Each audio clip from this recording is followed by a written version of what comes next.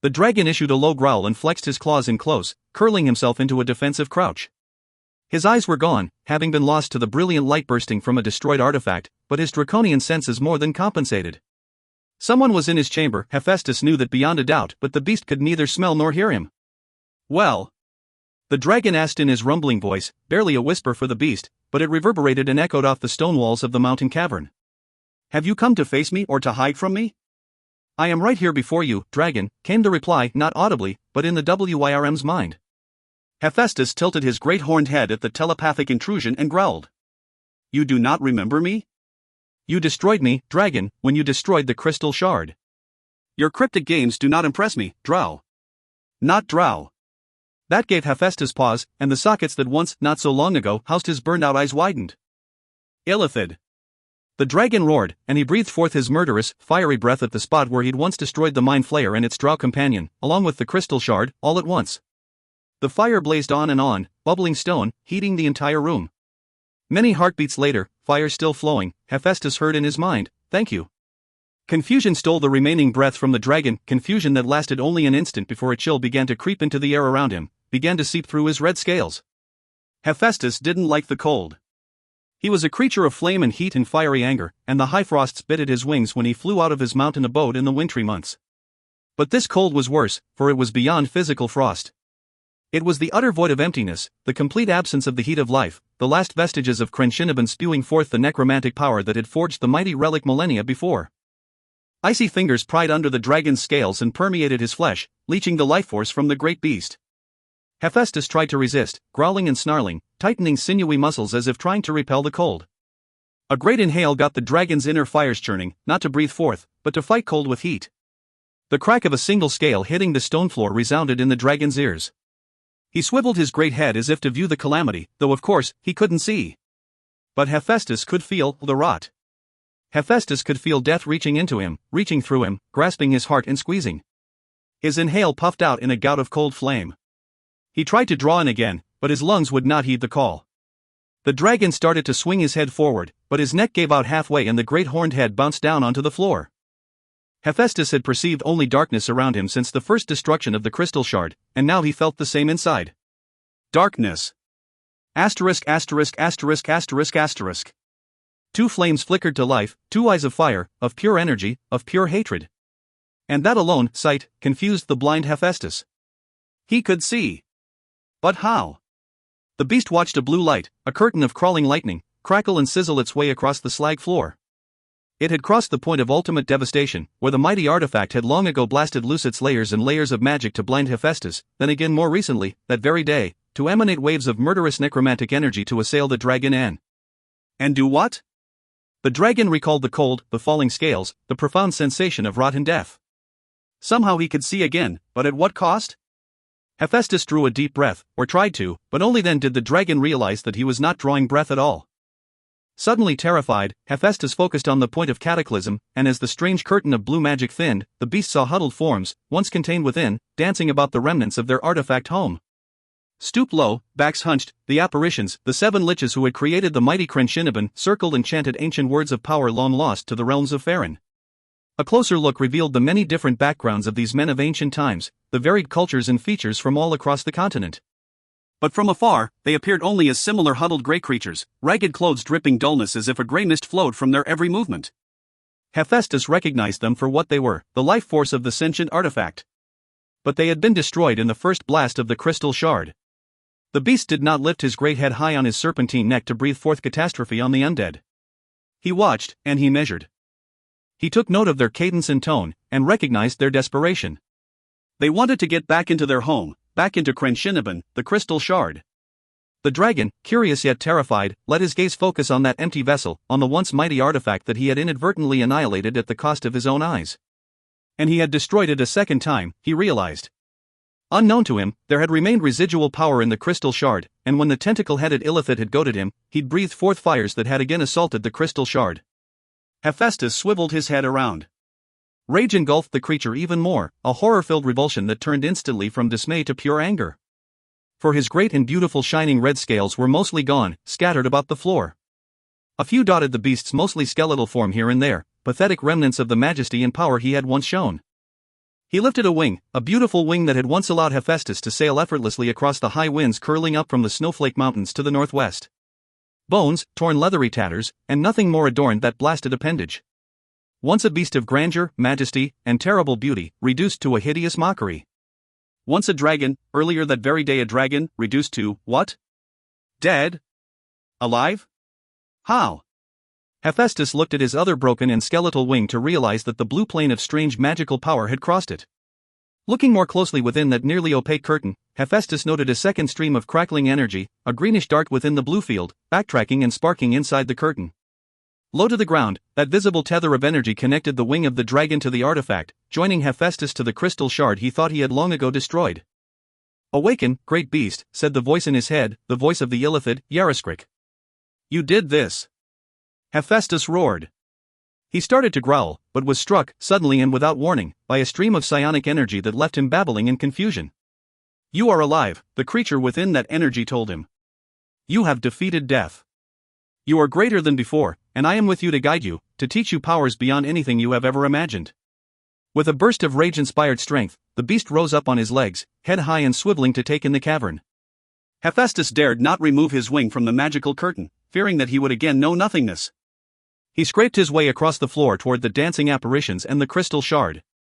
The huddled and shadowy forms of the undead stopped their circling and turned as one to regard the dragon. They backed away, whether out of fear or reverence, Hephaestus could not determine. The beast approached the shard, and a clawed foreleg moved forward gingerly to touch the item.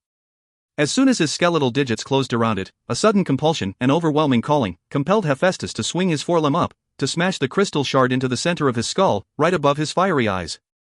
Even as he performed that movement, Hephaestus realized that Yareskrik's overwhelming willpower was compelling him so. Before he could avenge that insult, however, Hephaestus's rage flew away. Ecstasy overwhelmed the dragon, a release of tremendous power and overwhelming joy, a wash of oneness and completeness. The beast shuffled back. His wing left the curtain, but Hephaestus felt no horror at that realization, for his newfound sentience and awareness, and restored life energy, did not diminish. No, not life energy, Hephaestus realized. Quite the opposite, precisely the opposite. "You are the Ghost King," Yareskrik told him. "Death does not rule you. You rule death." After a long while, Hephaestus settled back on his haunches, surveying the scene and trying to make sense of it all. The crawling lightning reached the cavern's far wall, the rock surface suddenly sparkling as if holding 1,000 little stars. Through the curtain came the undead liches moving into a semicircle before Hephaestus. They prayed in their ancient and long-forgotten languages and kept their horrid visages low, directed humbly at the floor. He could command them, Hephaestus realized, but he chose to let them grovel and genuflect before him, for the beast was more concerned with the wall of blue energy dissecting his cavern. What could it be? "Mistra's weave," the liches whispered, as if reading his every thought. "The weave?" Hephaestus thought. The weave, collapsing, answered the chorus of liches. Magic, wild. Hephaestus considered the wretched creatures as he tried to piece together the possibilities. The apparitions of the crystal shard were the ancient wizards who had imbued the artifact with their own life forces. At its essence, Krenshinibin radiated necromantic dweomers. Hephaestus's gaze went back to the curtain, the strand of Mistra's weave made visible, all but solid. He thought again of his last memories of sight, when he had brought forth his fiery breath over a drow and an illithid, and over the crystal shard. Dragonfire had detonated the mighty relic and had filled Hephaestus's eyes with brilliant, blinding light. Then a cold wave of emptiness had slain him, had rotted the scales and the flesh from his bones. Had that spell, whatever it was, brought down a piece of Mistra's weave? "The strand was here before you breathed," the apparitions explained, reading his thoughts and dispelling that errant notion. "Brought from the first fires that shattered the shard," Hephaestus said. "No," Yareskrik said in the dragon's mind. "The strand released the necromancy of the ruined shard, giving me sentience once more and reviving the apparitions in their current state." "And you invaded my sleep," Hephaestus accused. "I am so guilty," the illithid admitted. "As you destroyed me in that long-lost time, so I have returned to repay you. I will destroy you again," Hephaestus promised. "You cannot, for there is nothing to destroy. I am disembodied thought, sentience without substance. And I seek a home." Before Hephaestus could even register that notion for what it was, a clear threat, another wave of psionic energy, much more insistent and overwhelming, filled his every synapse, his every thought, his every bit of reason with a buzzing and crackling distortion. He couldn't even think his name, let alone respond to the intrusion, as the powerful mind of the undead illithid worked its way into his subconscious, into every mental fiber that formulated the dragon's psyche. Then, as if a great darkness were suddenly lifted, Hephaestus understood everything. "What have you done?" he telepathically asked the Illithid. But the answer was there, waiting for him, in his own thoughts. For Hephaestus needn't ask Yareskrik anything ever again. Doing so would be no more than pondering the question himself. Hephaestus was Yareskrik and Yareskrik was Hephaestus. And both were Crenshinniban, the Ghost King. Hephaestus's great intellect worked backward through the reality of his present state and the enthusiasm of the 7 liches as his thoughts careened and at last convened, spurring him to certainty. The strand of blue fire, however it had come to be, had tied him to Crenshinniban and its lingering necromantic powers. Those powers were remnants but still mighty, he realized as the crystal shard pulsed against his skull. It had fused there, and the necromantic energy had infused the remains of Hephaestus's physical coil. Thus he had risen, not in resurrection, but in undeath. The apparitions bowed to him, and he understood their thoughts and intentions as clearly as they heard his own. Their sole purpose was to serve. Hephaestus understood himself to be a sentient conduit between the realms of the living and the dead. The blue fire crawled out of the far wall and etched along the floor. It crossed over where the crystal shard had lain, and over where Hephaestus's wingtip had been. In the span of a few heartbeats, it exited the chamber altogether, leaving the place dim, with only the dancing orange flames of the lich's eyes, Hephaestus's eyes, and the soft green glow of Crenshinniban. But the beast's power did not diminish with its passing, and the apparition still bowed. He was risen. A Dracolic. Part. Unweaving. Unweaving. Where does reason end and magic begin? Where does reason end and faith begin? These are 2 of the central questions of sentience, so I have been told by a philosopher friend who has gone to the end of his days and back again. It is the ultimate musing, the ultimate search, the ultimate reality of who we are. To live is to die, and to know that you shall, and to wonder, always wonder. This truth is the foundation of the spirit soaring, a cathedral, a library, a place of worship and reason, of debate and philosophy. Her stones were placed by faith and magic, her walls constructed of wonderment and hope, her ceiling held up by reason. There, Catterley Bonadu strides in profundity and demands of his many visitors, devout and scholarly, that they do not shy from the larger questions of existence, and do not shield themselves and buffet others with unreasoned dogma. There is now raging in the wider world a fierce debate, just such a collision between reason and dogma. Are we no more than the whim of the gods or the result of harmonic process? Eternal or mortal, and if the former, then what is the relationship of that which is forevermore, the soul, to that which we know will feed the worms?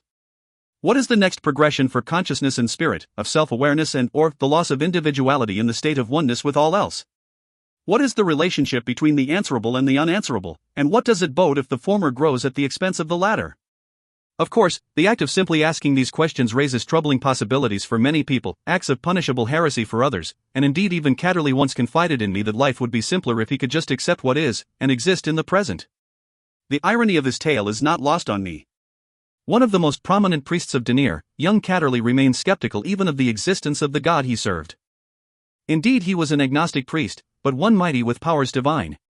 Had he worshipped any god other than Denier, whose very tenets encourage inquisition, young Catterley likely would never have found any of those powers, to heal or to invoke the wrath of his deity. He is confident now in the evermore, and in the possibility of some Denirath heaven, but still he questions, still he seeks. At spirit soaring, many truths, laws of the wider world, even of the heavens above, are being unraveled and unrolled for study and inquisition. With humility and courage, the scholars who flock there illuminate details of the scheme of our reality, argue the patterns of the multiverse and the rules that guide it, indeed, realign our very understanding of Toriel and its relationship to the moon and the stars above. For some, that very act bespeaks heresy, a dangerous exploration into the realms of knowledge that should remain solely the domain of the gods, of beings higher than us. Worse, these frantic prophets of doom warn, such ponderings and impolitic explanations diminish the gods themselves and turn away from faith those who need to hear the word. To philosophers like Catterley, however, the greater intricacy, the greater complexity of the multiverse only elevates his feelings for his God. The harmony of nature, he argues, and the beauty of universal law and process bespeak a brilliance and a notion of infinity beyond that realized in blindness or willful, fearful ignorance. To Catterley's inquisitive mind, the observed system supporting divine law far surpasses the superstitions of the material plane.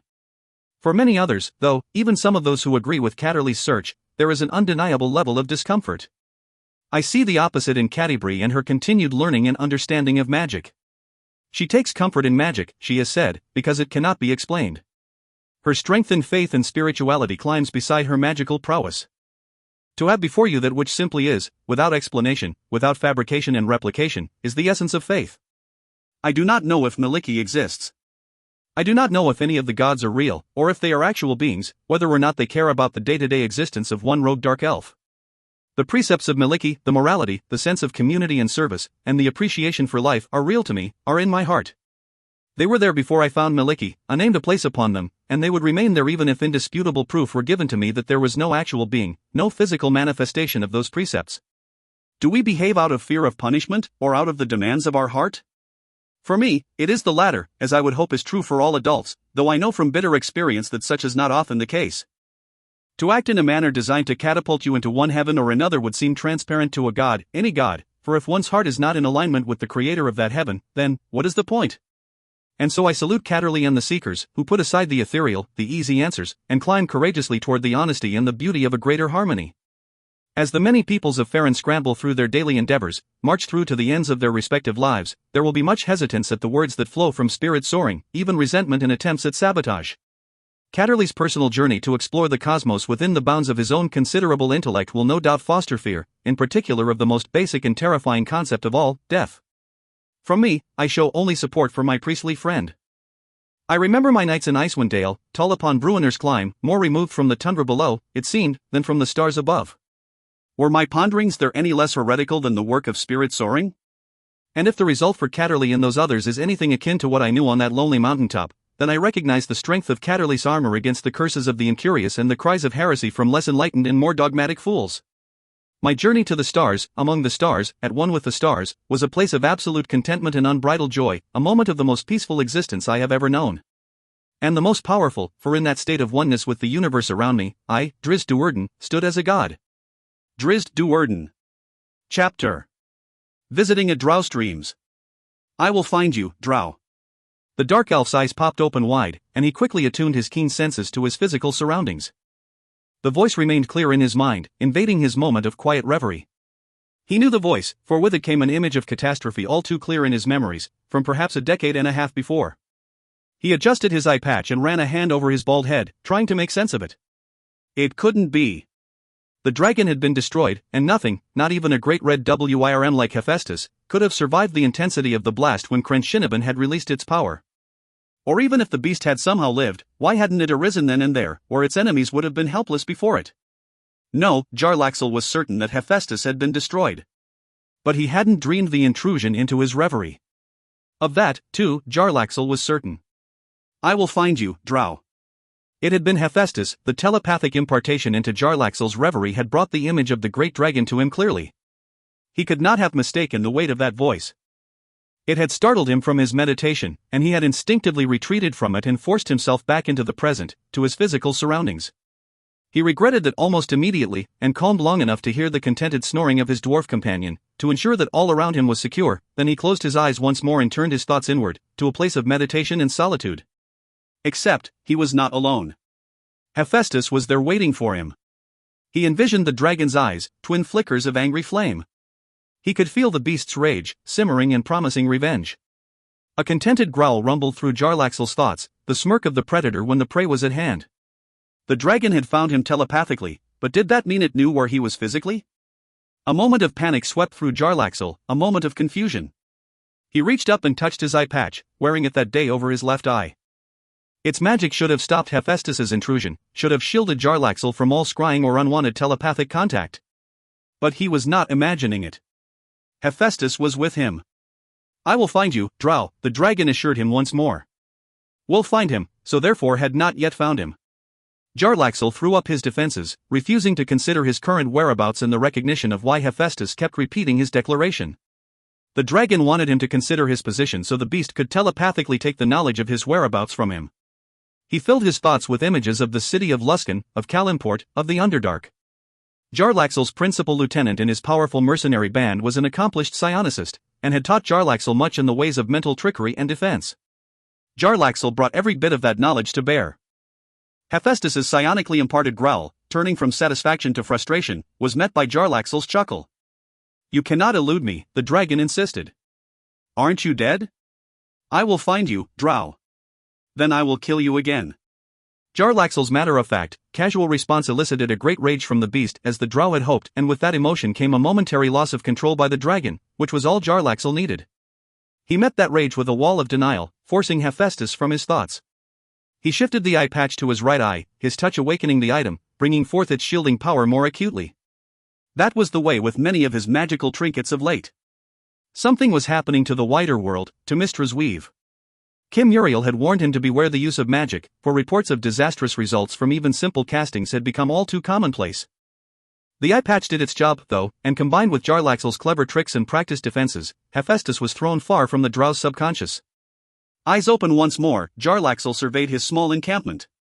He and Athrogate were north of Mirabar.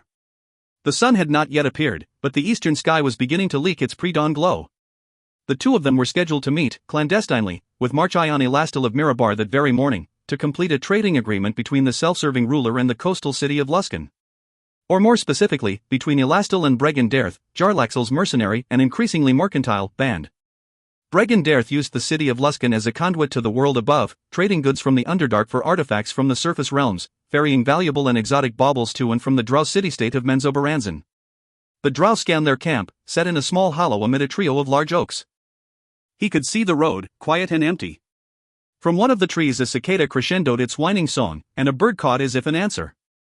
A rabbit darted through the small grassy lea on the downside of the camp, fleeing with sharp turns and great leaps as if terrified by the weight of Jarlaxle's gaze.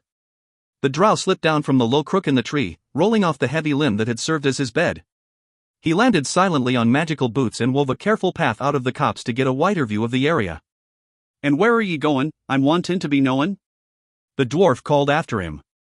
Jarlaxle turned on Athrogate, who still lay on his back, wrapped in a tangled bedroll. One half opened eye looked back at him. "I often ponder which is more annoying, dwarf, your snoring or your rhyming." "Meself, too," said Athrogate. "But since I'm not much hearing me snoring, I'll be choosing the word song." Jarlaxle just shook his head and turned to walk away. "I'm still asking, elf. I thought it wise to search the grounds before our esteemed visitor arrives," Jarlaxle replied. "He'll be getting here with half the dwarf's Mirabar's shield, not for doubting," said Athrogate. True enough, Jarlaxle knew. He heard Athrogate shuffle out of his bedroll and scramble to his feet. "Prudence, my friend," the drow said over his shoulder, and started away. "Nah, it's more'n that," Athrogate declared. Jarlaxle laughed helplessly. Few in the world knew him well enough to so easily read through his tactical deflections and assertions, but in the years Athrogate had been at his side, he had indeed let the dwarf get to know something of the true Jarlaxle Benra. He turned and offered a grin to his dirty, bearded friend. "Well?" Athrogate asked. "Your words I'm taking, but what's got ye shaking?" "Shaking?" Athrogate shrugged. "It be what it be, and I see what it be." "Enough," Jarlaxle bade him, holding his hands out in surrender. "Ye tell me or I'll rhyme at ye again," the dwarf warned. "Hit me with your mighty morning stars instead, I beg you." Athrogate planted his hands on his hips and stared at the dark elf hard. "I do not yet know," Jarlaxle admitted. "Something." He reached around and retrieved his enormous, wide-brimmed hat, patted it into shape, and plopped it atop his head. "Something?" "Aye," said the drow. "A visitor, perhaps in my dreams, perhaps not." "Tell me she's a redhead." "Red scales, more likely." Athrogate's face crinkled in disgust. "Ye need to dream better, elf." "Indeed." Asterisk asterisk asterisk asterisk asterisk. "My daughter fares well, I trust," Marchion Elastil remarked. He sat in a great, comfortable chair at the heavy, ornately decorated table his attendants had brought from his palace in Mirabar, surrounded by a dozen grim-faced dwarves of Mirabar's shield. Across from him, in lesser thrones, sat Jarlaxle and Athrogate, who stuffed his face with bread, eggs, and all manner of delicacies. Even for a meeting in the wilderness, Elastil had demanded some manner of civilized discourse, which, to the dwarf's ultimate joy, had included a fine breakfast.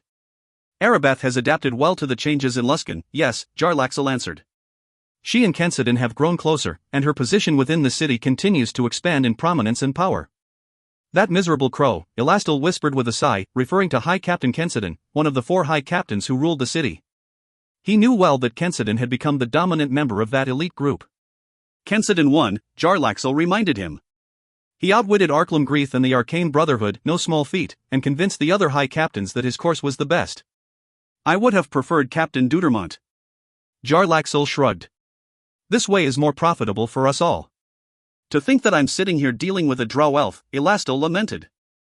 "Half of my shield dwarves would prefer that I kill you rather than negotiate with you." "That would not be wise. Or profitable. Nor healthy." Elastil snorted, but his daughter Arabeth had told him enough about the creature Jarlaxle for him to know that the drow's quip was only half a joke, and half a deadly serious threat. If Kensidin the Crow and the other 3 high captains learn of our little arrangement here, they will not be pleased, Elastil said. Bregenderth does not answer to Kensidin and the others. But you do have an arrangement with them to trade your goods through their markets alone. Their wealth grows considerably because of the quiet trade with Menzoberranzan, Jarlaxle replied. If I decide it convenient to do some dealing outside the parameters of that arrangement, then I am a merchant, after all. A dead one, should Kensidin learn of this. Jarlaxle laughed at the assertion. A weary one, more likely, for what shall I do with a surface city to rule? It took a moment for the implications of that boast to sink into Elastil, and the possibility brought him little amusement, for it served as a reminder and a warning that he dealt with dark elves. Very dangerous dark elves. We have a deal, then? Jarlaxle asked. I will open the tunnel to Barkskin Storehouse, Elastil replied, referring to a secret marketplace in the undercity of Mirabar, the dwarf section. Kimuriel's wagons can move in through there alone, and none shall be allowed beyond the entry hall. And I expect the pricing exactly as we discussed, since the cost to me in merely keeping the appropriate guards alert for drow presence will be no small matter. Drow presence? Surely you do not expect that we will deign to move further into your city, good Marchion. We are quite content with the arrangement we have now, I assure you. You are a drow, Jarlaxle. You are never quite content. Jarlaxle simply laughed, unwilling and unable to dispute that point. He had agreed to personally broker the deal for Kimuriel, who would oversee the setup of the operation, since Jarlaxle's wanderlust had returned and he wanted some time away from Luskan. In truth, Jarlaxle had to admit to himself that he wouldn't really be surprised at all to return to the north after a few months on the road and find Kimuriel making great inroads in the city of Mirabar, perhaps even becoming the true power in the city, using Elastil or whatever other fool he might prop up to give him cover. Jarlaxle tipped his great hat, then, and rose to leave, signaling Athrogate to follow.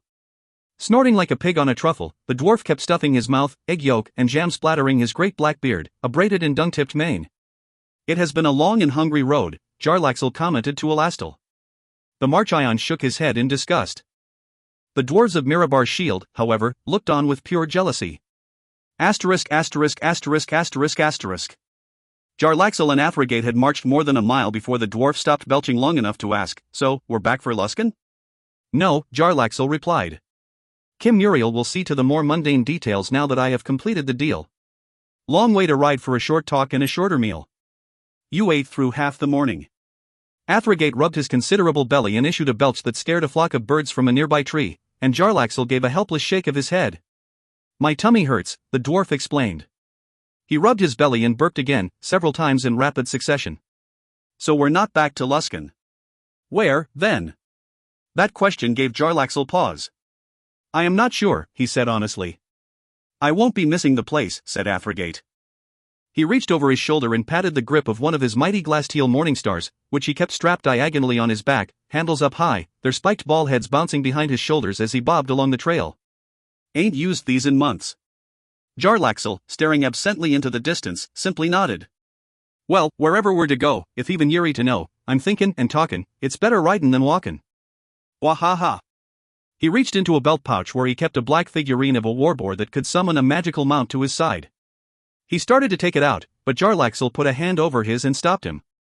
Not today, the drow explained. Today, we meander. Bah, but I'm wantin' a bumpy road to shake a few belches free, ye damned elf. Today we walk, Jarlaxle said with finality. Athrogate looked at him with suspicion. So Yuri not for knowin' where we're to be goin'. The drow looked around at the rough terrain and rubbed his slender chin. Soon, he promised. Bah! We could have gone back into Mirabar for more food. Athrogate blanched as he finished, though, a rare expression indeed for the tough dwarf, for Jarlaxle fixed him with a serious and withering glare, one that reminded him in no uncertain terms who was the leader and who the sidekick. Good day for a walk. Athrogate exclaimed, and finished with a great belch.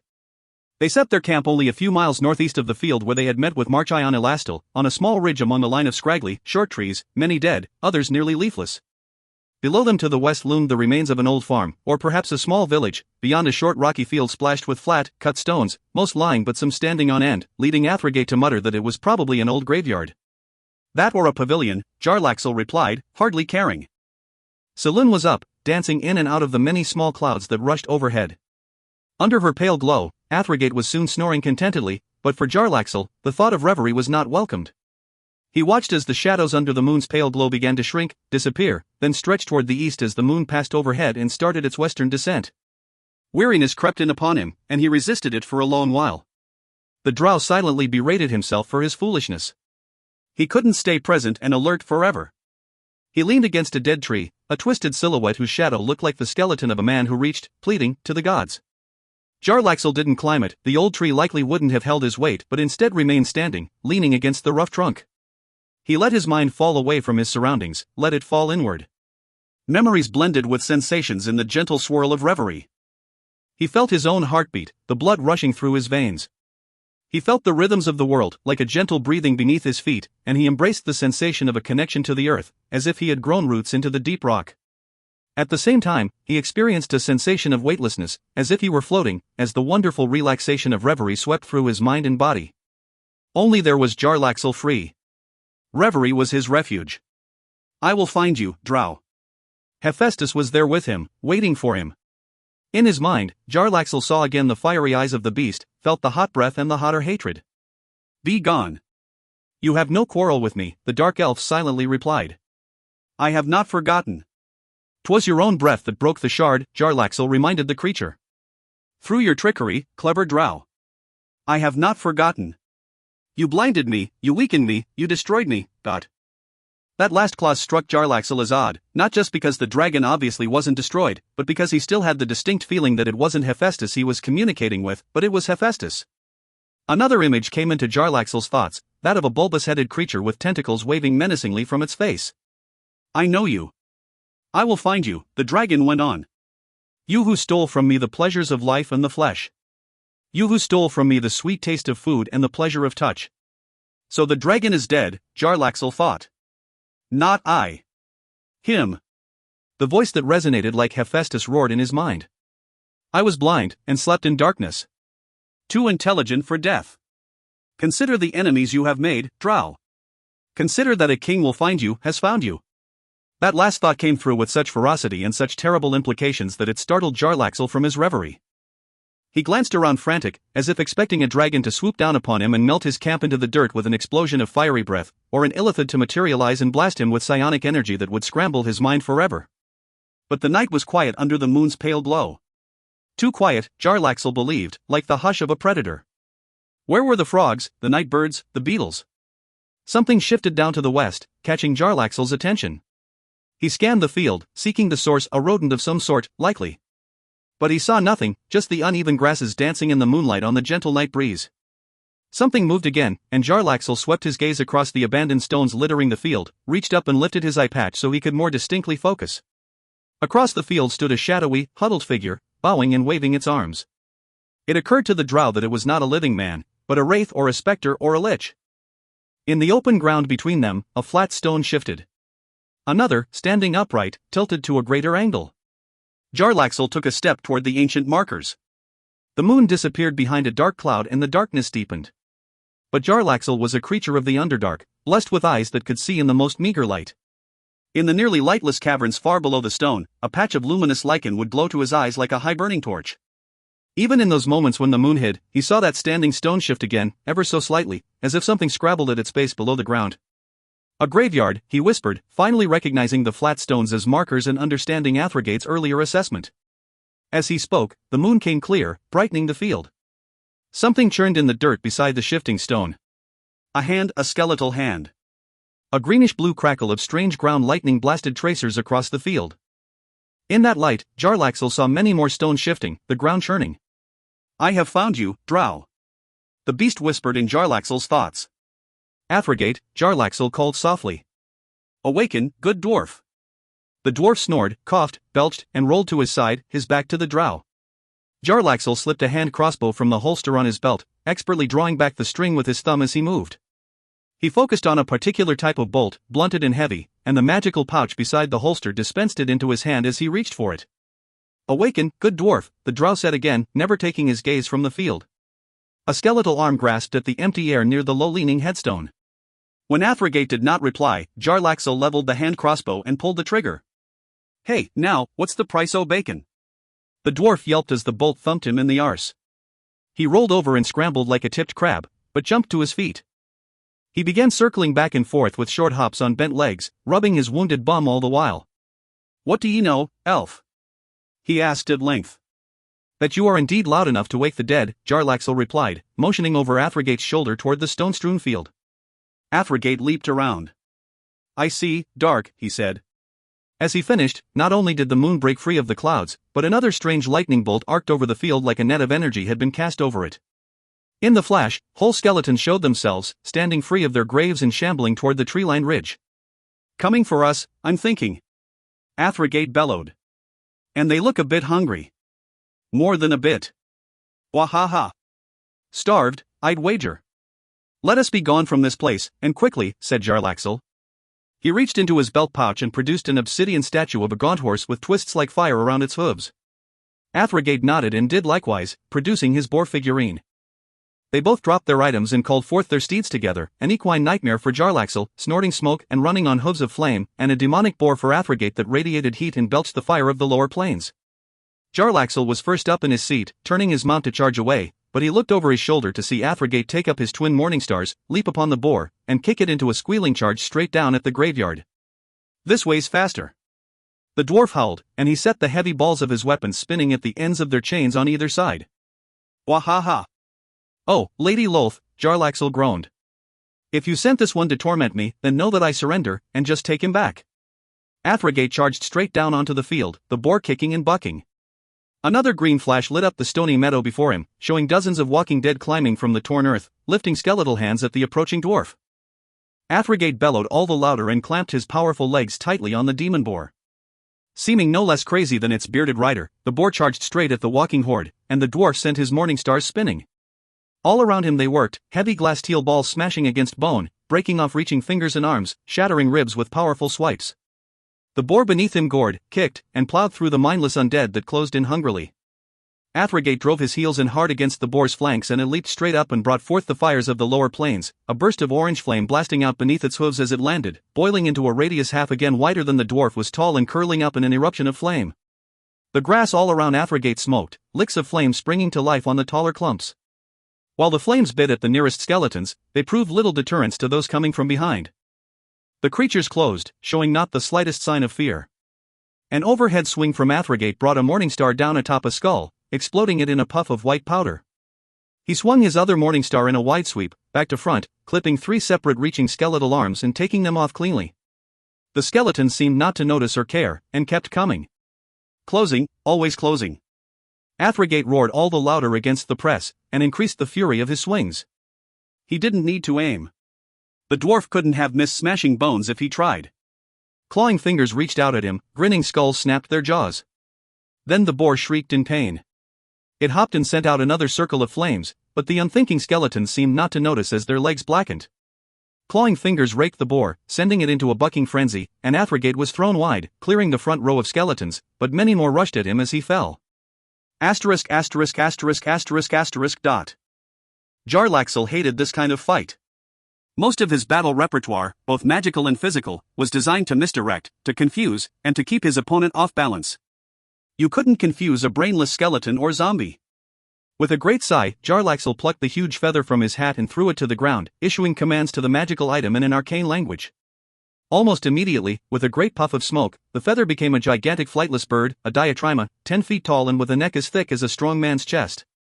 Responding to Jarlaxle's telepathic commands, the monstrous bird charged onto the field and buffeted the undead with its short wings, pecking them to pieces with its powerful beak. The bird pushed through the throng of undead, kicking and buffeting and pecking with abandon. Every attack rattled a skeleton to pieces or smashed a skull to powder. But more rose from the torn soil, and they closed and clawed. On the side of the ridge, Jarlaxle casually slipped a ring onto his finger and drew a thin wand from his pack. He punched out with the ring and its magic extended and amplified his strike many times over, blowing a path of force through the nearest ranks of skeletons, sending bones flying every which way. A second punch shattered 3 others as they tried to close from his left flank. His immediate position secured, the drow lifted the wand, calling upon its powers to bring forth a burst of brilliantly shining light, warm and magical and ultimately devastating to the undead creatures. Unlike the flames of the magical boar, the wand's light could not be ignored by the skeletons. Where fire could but blacken their bones, perhaps wound them slightly, the magical light struck at the core of the very magic that gave them animation, countering the negative energy that had lifted them from the grave. Jarlaxle centered the burst in the area where Athrogate had fallen, and the dwarf's expected yelp of surprise and pain from stinging eyes sounded sweet to the drow. He couldn't help but laugh when the dwarf finally emerged from the rattle of collapsing skeletons. The fight, however, remained far from won. More and more skeletons continued to rise and advance. Athrogate's boar was gone, slain by the horde. The magic of the figurine could not produce another creature for several hours. Jarlaxle's bird, too, had fallen victim to slashing digits and was being torn asunder. The drow lifted his fingers to the band on his hat, where the nub of a new feather was beginning to sprout. But several days would pass before another diatrima could be summoned. Athrogate turned as if he meant to charge into another knot of skeletons, and Jarlaxle yelled, "Get back here!" Still rubbing his stinging eyes, the dwarf replied, "There be more to hit, elf, but I will leave you, then, and they will tear you apart. Yuri skinned me to run from a fight." Athrogate yelled as his morning stars pulverized another skeleton that reached for him with clawing hands. "Perhaps the magic that raised these creatures will lift you up as a zombie," Jarlaxle said as he turned his nightmare around, facing up the ridge. Within a few heartbeats, he heard mumbling behind him as Athrogate approached. The dwarf huffed and puffed beside him, holding the onyx boar figurine and muttering. "You cannot call another one now," Jarlaxle reminded him, extending a hand that Athrogate grasped. The dwarf settled behind the drow on the nightmare's back and Jarlaxle kicked the steed away, leaving the skeletons far, far behind. They rode hard, then more easily, and the dwarf began to giggle. "What do you know?" the drow asked, but Athrogate only bellowed with wild laughter. "What?" Jarlaxle demanded, but he couldn't spare the time to properly look back, and Athrogate sounded too amused to properly answer. When they finally reached a place where they could safely stop, Jarlaxle pulled up abruptly and turned around.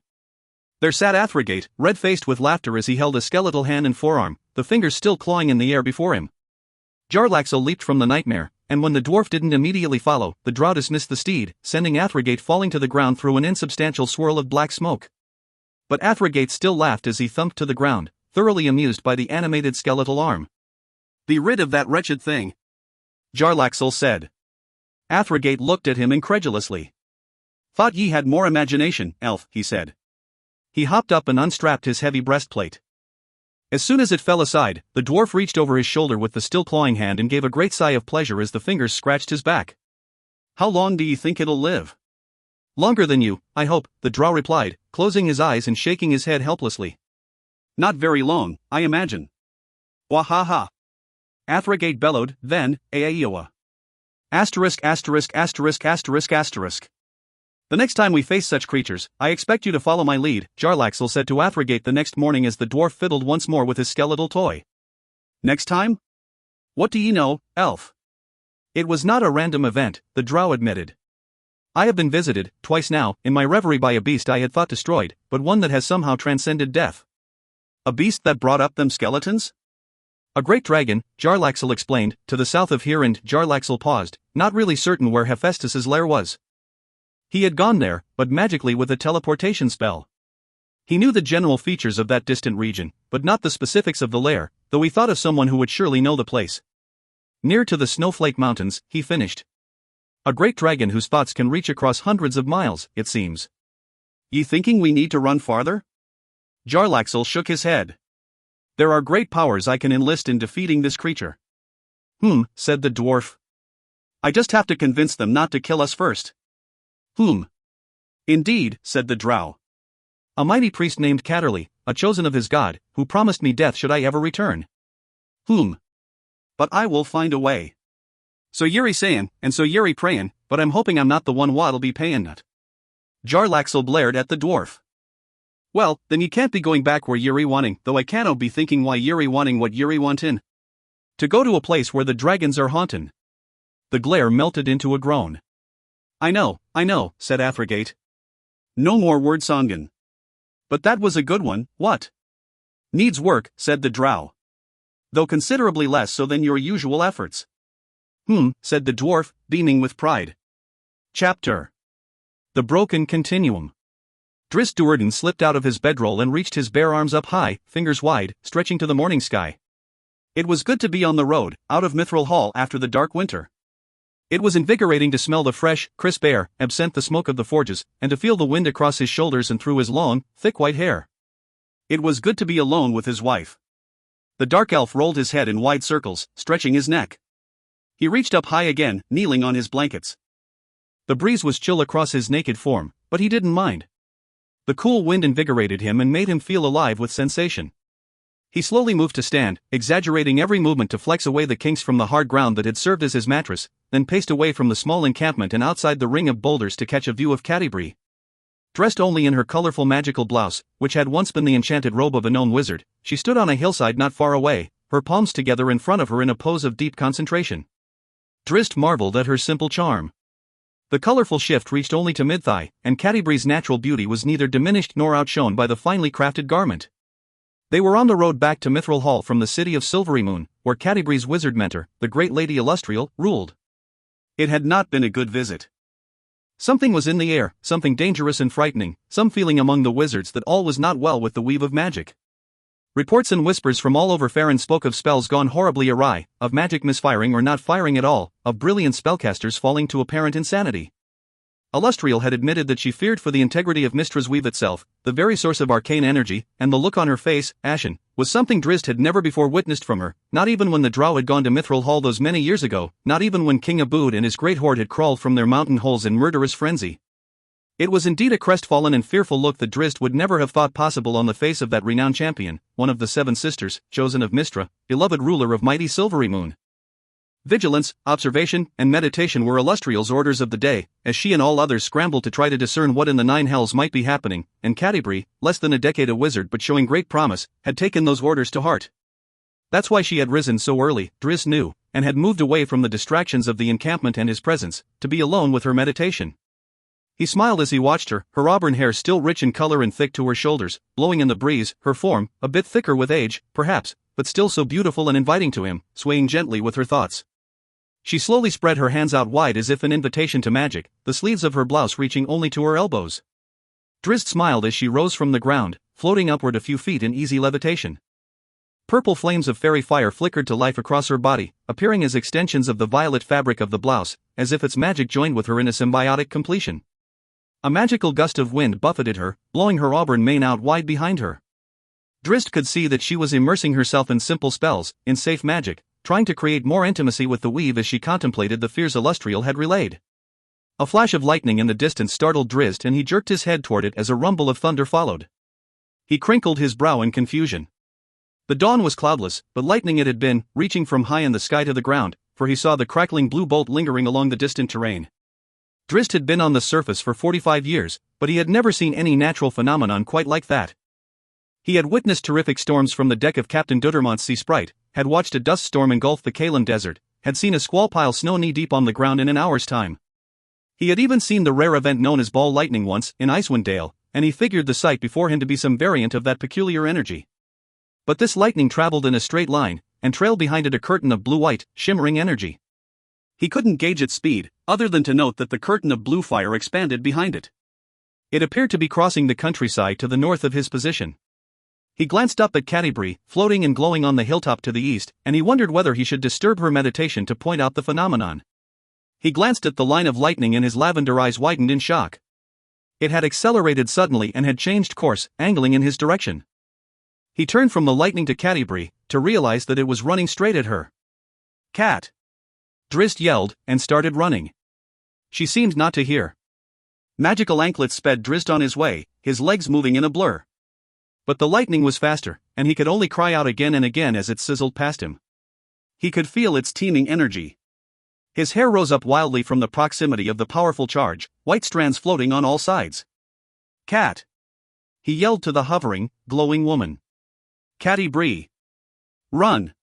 She was deep in her meditation, though she did seem to react, just a bit, turning her head to glance at Drizzt. But too late. Her eyes widened just as the speeding ground lightning engulfed her.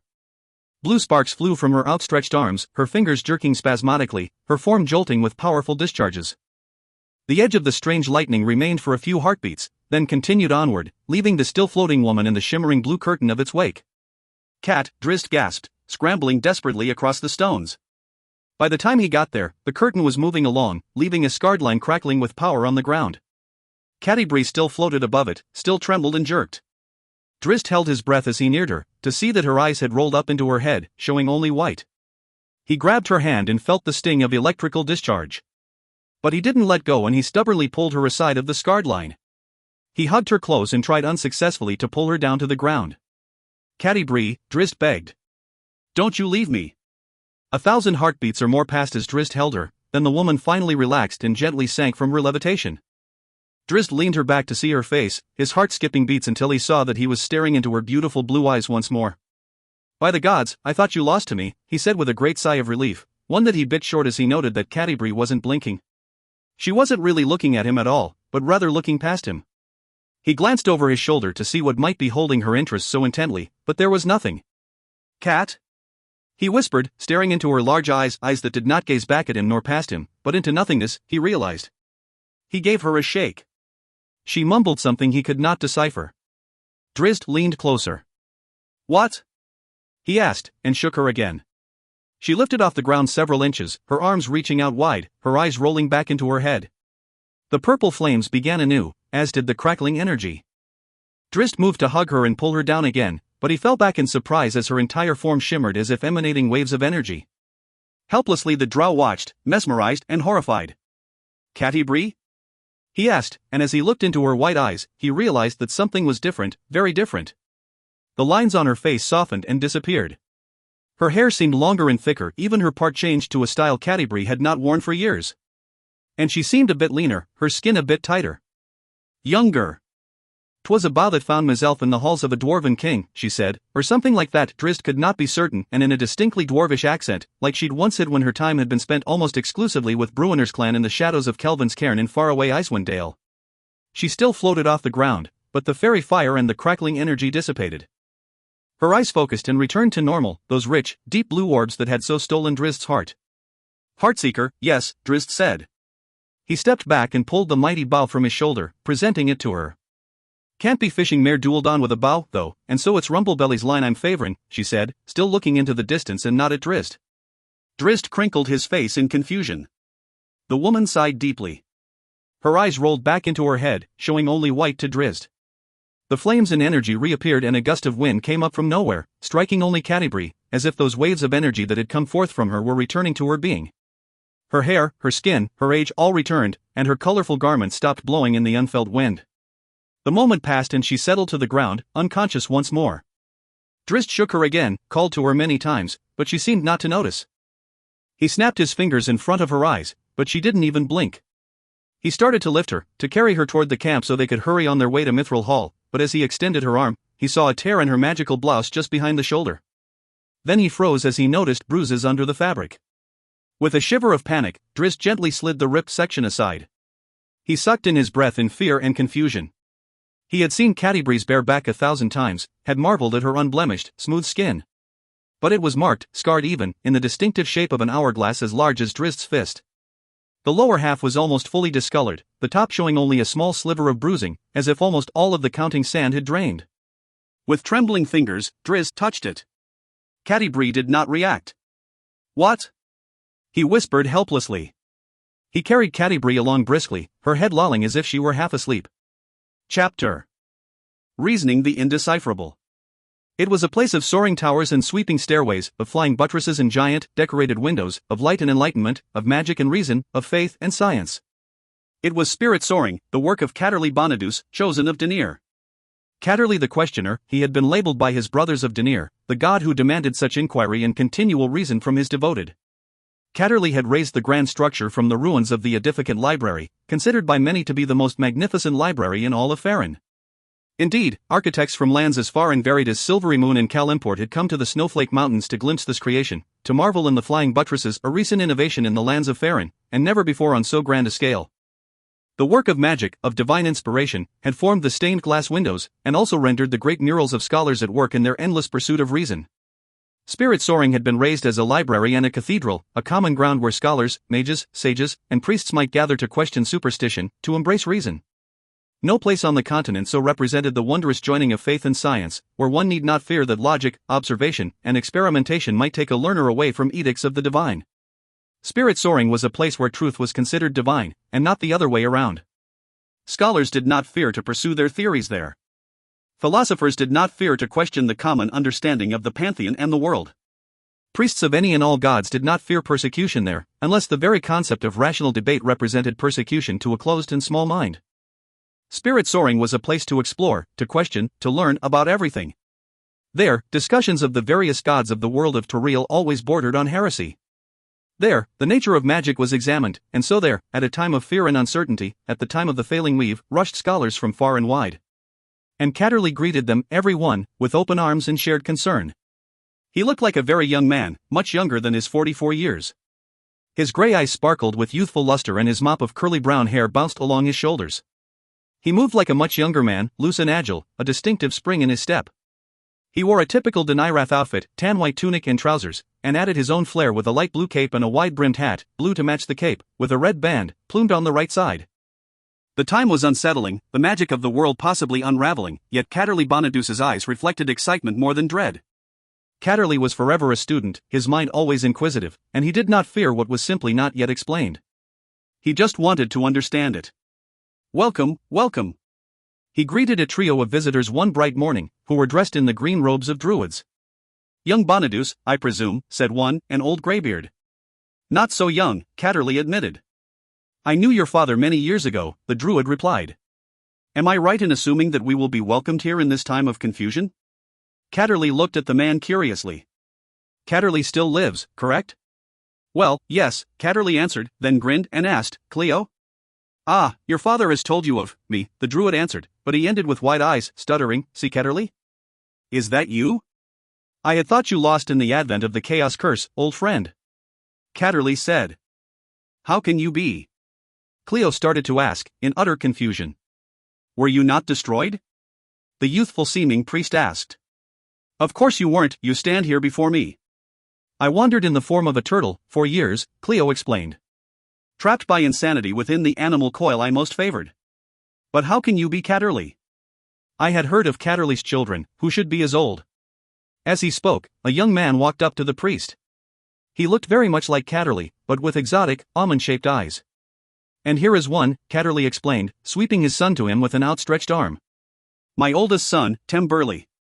"Who looks older than you?" Cleo remarked dryly. "A long and complicated story," said the priest. "Connected to this place, spirit soaring." "You are wanted in the observatory, father," Tim Burley said with a polite salute to the new visitors. "The Gonsmen are declaring supremacy again, as Gadget overcomes magic, but no doubt, both factions think I side with their cause." Tim Burley shrugged and Catterley breathed a great sigh. "My old friend," Catterley said to Cleo, "I should like some time with you, to catch up." "I can tell you of life as a turtle," Cleo deadpanned, drawing a smile from Catterley. "We have many points of view in spirit soaring at the time, and little agreement," Catterley explained. "They're all nervous, of course." "With reason," said another of the druids. "And reason is our only way through this," said Catterley. "So welcome, friends, and enter. We have food aplenty, and discussion aplenty more. Add your voices without reserve." The three druids looked to each other, the other two nodding approvingly to Cleo. "As I told you it would be," Cleo said. "Reasonable priests, these Denirath." He turned to Catterley, who bowed, smiled widely, and took his leave. "You see?" Catterley said to Tim Burley as the druids walked past into spirit soaring. "I have told you many times that I am reasonable." He patted his son on the shoulder and followed after the druids. "And every time you do, Mother whispers in my ear that your reasonableness is based entirely on what suits your current desires," Tim Burley said after him. Catterley skipped a step and seemed almost to trip. He didn't look back, but laughed and continued on his way. Asterisk. Tim Burley left the building and walked to the southern wall, to the great garden, where he was to meet with his twin sister, Hannelisa. The two had planned a trip that morning to Caradun, the small town on the banks of Impressed Lake, a day's march from spirit soaring. Timbrel's grin widened as he approached the large, fenced garden, catching sight of his sister with his favorite uncle. The green-bearded dwarf hopped about over a row of newly planted seeds, whispering words of encouragement and waving his arms, one severed at his elbow, like a bird trying to gain altitude in a gale. This dwarf, Pickled Bouldershoulder, was most unusual for his kind for having embraced the ways of the druids, and for many other reasons, most of which made him Timbrel's favorite uncle. Hannelisa Malpoison Bonadus, looking so much like a younger version of their mother, Danica, with her strawberry blonde hair and rich brown eyes, almond-shaped like Timbrel's own, looked up from the row of new plantings and grinned at her brother, as clearly amused by Pickle's gyrations as was Tim Burley. "Uncle Pickle says he'll make them grow bigger than ever," Hannelisa remarked as Tim Burley came through the gate. "Eva! Pykel roared, and Temburley was impressed that he had apparently learned a new word. But I thought that the gods weren't listening, Temburley dared say, drawing an O of consternation and a lot of finger-wagging from Pykel. Faith, brother, said Hannah-Lysa. Uncle Pykel knows the dirt. He, said the dwarf. Cara-Dune awaits, said Temburley. Where is Rory? Hannah-Lysa asked, referring to their brother Rorik, at 17, 5 years their junior. With a gaggle of mages, arguing the integrity of the magical strands that empower the world. I expect that when this strangeness is ended, Rory will have a dozen powerful wizards vying to serve as his mentor. Hannah-Lysa nodded at that, for she, like Temburley, knew well their younger brother's propensity and talent at interjecting himself into any debate. The young woman brushed the dirt from her knees and slapped her hands together to clean them. Lead on, she bade her brother. Uncle Pykel won't let my garden die, will you? Do Dad.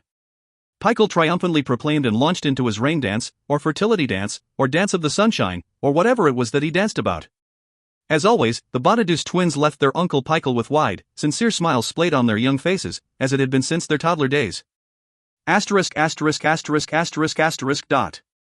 Her forearms and forehead planted firmly on the rug, the woman eased her feet from the floor, drawing her legs perpendicular to her torso. With great grace, she let her legs swing wide to their respective sides, then pulled them together as she straightened in an easy and secure headstand. Breathing softly, in perfect balance and harmony, Danica turned her hands flat and pressed up, rising into a complete handstand. She posed as if underwater, or as if gravity itself could not touch her in her deep meditative state. She moved even beyond that grace, seeming as if some wire or force pulled her upward as she rose up from palms to fingers. She stood inverted, perfectly still and perfectly straight, immune to the passage of time, unstrained. Her muscles did not struggle for balance, but firmly held her in position so her weight pressed down uniformly onto her strong hands. She kept her eyes closed, and her hair, showing gray amidst the strawberry hues, hung to the floor. She was deep in the moment, deep within herself. Yet she sensed an approach, a movement by the door, and she opened her eyes just as Ivan Bouldershoulder, yellow-bearded brother of Pykel, poked his hairy head through. Danica opened her eyes to regard the dwarf. When all their magic's gone, yourself and Mazalf will take over the world, girl, he said with an exaggerated wink. Danica rolled down to her toes and gracefully stood upright, turning as she went so that she still faced the dwarf. What do you know, Ivan? She asked. More than I should and not enough to be sure, he replied. You older brats went down to Cara-Dune, me brothers telling me. Temburley enjoys the availability of some young ladies there, or so I've heard. Ah, the dwarf mused, and a very serious look came over him. And what o' Hannah? Danica laughed at him. What of her? She got some boy sniffing around? She's 22 years old, Ivan. That would be her business, . Bah! Not until her uncle Ivan gets to talk to the fool, it won't. She can handle herself. She's trained in the ways of. No, she can no. You don't show the same concern for Temburley, I see. Bah! Boys'll do what boys'ry supposed to be doin', but they best not be doin' it to me girl, Hannah. Danica put a hand up over her mouth in a futile attempt to mask her laughter. Bah! Ivan said, waving his hand at her. I'm talking that girl to Bruiner's halls, I am. I don't think she'd agree to that. Who's a skin? Your young ones be runnin' wild, they be. He continued to grumble, until the laughing Danica finally managed to catch her breath long enough to inquire, was there something you wished to ask me? Ivan stared at her blankly for a moment, confused and flustered. Yeah, he said, though he seemed uncertain. After another moment of reflection, he added, where's the little one? Me brother was thinkin' o' jogging down to Cara-Dune, and he missed them older brats when they left. I haven't seen Rorik all day. Well, he didn't go with Temburley and Hannah. Is it good by yourself that he goes with his uncle? I cannot think of a safer place for any of my children to be, good Ivan. Aye, and that's what's what, the dwarf agreed, hooking his thumbs under the suspenders of his breeches. I fear that I cannot say the same for my future children-in-law, however. Just the son-in-law, Ivan corrected with a wink. Don't break anything, Danica begged. And don't leave any marks. Ivan nodded, then brought his hands together and cracked his knuckles loudly. With a bow, he took his leave. Danica knew Ivan was harmless, at least as far as suitors to her daughter were concerned. It occurred to her just then that Hannah-Lysa would have a hard time indeed maintaining any relationships with Ivan and Pykel hovering over her. Or maybe those two would serve as a good test of a young man's intentions. His heart would surely have to be full for him to stick around once the dwarfs started in on him. Danica giggled and sighed contentedly, reminding herself that, other than the few years they had been away serving King Bruenor in Mithril Hall, Ivan and Pickled Bouldershoulder had been the best guardians any child could ever know. Asterisk asterisk asterisk asterisk asterisk. The shadowy being, once Fetchagrol the archmage of a great and lost civilization, didn't even recognize himself by that name, having long ago abandoned his identity in the communal joining ritual that had forged the crystal shard. He had known life, had known undeath as a lich, had known a state of pure energy as part of the crystal shard, had known nothingness, obliteration. And even from that last state, the creature that was once Fetchagrol had returned, touched by the weave itself. No more was he a free-willed spirit, but merely an extension, an angry outreach of that curious triumvirate of power that had melded into a singular malevolent force in a fire-blasted cavern many miles to the southeast. Fetchagrol served the anger of Crenshinab and Hephaestus, of the being they had become, the Ghost King. And like all 7 of the shadowy specters, Fetchagrol searched the night, seeking those who had wronged his masters.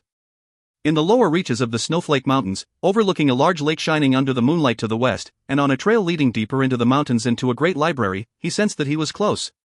When he heard the voices, a thrill coursed Fetchagrol's shadowy substance, for above all, the undead specter sought an outlet for his malevolence, a victim of his hatred.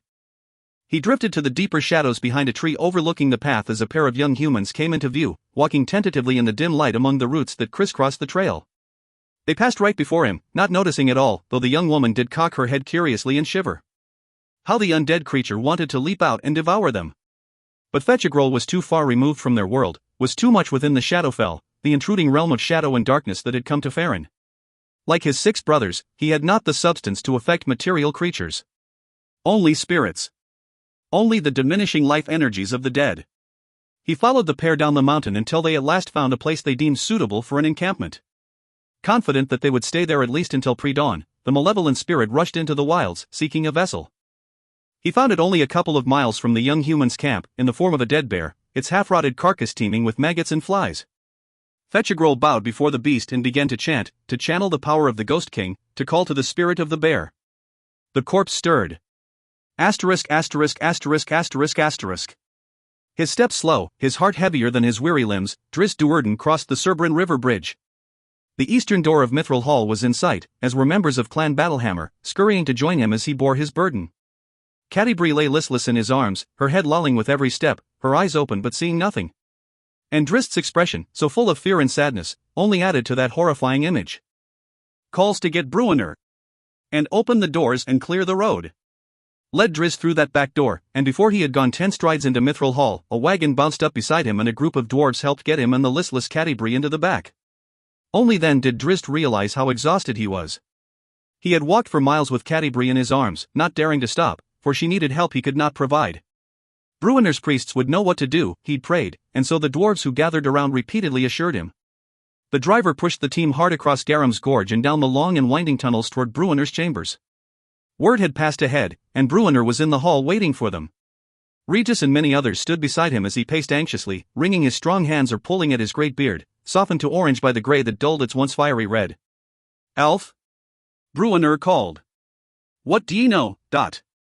Drizzt nearly crumbled under the desperate tone in his dear friend's voice, for he couldn't offer much in the way of explanation or hope. He summoned as much energy as he could and flipped his legs over the side rail of the wagon, dropping lightly to the floor. He met Bruenor's gaze and managed a slight and hopeful nod. He struggled to keep up that optimism as he moved around the wagon and dropped the gate, then gathered his beloved Catti-brie in his arms. Bruenor was at his side as Drizzt hoisted her. The dwarf's eyes widened and his hands trembled as he tried to reach up and touch his dear daughter. "Elf?" he asked, his voice barely a whisper, and so shaky that the short word seemed multisyllabic. Drizzt looked at him, and there he froze, unable to shake his head or offer a smile of hope. Drizzt had no answers. Catti-brie had somehow been touched by wild magic, and as far as he could tell, she was lost to them, was lost to the reality around her. "Elf?" Bruenor asked again, and he managed to run his fingers across his daughter's soft face. Asterisk asterisk asterisk asterisk asterisk. She stood perfectly still, staring at the jutting limb of the dead tree, her hands up before her, locked in striking form. Hannelisa, so much her mother's daughter, found her center of peace and strength. She could have reached up and grasped the end of the branch, then used her weight and leverage to break it free. But what would have been the fun in that? So instead, the tree became her opponent, her enemy, her challenge. "Hurry up, the night grows cold," Temburley called from their camp near the trail. Hannah-Lisa allowed no smile to crease her serious visage, and blocked out her brother's call. Her concentration complete, she struck with suddenness and with sheer power, striking the branch near the trunk with a left jab then a right cross, once, twice, then again with a snapping left before falling back into a defensive lean, lifting her leg for a jolting kick. She rose up in a spinning leap and snapped out a strike that severed the end of the branch much farther out from the trunk, then again to splinter the limb in the middle. She finished with another leaping spin, bringing her leg up high and wide then dropping it down hard on the place she had already weakened with her jabs. The limb broke away cleanly, falling to the ground in 3 neat pieces. Hannah-Lisa landed, completely balanced, and brought her hands in close, fingers touching. She bowed to the tree, her defeated opponent, then scooped the broken firewood and started for the camp as her brother called out once more. She had gone only a few steps before she heard a shuffling in the forest, not far away. The young woman froze in place, making not a sound, her eyes scouring the patches of moonlight in the darkness, seeking movement. Something ambled through the brush, something heavy, not 20 strides away, and heading, she realized, straight for their camp. Hannah-Lisa slowly bent her knees, lowering herself to the ground, where she gently and silently placed the firewood, except for one thick piece. She stood and remained very still for a moment, seeking the sound again to get her bearings. With great agility she brought her feet up one at a time and removed her boots, then padded off, walking lightly on the balls of her bare feet. She soon saw the light of the fire Temburley had managed to get going, then noted the form moving cumbersomely before her, crossing between her and that firelight, showing itself to be a large creature indeed. Hannah-Lisa held her breath, trying to choose her next move, and quickly, for the creature was closing on her brother. She had been trained by her parents to fight and fight well, but never before had she found herself with lethal dangers so close at hand. The sound of her brother's voice, calling her name, Hannah, jarred her from her contemplation. Temburley had heard the beast, and indeed, the beast was very close to him, and moving with great speed. Hannah-Lisa sprinted ahead and shouted out to catch the creature's attention, fearing that she had hesitated too long. "Your sword!" she cried to her brother. Hannah-Lisa leaped up as she neared the beast, a bear, she realized, and caught a branch overhead, then swung out and let go, soaring high and far, clearing the animal. Only then did Hannah-Lisa understand the true nature of the monster, that it was not just a bear that might be frightened away. She saw that half of its face had rotted away, the white bone of its skull shining in the moonlight. She struck down as she passed over it, her open palm smacking hard against the snout as the creature looked up to react. The solid blow jolted the monster, but did not stop its swipe, which clipped Hannah-Lisa as she flew past, sending her into a spin. She landed lightly but off balance and stumbled aside, and just in time as Temburley raced past her, greatsword in hand. He charged straight in with a mighty thrust and the sword plunged through the loose skin on the undead creature's back and cracked off bone. But the bear kept coming, seeming unbothered by the wound, and walked itself right up the blade to Temburley, its terrible claws out wide, its toothy maw opened in a roar. Hannah-Lisa leaped past Temburley, laying flat out in midair and double-kicking the beast about the shoulders and chest. Had it been a living bear, several 100 pounds of muscle and tough hide and thick bone, she wouldn't have moved it much, of course, but its undead condition worked in her favor, for much of the creature's mass had rotted away or been carried off by scavengers. The beast stumbled back, sliding down the greatsword's blade enough for Temburley to yank it free. "Slash, don't stab," Hannah-Lisa reminded him as she landed on her feet and waded in, laying forth a barrage of kicks and punches. She batted aside a swatting paw and got behind the swipe of deadly claws, then rattled off a series of heavy punches into the beast's shoulders. She felt the bone crunching under the weight of those blows, but again, the beast seemed unbothered and launched a backhand that forced the young woman to retreat. The bear went on the offensive, and it attacked with ferocity, moving to tackle the woman. Hannah-Lisa scrambled back, nearly tripping over an exposed root, then getting caught against a birch stand. She cried out in fear as the beast fell over her, or started to, until a mighty sword flashed in the moonlight above and behind it, coming down powerfully across the bear's right shoulder and driving through. The undead beast howled and pursued the dodging Hannah-Lisa, crashing into the birch stand and taking the whole of it down beneath its bulky, tumbling form. It bit and slashed as if it had its enemy secured, but Hannah-Lisa was gone, out the side, rolling away. The bear tried to follow, but Temburley moved fast behind it, relentlessly smashing at it with his heavy greatsword. He chopped away chunks of flesh, sending maggots flying and smashing bones to powder. Still the beast came on all fours and down low, closing on Hannah-Lisa. She fought away her revulsion and panic. She placed her back against a solid tree and curled her legs, and as the beast neared, jaws open to bite at her, she kicked out repeatedly, her heel smashing the snout again and again. Still the beast drove in, and still Temburley smashed at it, and Hannah-Lisa kept on kicking. The top jaw and snout broke away, hanging to the side, but still the animated corpse bore down, At the last moment, Hannah-Lisa threw herself to the side and backward into a roll. She came around to her feet, every instinct telling her to run away. She denied her fear. The bear turned on Temburley ferociously. His sword crashed down across its collarbone, but the monster swatted it with such strength that it tore the sword from Tembrel's hand and sent it flying away. Up rose the monster to its full height, its arms raised to the sky, ready to drop down upon the unarmed warrior. Annalisa leaped upon its back and with the momentum of her charge, with every bit of focus and concentration, with all the strength of her years of training as a monk behind her strike, drove her hand, index and middle fingers extended like a blade at the back of the beast's head. She felt her fingers break through the skull.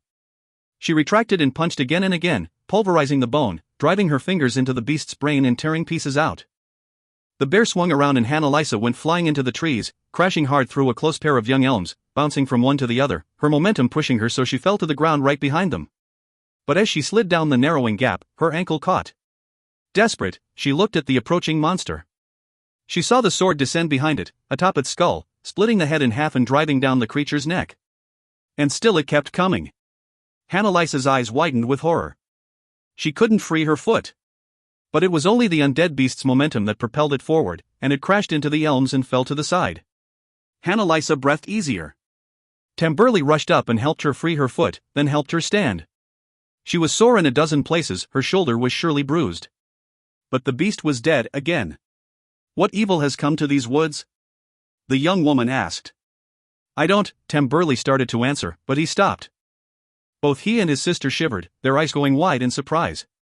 A sudden coldness filled the air around them.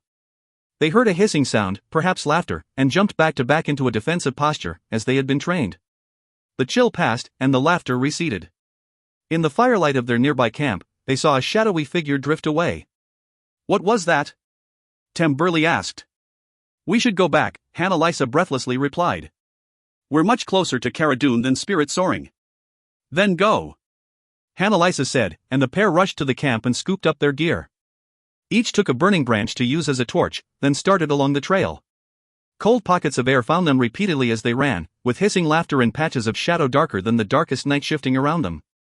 They heard animals screech in fear and birds flutter from branches. Press on, each urged the other repeatedly, and they whispered more insistently when at last their torches burned away and the darkness closed in tightly. They didn't stop running until they reached the outskirts of the town of Cara Dune, dark and asleep on the shores of Impressed Lake, still hours before the dawn. They knew the proprietor at Cedar Shakes, a fine inn nearby, and went right to the door, rapping hard and insistently. Here, now. What's the racket at this witching hour? Came a sharp response from a window above. What in wait, ho! Is that Danica's kids? Let us in, good Bester Bilge, Temberley called up. Please, just let us in. They relaxed when the door swung open. Cheery old Bester Bilge pulled them inside, telling Temberley to throw a few logs on the low-burning hearth and promising a strong drink and some warm soup in short order. Temberley and Annalisa looked to each other with great relief, hoping they had left the cold and dark outside. They couldn't know that Fetchagrol had followed them to Cara Dune and was even then at the old graveyard outside the town walls, planning the carnage to come with the next sunset. Chapter. A clue in the rift. A throwgate held the skeletal arm aloft. He grumbled at its inactivity, and gave it a little shake. The fingers began to claw once more and the dwarf grinned and reached the bony arm over his shoulder, sighing contentedly as the scraping digits worked at a hard-to-reach spot in the middle of his itchy back. How long ye think it'll last, elf? He asked. Jarlaxle, too concerned to even acknowledge the dwarf's antics, just shrugged and continued on his meandering way. The drow wasn't sure where he was going. Any who knew Jarlaxle would have read the gravity of the situation clearly in his uncertain expression, for rarely, if ever, had anyone ever witnessed Jarlaxle Benra perplexed. The drow realized that he couldn't wait for Hephaestus to come to him. He didn't want to encounter such a foe on his own, or with only Athrogate at his side. He considered returning to Luskan, Kim Muriel and Bregan Dareth could certainly help, but his instincts argued against that. Once again, he would be allowing Hephaestus the offensive, and would be pitted against a foe that could apparently raise undead minions to his command with ease. Above all else, Jarlaxle wanted to take the fight to the dragon, and he believed that Catterley might well prove the solution to his troubles. But how could he enlist the priest, who was surely no willing ally of the Dark Elves? Except one particular Dark Elf. And wouldn't it be grand to have Drizzt Do'Urden and some of his mighty friends along for the hunt? But how? So at Jarlaxle's direction, the pair traveled eastward, meandering across the silver marches toward Mithril Hall. It would take them easily a 10 day, and Jarlaxle wasn't sure he had that kind of time to spare. He resisted reverie that first day, and when night came, he meditated lightly, standing on a precarious perch. A cold breeze found him, and as he shifted to curl against it, he slipped from the narrow log upon which he stood and the resulting stumble startled him. His hand already in his pocket, Jarlaxle pulled forth a fistful of ceramic pebbles. He spun a quick circle, spreading them around, and as each hit the ground, it broke open and the enchantment within, dweemers of bright light, spewed forth. "What the?" Athrogate cried, startled from his sleep by the sudden brightness. Jarlaxle paid him no heed. He moved fast after a shadowy figure racing away from the magical light, a painful thing to undead creatures. He threw another light bomb ahead of the fleeing, huddled form, then another as it veered toward a shadowy patch. "Hurry, dwarf!" the drow called, and he soon heard Athrogate huffing and puffing in pursuit. As soon as Athrogate passed him, Jarlaxle drew out a wand and brought forth a burst of brighter and more powerful light, landing it near the shadowy form. The creature shrieked, an awful, preternatural keening that sent a shiver coursing down Jarlaxle's spine. That howl didn't slow Athrogate in the least, and the brave dwarf charged in with abandon, his morning stars spinning in both hands, arms outstretched.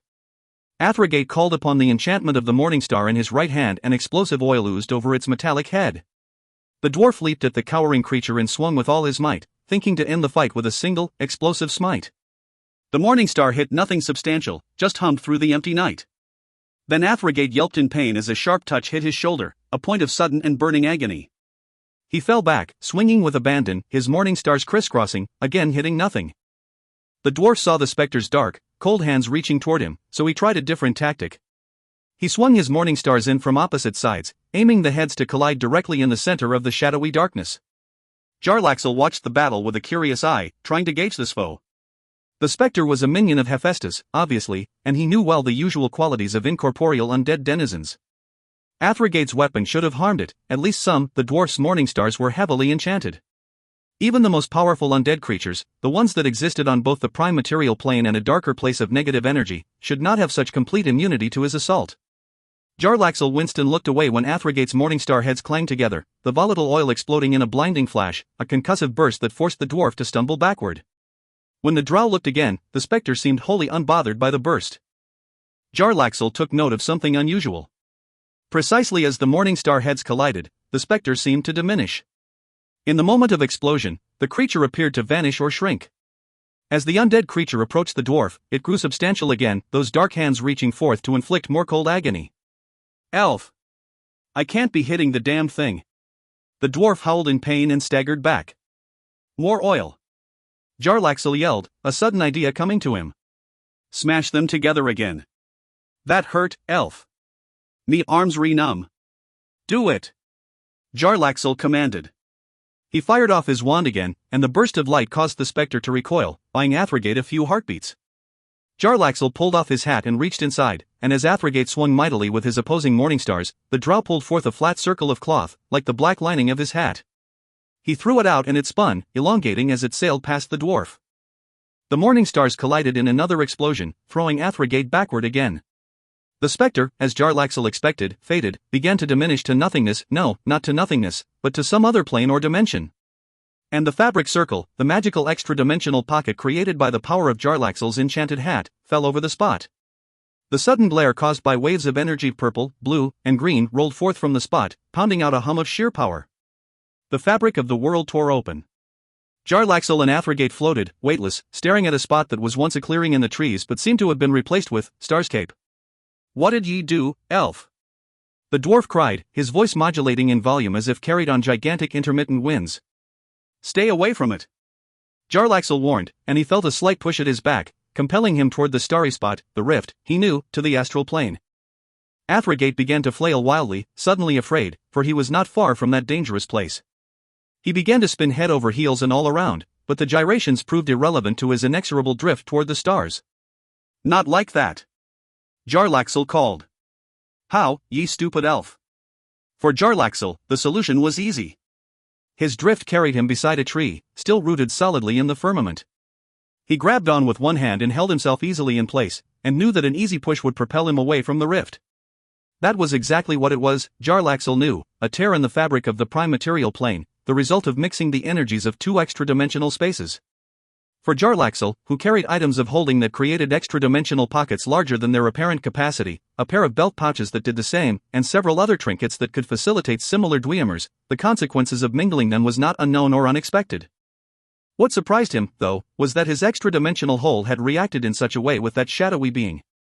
All he'd hoped to do was trap the thing within the magical hole when it tried to flow back into the plane of the living. "Throw something at it!" Jarlaxle cried, and as Athrogate lifted his arm as if to launch one of his morning stars, the drow added, "Something you never need to retrieve." Athrogate held his throw at the last moment, then pulled his heavy pack off his back. He waited until he spun around, then heaved it at the rift. The opposite reaction sent the dwarf floating backward, away from the tear far enough for Jarlaxle to take a chance with a rope. He threw an end out toward Athrogate, close enough for the dwarf to grasp, and as soon as Athrogate held on, the drow tugged hard and brought the dwarf sailing toward him, then right past. Jarlaxle took note that Athrogate drifted only a few feet before exiting the area of weightlessness and falling hard to his rump. His eyes never leaving the curious starscape that loomed barely 10 strides away, Jarlaxle pushed himself back and dropped to stand beside Athrogate as the dwarf pulled himself to his feet. "What did ye do?" the dwarf asked in all seriousness. "I have no idea," Jarlaxle replied. "Worked, though," Athrogate offered. Jarlaxle, not so certain of that, merely smirked. They kept watch over the rift for a short while, and gradually the phenomenon dissipated, the wilderness returning to its previous firmament with no discernible damage. All was as it had been, except that the specter was gone. Asterisk. Still going east?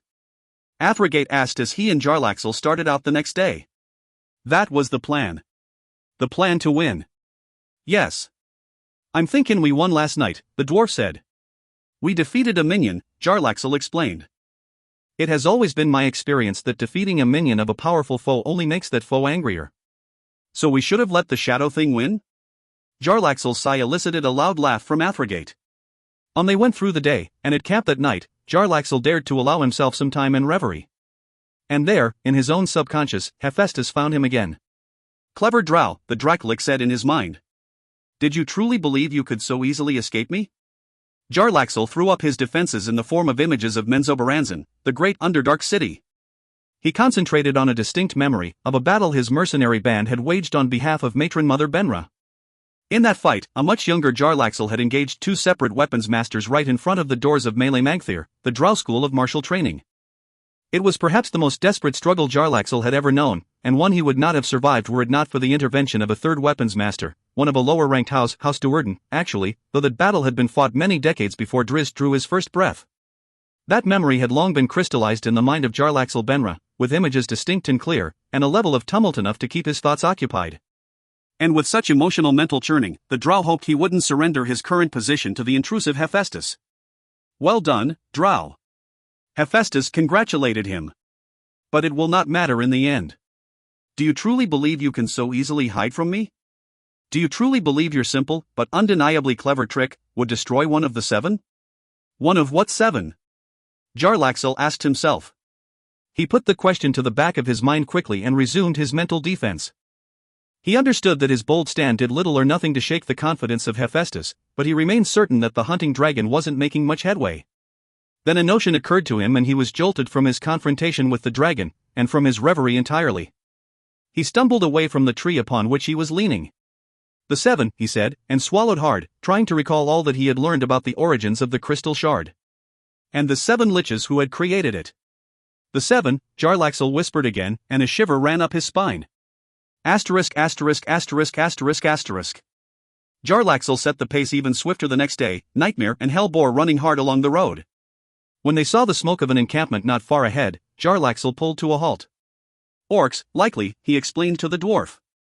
"We are near the border of King Abud's domain. Let's kill them, then." Jarlaxle shook his head. "You must learn to exploit your enemies, my hairy little friend," he explained. "If these are Abud's orcs, they are not enemies of Mithril Hall." "Bah!" Athrogate said, and spat on the ground. "We go to them not as enemies, but as fellow travelers," Jarlaxle ordered. "Let us see what we might learn." Noting the disappointment on Athrogate's face, he added, "But do keep your morning stars near at hand." It was indeed a camp of many arrow orcs, who served Abud, and though they sprang to readiness, brandishing weapons, at the casual approach of the curious paired dwarf and drow, they held their arrows. "We are travelers from Luskan," Jarlaxle greeted them in perfect command of Orcish, trade emissaries to King Abud and King Bruenor. Out of the corner of his mouth, he bade Athrogate to remain calm and to keep his mount's pace steady and slow. "We have good food to share," Jarlaxle added. "And better grog." "What did ye tell em?" Athrogate asked, seeing the porcine soldiers brighten and nod at one another. That we're all going to get drunk together, Jarlaxle whispered back. In a pig's fat rump. The dwarf protested. Wherever you please, the drow replied. He slid down from his saddle and dismissed his hellspawn steed. Come, let us learn what we may. It all started rather tentatively, with Jarlaxle producing both food and grog aplenty. The drink went over well with the orcs, even more so when the dwarf spat out his first taste of it with disgust. He looked to Jarlaxle as if dumbstruck, as if he never could have imagined anything potent tasting so wretched.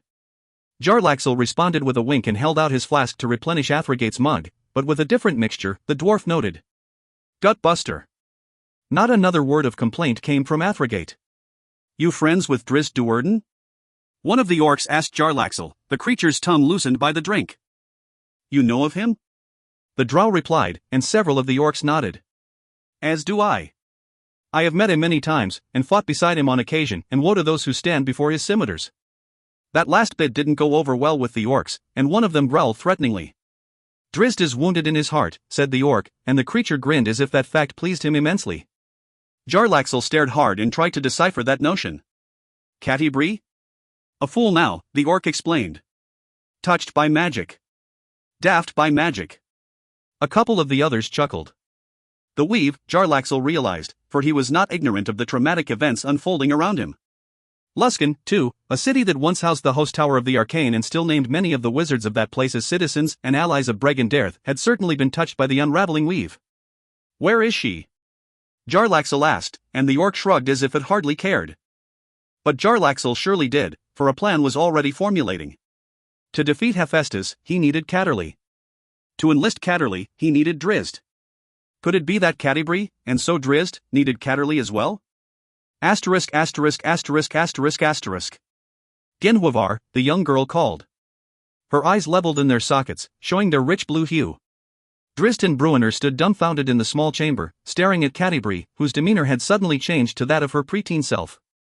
She had floated off the bed again, rising as her eyes rolled to white, purple flames and crackling energy dancing all around her, her thick hair flowing in a wind neither Drizzt nor Bruenor could feel. Drizzt had seen this strange event before, and had warned Bruenor, but when his daughter's posture and demeanor, everything about the way she held herself, had changed so subtly, yet dramatically, Bruenor nearly fell over with weakness. Truly she seemed a different person at that moment, a younger Catibri. Bruenor called to her, his voice thick with desperation and remorse, but she seemed not to notice. Genhuavar? She called again. She seemed to be walking then, slowly and deliberately, though she didn't actually move. She held out one hand as if toward the cat who wasn't there. Her voice was gentle and quiet when she asked, Where's the dark elf, Genhuavar? Can ye take me to him? By the gods, Drizzt muttered. What is it, elf? Bruenor demanded. The young girl straightened, then slowly turned away from the pair. Be ye a drow? She asked.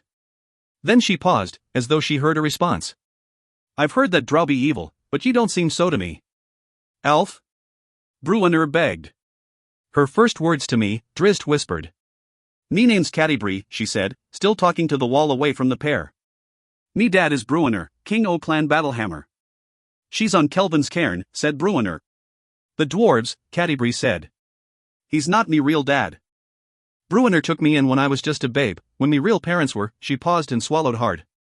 The first time we met, on Kelvin's cairn, Drizzt breathlessly explained, and indeed he was hearing the woman, then just a girl, exactly as he had that unseasonably warm winter's day on the side of a faraway mountain. Catibri looked over her shoulder at them, no, not at them, but above them. She's a beautiful ch, she started to say, but she sucked in her breath suddenly and her eyes rolled up into her head and her arms went out to her sides. The unseen magical energy rushed back into her once more, shaking her with its intensity. And before their astonished eyes, Catibri aged once again.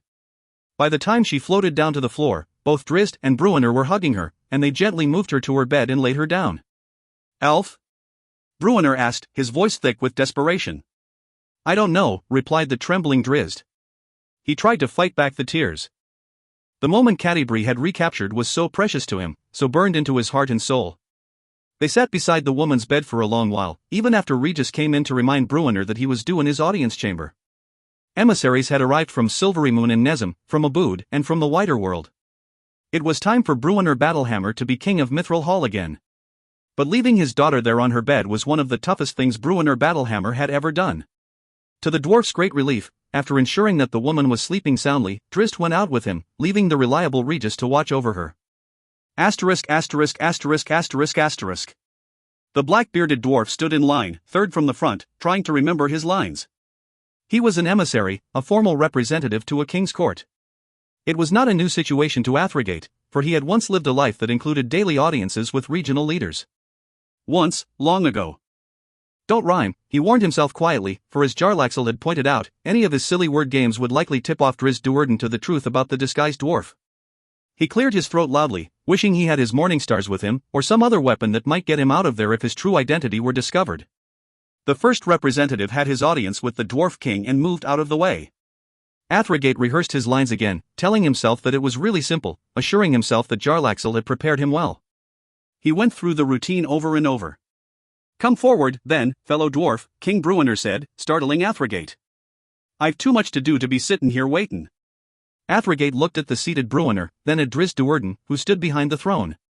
As he locked gazes with Drizzt, he saw a hint of recognition, for they had matched weapons 8 years before, during the fall of Deutermont's Luskan. If Drizzt saw through his disguise, the drow hid it well.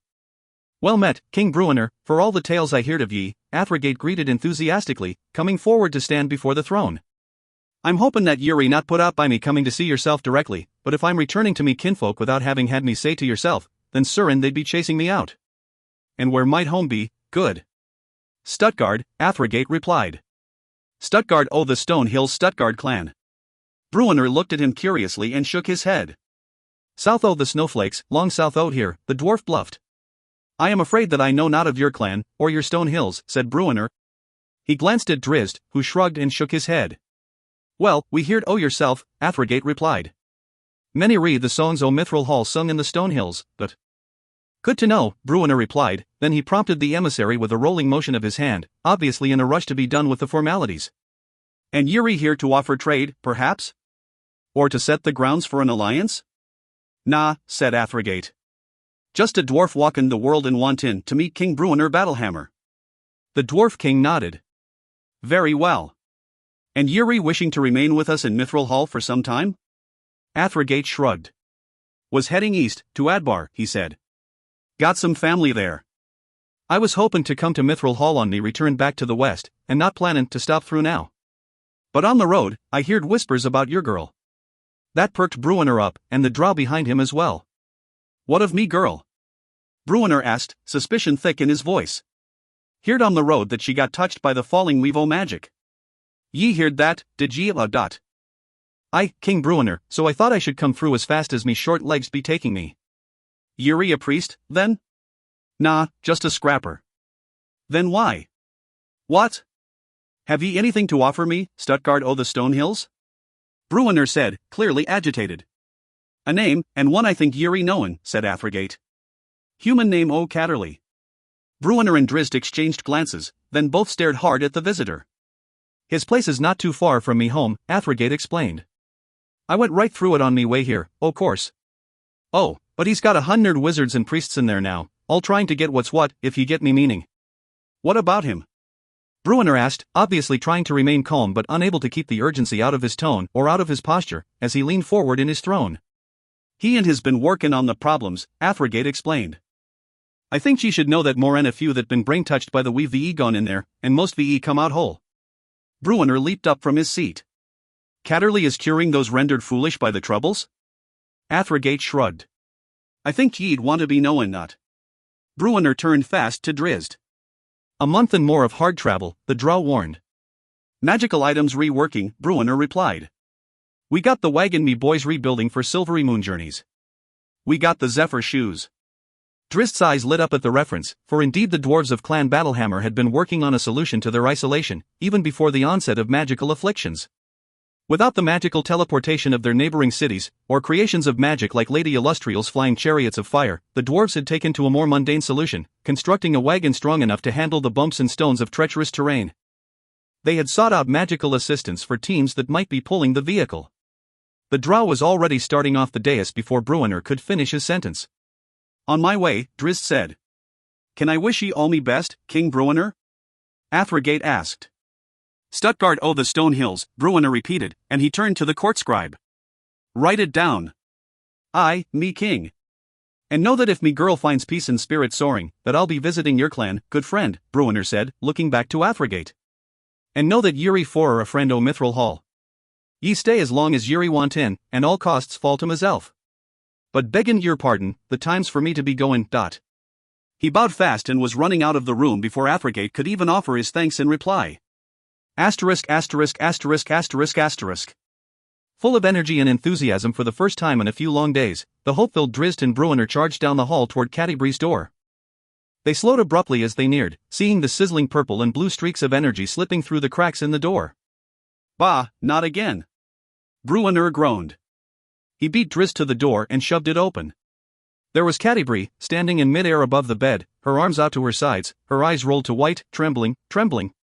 Me girl, Bruiner started to say, but he bit back the words when he noted Regis against the far wall, curled up on the floor, his arms over his head. Elf! Bruiner cried, but Drizzt was already running to Cadibree, grabbing her and pulling her down to the bed. Bruiner grumbled and cursed and rushed over to Regis. Cadibree's stiffness melted as the fit ended, and she fell limp into Drizzt's arms. He eased her down to a sitting position and hugged her close, and only then did he notice the desperate Regis. The halfling flailed wildly at Bruiner, slapping the dwarf repeatedly and squirming away from Bruiner's reaching hands.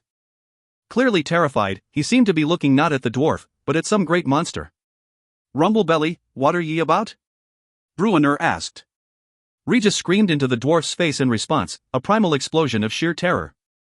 As Bruiner fell back, the halfling scrambled away, rising up to his knees, then to his feet. He ran headlong, face first, into the opposite wall. He bounced back and fell with a groan. Oh, by the gods, said Bruiner, and he reached down and scooped something up from the floor. He turned to Drizzt and presented the item for the drow to see. It was the halfling's ruby pendant, the enchanted gemstone that allowed Regis to cast charms upon unwitting victims. Regis recovered from his self-inflicted wallop and leaped to his feet. He screamed again and ran past Bruiner, flailing his arms insanely. When Bruiner tried to intercept him, the halfling slapped him and punched him, pinched him and even bit him, and all the while Bruiner called to him, but Regis seemed not to hear a word. The dwarf might as well have been a demon or devil come to eat the little one for dinner. Elf! Bruiner called. Then he yelped and fell back, clutching his bleeding hand. Regis sprinted for the door. Drizzt beat him there, hitting him with a flying tackle that sent them both into a roll into the hall. In that somersault, Drizzt deftly worked his hands so that when they settled, he was behind Regis, his legs clamped around the halfling's waist, his arms knifed under Regis's, turning and twisting expertly to tie the little one in knots. There was no way for Regis to break out, to hit Drizzt, or to squirm away from him. But that hardly slowed his frantic gyrations, and didn't stop him from screaming insanely. The hallway began to fill with curious dwarves. "You got a pin stuck in the little one's arse, elf?" one asked. "Help me with him," Drizzt implored. The dwarf came over and reached for Regis, then quickly retracted his hand when the halfling tried to bite it. "What in the nine hells? Just ye take him," Bruiner yelled from inside the room. "Ye take him and tie him down, and don't ye be hurting him." "Yes, me king." It took a long time, but finally the dwarves dragged the thrashing Regis away from Drizzt. "I could slug him and put him down quiet," one offered, but Drizzt scowled denied that course of action. "Take him to his chamber and keep him safe," the drow said. He went back into the room, closing the door behind him. "She didn't even notice," Bruiner explained as Drizzt sat on the bed beside Cadibree. "She's not knowing the world around her." "We knew that," Drizzt reminded. "Not even a bit. Nor's the little one now." Drizzt shrugged. "Catterly," he reminded the dwarf king. "For both o' them," said the dwarf, and he looked at the door. "Rumblebelly used the ruby on her." To try to reach her, Drizzt agreed. "But she reached him instead," the dwarf said. Chapter Angry Dead. "It will be at spirit soaring," the Ghost King proclaimed. The spectre-chasing Jarlaxle had worked out the drow's intentions even before the clever Dark Elf's dastardly trick had sent the creature on its extraplanar journey. And anything the spectres knew, so knew the Dracolic. The enemies of Hephaestus, Yarriskrik, and mostly of Crenshinniban would congregate there, in the Snowflake Mountains, where a pair of the Ghost King's spectres were already causing mischief. Then there would be only one more, the human southerner. The crystal shard knew he could be found, though not as easily as Jarlaxle. After all, Crenshinniban had shared an intimate bond with the Dark Elf for many tendays. With Yarriskrik's psychic powers added to the shards, locating the familiar drow had proven as simple as it was necessary. Jarlaxle had become the focus of anger that served to bring the trio of mighty beings together, united in common cause. The human, however tangential, would be revealed soon enough. Besides, to at least one of the three vengeful entities, the dragon, the coming catastrophe would be enjoyable. To Yaraskrik, the destruction of its enemies would be practical and informative, a worthy test for the uncomfortable but likely profitable unification. And Krenshinabin, which served as conduit between the wildly passionate dragon and the ultimately practical mind flayer, would share in all the sensations the destruction of Jarlaxle and the others would bring to both of them. Asterisk. Uncle Pykel. Hannelisa called when she saw the green-bearded dwarf on a street in Caradone late the next morning.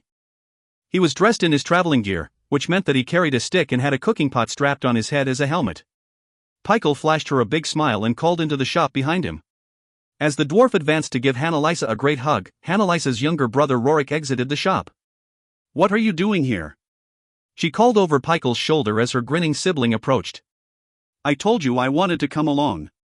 Then spent the rest of the morning arguing with wizards about the nature of the cosmos, Hannelisa replied. "Do Dad!" Pykel yelled, pulling back from the young woman, and when both she and Rorik looked at him curiously, he just added, He has it all figured out, Rorik explained, and Hannelisa nodded. "And do the wizards and priests have it all figured out as well?" Hannelisa asked. "Because of your insights, I mean?" Rorik looked down. "They kicked you out," Hannelisa reasoned. "Because they couldn't stand to be upstaged by our little brother, no doubt," greeted Temburley, rounding the corner from the blacksmith he'd just visited. His greatsword had taken a nasty nick the previous night when bouncing off the collarbone of the undead bear. Rorik brightened a bit at that, but when he looked up at his brother and sister, an expression of confusion came over him. "What happened?" he asked, noting that Temburley had his greatsword in hand and was examining the blade. "You left Spirit Soaring late yesterday?" Temburley asked. "Midday, yes," Rorik answered. "Uncle Pykel wanted to use the tree roots to move us down from the mountains, but Father overruled that, fearing the unpredictability and instability of magic, even druidic." "Doodad," Pykel said with a giggle. "I wouldn't be traveling magically either," said Hannelisa. "Not now." Pykel folded his arm and stumped over his chest and glared at her. "So you camped in the forest last night?" Temburley went on. Rorik answered with a nod, not really understanding where his brother might be going, but Pykel apparently caught on a bit, and the dwarf issued an "Oh." "There's something wrong in those woods," said Temburley. Yup, Pykel agreed. "What are you talking about?" Rorik asked, looking from one to the other. "BRR," Pykel said, and hugged himself tightly. "I slept right through the night," said Rorik. "But it wasn't that cold." "We fought a zombie," Hannelisa explained. "A zombie bear. And there was something else out there, haunting the forest." Yup, Pykel agreed. Rorik looked at the dwarf, curious. "You didn't say anything was amiss." Pykel shrugged. "But you felt it?" Temburley asked. The dwarf gave another, yup. "So you did battle, real battle?" Rorik asked his siblings, his intrigue obvious. The three had grown up in the shadow of a great library, surrounded by mighty priests and veteran wizards. They had heard stories of great battles, most notably the fight their parents had waged against the dreaded Chaos Curse and against their own grandfather, but other than the few times when their parents had been called away for battle, or their dwarf uncles had gone to serve King Bruenor of Mithril Hall, the lives of the Bonadus children had been soft and peaceful. They had trained vigorously in martial arts, hand-fighting and sword-fighting, and in the ways of the priest, the wizard, and the monk.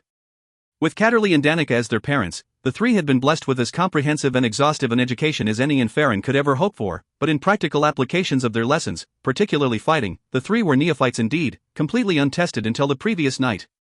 Hannelisa and Temburley exchanged concerned looks. "Tell me." Rorik pressed. "It was terrifying," his sister admitted. "I've never been so scared in my entire life, but it was exciting," Temburley added. "And as soon as the fight began, you couldn't think about being afraid." "You couldn't think about anything," said Hannelisa. Pykel agreed with a nod. "Our training," said Rorik. "We are fortunate that our parents, and our uncles," said Hannelisa, looking at the beaming Pykel, "didn't take the peace we've known for granted, and taught us to fight," Temburley interrupted. "And to react," said Hannelisa, who was always a bit more philosophical about battle and the role that martial training played in a wider worldview. She was much more akin to her mother in that matter, and that was why she had foregone extensive training with the sword or the mace in favor of the more disciplined and intimate open-hand techniques employed by Danica's order. Even one who knew how to use a sword well would have been killed in the forest last night if his mind didn't know how to tuck away his fears. So you felt the presence in the forest, too, Temburley said to Pikel. Yup. It's still there. Yup. We have to warn the townsfolk, and get word to Spirit Soaring, Annalisa added. Yup, yup. Pikel lifted his good arm before him and straightened his fingers, pointing forward. He began swaying that hand back and forth, as if gliding like a fish under the waters of Impressed Lake. The others understood that the dwarf was talking about his plant walking, even before he added with a grin, doodad. You cannot do that, Annalisa said, and Temburley, too, shook his head. We can go out tomorrow, at the break of dawn, he said. Whatever it is out there, it's closer to Caradun than to Spirit Soaring. We can get horses to take us the first part of the way. I'm certain the stable masters will accompany us along the lower trails. Moving fast, we can arrive before sunset, Annalisa agreed. But right now, we've got to get the town prepared for whatever might come, said Temburley. He looked at Annalisa and shrugged. Though we don't really know what is out there, or even if it's still there. Maybe it was just that one bear we killed, a wayward malevolent spirit, and now it's gone. Maybe it wasn't, said Rorik, and his tone made it clear that he hoped he was right. In his youthful enthusiasm, he was more than a little jealous of his siblings at that moment, a misplaced desire that would soon enough be corrected. Asterisk.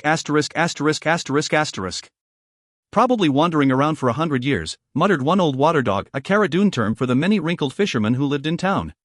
The man waved his hand as if the story was nothing to fret about. But the world's gone softer, another in the tavern lamented.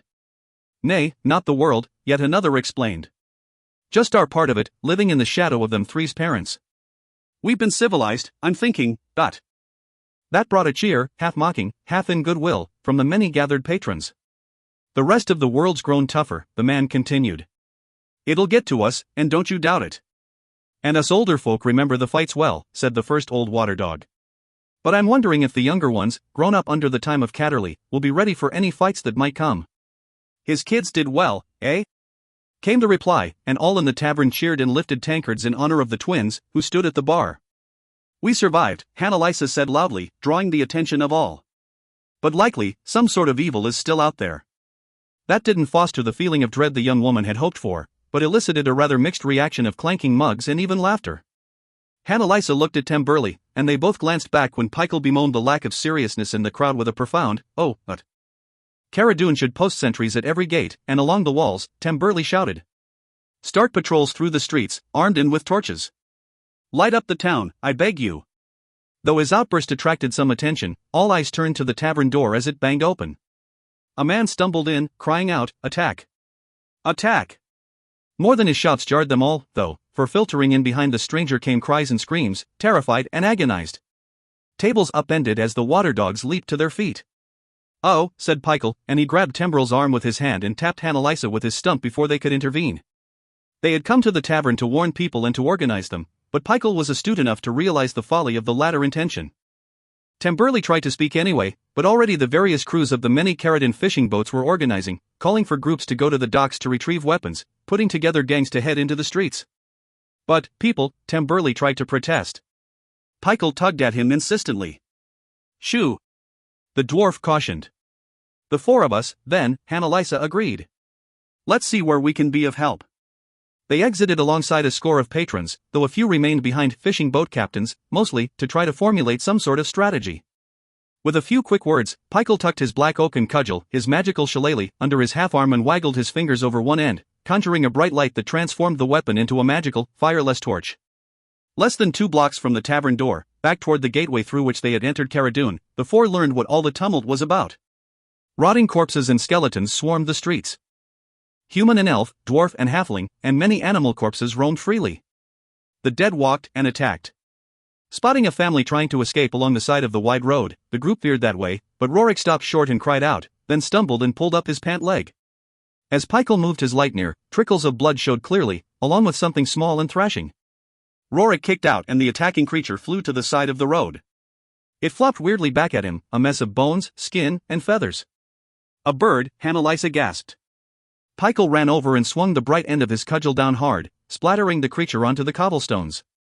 The light proved equally damaging to the undead thing, searing it and leaving it smoldering. Sha-la-la! Pikel proudly proclaimed, lifting his club high.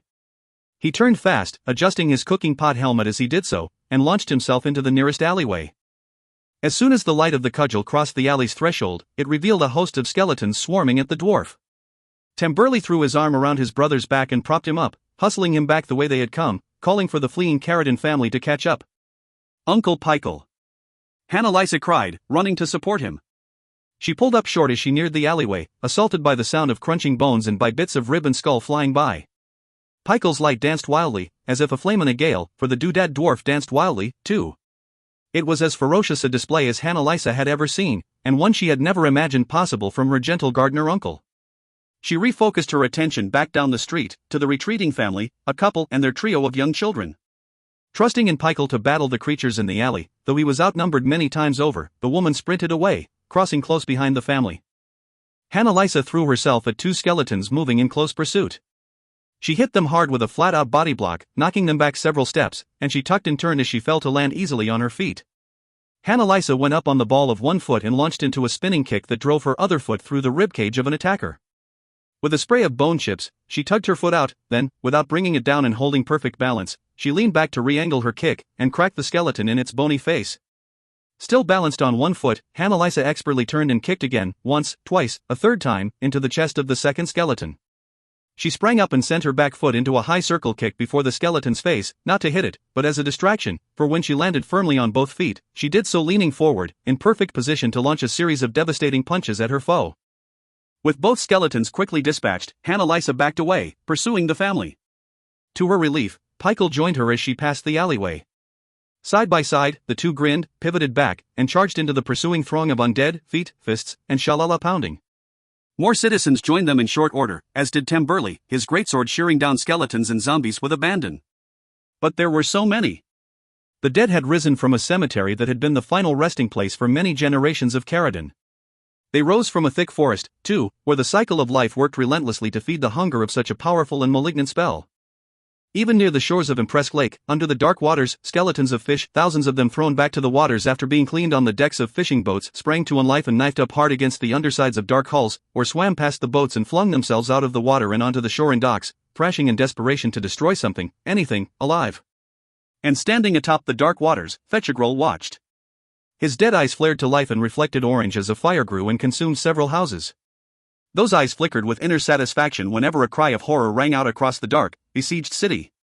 He sensed a shipwreck not far away, many shipwrecks, many long-dead sailors. Asterisk. I'm all right, Rorik insisted, trying to pull his leg away from his fretting Uncle Pikel. But the dwarf grabbed him hard with one hand, a grip that could hold back a lunging horse, and waggled his stumpy arm at the obstinate youngster. They were back in the tavern, but nothing outside had calmed. Quite the opposite, it seemed. Pikel bit down on a piece of cloth and tore off a strip. He dipped it into his upturned kookpot helmet, into which he'd poured a bit of potent liquor mixed with some herbs he always kept handy. "We can't stay here," Temburley called, coming in the door. They approach. Pikel worked fast, slapping the bandage against Rorik's bloody shin, pinning one end with his half-arm and expertly working the other until he had it knotted. Then he tightened it down with his teeth on one end, his hand on the other. "Too tight," Rorik complained. "Shoo!" scolded the dwarf. Pikel grabbed his helmet and dropped it on his head, either forgetting or ignoring the contents, which splashed down over his green hair and beard. If that bothered the dwarf, he didn't show it, though he did lick at the little rivulets streaming down near his mouth. He hopped up, shillelagh tucked securely under his stump, and pulled Rorik up before him. The young man tried to start away fast, but he nearly fell over with the first step on his torn leg. The wound was deeper than Rorik apparently believed. Pikel was there to support him, though, and they rushed out behind Temburley. Annalisa was outside waiting, shaking her head. "Too many," she explained grimly. "There's no winning ground, just retreat." "To the docks?" Temburley asked, looking at the flow of townsfolk in that direction and seeming none too pleased by that prospect. "We're to put our backs to the water?" Annalisa's expression showed that she didn't like that idea any more than he, but they had no choice. They joined the fleeing townsfolk and ran on. They found some organized defense forming halfway to the docks and eagerly found positions among the ranks. Pikel offered an approving nod as he continued past with Rorik, toward a cluster of large buildings overlooking the boardwalk and wharves. Built on an old fort, it was where the ship captains had decided to make their stand.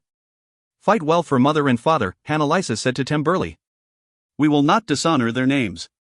Temburley smiled back at her, feeling like a veteran already.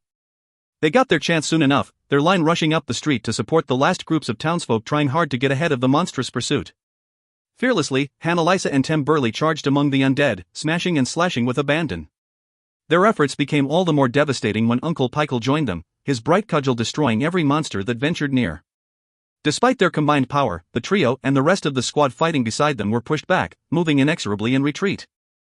For every zombie or skeleton they destroyed, it seemed there were 3 more to take its place. Their own line thinned whenever a man or woman was pulled down under the raking and biting throng. And those unfortunate victims soon enough stood up, fighting for the other side. Horrified and weak with revulsion, their morale shattered as friends and family rose up in undeath to turn against them, the townsfolk gave ground. They found support at the cluster of buildings, where they had no choice but to stand and fight. Eventually, even that defense began to crumble. Hannelisa looked to her brother, desperation and sadness in her rich brown eyes. They couldn't retreat into the water, and the walls of the buildings wouldn't hold back the horde for long. She was scared, and so was he. "We have to find Rorik," Temburley said to his dwarf uncle. "Eh?" Pikel replied. He didn't understand that the twins only wanted to make sure that the 3 siblings were together when they died. Chapter: The Politics of Engagement. It was the last thing Bruenor Battlehammer wanted to hear just then. "Aboud's angry," Nanfoodle the gnome explained. "He thinks we're to blame for the strange madness of magic, and the silence of his god." "Yeah, we're always to blame in that one's rockhead," Bruenor grumbled back. He looked at the door leading to the corridor to Garam's Gorge and the hall's eastern exit, hoping to see Drizzt. Morning had done nothing to help Catti-brie or Regis. The halfling had thrashed himself to utter exhaustion and since languished in restless misery. Aboud's emissary, Nanfoodle, started to say, "I got no time for him." Bruenor shouted. Across the way, several dwarves observed the uncharacteristic outburst. Among them was General Benak Bronanville, who watched from his chair. He'd lost the use of his lower body in the long-ago first battle with Aboud's emerging hordes. "I got no time." Bruenor yelled again, though somewhat apologetically. "Me girl's got to go. And Rumblebelly, too." "I will accompany Drizzt," Nanfoodle offered. "The 9 hells and a 10th for luck he will." Bruenor roared at him. "I ain't for leaving me girl." "But Yuri the king," one of the dwarves cried. "And the whole world is going mad," Nanfoodle answered. Bruenor simmered, on the edge of an explosion. "No," he said finally, and with a nod to the gnome, who had become one of his most trusted and reliable advisors, he walked across the room to stand before Benak. "No," Bruenor said again. "I ain't the king. Not now." A couple of dwarves gasped, but Benak Bronanville nodded solemnly, accepting the responsibility he knew to be coming. "Ye ruled the place before," said Bruenor. "And I'm knowing ye can do it again. Been too long since I seen the road." "Ye saved your girl," the old general replied. "Can't give ye Rumblebelly to help ye this time," Bruenor went on, "but the gnome here's clever enough." He looked back at Nanfoodle, who couldn't help but smile at the unexpected compliment and the trust Bruenor showed in him. "We've many good hands," Benak agreed. "Now don't ye be startin' another war with Aboud," Bruenor instructed. "Not without me here to swat a few o' his dogs." "Never." Bruenor clapped his friend on the shoulder, turned, and started to walk away. A large part of him knew that his responsibilities lay there, where Clan Battlehammer looked to him to lead, particularly in that suddenly troubling time. But a larger part of him denied that. He was the king of Mithril Hall, indeed, but he was the father of Catti-brie and the friend of Regis, as well. And little else seemed to matter at that dark moment. He found Drizzt at Garam's Gorge, along with as smelly and dirty a dwarf as had ever been known. "Ready to go, me king." Thibbledorf Point greeted him with enthusiasm. The grizzly dwarf hopped to attention, his creased battle armor, all sharpened plates and jagged spikes, creaking and squealing with the sudden motion. Bruenor looked at the drow, who just closed his eyes, long ago having quit arguing with the likes of the battle rager. "Ready to go?" Bruenor asked. "With war brewing here?" Point's eyes flared a bit at that hopeful possibility, but he resolutely shook his head. "Me place is with me king. Bronanville's the steward o' Mithril Hall while I'm gone." A flash of confusion in the dwarf's eyes couldn't take hold. "With me King Bruenor," Point argued. "If Yuri for the road, Point and his boys re for the road." At that proclamation, a great cheer came up and several nearby doors banged open. The famed Gutbuster Brigade poured into the wide corridor. "Oh no," Bruenor scolded. "No, ye ain't." "But me king." 20 Gutbusters cried in unison. "I ain't taking the best brigade Farron's heir known away from Steward Bronanville in this troubled time," said Bruenor. No, but I can't. He looked Point straight in the eye. None o' ye. Ain't got room in the wagon, neither. Bah! We'll run with ye. Point insisted. We're going on magical shoes and we ain't got no magical boots for the lot of ye to keep up, Bruiner explained.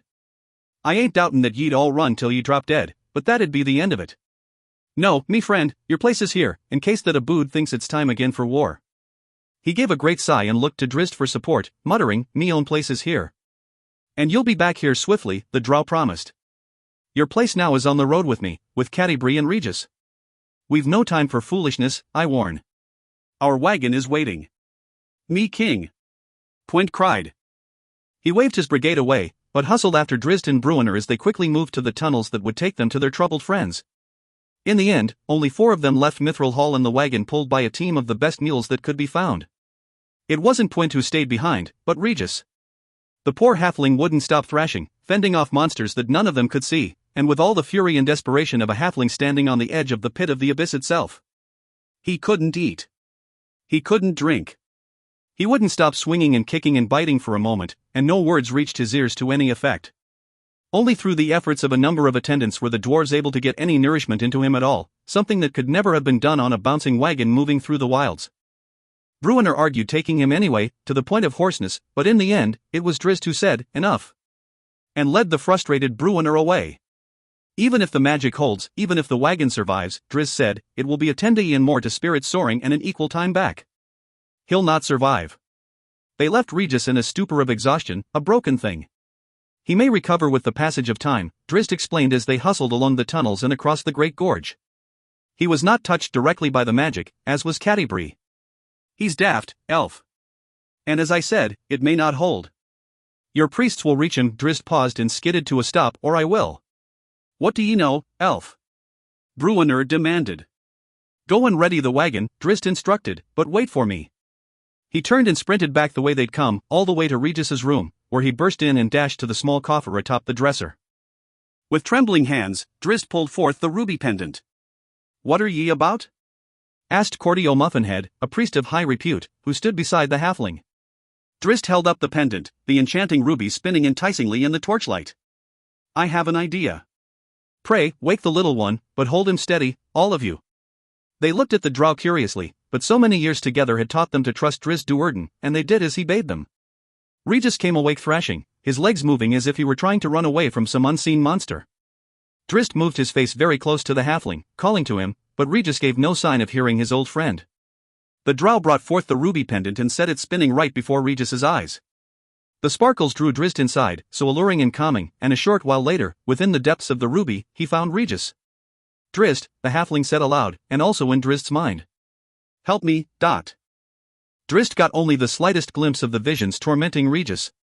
He found himself in a land of shadow, the very plane of shadow, perhaps, or some other lower plane, with dark and ominous creatures coming at him from every side, clawing at him, open maws full of sharpened teeth biting at his face. Clawed hands slashed at him along the periphery of his vision, always just a moment ahead of him. Instinctively, Drizzt's free hand went to a scimitar belted at his hip and he cried out and began to draw it forth. Something hit him hard, throwing him aside, right over the bed he couldn't see. It sent him tumbling to a floor he couldn't see. In the distance, Drizzt heard the clatter of something bouncing across the stone floor and knew it to be the ruby pendant. He felt a burning sensation in his forearm and closed his eyes tightly to grimace away the pain. When he opened his eyes again, he was back in the room, Cordio standing over him. He looked at his arm to see a trickle of blood where it had caught against his half-drawn scimitar as he tumbled. What?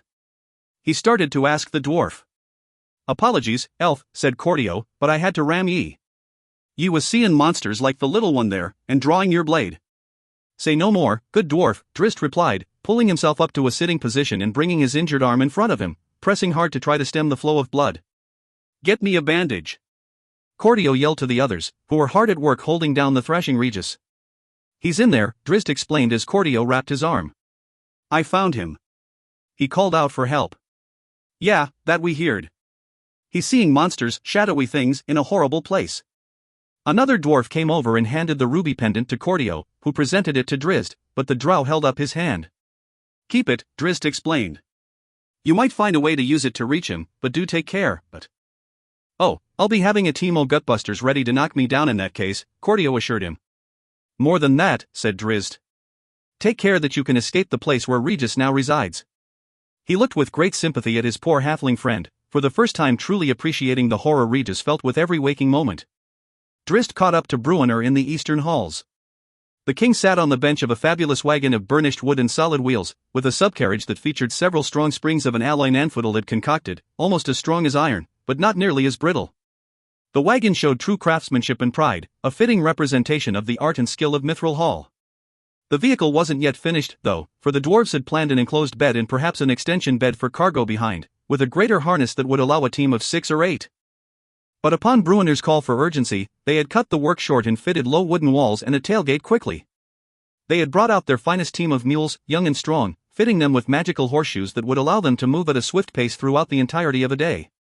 I found Regis in his nightmares, Drizzt explained, climbing up beside his friend. I used the ruby on him, as he did with Catti-brie. Ye derned fool. Drizzt shook his head. With all caution, he assured his companion. I'm seeing that, Bruenor said dryly, staring at the drow's bandaged arm. I found him and he saw me, but only briefly. He is living in the realm of nightmares, Bruenor, and though I tried to pull him back with me, I could not begin to gain ground. Instead, he pulled me in with him, a place that would overwhelm me as it has him. But there is hope, I believe. He sighed and mouthed the name they had attached to that hope, Catterley. That notion made Bruenor drive the team on with more urgency as they rolled out of Mithril Hall's eastern gate, turning fast for the southwest. Pwent moved up to ride on the seat with Bruenor. Drizzt ran scout along their flanks, though he often had to climb aboard the wagon and catch his breath, for it rolled along without the need to rest the mules. Through it all, Catti-brie sat quietly in the back, seeing nothing that they could see, hearing nothing that they could hear, lost and alone. Yuri knowing them well, Athrogate congratulated Jarlaxle later that day when the pair, lying on top of a grassy knoll, spied the wagon rambling down the road from the northeast. Jarlaxle's expression showed no such confidence, for he had been caught completely by surprise at the quick progress the wagon had already made. He hadn't expected to see Bruenor's party until the next morning. They'll drive the mules to exhaustion in a day, he mumbled, shaking his head. Off in the distance, a dark figure moved among the shadows, and Jarlaxle knew it to be Drizzt. Running hard for their hurt friend, Athrogate remarked. There is no power greater than the bonds they share, my friend, said the drow. He finished with a cough to clear his throat, and to banish the wistfulness from his tone. But not quickly enough, he realized when he glanced at Athrogate, to keep the dwarf from staring at him incredulously. Their sentiments are their weakness, Jarlaxle said, trying to be convincing. And I know how to exploit that weakness. Aha, said Athrogate, then he gave a great wahaha. Jarlaxle could only smile. We going down there, or we just following? Jarlaxle thought about it for a moment, then surprised himself and the dwarf by hopping up from the grass and brushing himself off. Stuttgart o' the Stone Hills? Bruenor asked when the wagon rolled around a bend in the road to reveal the dwarf standing in their way. I thought ye was stayin' in Mithril, he called as he eased the wagon to a stop before the dwarf. His voice trailed off as he noted the dwarf's impressive weapons, a pair of glass-teal morning stars bobbing behind his sturdy shoulders. Suspicion filled Bruenor's expression, for Stuttgart had shown no such armament in Mithril Hall. His suspicion only grew as he considered how far along the road he was already. For Stuttgart to have arrived meant that the dwarf must have departed Mithril Hall immediately after meeting with Bruenor. Nah, but well met again, King Bruenor, Athrogate replied. What are ye about, dwarf? Bruenor asked. Beside Bruenor, Pwent stood flexing his knees, ready to fight. A growl from the side turned them all to look that way, and up on a branch in the lone tree overlooking the road perched Genoavar, tamping her paws as if she meant to spring down upon the dwarf. Peace, good king, Athrogate said, patting his hands calmly in the air before him. I ain't no enemy. Nor are you Stuttgart of the Stone Hills, came a call from farther along the road, behind Athrogate and ahead of the wagon. Bruenor and Pwent looked past Stuttgart and nodded, though they couldn't see their drow companion. Stuttgart glanced over his shoulder, knowing it to be Drizzt, though the drow was too concealed in the brush to be seen. I should have recognized you at Bruenor's court, Drizzt called. It's me Morningstars, Stuttgart explained. I'm looking bigger with them, so I'm told. Wahaha. Been a lot o' years since we crossed weapons, Idris Duerden? Who is he? Bruenor called to Drizzt, then he looked straight at the dwarf in the road and said, Who are ye? Where is he? Drizzt called out in answer, drawing looks of surprise from both Bruenor and Pwent. He's right in front o' us, ye blind elf. Pwent called out. Not him, Drizzt replied. Not? Stuttgart, dot. "Ah, but stirring me hearts to fall, for me worthy drowmy name can't recall," said the dwarf in the road. "Where is who?" Bruenor demanded of Drizzt, anger and impatience mounting. "He means me," another voice answered. On the side of the road opposite Genhuavar stood Jarlaxle. "Oh, by Moradin's itchy arse," grumbled Bruenor. "Scratched it, he did, and this one fell out." "A pleasure to see you again as well, King Bruenor," Jarlaxle said with a bow. Drizzt came out of the brush then, moving toward the group. The drow had no weapons drawn, indeed, he leaned his bow over his shoulder as he went. "What is it, me king?" Pwent asked, glancing nervously from the dwarf to Jarlaxle. "What?" "Not a fight," Bruenor assured him and disappointed him at the same time. "Not yet a fight." "Never that," Jarlaxle added as he moved beside his companion. "Bah!" Pwent snorted. "What's this about?" Bruenor demanded. Athrogate grumbled as Drizzt walked by, and gave a lamenting shake of his head, his braided beard rattling as its small beads bounced. "Athrogate," Drizzt whispered as he passed, and the dwarf howled in laughter. "Yiri knowin' him?" asked Bruenor. "I told you about him. From Luskan." He looked at Jarlaxle. 8 years ago. The drow mercenary bowed. "A sad day for many. But not for you and yours." "I told you then and I tell you now, Drizzt Do'Urden. The fall of Luskan, and of Captain Dudermont, was not the doing of Bregan Derth. I would have been as happy dealing with him." "He never would have dealt with the likes of you and your mercenaries," Drizzt interrupted. Jarlaxle didn't finish his thought, just held his hands out wide, conceding the point. "And what's this about?" Bruenor demanded again. "We heard of your plight of Catibreeze," Jarlaxle explained. "The right road is to Catterley, so I had my friend here go in." "And lie to us," said Drizzt. "It seemed prudent in the moment," Jarlaxle admitted. "But the right road is to Catterley. You know that." "I don't know anything where Jarlaxle is concerned," Drizzt shot back, even as Bruenor nodded. "If this is all you claim, then why would you meet us out here on the road?" "Needin' a ride, not to doubt," Pwent said, and his bracers screeched as they slid together when he crossed his burly arms over his chest. "Hardly that," the drow replied, "though I would welcome the company." He paused and looked at the mules then, obviously surprised at how fresh they appeared, given that they had already traveled farther than most teams would go in 2 days. "Magical hooves," Drizzt remarked. "They can cover 6 days in one." Jarlaxle nodded. "Now he's wanting a ride," Pwent remarked, and Jarlaxle did laugh at that, but shook his head. "Nay, good dwarf, not a ride," the drow explained. "But there is something I would ask of you." "Surprising," Drizzt said dryly. "I am in need of Catterley, too, for an entirely different reason," Jarlaxle explained. "And he will be in need of me, or will be glad that I am there, when he learns of it. Unfortunately, my last visit with the mighty priest did not fare so well, and he requested that I not return." "And Yiri thinking that he'll let ye in if Yiri with us," Bruenor reasoned, and Jarlaxle bowed. "Bah!" snorted the dwarf king. "You better have more to say than that." "Much more," Jarlaxle replied, looking more at Drizzt than Bruenor. "And I will tell you all of it. But it is a long tale, and we should not tarry, for the sake of your wife." "Don't ye be pretendin' that ye care about me, girl," Bruenor shouted, and Jarlaxle retreated a step. Drizzt saw something then, though Bruenor was too upset to catch it. True pain flashed in Jarlaxle's dark eyes, he did care. Drizzt thought back to the time Jarlaxle had allowed him, with Catti-brie and Artemis Entreri, to escape from Menzoberranzan, one of the many times Jarlaxle had let him walk away. Drizzt tried to put it all in the context of the current situation, to reveal the possible motives behind Jarlaxle's actions. Was he lying, or was he speaking the truth? Drizzt felt at the latter, and that realization surprised him.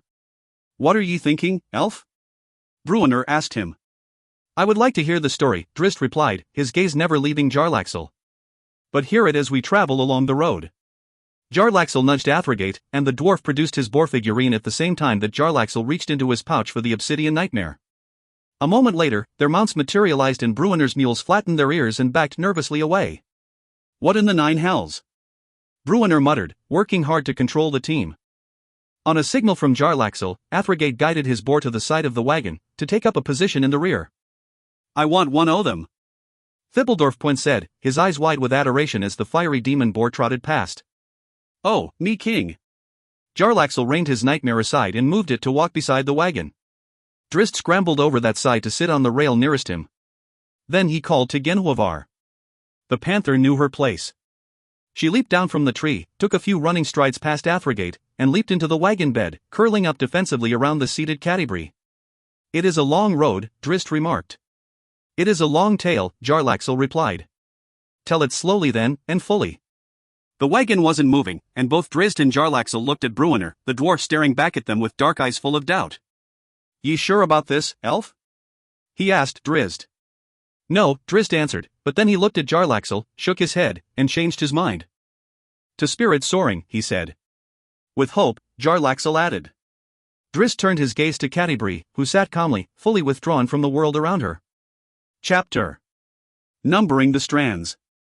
"This is futile," cried Wanabric Prestacoven, a spirited young wizard from Baldur's Gate. He shoved his palms forward on the table before him, ruffling a pile of parchment. "Easy, friend," said Dalabrentia Promise, a fellow traveler from the port city. Older and with a large grey beard that seemed to dwarf his skinny frame, Dalabrentia looked the part of the mage, and even wore stereotypical garb, a blue conical hat and a dark blue robe adorned with golden stars. "We are asked to respect the scrolls and books of spirit soaring." A few months earlier, Wanabric's explosion of frustration would have been met by a sea of contempt in the study of the great library, where indeed, the massive collections of varied knowledge from all across Faelorehn, pulled together by Catterley and his fellows, were revered and treasured. Tellingly, though, as many wizards, sages, and priests in the large study nodded their agreement with Wanabric as revealed their scorn at his outburst. That fact was not lost on Catterley as he sat across the room amidst his own piles of parchment, including one on which he was working mathematical equations to try to inject predictability and an overriding logic into the seeming randomness of the mysterious events. His own frustrations were mounting, though Catterley did well to hide them, for that apparent randomness seemed less and less like a veil to be unwound and more like an actual collapse of the logic that held Mistress Weave aloft. The gods were not all dark, had not all gone silent, unlike the terrible time of troubles, but there was a palpable distance involved in any divine communion, and an utter unpredictability to spellcasting, divine or wizardly. Catterley rose and started toward the table where the trio of Baldur's Gate visitors studied, but he purposely put a disarming smile on his face, and walked with calm and measured steps. "Your pardon, good brother Bonadus," Dalabrentia said as he neared. "My friend is young, and truly worried." Wanabric turned a wary eye at Catterley. His face remained tense despite Catterley's calm nod. "I don't blame you, or spirit soaring," Wanabric said. "My anger, it seems, is as unfocused as my magic." "We're all frustrated and weary," Catterley said. "We left 3 of our guild in varying states of insanity," Dalabrentia explained. "And a 4th, a friend of Wanabric's, was consumed in his own fireball while trying to help a farmer clear some land. He cast it long, I am certain of it, but it blew up before it ever left his hand." "The weave is eternal," Wanabric fumed. "It must be, stable and eternal, else all my life's work is not but a cruel joke." "The priests do not disagree," said a gnome, a disciple of Gond. His support was telling. The Gondsman, who loved logic and gears, smoke powder and contraptions built with cunning more than magic, had been the least affected by the sudden troubles. "He is young," Dalabrentia said to Catterley. "He doesn't remember the time of troubles." "I am not so young," Catterley replied. "In mind," Dalabrentia cried, and laughed to break the tension. The other 2 Baldurian wizards, one middle-aged like Catterley and the other even older than Dalabrentia, laughed as well. "But so many of us who feel the creak of knees on a rainy morning do not much sympathize, good rejuvenated brother Bonadus." Even Catterley smiled at that, for his journey through age had been a strange one indeed. He had begun construction of spirit soaring after the terrible chaos curse had wrought the destruction of its predecessor, the edificant library. Using magic given him by the god Denir, nay, not given him, but channeled through him, Catterley had aged greatly, to the point of believing that the construction would culminate with his death as an old man. He and Danica had accepted that fate for the sake of spirit soaring, the magnificent tribute to reason and enlightenment. But the cost had proven a temporary thing, perhaps a trial of Denir to test Catterley's loyalty to the cause he professed, the cause of Denir. After the completion of spirit soaring, the man had begun to grow younger physically, much younger, even younger than his actual age. He was 44, but appeared as a man in his young 20s, younger even than his twin children. That strange journey to physical youth, too, had subsequently stabilized, Catterley believed, and he appeared to be aging more normally with the passage of the past several months. "I have traveled the strangest of journeys," Catterley said, putting a comforting hand on Wanabric's shoulder. "Change is the only constant, I fear. But surely not like this," Wanabric replied. "So we hope," said Catterley. "Have you found any answers, good priest?" Dalabrentia asked. "Only that Denir works as I work, writing his logic, seeking reason in the chaos, applying rules to that which seems unruly." "And without success," Wanabric said, somewhat dismissively. Patience, said Catterley. There are answers to be found, and rules that will apply. As we discern them, so too will we understand the extent of their implications, and so too will we adjust our thinking and our spellcasting. The gnome at a nearby table began to clap his hands at that, and the applause spread throughout the great study, dozens of mages and priests joining in, most soon standing. They were not cheering for him, Catterley knew, but for hope itself in the face of their most frightening trial. Thank you, Dalabrentia quietly said to Catterley. We needed to hear that. Catterley looked at Wannabrick, who stood with his arms crossed over his chest, his face tight with anxiety and anger. The wizard did manage a nod to Catterley, however. Catterley patted him on the shoulder again and started away, nodding and smiling to all who silently greeted him as he passed. Outside the hall, the priest gave a sigh full of deep concern. He hadn't lied when he told Dalabrentia that Denier was hard at work trying to unravel the unraveling, but he hadn't relayed the whole truth, either. Denier, a god of knowledge and history and reason, had answered Catterley's prayers of communion with little more than a sensation of grave trepidation. Asterisk. Keep faith, friend, Catterley said to Wannabrick later that same night, when the Baldurian contingent departed spirit soaring. It's a temporary turbulence, I'm sure. Wannabrick didn't agree, but he nodded anyway and headed out the door.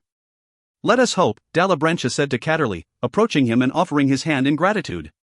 Will you not stay the night at least, and leave when the sun is bright? Nay, good brother, we have been away too long as it is, Dalabrentia replied. Several of our guild have been touched by the madness of the pure weave. We must go to them and see if anything we have learned here might be of some assistance. Again, we thank you for the use of your library.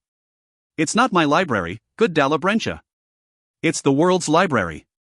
I am merely the steward of the knowledge contained herein, and humbled by the responsibilities the great sages put upon me. A steward, and an author of more than a few of the tomes, I note, Dalabrentia said. And truly we are all better off for your stewardship, brother Bonadus. In these troubled times, to find a place where great minds might congregate is comforting, even if not overly productive on this particular occasion. But we are dealing with unknowns here, and I am confident that as the unraveling of the weave, if that is what it is understood, you will have many more important works to add to your collection.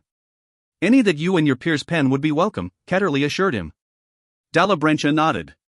Our scribes will replicate every word spoken here today for spirit soaring, that in times to come when such a trouble as this visits Faelorehn again, Timora forfend, our wisdom will help the worried wizards and priests of the future. They held their handshake throughout the conversation, each feeding off the strength of the other, for both Catterley, so wise, the chosen of Denier, and Dalabrentia, an established mage even back in the time of trouble some 2 decades before, suspected that what they'd all experienced of late was no temporary thing, that it might lead to the end of Toril as they knew it, to turmoil beyond anything they could imagine. I will read the words of Dalabrentia with great interest, Catterley assured the man as they finally broke off their handshake, and Dalabrentia moved out into the night to join his 3 companions. They were a somber group as their wagon rolled slowly down Spirit Soaring's long cobblestone entry road, but not nearly as much so as when they had first arrived. Though they had found nothing solid to help them solve the troubling puzzle that lay before them, it was hard to leave Spirit Soaring without some measure of hope. Truly the library had become as magnificent in content as it was in construction, with thousands of parchments and tomes donated from cities as far away as Waterdeep and Luskan, Silverymoon, and even from Great Kalimport, far to the south. The place carried an aura of lightness and hope, a measure of greatness and promise, as surely as any other structure in all the lands. Dalabrentia had climbed into the wagon beside old Resmilitu, while Wannabrick rode the jockey box with Pearson Bluth, who drove the 2 ponies. We will find our answers, Dalabrentia said, mostly to the fuming Wannabrick, but for the sake of all 3. Hooves clacking and wheels bouncing across the cobblestones were the only sounds that accompanied them down the lane. They reached the packed dirt of the long road that would lead them out of the snowflakes to Cara Dune. The night grew darker as they moved under the thick canopy of overhanging tree limbs. The woods around them remained nearly silent, strangely so, they would have thought, had they bothered to notice, save for the occasional rustle of the wind through the leaves. The lights of Spirit Soaring receded behind them, soon lost to the darkness. Bring up a flame, Resmilita bade the others. A light will train enemies upon us, Wannabrick replied. We are 4 mighty wizards, young one. What enemy shall we fear this dark and chilly night? Not so chilly, eh? Pearson Bluth said, and glanced over his shoulder. Though the driver's statement was accurate, he and the other 2 noted with surprise that Resmilita hugged his arms around his chest and shivered mightily. Pop a light, then, Dalabrentia bade Wannabrick. The younger wizard closed his eyes and waggled his fingers through a quick cantrip, conjuring a magical light atop his oaken staff. It flared to life, and Resmilita nodded, though it shed no heat. Dalabrentia moved to collect a blanket from the bags in the wagon bed. Then it was dark again. "Ah, Mistra, you tease," said Pearson Bluth, as Wannabrick offered stronger curses to the failure. A moment later, Pearson's good nature turned to alarm. The darkness grew more intense than the night around them, as if Wannabrick's Dwemer had not only failed, but had transformed somehow into an opposing spell of darkness. The man pulled the team to a stop. He couldn't see the ponies, and couldn't even see Wannabrick sitting beside him. He had no way of knowing if they, too, were engulfed in the pitch blackness. "Damn this madness!" Wannabrick cried. "Oh, but you've erased the stars themselves," said Dalabrancha in as light-hearted a tone as he could manage, confirming that the back of the wagon, too, had fallen victim to the apparent reversal of the Dwemer. Resmilita cried out then through chattering teeth, "So chill." And before the others could react to his call, they felt it too, a sudden, unnatural coldness, profound into the bone. "What?" Pearson Bluth blurted, for he knew as the others knew that the chill was no natural phenomenon, and he felt as the others felt a malevolence in that coldness, a sense of death itself. Resmilita was the first to scream out in pain as some unseen creature came over the side of the wagon, its raking hands clawing at the old mage. "Light! Light!" cried Dalabrancha. Pearson Bluth moved to heed that call, but the ponies began to buck and kick and whinny terribly. The poor driver couldn't hold the frantic animals in check. Beside him, Wannabrick waved his arms, daring to dive into the suddenly unpredictable realm of magic for an even greater enchantment. He brought forth a bright light, but it lasted only a heartbeat enough to reveal the hunched and shadowy form assailing Resmilitu. The thing was short and squat, a misshapen torso of black flesh and wide shoulders, with a head that looked more like a lump without a neck. Its legs were no more than flaps of skin tucked under it, but its arms were long and sinewy, with long-fingered, clawing hands. As Resmilita rolled away, the creature followed by propelling itself with those front limbs, like a legless man dragging himself. "Be gone!" cried Dalabrancha, brandishing a thin wand of burnished wood tipped in metal. He sent forth its sparkling bolts of pure energy just as Wannabrick's magical light winked out. The creature wailed in pain, but so too did poor Resmilitu, and the others heard the tearing of the old wizard's robes. "Be gone!" Dalabrancha cried again, the trigger phrase for his wand, and they heard the release of the missiles even though they couldn't see any flash in the magical darkness. "More light!" Dalabrancha cried. Resmilita cried out again, and so did the creature, though it sounded more like a shriek of murderous pleasure than of pain. Wannabrick threw himself over the seat atop the fleshy beast and began thrashing and pounding away with his staff to try to dislodge it from poor Resmilitu. The monster was not so strong, and the wizard managed to pry one arm free, but then Pearson Bluth screamed out from in front, and the wagon lurched to the side. It rolled out of the magical darkness at that moment, and the light atop Wannabrick's oaken staff brightened the air around them. But the wizards took little solace in that, for the terrified team dragged the wagon right off the road, to go bouncing down a steep embankment. They all tried to hold on, but the front wheels turned sharply and dug into a rut, lifting the wagon end over end. Wood splintered and the mages screamed. Loudest of all came the shriek of a mule as its legs shattered in the roll. Dalabrancha landed hard in some moss at the base of a tree, and he was certain he'd broken his arm. He fought through the pain, however, forcing himself to his knees. He glanced around quickly for his lost wand but found instead poor Resmilitu, the fleshy beast still atop him, tearing at his broken frame in a frenzy. Dalabrancha started for him, but fell back as a blast of lightning blazed from the other side, lifting the shadowy beast right off his old friend and throwing it far into the night. Dalabrancha looked to Wannabrick to nod his approval. But he never managed that nod. Looking at the man, the magically lit staff lying near him, Dalabrancha saw the shadowy beasts crawling in behind the younger mage, huddled, fleshy beasts coming on ravenously. To the side, Pearson Bluth stumbled into view, a beast upon his back, one of its arms wrapped around his neck, its other hand clawing at his face. Dalabrancha fell into his spellcasting and brought forth a fiery pea, thinking to hurl it past Wannabrick, far enough so its explosion would catch the approaching horde but not engulf his friend. But the collapsing weave deceived the old mage. The pea had barely left his hand when it exploded. Waves of intense heat assailed Dalabrancha and he fell back, clutching at his seared eyes. He rolled around wildly on the ground, trying to extinguish the flames, too far lost to agony to even hear the cries of his friends, and those of the fleshy beasts, likewise shrieking in burning pain. Somewhere in the back of his mind, old Dalabrancha could only hope that his fireball had eliminated the monsters and had not killed his companions. His hopes for the former were dashed a heartbeat later when a clawed hand came down hard against the side of his neck, the force of the blow driving a dirty talon through his skin. Hooked like a fish, blinded and burned by his own fire and battered from the fall, Dalabrancha could do little to resist as the shadowy beast tugged at him. Asterisk. Had he remained at the door where he'd sent the wizards off more than an hour before, Catterley might have seen the sudden burst of fire far down the mountain trail, with one tall pine going up in flames like the fireworks the priest had often used to entertain his children in their younger days. But Catterley had gone back inside as soon as the four from Baldur's Gate had departed. Their inability to discover anything pertinent had spurred the priest to his meditation, to try again to commune with Denir, the god who might, above all others in the pantheon, offer some clues to the source of the unpredictable and troubling events. He sat in a small room lit only by a pair of tall candles, one to either side of the blanket he had spread on the floor. He sat cross-legged on that blanket, hands on his knees, palms facing up. For a long while, he focused only on his breathing, making his inhalations and exhalations the same length, using the count to clear his mind of all worry and trials. He was alone in his cadence, moving away from the prime material plane and into the realm of pure thought, the realm of Denir. He'd done the same many times since the advent of the Troubles, but never to great effect. Once or twice, he thought he had reached Denir, but the god had flitted out of his thoughts before any clear pictures might emerge. This time, though, Catterley felt Denir's presence keenly. He pressed on, letting himself fall far from consciousness. He saw the starscape all around him, as if he floated among the heavens, and he saw the image of Denir, the old scribe, sitting in the night sky, long scroll spread before him, chanting, though Catterley could not at first make out the words. The priest willed himself toward his god, knowing that good fortune was on his side, that he had entered that particular region of concentration and reason in conjunction with the Lord of all glyphs and images. He heard the chant. Numbers. Denir was working the metatext, the binding logic of the multiverse. Gradually, Catterley began to discern the slightly glowing strands forming a net in the sky above him and Denir, the blanket of magic that gave enchantment to Toriel. The weave.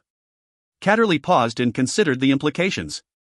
Was it possible that the metatext and the weave were connected in ways more than philosophical? And if that were true, since the weave was obviously flawed and failing, could not the metatext also be flawed? No, that could not be, he told himself, and he moved his focus back to Denir. Denir was numbering the strands, Catterley realized, was giving them order and recording the patterns on his scroll. Was he somehow trying to infuse the failing weave with the perfect logic and consistency of the metatext? The thought thrilled the priest. Would his god, above all others, be the one to repair the rents in the fabric of magic?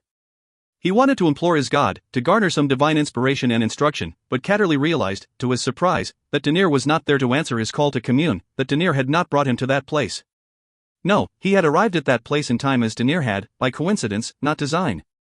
He drifted closer, close enough to look over Denir's shoulder as the god sat there, suspended in emptiness, recording his observations. The parchment held patterns of numbers, Catterley noted, like a great puzzle.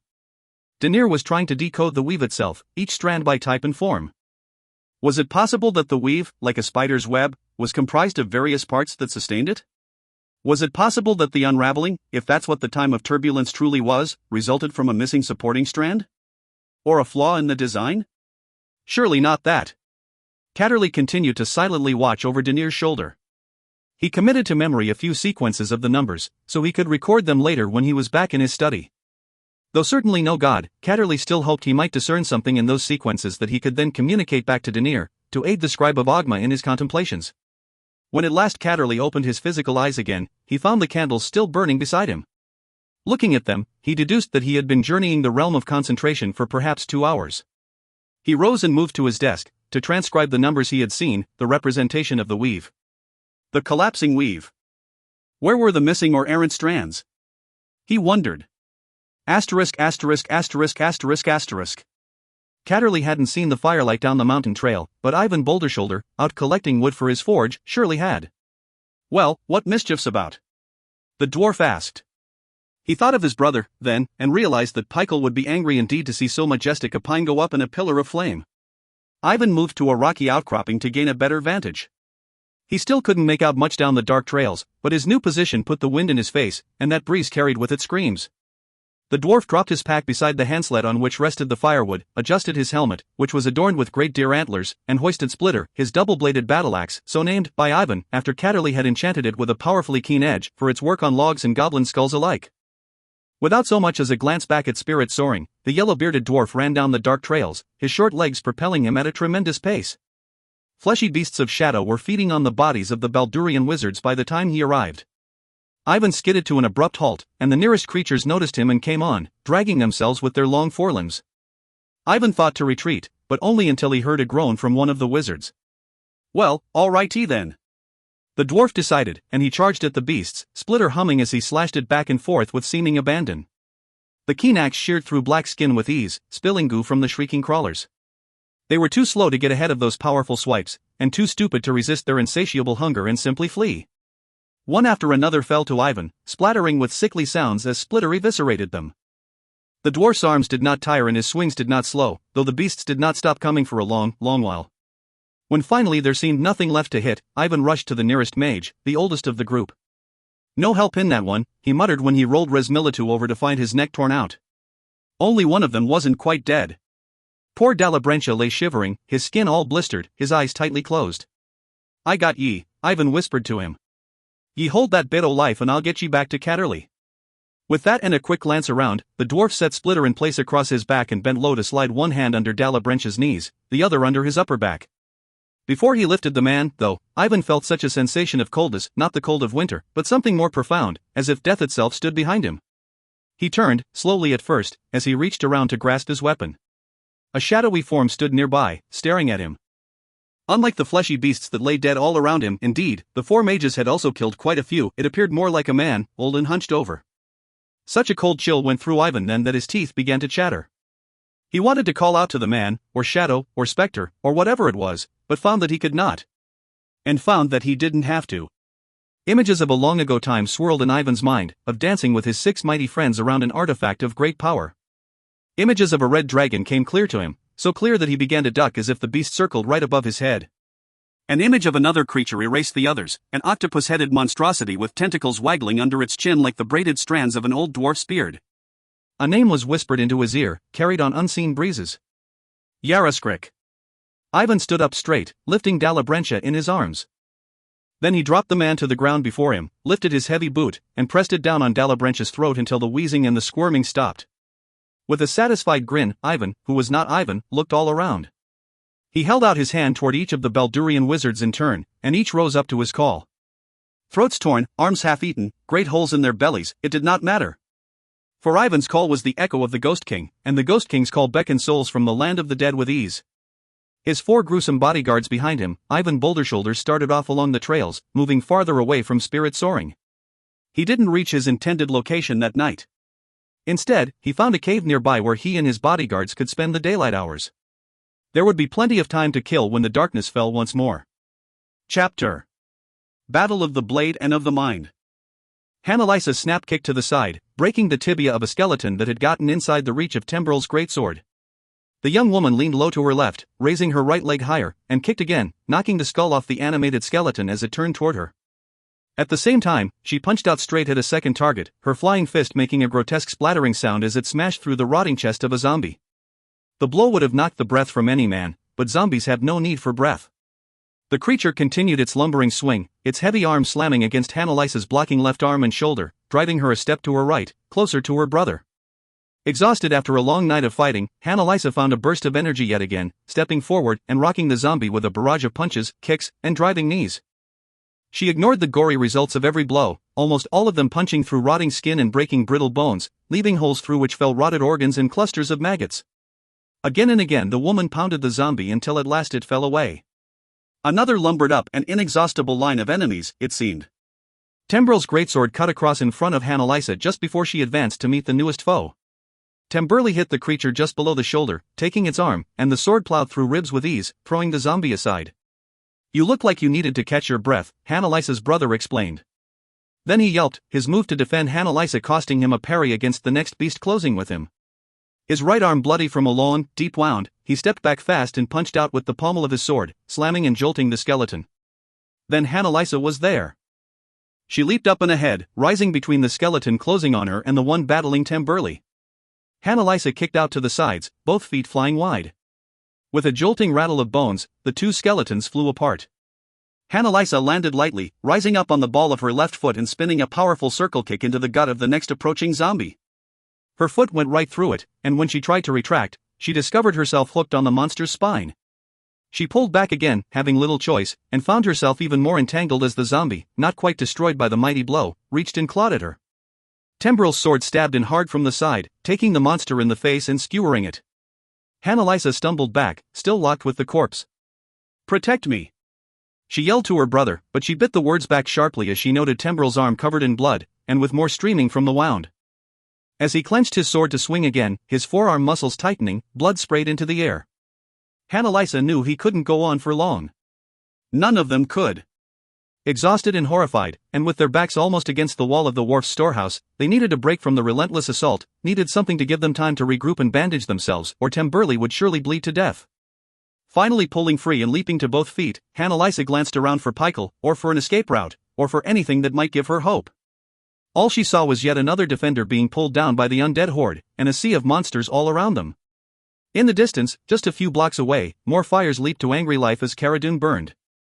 With a sigh of regret, a grunt of determination, and a sniffle to hold back her tears, the young woman went back into the fray ferociously, pounding the monster nearest her and the one battling Temburley with blow after blow.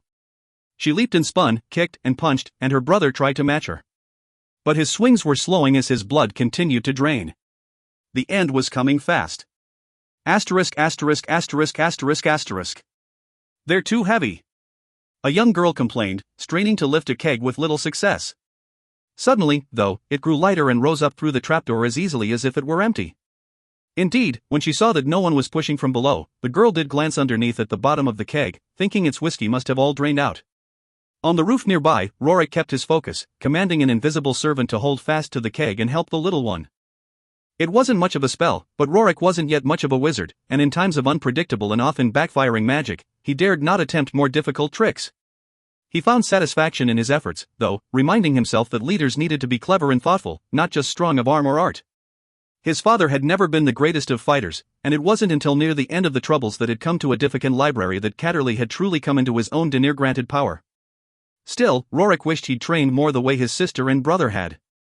Leaning heavily on a walking stick, his ankle swollen and pus oozing from the dirty wound, he was reminded with every pained step that he really wasn't much of a warrior. I'm not much of a wizard, either, he thought, and he winced as his unseen servant dissipated. The girl, overbalanced with the keg, tumbled down. The side of the container broke open and whiskey spilled over the corner of the storehouse roof. What now, then? A sailor asked, and it took Rorik a moment to realize that the man, far older and more seasoned than he, was speaking to him, was looking to him for direction. Be a leader, Rorik mumbled under his breath, and he pointed toward the front of the storehouse, to the edge of the low roof, where below the battle was on in full. Asterisk. Do dad! Came a familiar cry from far to Annalisa's right, much beyond Temburley. She started to glance that way, but saw movement up above and fell back, startled. Out over the heads of the defenders came the whiskey kegs, by the dozen. They sailed out and crashed down, some atop zombies and other wretched creatures, others smashing hard on the cobblestones. What in the? More than one surprised defender cried out, Temburley included. Do dad! Came the emphatic answer. All the defenders looked that way to see Pikel charging at them. His right arm was stretched out to the side, shillelagh pointed at the horde. The club threw sparks, and at first the bright light alone kept the undead back from Pikel, clearing the way as he continued his run. But more importantly, those sparks sizzled out to the spilled alcohol, and nothing burned brighter than Cara Dune whiskey. The dwarf ran on, the enchanted cudgel spitting its flares, and flames roared up in response. Despite her pain, despite her fear for her brothers, Annalisa couldn't help but giggle as the dwarf passed, his stumpy arm flapping like the wing of a wounded duck. He was not running, Annalisa saw, he was skipping. An image of a 5-year-old Rorik skipping around her mother's garden outside, spirit soaring, sparkler in hand, flashed in Annalisa's mind, and a sudden contentment washed over her, as if she was certain that Uncle Pikel would make everything all right. She shook the notion away quickly, though, and finished off a nearby monster that was caught on their side of the firewall. Then she ran to Temburley, who was already calling out to organize the retreat. Annalisa reached into her pouch and pulled forth some clean cloth, quickly tying off Temburley's torn arm. And not a moment too soon. Her brother nodded appreciatively, then swooned. Annalisa caught him and called for help, directing a woman to retrieve Temburley's greatsword, for she knew, they all knew, he would surely need it again, and very soon. Into the storehouse they went, a line of weary and battered defenders, battered emotionally as much as physically, perhaps even more so, for they knew to a man and woman that their beloved Cara Dune was unlikely to survive the surprise onslaught. Asterisk.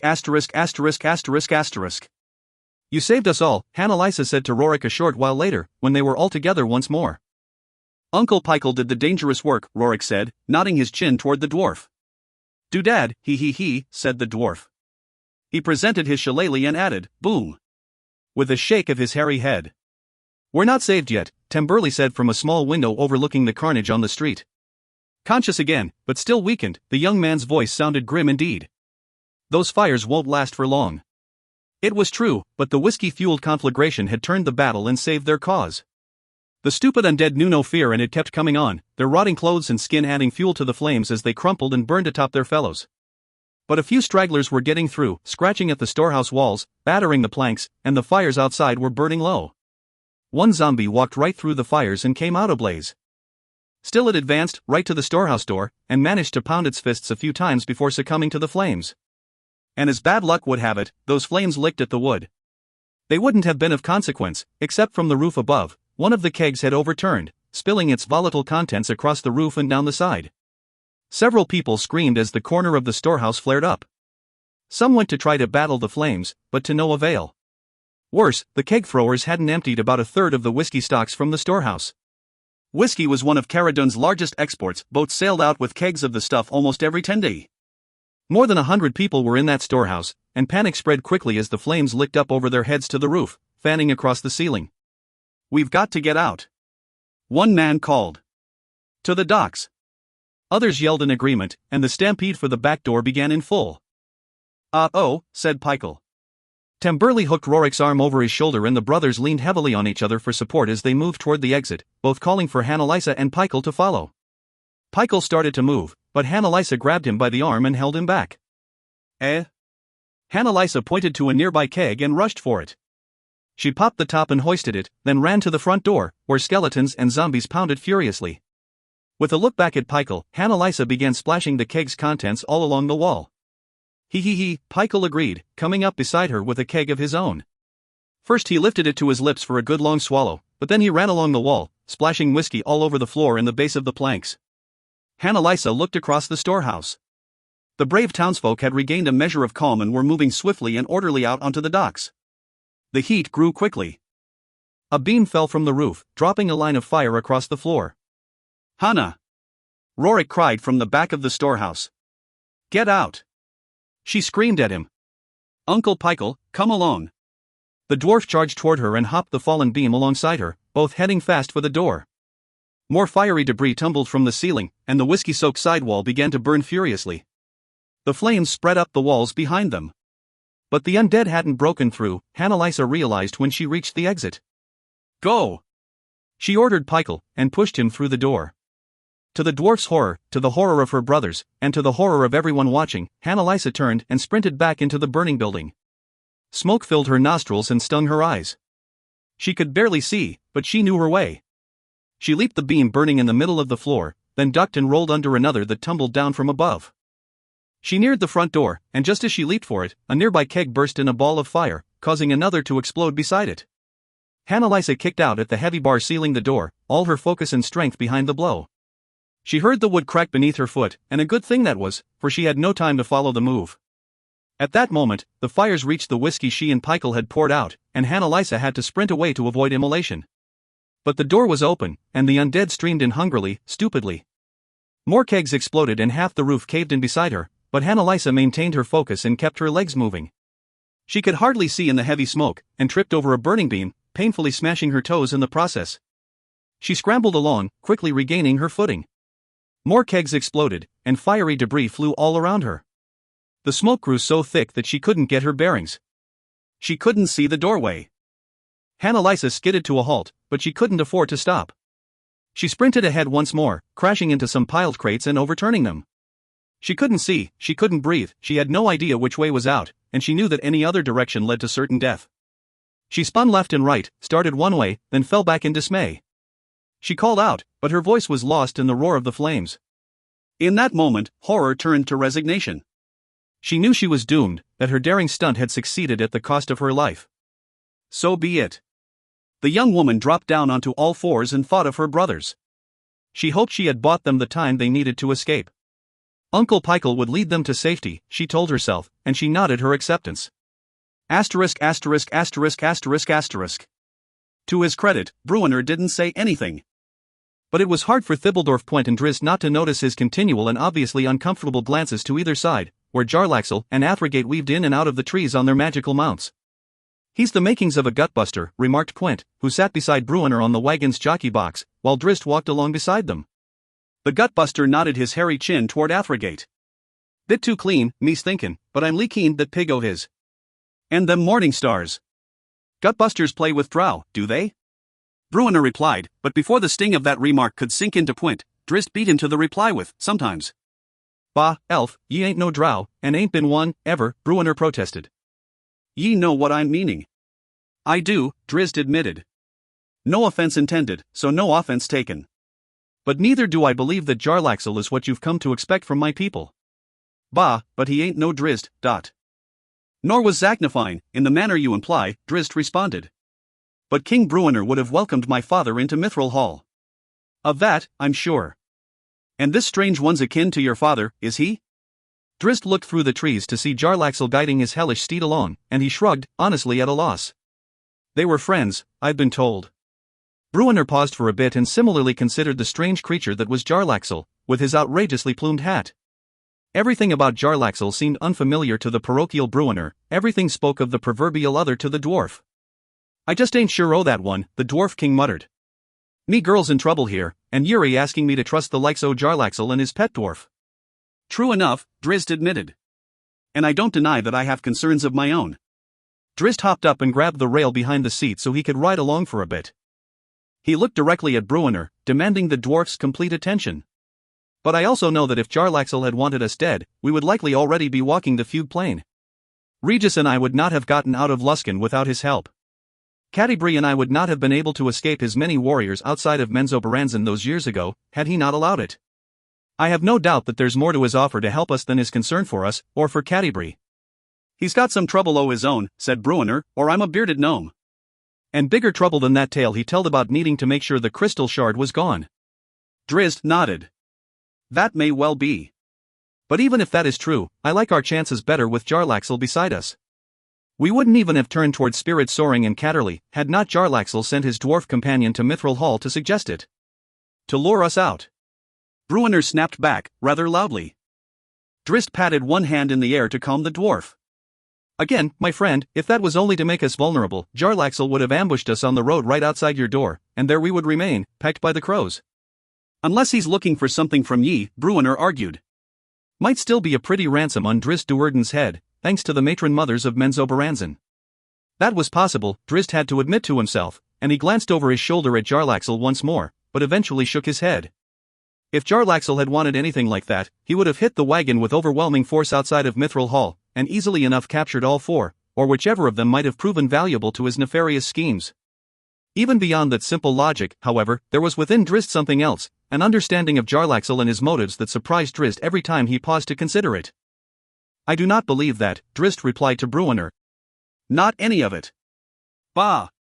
Bruenor snorted, hardly seeming convinced, and he snapped the reins to coax the team along more swiftly, though they had already put more than 50 miles behind them that day, with half a day's riding yet before them.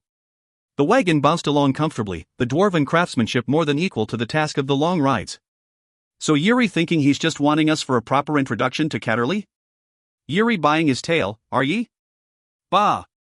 It was hard to find a proper response to one of Bruenor's boss, let alone two. But before Drizzt could even try, a scream from the back of the wagon ended the discussion. The three turned to see Catti-brie floating in the air, her eyes rolled back to show only white. She hadn't risen high enough to escape the tailgate of the wagon, and was being towed along in her weightless state. One of her arms rose to the side, floating in the air as if in water, as they had seen before during her fits, but her other arm was forward, her hand turned and grasping as if she were presenting a sword before her. Bruenor pulled hard on the reins and flipped them to point, heading over the back of the seat before the gutbuster even caught them. Drizzt beat the dwarf to the wagon bed, the agile drow leaping over the side in a rush to grab Catti-brie's left arm before she slipped over the back of the rail. The drow raised his other hand toward Bruenor to stop him, and stared intently at Catti-brie as she played out what she saw in her mind's eye. Her eyes rolled back to show their deep blue once more. Her right arm twitched, and she winced. Her focus seemed to be straight ahead, though given her distant stare, it was hard to be certain. Her extended hand slowly turned, as if her imaginary sword was being forced into a downward angle. Then it popped back up a bit, as if someone or something had slid off the end of the blade. Catti-brie's breath came in short gasps. A single tear rolled down one cheek, and she quietly mouthed, "I killed her." "What's she about, then?" Bruenor asked. Drizzt held his hand up to silence the dwarf, letting it play out. Catti-brie's chin tipped down, as if she were looking at the ground, then lifted again as she raised her imaginary sword. "Surin, she's looking at the blood," Bruenor whispered. He heard Jarlaxle's mount galloping to the side, and Athregate's as well, but he didn't take his eyes off his beloved daughter. Catti sniffled hard and tried to catch her breath as more tears streamed down her face. Is she looking into the future, or the past? Jarlaxle asked. Drizzt shook his head, uncertain, but in truth, he was pretty sure he recognized the scene playing out before him. But she's floated up and almost o'er the aft. I ain't for sayin', but that one's daft, said Athrogate. Bruenor did turn to the side then, throwing a hateful look at the dwarf. Beggin' your pardon, good King Bruenor, Athrogate apologized. But that's what I'm thinking. Catti began to sob and shake violently. Drizzt had seen enough. He pulled the woman close, hugging her and whispering into her ear. And the world darkened for the drow. For just an instant, he saw Cattibri's victim, a woman wearing the robes of the host tower of the arcane, a mage named Sydney, he knew then without doubt the incident his beloved had just replayed. Before he could fully understand that he saw the body of the first real kill Catti had ever known, the first time she had felt her victim's blood splash on her own skin, the image faded from his mind and he moved deeper, as if through the realm of death and into. Drizzt did not know. He glanced around in alarm, looking not at the wagon and Bruenor, but at a strange plain of dim light and dark shadows, and dark gray, almost black fog wafting on unfelt breezes. They came at him there, in that other place, dark, fleshy beasts like legless, misshapen trolls, pulling themselves along with gangly, sinewy arms, snarling through long, pointed teeth. Drizzt turned fast to put his back to Catti and went for his scimitars as the first of the beasts reached out to claw at him. Even the glow of twinkle seemed dark to his eyes as he brought the blade slashing down. But it did its work, taking the thing's arm at the elbow. Drizzt slipped forward behind the cut, driving icing death into the torso of the wretched creature. He came back fast the other way and spun around. To his horror, Catti was not there. He sprinted out, bumping hard into someone, then tripped and went rolling forward. Or he tried to roll, but discovered that the ground was several feet lower than he'd anticipated, and he landed hard on his lower back and rump, rattling his teeth. Drizzt stabbed and slashed furiously as the dark beast swarmed over him. He managed to get his feet under him and came up with a high leap, simply trying to avoid the many slashing clawed hands. He landed in a flurry and a fury, blades rolling over each other with powerful and devastating strokes and stabs, and wild slashes that sent the beasts falling away with terrible shrieks and screeches, 3 at a time. Catti! He cried, for he could not see her, and he knew that they had taken her. He tried to go forward, but heard a call from his right, and just as he spun, something hit him hard, as if one of the beasts had leaped up and slammed him with incredible force. He lost his scimitar as he flew backward a dozen feet and more, and came down hard against some solid object, a tree perhaps, where he found himself stuck fast, completely stuck, as if the fleshy beast or whatever it was that had hit him had just turned to goo as it had engulfed him. He could move only one hand and couldn't see, could hardly breathe. Drizzt tried to struggle free, thinking of Catti, and he knew the fleshy black beasts were closing in on him. Chapter. A time for heroes. A light appeared, a bright beacon cutting through the smoke, beckoning her. Hannah felt its inviting warmth, so different from the bite of the fire's heat. It called to her, almost as if it were enchanted. When she at last burst out the door, past the thick smoke, rolling out onto the wharves, Hannah was not surprised to see a grinning Uncle Pykel standing there, holding aloft his brilliantly glowing shillelagh. She tried to thank him, but coughed and gagged on the smoke. Nearly overcome, she managed to reach Pykel and wrap him in a great hug, her brothers coming in to flank her, patting her back to help her dislodge the persistent smoke. After a long while, Hannah finally managed to stop coughing and stand straight. Pykel quickly ushered them all away from the storehouse, as more explosions racked it, kegs of Caradon whiskey still left to explode. Why did you go in there? Rorik scolded her once the immediate danger was past. That was foolish. Tut tut, Pykel said to him, waggling a finger in the air to silence him. A portion of the roof caved in with a great roar, taking down part of the wall with it. Through the hole, the four saw the continuing onslaught of the undead, the unthinking monsters willingly walking in the door after Hannah had opened it. They were fast falling, consumed by the flames. She invited them in, Temburley said to his little brother. Hannah bought us the time we'll need. What are they doing? Hannah asked, looking past her brothers toward the wharves, her question punctuated by coughs. The question was more of surprise than to elicit a response, for the answer was obvious. People swarmed aboard the 2 small fishing vessels docked nearby. They mean to ferry us across the lake to the north, to Byernadine, Temburley explained, referring to the lakeside hamlet nearest to Caradon. We haven't the time, Hannah replied. We haven't a choice, Temburley said. They have good crews here. They'll get more boats in fast. Shouting erupted on the docks. It escalated into pushing and fighting as desperate townsfolk scrambled to get aboard the first 2 boats. Sailors only. A man shouted above the rest, for the plan had been to fill those 2 boats with experienced fishermen, who could then retrieve the rest of the fleet. But the operation wasn't going as planned. Cast her off. Many people aboard one of the boats shouted, while others still tried to jump on board. Too many, Annalisa whispered to her companions, for indeed the small fishing vessel, barely 20 feet long, had not near the capacity to carry the throng that had packed aboard her. Still, they threw out the lines and pushed her away from the wharf. Several people went into the water as she drifted off, swimming hard to catch her and clinging desperately to her rail, which was barely above the cold waters of Impressed Lake. The second boat went out as well, not quite as laden, and the square sails soon opened as they drifted out from shore. So packed was the first boat that the crewmen aboard couldn't even reach the rigging, let alone raise sail. Listing badly, weaving erratically, her movements made all on shore gasp and whisper nervously, while the shouting and arguing on the boat only increased in desperation. Already, many were shaking their heads in dismay and expecting catastrophe when the situation fast deteriorated. The people in the water suddenly began to scream and thrash about. Skeletal fish knifed up to stab hard into them like thrown knives. The fishing boat rocked as the many hangers-on let go, and people shrieked as the waters churned and turned red with blood. Then came the undead sailors, rising up to some unseen command. Bony hands gripped the rails of both low-riding ships, and people aboard and on shore cried out in horror as the skeletons of long-dead fishermen began to pull themselves up from the dark waters. The panic on the first boat sent several people splashing overboard. The boat rocked and veered with the shifting weight, turning uncontrollably and disastrously. Similarly panicked, the sailors on the second boat couldn't react quickly enough as the first boat turned toward her. They crashed together with the crackle of splintering wood and the screams of scores of townsfolk realizing their doom. Many went into the water, and as the skeletons scrambled aboard, many others had no choice but to leap into Impressed Lake and try to swim to shore. Long had men plied the waters of Impressed Lake. Its depths had known 1,000 turns of the circle of life. Her deep bed churned with the rising dead, and her waters roiled as more skeletal fish swarmed the splashing Carradine. And those on the wharves, Annalisa, her bothers, and Uncle Pikel as well, could only watch in horror, for not one of the 80-some people who had boarded those two boats made it back to shore alive. Now what? Rorik cried, his face streaked with tears, his words escaping through such profound gasps that he could hardly get them out. Indeed, everyone on the wharf shared that horrible question. Then the storehouse collapsed with a great fiery roar.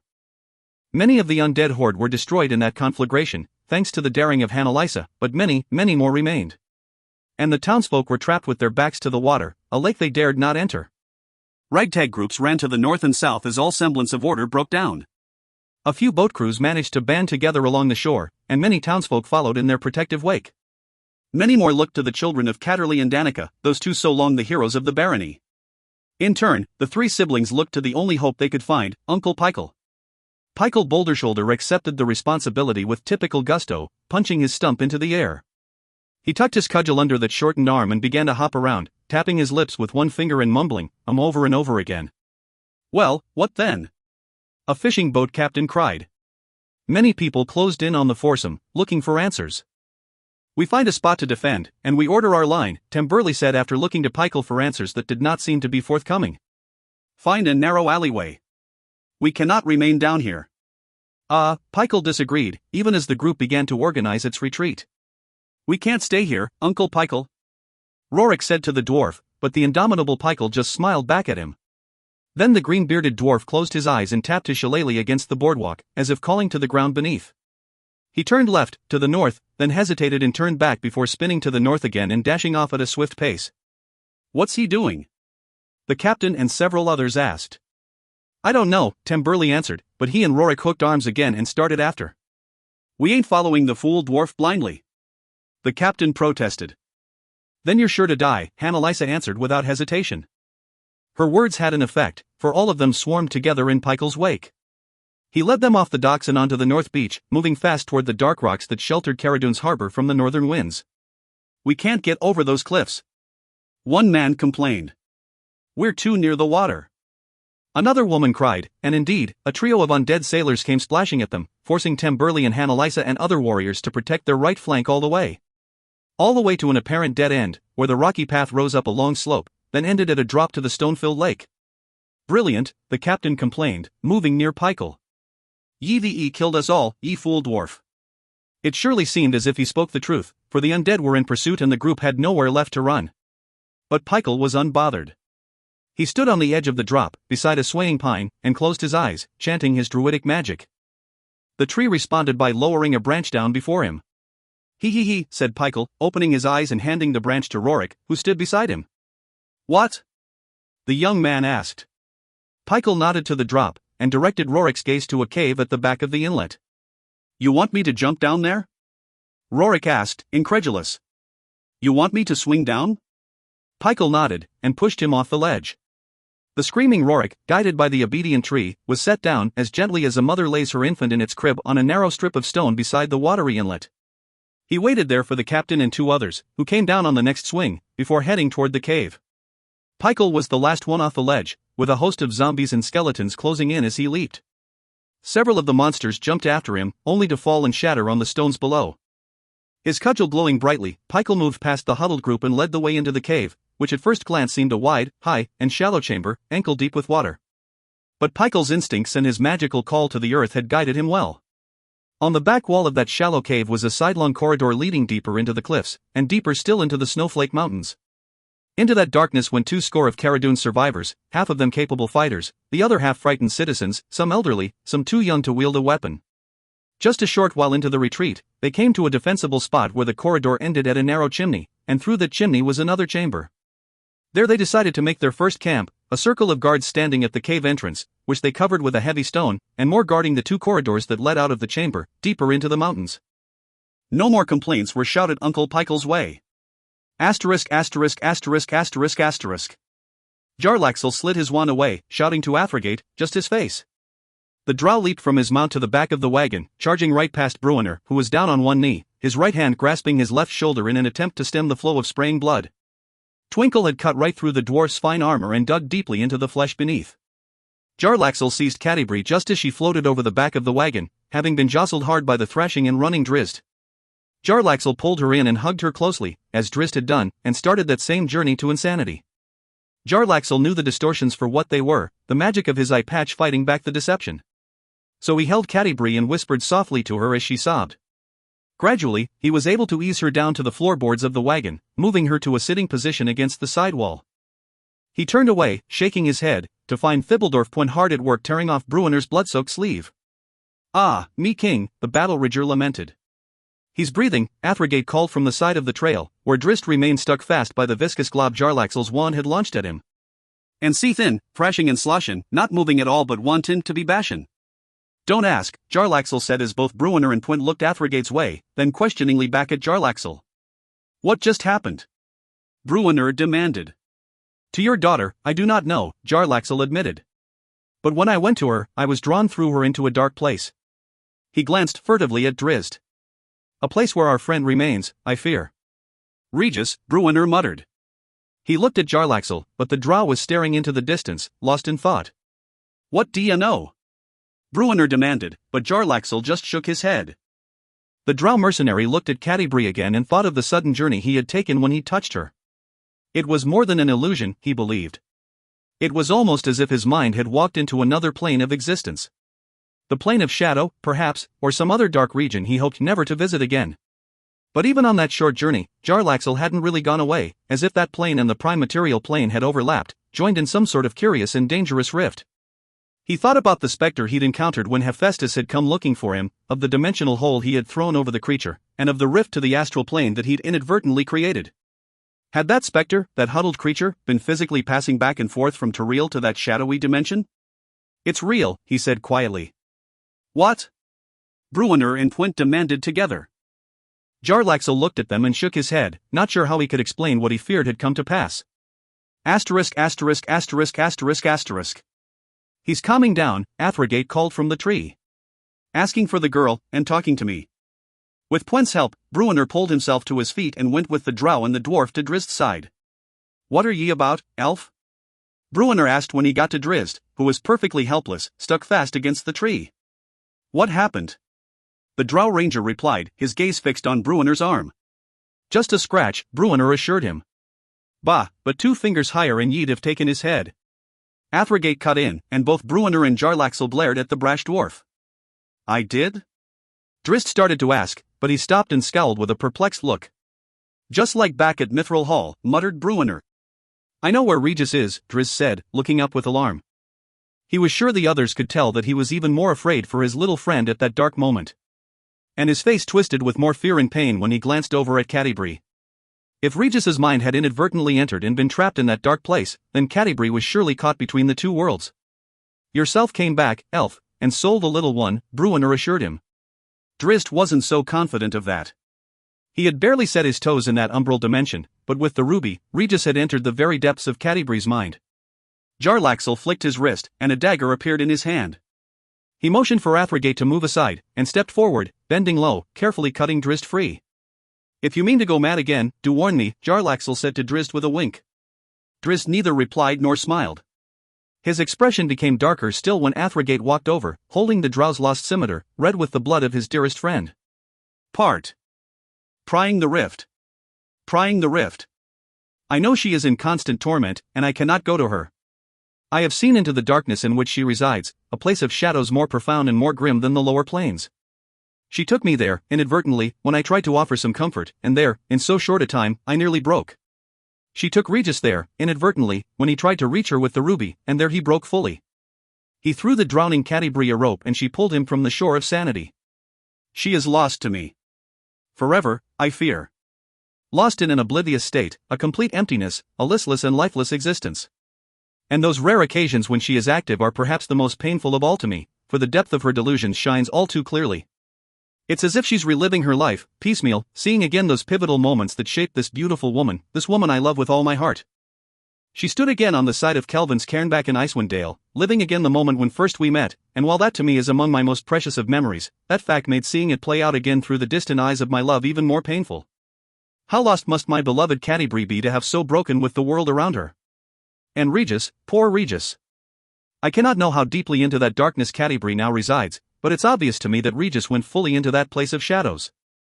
I can attest to the convincing nature of his delusions, as can Bruenor, whose shoulder now carries the scar of my blade as I fought off imaginary monsters. Or were they imaginary? I cannot begin to know. But that is a moot point to Regis, for to him they are surely real, and they're all around him, ever clawing at him, wounding him and terrifying him relentlessly. We four, Bruenor, Catti-brie, Regis, and I, are representative of the world around us, I fear. The fall of Luskan, Captain Dudermont's folly, the advent of Abood, all of it were but the precursors. For now we have the collapse of that which we once believed eternal, the unraveling of Mistress Weave. The enormity of that catastrophe is easy to see on the face of the always calm Lady Illustrial. The potential results of it are reflected in the insanity of Regis, the emptiness of Catti-brie, the near loss of my own sanity, and the scar carried by King Bruenor. More than the wizards of Faelorehn will feel the weight of this dramatic change. How will diseases be quelled if the gods do not hear the desperate pleas of their priests?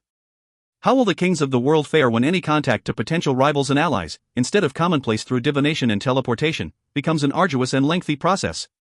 How weakened will be the armies, the caravans, the small towns, without the potent power of magic users among their ranks? And what gains will the more base races, like goblins and orcs, make in the face of such sudden magical weakness? What druids will tend the fields? What magic will bolster and secure the exotic structures of the world?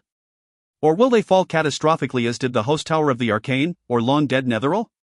Not so long ago, I had a conversation with Nanfudel the gnome in Mithril Hall.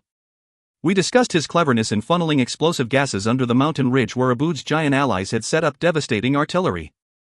Quite an engineering feat by the gnome and his crew of dwarves, and one that blew the mountain ridge apart more fully than even a fireball from Elminster could have done. Nanfudel is much more a follower of Gond, the god of inventions, than he is a practitioner of the art. I asked him about that, inquiring as to why he tinkered so when so much of what he might do could be accomplished more quickly by simply touching the weave. I never got an answer, of course, as that is not Nanfudel's wont. Instead, he launched into a philosophical discussion of the false comfort we take in our dependence on, and expectation of, that which is. Never has his point been more clear to me than it is now, as I see that which is collapsing around us all. Do the farmers around the larger cities of Faerorehn, around Waterdeep and Silvery Moon, know how to manage their produce without the magical aid of the druids? Without such magical help, will they be able to meet the demands of the large populations in those cities?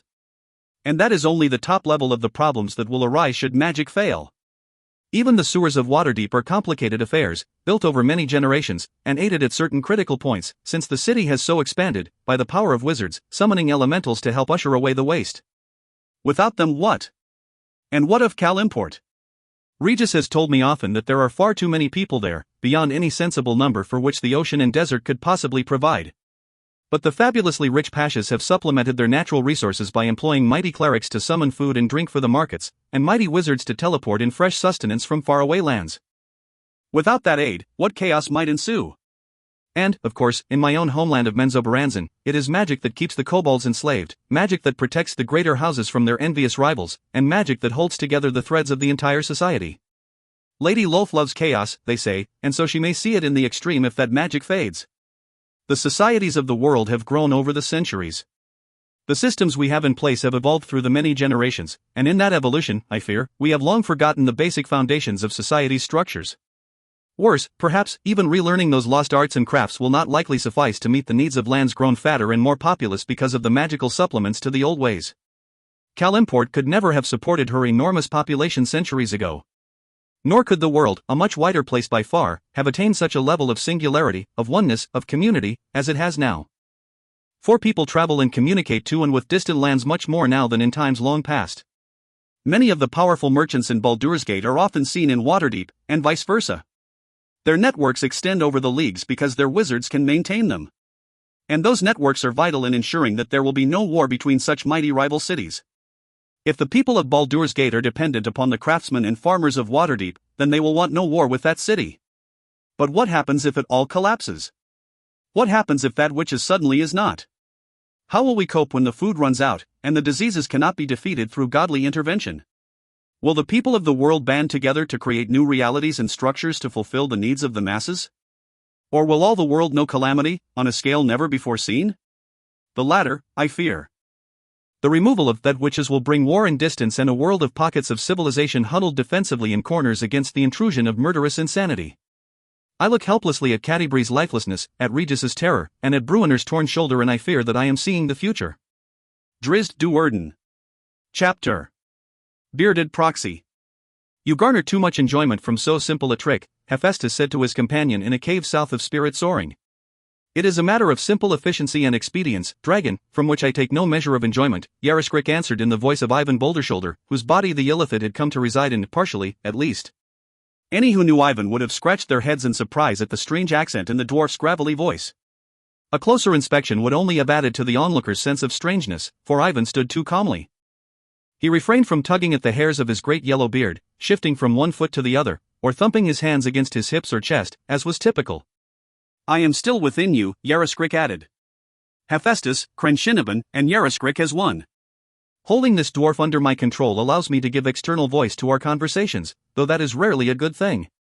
While you are reading my every thought, the dragon replied, no small amount of sarcasm in his tone, you have externalized a portion of your consciousness to shield your own thoughts from me. The dwarf bowed. You do not deny it? Hephaestus asked. I am in your consciousness, dragon. You know what I know. Any question you ask of me is rendered rhetorical. But we are no longer fully joined, Hephaestus protested, and the dwarf chuckled. The dragon's confusion was apparent. Are you not wise enough to segment your thoughts into small compartments, some within and some, in the guise of that ugly little dwarf, without? The Yarriskrik in Ivan's body bowed again. You flatter me, great Hephaestus. Trust that we are inexorably joined. I could no more hurt you than harm myself, for to do to one is truly to do to the other. You know this is true. Then why did you reach out to the dwarf, this proxy host? Because for you, particularly, who have never known such mental intimacy, the Illithid answered, it can become confusing as to where one voice stops and the other begins. We might find ourselves battling for control of the body we both inhabit, working each other to exhaustion over the simplest of movements. It is better this way. So you say. Look within yourself, Hephaestus. The Dracolich did exactly that, and for a long while did not reply. Finally, he looked the dwarf straight in the eye and said, it is a good thing, but... Yarriskrik bowed again. He glanced to the side of the chamber, past the 4 animated corpses of the Baldurian wizards, to the pair of huddled creatures in the deeper shadows. As Crenshinniban has externalized parts of itself, the Illithid said in the dwarf's voice. Fetchagrol stepped forward before Hephaestus could respond. We are Crenshinniban, the spectre said. Now we are apart in body, sundered by the magic of the falling weave, but we are one in thought. Hephaestus nodded his gigantic head, but Yarriskrik, who had felt a strange evolution over the last few days, disagreed. You are not, the Illithid argued. You are tentacles of the squid, but there is independence in your movements. We do as we are commanded, Fetchagrol protested, but it rang hollow to the Ghost King. The illithid was correct in his assessment. The 7 apparitions were gaining a small measure of independent thought once more, though neither feared that the Ghost King could be threatened by such an occurrence. "You are fine soldiers for the cause of Crenshinniban," said Yarriskrik. "Yet within the philosophy that guides you there is independence, as you have shown here in these mountains." The spectre let out a low groan. "We exist in 2 worlds," Yarriskrik explained. "And a third, because of Crenshinniban, because of the sacrifice of Fetchagrol and his 6 brethren. How easy it was for you, how easy it is for us all, to reach into the realm of death and bring forth mindless minions, and so Fetchagrol did." "Caradin is in chaos," the spectre's voice said, though the dark humanoid's face gave no indication that it spoke. "As the fleeing humans are killed, they join our ranks." Yarriskrik waved his hand to the side, to the 4 undead wizards he had lifted from their death, one even before the flames of a fireball had stopped crinkling its blackened skin. "And how easy it is," the illithid said, the even cadence of its voice thrown aside for the first time in the conversation. "With this power alone, we are mighty." "But we have more than this singular power," Hephaestus said. Fetchagrol's spectral companion floated forward, willed by the Ghost King. "The fodder of Shadowfell are ours for the calling," some said. "The gate is not thick. The door is not locked. The crawlers hunger for the flesh of Toriel. And as they kill, our ranks grow," Fetchagrol said. Yarriskrik nodded and closed his dwarf eyes, pondering the possibilities. This curious twist of circumstance, this fortuitous blending of magic, intellect, and brute power, of Crenshinniban, Yarriskrik, and Hephaestus, had created seemingly unlimited possibilities. But had it also created a common purpose? To conquer, or to destroy? To meditate, to contemplate, to explore? What fruit had the tree of fate served? To what end? Hephaestus's growl brought Yarriskrik from his contemplation, to see the dragon staring at him with suspicion. "Where we eventually wander is not the immediate concern," the dragon warned, his voice thick with pent-up rage. "I will have my revenge." Yarriskrik heard the dragon's internal dialogue quite clearly, flashing with images of Spirit Soaring, the home of the priest who had aided in the demise of all 3 of the joined spirits. On that place, the dragon focused its hatred and wrath. They had flown over the building the night before, and even then, Yarriskrik and Crenshinniban had to overrule the reflexive anger of Hephaestus. Had it not been for those 2 mediating internal voices, the dragon would have swooped down upon the place in an explosive fit of sheer malevolence. Yarriskrik did not openly disagree, and didn't even allow its mind to show any signal of contrary thought. "Straight away!" Hephaestus roared. "No," the illithid then dared argue. "Magic is unwinding, arcane at least, and in some cases divine, but it has not fully unwound. It is not lost to the world, but merely undependable. This place, Spirit Soaring, is filled with mighty priests and wizards. To underestimate the assemblage of power there is fraught with peril. In the time of our choosing, it will fall, and they will fall. But no sooner." Hephaestus growled again, long and low, but Yarriskrik feared no outburst from the beast, for he knew that Crenshinniban continually reinforced its reasoning within Hephaestus. The dragon wanted action, devastating and catastrophic, wanted to rain death upon all of those who had helped facilitate his downfall. Impulsive and explosive was Hephaestus's nature, was the way of dragonkind. But the way of the illithid required patience and careful consideration, and no sentient creature in the world was more patient than Crenshinniban, who had seen the span of millennia. They overruled Hephaestus and calmed the beast. Their promises of a smoldering ruin where Spirit Soaring stood were not without merit, intent, and honest expectation, and of course, Hephaestus knew that as surely as if the thought was his own. The Dracolich curled up with those fantasies. He, too, could be a creature of patience. To a point. Asterisk. "Hold that flank!" Rorik yelled to the men on the left-hand wall of the cave, scattered amidst a tumble of rocks. They stood in ankle-deep water and battled hard against a throng of skeletons and zombies. The center of the defensive line, bolstered by the 3 Bonadus children and Pykel, held strong against the attacking undead. The water was nearly knee-deep there, its drag affecting the advancing monsters more than the defenders. To the right, the contours and bends of the tunnel also favored the defenders. Before them, where the tunnel opened even wider, lay a deep pool. Skeletons and zombies alike that ventured there went completely underwater, and those that managed to claw back up were rained on by heavy clubs. That pool was the primary reason the defenders had chosen to make their stand there when at last the hordes had found them. Initially, it had seemed a prudent choice, but the relentlessness of their enemies was starting to make many, including Tem Burley and Hannelisa, think that maybe they should have chosen a more narrow choke point than a 30-foot expanse. "They won't hold," Rorik said to his siblings even as Hannelisa kicked the head off a skeleton and sent it flying far down the tunnel. Hannelisa didn't need clarification to know what he meant. Her gaze went immediately to the left, to the many rocks along that broken section of tunnel. They had believed those rocks to be an advantage, forcing the undead press of monsters to carve up their advancing line to get past the many obstacles. But since the monsters had engaged, those many scattered boulders were working against the defenders, who too often found themselves cut off from their allies. Annalisa slapped Temburley on the shoulder and splashed away to the side. She had barely gone 2 steps, though, before Rorik cried out in pain. She spun back as Rorik fell, lifting his already injured leg, blood streaming anew. Temburley reached for him, but a splash sent Temburley tumbling. A skeletal fish broke the water and smacked him hard in the face. All across the middle of the line, defenders began shifting and groaning as undead fish knifed through the water and found targets. "Retreat!" one man cried. "Run away!" "Nowhere to run!" shouted another. "Back down the tunnel!" The first screamed back and began splashing his way deeper into the cave with several others in his wake. The integrity of their center collapsed behind them. Rorik and Temburley regained their footing at the same time. Rorik waved his brother away. Temburley, blood running freely from his broken nose, turned back fast and hoisted his heavy greatsword. Annalisa glanced to the left flank just in time to see a man pulled down under a dozen rotting hands.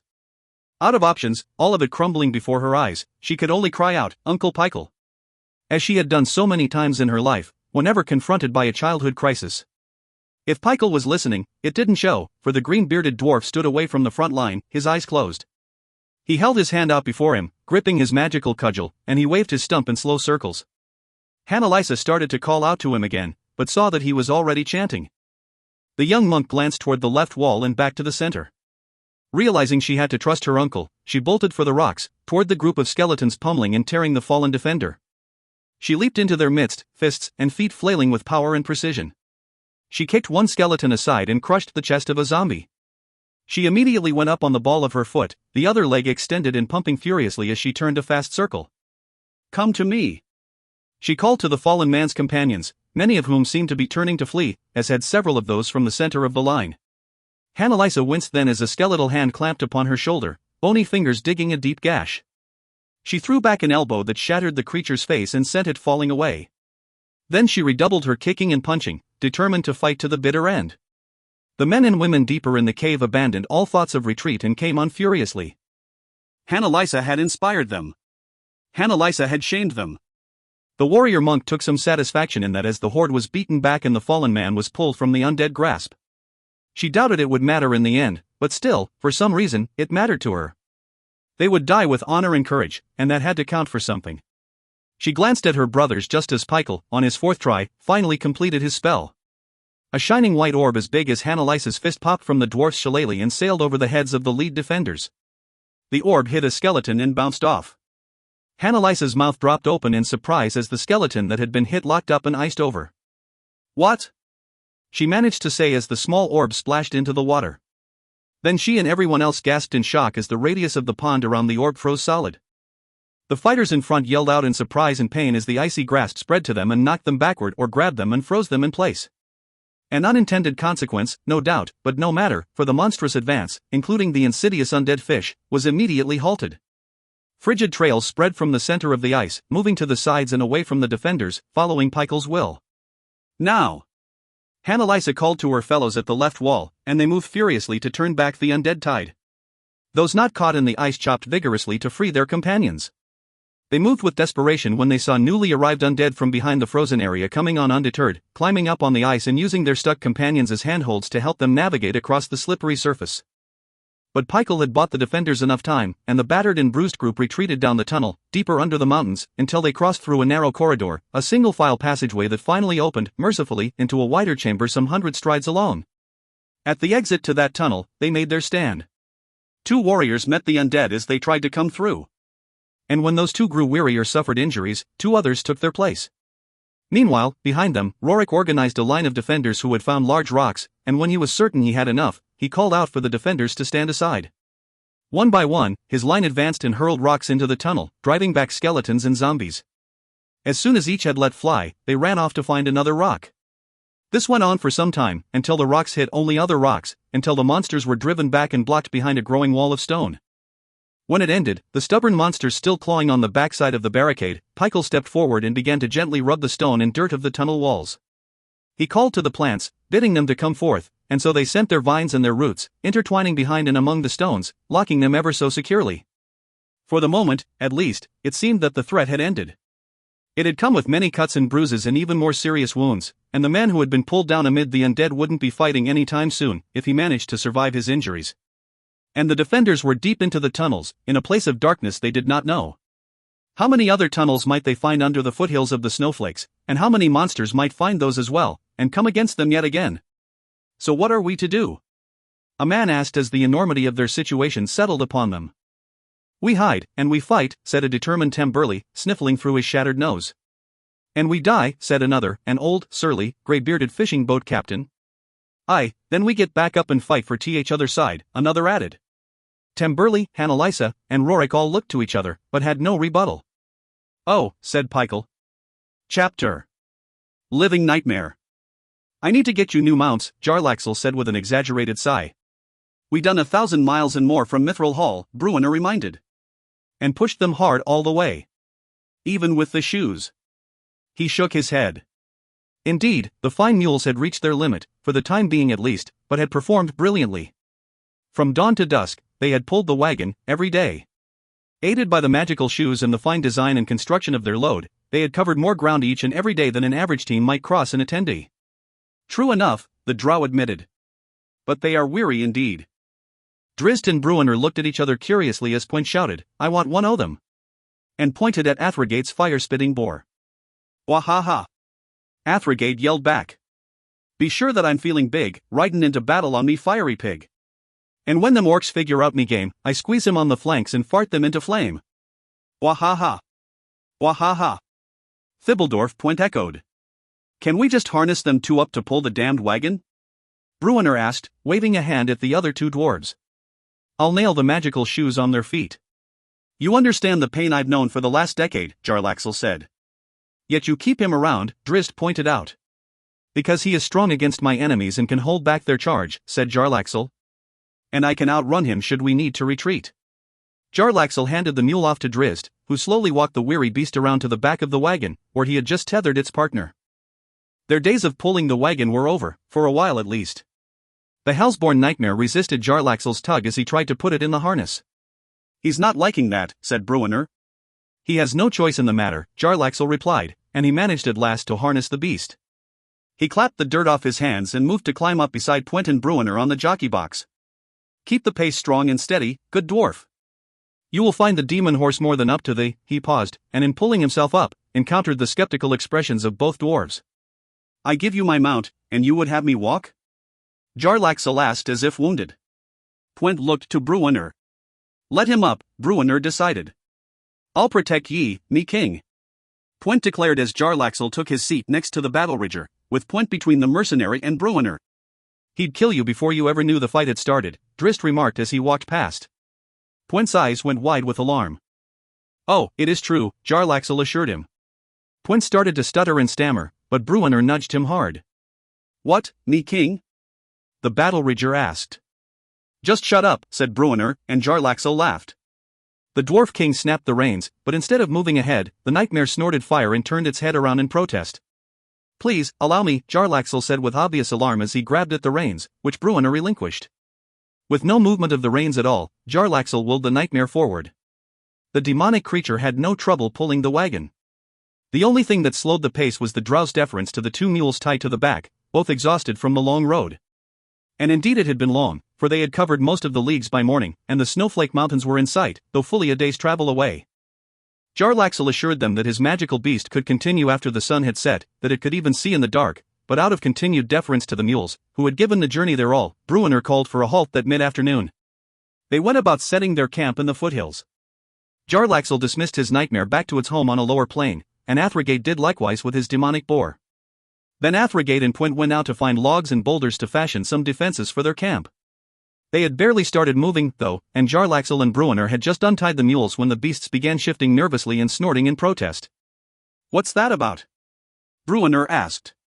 Jarlaxle tugged the reins of his mule straight down, hard, but the creature snorted in protest and pulled back. Wait, Drizzt said to them. He was in the wagon, standing beside the seated Catti-brie, and when the others looked to him for clarification, they went silent, seeing the ranger on his guard, his eyes locked on the trees across the road. "What are ye seeing, elf?" Bruenor whispered, but Drizzt just shook his hand, which was outstretched toward the dwarf, bidding him to silence. Jarlaxle quietly retied the mules to the wagon, his gaze darting between Drizzt and the trees. Drizzt slid Tolmaril off his shoulder and strung it. "Elf?" Bruenor whispered. "What in the nine hells?" Thibbledorf howled then, from behind the trio. Bruenor and Jarlaxle both looked back at him to see a long-armed, short-legged creature with bloated grey and black skin dragging itself over the boulders toward Point and Athrogate.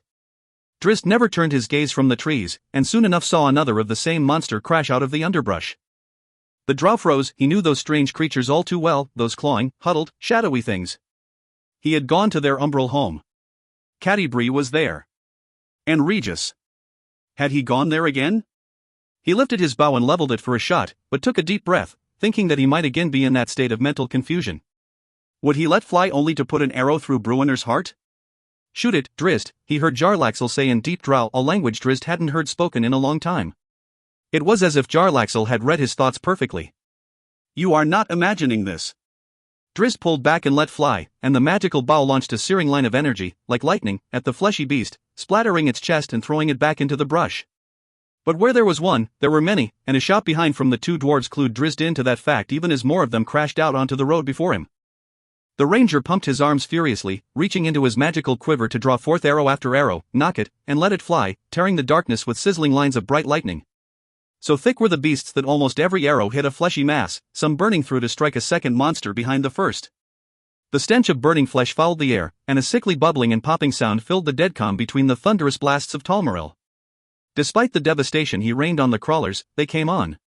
Many crossed the road and neared the wagon. Drizzt let fly another shot, then had to drop Tolmaril and draw out his blades to meet the onslaught. Beside him, Bruenor leaped down from the wagon, banging his old, trusted shield, emblazoned with the foaming mug of clan battlehammer. He gripped his many-notched axe, a weapon he had carried for decades upon decades. As the dwarf leaped down, Jarlaxle sprang up onto the seat and drew out a pair of thin wands, including the one he had used earlier to restrain Drizzt. "Fireball," he explained to Bruenor, who looked at him, about to ask why he wasn't on the ground with a weapon in his hand. "Then light him up." But Jarlaxle considered for a moment, and shook his head, unsure of the casting. If his other wand malfunctioned, he might glue himself to the wagon, but if this one backfired, he'd light himself up, and Bruenor and Catti-brie, too. To the dwarf's surprise, Jarlaxle shifted both wands to his left hand, then snapped his right wrist, bringing forth a blade from his magical bracer. A second snap of his wrist elongated that blade to a short sword. A third and final thrust made it a long sword. Jarlaxle moved to put the fireball wand away, but changed his mind and slid the other one into his belt. If the situation deteriorated to where he needed to use a device, he decided, he'd have to take the chance. Asterisk. Athrogate worked his morning stars magnificently, the heavy spiked balls humming at the ends of their chains, weaving out before him, to this side and that, and over his head. "Get out your weapon!" he yelled at Thibbledorf Puent. "I am me weapon, ye dolt." The battle-rager yelled back, and as the fleshy creature crawled nearer, just before Athrogate stepped forward to launch a barrage of flying morning stars, Puent charged and dived upon the enemy, fists pumping, knees thumping. Locked in place with his fist spikes, the trapped creature flailing and biting at him, Puent went into a wild and furious gyration, a violent convulsion, a seizure of sorts, it seemed. The dwarf's ridged armor tore apart the beast's flesh, fast reducing the monster to a misshapen lump of pulped meat. "Wahaha!" Athrogate cheered, grinning, saluting, and belly-laughing as he leaped past Puent and went into an arm-rolling assault of Morningstar over Morningstar at the next beast coming in. The blunt weapons weren't quite as lethal against the thick and malleable flesh, which gave way under the weight of their punishment. A typical fighter with a normal Morningstar would have found himself in sorry shape against the shadowy crawlers, but Athrogate was no typical fighter. His strength was that of a giant, his skills honed over centuries of battle, and his Morningstars, too, were far from the usual. He worked the weapons expertly, maneuvering himself right in front of the battered creature before coming in with a mighty overhead chop that splattered the crawler across the stone before him. He had no time to salute himself, and just enough time to tell Puent to get up, before another 3 beasts came in hard at him, with many more following. Black clawing hands reached at him repeatedly, but Athrogate kept his Morningstar spinning, driving them back. Out of the corner of his eye, though, the dwarf saw another monster, on the branch of a tree not far away, and when that beast leaped at him, Athrogate had no manner of defense. He did manage to close his eyes. Bruenor reminded himself that Catti-brie lay helpless behind him in the wagon. With that thought in the dwarf's mind, the first crawler dragging itself at him got cut in half, head to crotch, by a mighty 2-handed overhead chop. Ignoring a fountain of blood and gore, Bruenor kicked his way through the mess and took out a second with a sidelong cut, blocking the third slashing claws with his heavy buckler. He felt a fourth coming from the other way and instinctively cut across hard with his axe, not realizing until it was too late that it was a drow, not a fleshy beast. But the nimble Jarlaxle leaped up and tucked in his legs. "Careful, friend," he said as he landed, though he slurred his words for the wand he carried in his teeth. He stepped in front of the surprised dwarf, stabbing forward with two swords, popping deep holes in the chest of the next approaching monster. "Could have warned me," Bruenor grumbled, and went back to chopping and slashing. A screech behind him and to his right warned him that the beasts had reached the mules. Drizzt didn't even have a moment to take in the sight of Bruenor and Jarlaxle fighting side by side, something he never expected to see. He rushed in front of the duo, slashing with every stride, and into a fast spin, blades cutting hard and barely even slowing when they sliced through the meaty body of a crawler. A second spin followed, the mighty ranger moving along as he turned, and he came out of it with 3 running strides, stabbing repeatedly. He pulled up short and turned, then leaped and flipped sidelong over another of the creatures, managing to stab down twice as he went over. Drizzt landed lightly on the other side of it, immediately falling into another spin, his scimitars humming through the air and through grey-black flesh all around him. The drow turned back toward the wagon then, and took heart in seeing Jarlaxle's nightmare punishing any crawlers that came too near, the hellish steed stomping its hooves and blasting out miniature fireballs. Drizzt cut in behind it, his eyes going wide as he saw a beast coming over the opposite side rail. The drow hit the jockey box in full stride and leaped over the rail without slowing. He darted in front of Catti-brie at full speed, his scimitars cutting apart the beast as he passed. How he wanted to stay with her! But he couldn't, not with the mules tugging and thrashing in terror. He sprang down right between them, agilely avoiding their kicks and stomps, and deftly clearing away enemies with precision thrusts and stabs. Just behind the mules, he stopped and veered again, thinking to rerun the route.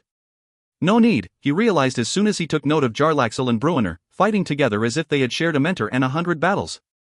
Jarlaxle's fighting style, favoring forward rolling his blades and stabbing, compared to Drizzt's wide-arm slashes, complemented Bruenor's straight-ahead ferocity. In tandem, they worked in short, angled bursts for one to engage a creature, then hand it off to his partner for the killing blow. With a surprised grin, Drizzt slipped behind them instead of in front of them, running a circuit of the wagon and taking care to give the furiously thrashing nightmare a wide berth.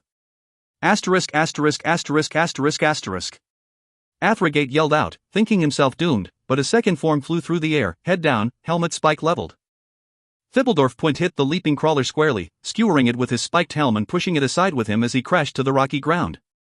He bounced up and began hopping about, the fleshy beast bouncing atop his head, fully stuck and dying fast. "Oh, but that's great!" Athragate cried. "That's just great!"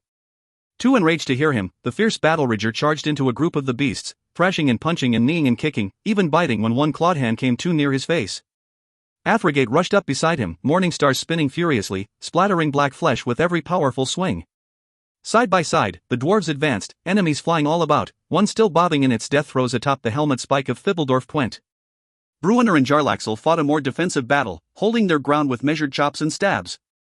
As the ranks of monsters thinned and the wagon became secure, Drizzt hopped up on the bench, retrieved his bow, and began firing toward the tree line with flashing arrows, further thinning the horde coming at Bruenor and Jarlaxle. Point and Athragate, their rocky campsite cleared, joined the others, and Drizzt again dropped the bow and drew out his scimitars. With a communal nod and knowing grins, the 5 went out in a line of devastation, sweeping clear the grassy patch near the road and sweeping clear the road as well before turning and running as one back to the wagon. With nothing left to hit, 4 of the group, the dwarves and Jarlaxle, each took up positions north, south, east, and west around the wagon. Drizzt scrambled into the wagon bed beside Catti-brie, Tulmaril the Heartseeker in hand, ready to support his comrades. His attention was soon turned to his beloved cargo, though, and he looked down to see Catti-brie jerking spasmodically, standing upright though she was not trying to walk. She floated off the ground, her eyes rolling back in her head. "Oh, no," Drizzt muttered, and he had to fall back. Most agonizing of all, he had to step away from his tortured wife. Chapter. When the shadows came to the light. Danica and Catterley rushed through the hallways of Spirit Soaring to see what the commotion was all about. They had to push through a bevy of whispering wizards and priests to squeeze their way out the door, and the grand front porch of the structure was no less crowded. "Stay up here." A mage called to Danica as she squirmed through and jumped down the steps to the cobblestones. "Catterley, don't let her." The man eased up on his protests as Catterley lifted a hand to silence him. The priest trusted in Danica, and reminded the others to do the same. Still, Catterley was more than a little perplexed by the sight before him. Deer, rabbits, squirrels, and all manner of animals charged across the lawn of spirit soaring, in full flight. There was a bear, an older priest explained. A bear is scaring them like this? Catterley asked with obvious skepticism. Bear was running just as fast, just as frightened, the priest clarified, and as Catterley frowned in disbelief, several others nodded, confirming the wild tale. A bear? Big bear. Has to be a fire. But Catterley looked to the south, from whence the animals came, and he saw no smoke darkening the late afternoon sky. He sniffed repeatedly, but found no scent of smoke in the air. He looked at Danica, who was making her way to the southern tree line. Somewhere beyond her came the roar of another bear, then one of a great cat. Catterley pushed his way to the front steps and cautiously descended. A deer bounded out of the trees, leaping frantically across the lawn. Catterley clapped his hands, figuring to frighten the creature enough to make it veer to the side, but it never seemed to hear or even see him. It went leaping by, knocking him back as it passed. I told you! The first mage cried at him. There's no sensibility in them. In the woods, the bear roared again, more powerfully, more insistently. Danica! Catterley called. The bear was roaring out in protest and in pain, its threatening growls interspersed with higher-pitched squeals. Danica! Catterley cried again, more insistently, and he started toward the trees. He stopped abruptly as Danica burst out of the brush. Inside! Inside! She yelled to them all. Catterley looked at her questioningly, then his eyes widened in surprise and horror as a horde of crawling beasts, long arms propelling them along at tremendous speed, charged out of the trees behind her.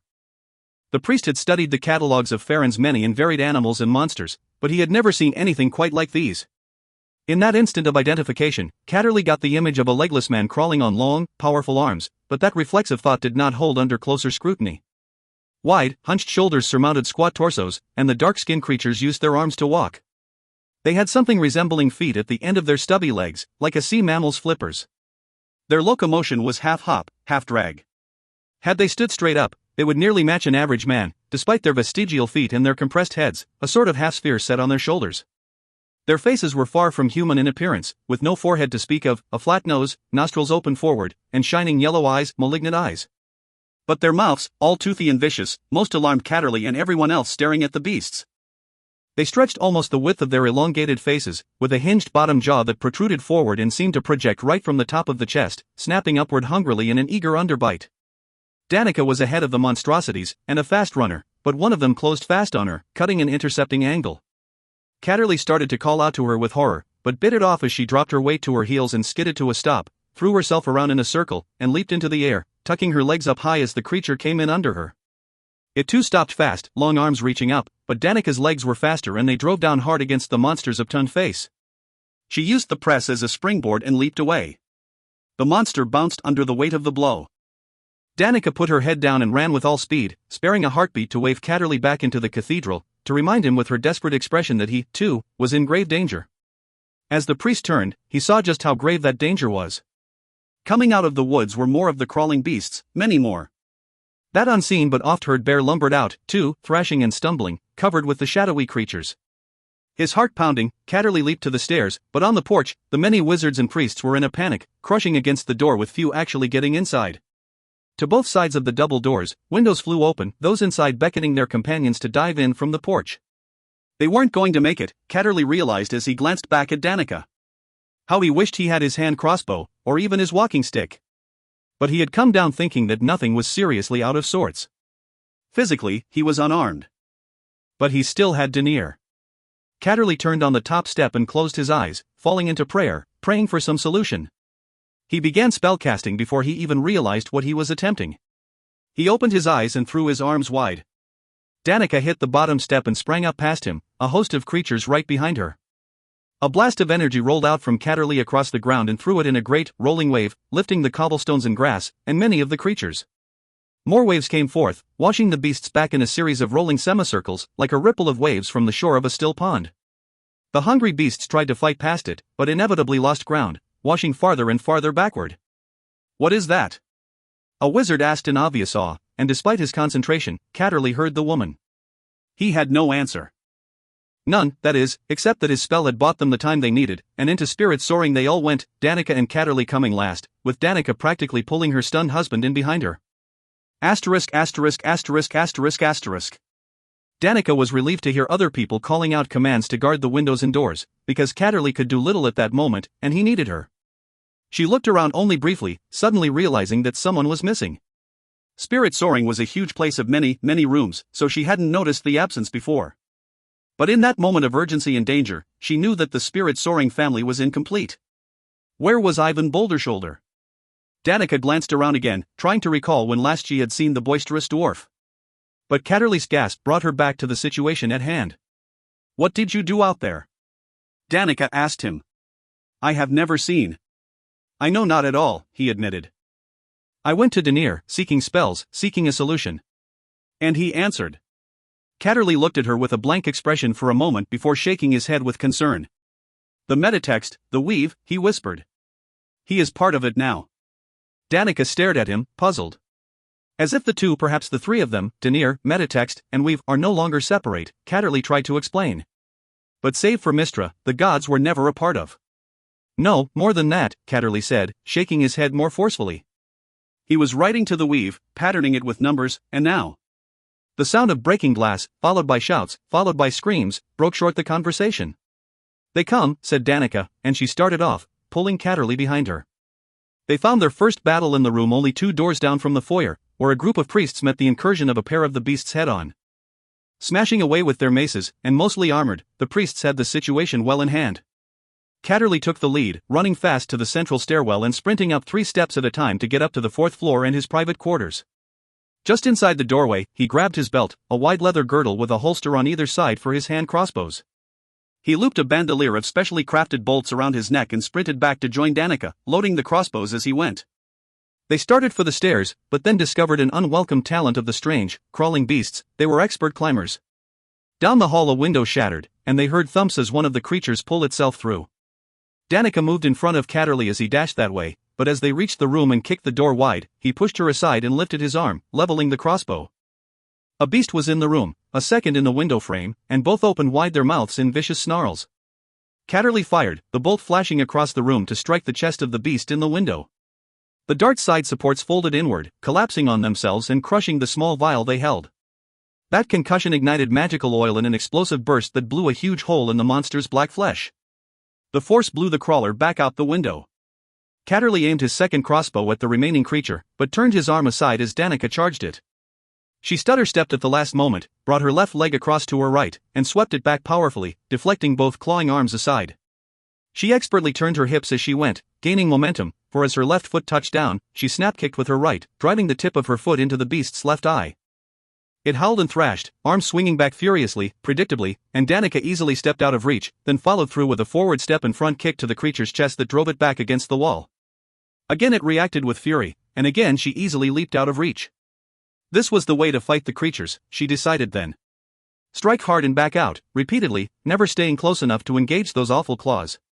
Catterley was more than glad that she had the situation under control when they heard the window in the adjoining room shatter. He spun around the jamb, turning to kick open the next door, and swept into the room with his left arm upraised. The beast huddled right before him, waiting to spring at him. With a startled cry, Catterley fired the hand crossbow, the bolt hitting the charging crawler barely 2 feet away, close enough that he felt the rush of concussive force as the dart exploded. Then the beast was gone, blown back across the room where it settled against the wall, its long arms out wide and trembling, a hole in its torso so large that Catterley realized he could slide his fist into it with ease. His breathing came in surprised gasps, but he heard a commotion just outside. He dropped the hand crossbow from his left hand, it bounced off his mid-thigh, for it was securely tethered, and worked fast to reload the other weapon. He nearly dropped the explosive dart when Danica rushed into the hall behind him, slamming the door of the first room. "Too many!" she cried. "And they're coming in all around us. We've got to call up help from below. Go! Go!" Catterley yelled back, fumbling with the dart as a shadowy form filled the window across the room.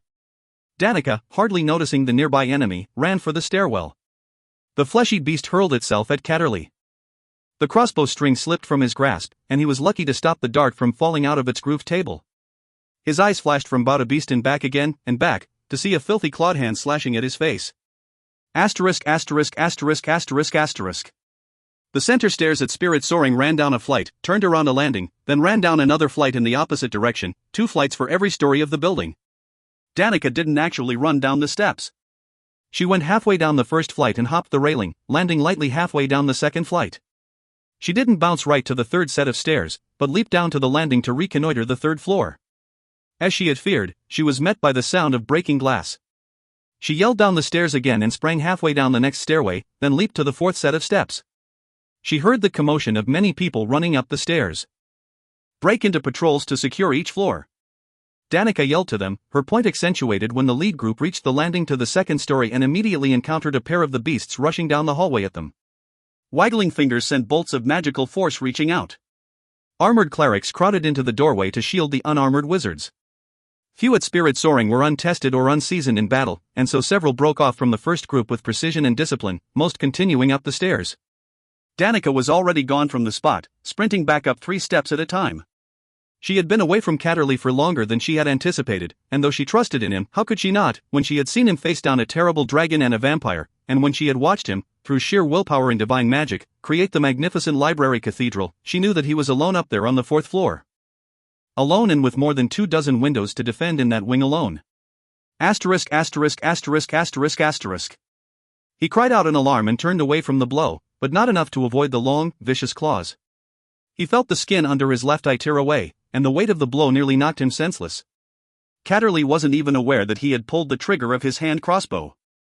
The bolt wasn't set perfectly on the table, but it snapped out anyway, and good fortune alone had the weapon turned in the correct direction. The bolt stabbed into the monster's flesh, collapsed, and exploded, throwing the beast backward. It flew against the wall, shrieking in a ghastly squeal. Clawed hands grabbed at the blasted open wound. Catterley heard the scream, but couldn't tell whether it was pain, defeat, or victory. Bent low, he stumbled out of the room, blood streaming down his face and dripping on the floor. The blow hadn't touched his eye, but it was already swollen so badly he could see only splashes of indistinguishable light. Staggering and disoriented, he heard more creatures dragging themselves through other rooms. Load! Load!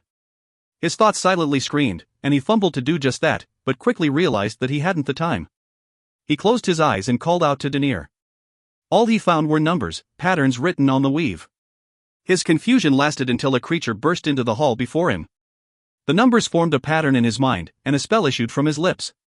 A gleaming shield of divine energy enwrapped the priest as the creature rushed in, and though Catterley instinctively recoiled from its bashing, clawing attacks, they could not, seriously harm him. They couldn't penetrate the magical barrier he had somehow enacted. Another spell flowed into his thoughts, and he wasted no time in uttering the words, dropping his hand crossbows to hang by their tethers and throwing his hands high into the air. He felt the energy running through him, divine and wonderful and powerful, as if he pulled it out of the air. It tingled down his arms and through his torso, down his legs and into the floor, and there it rolled out in every direction, an orange-red glow spider webbing through the floor planks. The creature whacking at him immediately began to howl in pain, and Catterley ambled down the hall, taking the consecrated ground with him. Too stupid to realize its error, the fleshy beast followed and continued to scream out, its lower torso sizzling under the burn of radiant energy. More creatures came at him and tried to attack, but began howling as they entered the circle of power. The magic still moved with Catterley as he turned toward the stairs. There, the mighty priest saw Danica gawking at him. The first creature died. Another one fell, then a third, consumed by the power of Denier, the power of the unknown Dwemer Catterley had cast. He waved for Danica to run away, but she didn't, and went to join him instead. As soon as she drew near, she too began to glisten under the light of his divine shield.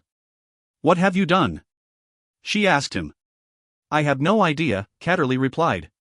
He wasn't about to stand there and question his good fortune. "Let's clear the floor," Danica said, and together they moved down the hallway. Danica led with a flurry of kicks and punches that finished off 2 of the beasts as they writhed in pain when the consecrated ground came under them. One creature tried to scramble into a side room, and Danica turned toward it. But Catterley cast forth a pointing finger and cried out another prayer. A shaft of light, a lance of divine energy, shot out and skewered the beast, which howled and crashed into the doorjamb as Danica neared. The crawler survived the spear-like energy, but it sparkled and glowed, making it easy for the expert Danica to line up her blows and quickly dispatch it. By the time 5 bloodied and battered priests arrived on the landing of the stairs to support the couple, one wing of the 4th floor had been swept clear of monsters. Catterley still emanated the circle of power flowing around him, and discovered too that his wounds were magically mending. The other priests looked at him with puzzlement and intrigue, but he had no answers for them. He had called to Denier, and Denier, or some other being of power, had answered his prayers with unknown Dweemers. There was no time to sit and contemplate, Catterley knew, for spirit soaring was a gigantic structure full of windows, full of side rooms and alcoves, plus narrow back passages and a multi-level substructure. They fought throughout the night and into the early dawn, until no more monsters came through the windows. Still they fought throughout the morning, weary and battered, and with several of their companions dead, painstakingly clearing the large spaces of spirit soaring. Catterley and Danica both knew that many rooms remained to be explored and cleared, but they were all exhausted. The task began to reinforce the windows with heavy boards, to tend the wounded, and to organize battle groups for the coming night and the next possible attack. "Where is Ivan?" Danica asked Catterley when they finally had a few moments alone. "He went to Cara Dune, I thought."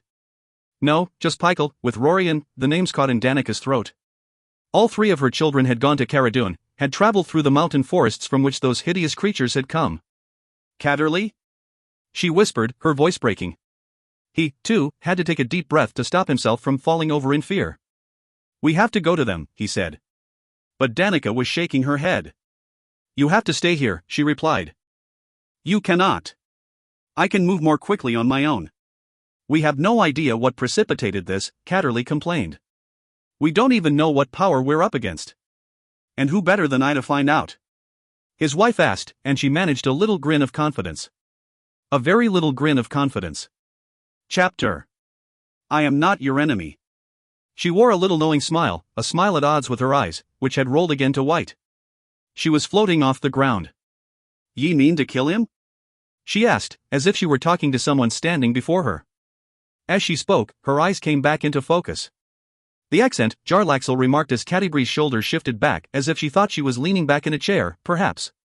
"If ye be killing Entreri to free Regis and to stop him from hurting anyone else, then me heart says it's a good thing," the woman said, and leaned forward intently. "But if ye're meaning to kill him to prove yourself or to deny what he is, then me heart cries." "Calimport," Drizzt whispered, vividly recalling the scene. "Wha?" Bruenor started to ask, but Cattybri continued, cutting him short. "Surin, the world's not fair, me friend. Surin, by the measure of hearts, ye been wronged. But are ye after the assassin for your own anger? Will killing Entreri cure the wrong? Look in the mirror, Drizzt Do'Urden, without the mask. Killin' Entreri won't change the color of his skin or the color of your own." "Elf?" Bruenor asked, but at that shocking moment, Drizzt couldn't even hear him. The weight of that long-ago encounter with Cattybri came cascading back to him. He was there again, in the moment, in that small room, receiving one of the most profound slaps of cold wisdom anyone had ever cared enough about him to deliver. It was the moment he realized that he loved Cattybri, though it would be years before he dared act on those feelings. He glanced at Bruenor and Jarlaxle, a bit embarrassed, too much overwhelmed, and turned again to his beloved, who continued that old conversation word for word. "If only you'd learn to look," she said, her lips turned in that disarming, charming smile that she had so often flashed Drizzt's way, each time melting any resistance he might have to what she was saying. "And if only ye'd ever learn to love. Surin ye ve let things slip past, Drizzt Do'Urden." She turned her head, as if some commotion had occurred nearby, and Drizzt remembered that Wulfgar had entered the room at that moment. Wulfgar was Cattybri's lover at that time, though she just hinted that her heart was for Drizzt. And it was, he knew, even then. Drizzt began to shake as he remembered what was to come. Jarlaxle moved up behind him then, and reached around Drizzt's head. For an instant, Drizzt tensed, thinking the mercenary had a garrote. It was no garrote, however, but an eye patch, which Jarlaxle tied on securely before shoving Drizzt forward. "Go to her," he demanded. Only a step away, Drizzt heard again the words that had, in retrospect, changed his life, the words that had freed him. "Just for thoughts, me friend," Cattybri said quietly, and Drizzt had to pause before continuing to her, had to let her finish. "Are ye more trapped by the way the world sees ye, or by the way ye see the world seeing ye?" Tears streaming from his lavender eyes, Drizzt fell over her in a great hug, pulling down her outstretched arms. He didn't cross into that shadowed plane, protected as he was by Jarlaxle's eye patch. Drizzt pulled Cattybri down to him and hugged her close, and kept on hugging her until she finally relaxed and slipped back to a sitting position. At last, Drizzt looked at the others, at Jarlaxle in particular. "I am not your enemy, Drizzt Do'Urden," he said. "What did ye do?" Bruenor demanded. "The eye patch protects the mind from intrusion, magical or psionic." Jarlaxle explained. "Not fully, but enough so that a wary Drizzt would not be drawn again into that place where Regis's mind now dwells," said Drizzt. "Be sure that I'm not knowin' a bit o' what you're talking about," said Bruenor, planting his hands firmly on his hips. "What in the nine hells is going on, elf?" Drizzt wore a confused expression and began to shake his head. It is as if two planes of existence, or two worlds from different planes, are crashing together, Jarlaxle said, and all of them looked at him as if he had grown an second head. Jarlaxle took a deep breath and gave a little laugh. It is no accident that I found you on the road, he said. Ye think we ever thinked it one, ye dolt? Asked Bruenor, drawing a helpless chuckle from the drow mercenary. And no accident that I sent Athrogate there, Stuttgart, if you will, into Mithril Hall to coax you on the road to spirit soaring. Yeah, the crystal shard, Bruenor muttered in a tone that showed obvious skepticism. All that I told you is true, Jarlaxle replied. But yes, good dwarf, my tale was not complete. Me heart skip pin to hear it. There is a dragon. There always is, said Bruenor. I and my friend here were being pursued, Jarlaxle explained. Nasty buggers, said Athrogate. Pursued by creatures who could raise the dead with ease, said Jarlaxle. The architects of the crystal shard, I believe, who have somehow transcended the limitations of this plane. Yup, Yuri losing me in the trees again, said Bruenor. Creatures of two worlds, like Catti-brie, Drizzt said. Maybe. I cannot know for certain. That they are of, or possess the ability to be of two dimensions, I am certain. From this hat, I can produce dimensional holes, and so I did, and threw one such item at the creature pursuing me. The one what kept melting before me Morningstars could flatten it out, Athrogate explained. Plane shifting, Jarlaxle said. And it did so as my dimensional hole fell over it, and the combination of two extra-dimensional magics tore a rift to the astral plane. Then the creature's gone, said Bruenor. Forever, I expect, Jarlaxle agreed. And Yuri needin' us and needin' Catterly why then? Because it was an emissary, not the source. And the source? The dragon, said Drizzt. Always is, Bruenor said again. Jarlaxle shrugged, unwilling to commit to that. Whatever it is, it remains alive, and with the terrible power to send its thoughts across the world, and send its emissaries out as well. It's been calling forth minions from the realm of the dead with abandon, and perhaps, he paused and looked back to the scene of the slaughtered beasts around them, the power to call forth minions from this other place, this dark place. What are ye about, ye derned elf? Bruenor demanded. What did ye pull us along to? Along the road that will find an answer for your dear daughter's plight, I hope, Jarlaxle replied without hesitation. And yes, I put you beside Athrogate and I in our own quest, as well. Ye dropped us in the middle of it, ye mean? Bruenor growled. I'm wantin' to punch your skinny face. Quint shouted. We were already in the middle of it, Drizzt said, and when all turned to regard him as he knelt there hugging Catti-brie, it was hard for any to disagree. Drizzt looked at Jarlaxle and said, the whole world is in the middle of it. Chapter. Scout's dismay. We cannot just wait here for them to assail us again at twilight. A young wizard cried, and many others took up that refrain. We do not even know if that will happen, reminded Gynance, an older woman, a priest of Catterly's order who had been cataloguing scrolls at spirit soaring since its earliest days. We have never encountered such creatures as these lumps of ugly flesh. We know not if they have an aversion to sunlight, or if they broke off the attack at dawn for strategic reasons. They left when the dawn's light showed in the east, the first protested. That tells me we've a good place to start in our counterattack, and counter we must aggressively. Aye. Several others shouted. The discussion in the nave of spirit soaring had been going on for some time, and thus far Catterly had remained quiet, gauging the demeanor of the room. Several wizards and priests, all of them visitors to the library, had been killed in the brutal assault of the previous night.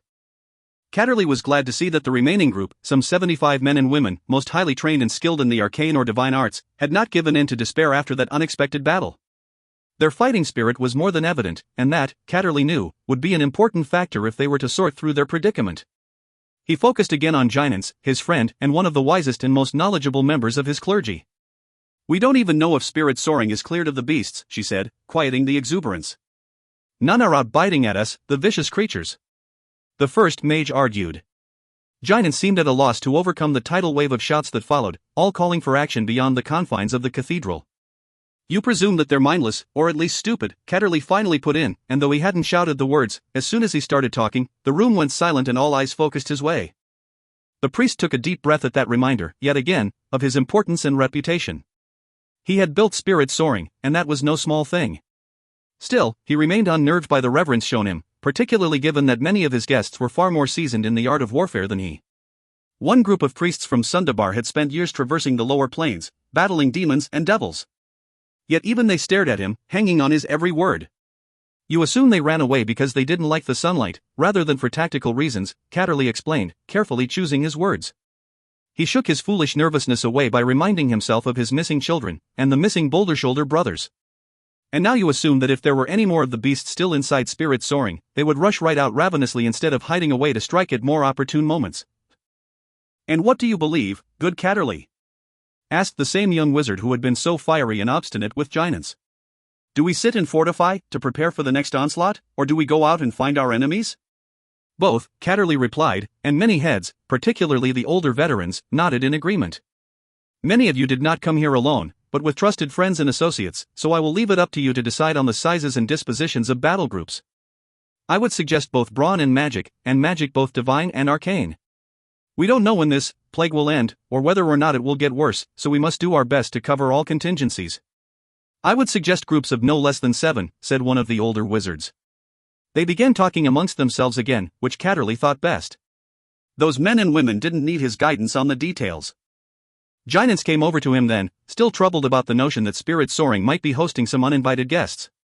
Are all of our brethren available after last night? Catterley asked her. Most. We have 20 or so brothers ready to scour Spirit Soaring unless you would have some go out with the others. Just a few, Catterley decided.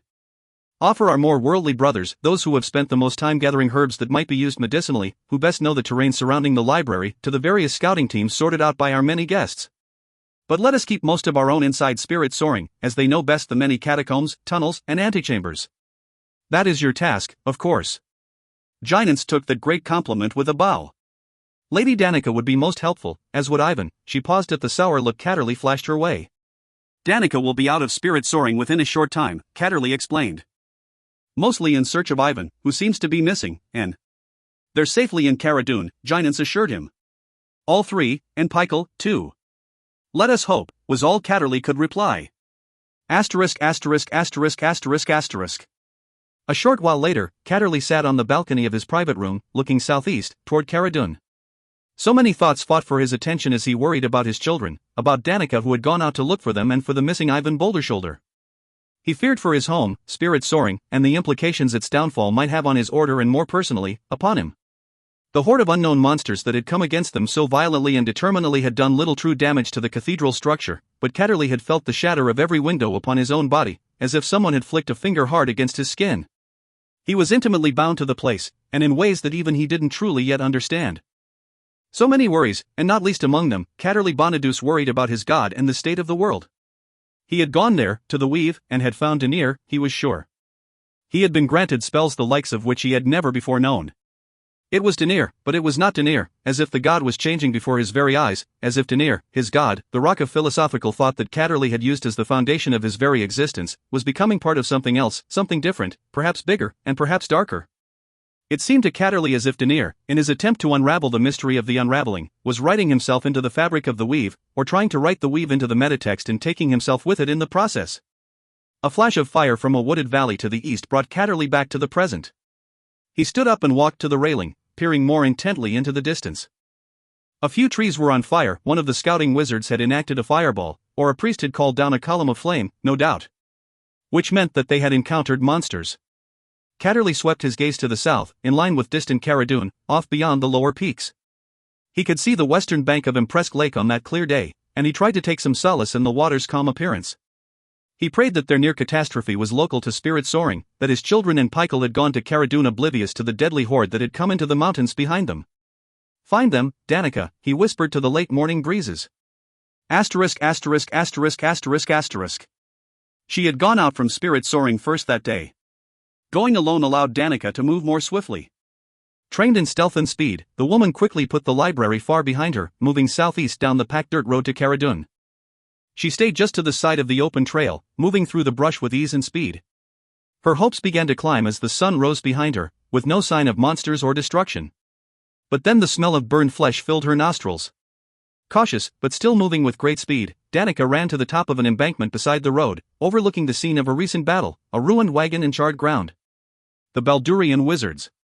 She descended the steep decline, noting the piles of melted flesh and having no difficulty recognizing them as the remains of the same type of monsters that had assaulted Spirit Soaring the night before. After a quick inspection revealed no human remains, Danica glanced back to the northwest, toward Spirit Soaring. Ivan had been out gathering with the night those four had left, she recalled, and typically, the dwarf did so to the sides of the eastern road, the very road upon which she stood. Danica's hopes for her friend began to sink. Had he encountered a similar shadowy horde?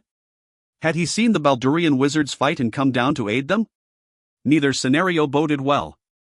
Ivan was as tough a fighter as Danica had ever known, capable and smart, but was out alone, and the sheer numbers that had come against Spirit Soaring, and had obviously hit the four mighty wizards on the road, could surely overwhelm anyone.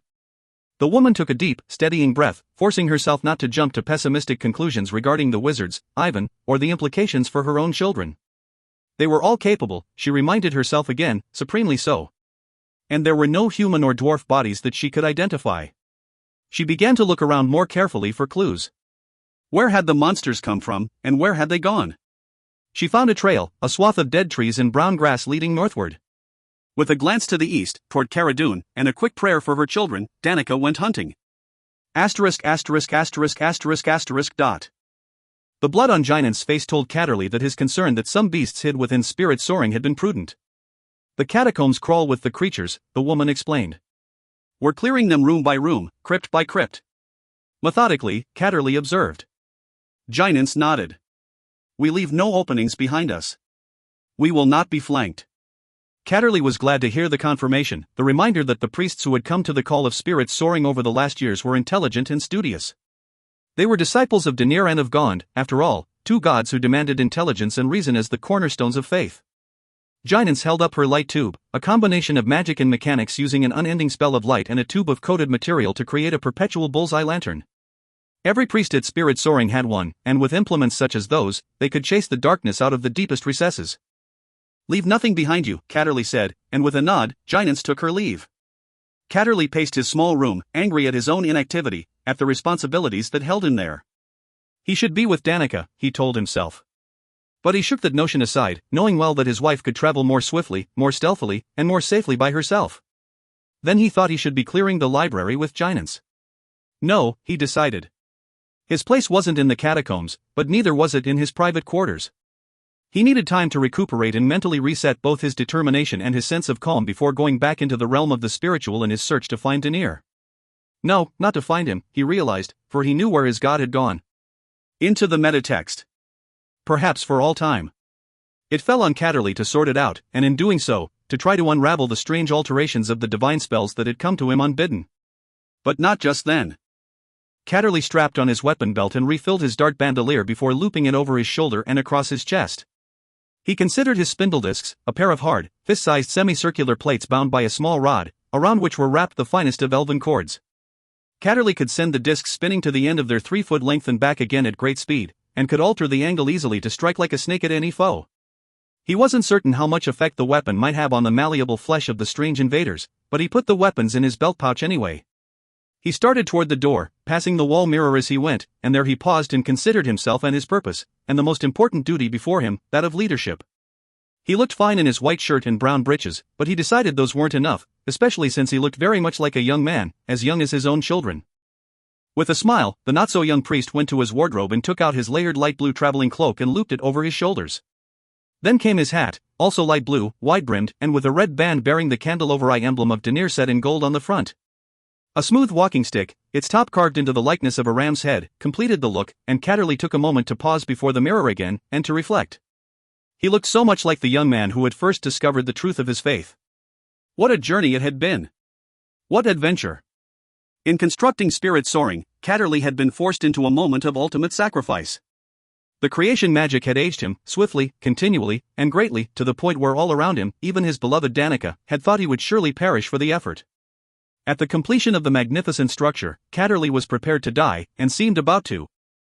But that had been no more than a trial by Denir, and the same magic that had wearied him then reinvigorated him after, reversing his aging to the strange point where he appeared and felt like a man of 20 once again, full of the strength and energy of youth, but with the wisdom of a weathered veteran more than twice his apparent age. And he was being called again to the struggle, but Catterley feared the implications were greater to the wider world even than the advent of the Chaos Curse. He looked at himself in the mirror carefully, at the chosen of Denir, ready for battle and ready to reason his way through chaos. In Spirit Soaring, Catterley gained confidence. His god would not desert him, and he was surrounded by loyal friends and mighty allies. Danica would find their children. Spirit soaring would prevail, and they would lead the way to whatever might come when the time of magical turbulence sorted out. He had to believe that. And he had to make sure that everyone around him knew that he believed it. Catterley went down to the main audience hall of the first floor and left the large double doors open wide, awaiting the return of the scouts. He didn't have to wait for long. As Catterley entered the hall under the arch from the stairwell, the first group of returning scouts stumbled into Spirit Soaring's front doors, half the group, at least. 4 members had been left dead on the field. Catterley had barely taken his seat when a pair of his Denirath priests entered, flanking a young and burly visiting priest, surrounding and supporting him, with one trying to bandage the man's ripped and burned shield arm. They were everywhere, the scout explained to Catterley. We were attacked less than half a league from here. A wizard tried a fireball, but it blew up short and smoked my arm. A priest tried to heal me on the field, but his spell caused an injury instead to himself.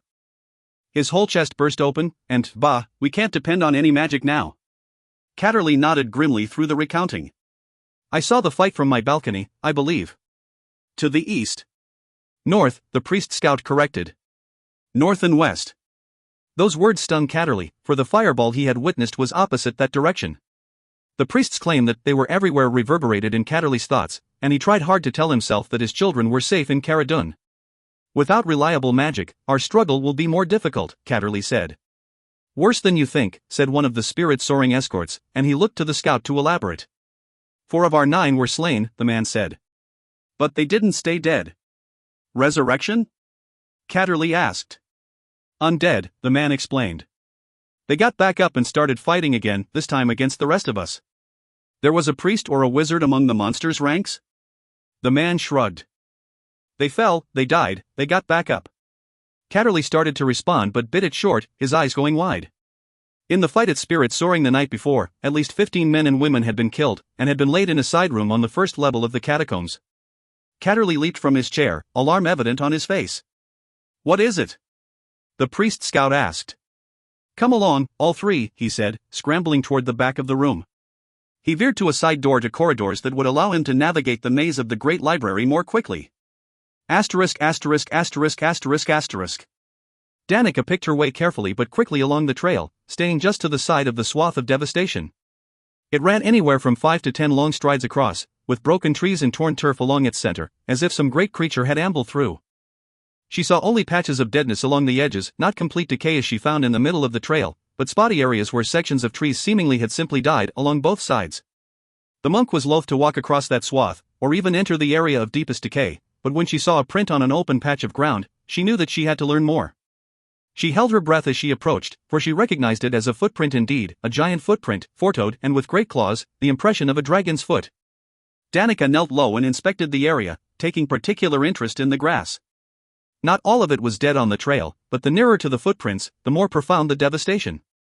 She stood up and looked around at the standing trees along the sides, and envisioned a dragon walking through, crushing down any trees or shrubs in its path, occasionally flexing its wings, perhaps, which would have put them in contact with the bordering trees. She focused on the dead patches of those trees, so stark in contrast with the vibrancy of the forest itself. Had the mere touch of the beast's wings killed them? She looked again at the footprint, and at the profound absence of life in the vegetation immediately surrounding it. A dragon, but a dragon that killed so profoundly with a mere touch? Danica swallowed hard, realizing that the hunched, fleshy crawlers might be the least of their problems. Chapter: The Weight of Leadership. They're less likely to take comfort in his dwarf heritage if they think him an idiot, Hannah explained to Temberley, who was more than a little upset at the whispers he was hearing among the ranks of the Cara Dune refugees. Temberley had insisted that Pykel, the only dwarf in the group and the only one who seemed able to conjure magical light in the otherwise lightless tunnels, would lead them through the dark. Though a few had expressed incredulity at the notion of following the inarticulate, green-bearded dwarf, none had openly disagreed. How could they, after all, when Pykel had undeniably been the hero of the last fight, freezing the water and allowing a retreat from certain disaster? But that was yesterday, and the march of the last few hours had been a series of starts and stops, of backtracking, and the growing certainty that they were lost. They had encountered no walking dead, at least, but that seemed cold comfort in those dank and dirty caves, crawling through tunnels and openings that had even the children on all fours, and with crawly bugs scurrying all around them. They're scared, Temberley whispered back. They'd be complaining no matter who took the lead. Because we're lost. As she spoke, Annalisa nodded her chin at Pykel, who stood up front, lighted shillelagh tucked under his stumped arm while he scratched at his thick green beard with his good hand. The strange-looking dwarf stared at a trio of tunnels branching out before him, obviously without a clue. How could we not be lost? Temburley asked. Has anyone been through here, ever? Annalisa conceded that point with a shrug, but pulled her brother along as she moved to join the dwarf and Rorik, who stood by Pykel's side, leaning on a staff someone had given him to aid his movement with his torn ankle. Do you know where we are, Uncle Pykel? Annalisa asked as she approached. The dwarf looked at her and shrugged. Do you know where Cara Dune is? Which direction? Without even thinking about it, obviously sure of his answer, Pykel pointed back the way they had come, and to the right, what Annalisa took to be southeast. He's trying to get us higher into the mountains before finding a way out of the tunnels, Rorik explained. No, Temburley was quick to reply, and both Rorik and Pykel looked at him curiously. Said the dwarf. We have to get out of the tunnels, Temburley explained. Now. Pykel disagreed, and he grabbed up his cudgel and held both of his arms out before him, mimicking a zombie to accentuate his point. Certainly we're far enough from Cara Dune to escape that madness, said Temburley. We're not that far, Rorik explained. The tunnels are winding back and forth. If we came out on a high bluff, Cara Dune would still be in sight. I do not disagree, said Temburley. But we have to get out of the tunnels as soon as possible, Annalisa added. Dragging a gravely wounded man through these narrow and dirty spaces is sure to be the end of him. And going above ground is likely to be the end of all of us, Rorik shot back. Annalisa and Temburley exchanged knowing looks. Watching the dead rise and come against them had profoundly unnerved Rorik, and certainly, the older twins shared that disgust and terror. Annalisa walked over and draped her arm across Pykel's shoulders. Get us in sight of the open air, at least, she whispered to him. These close quarters and the unending darkness is playing on the nerves of all. Pykel reiterated his zombie posture. I know, Annalisa said.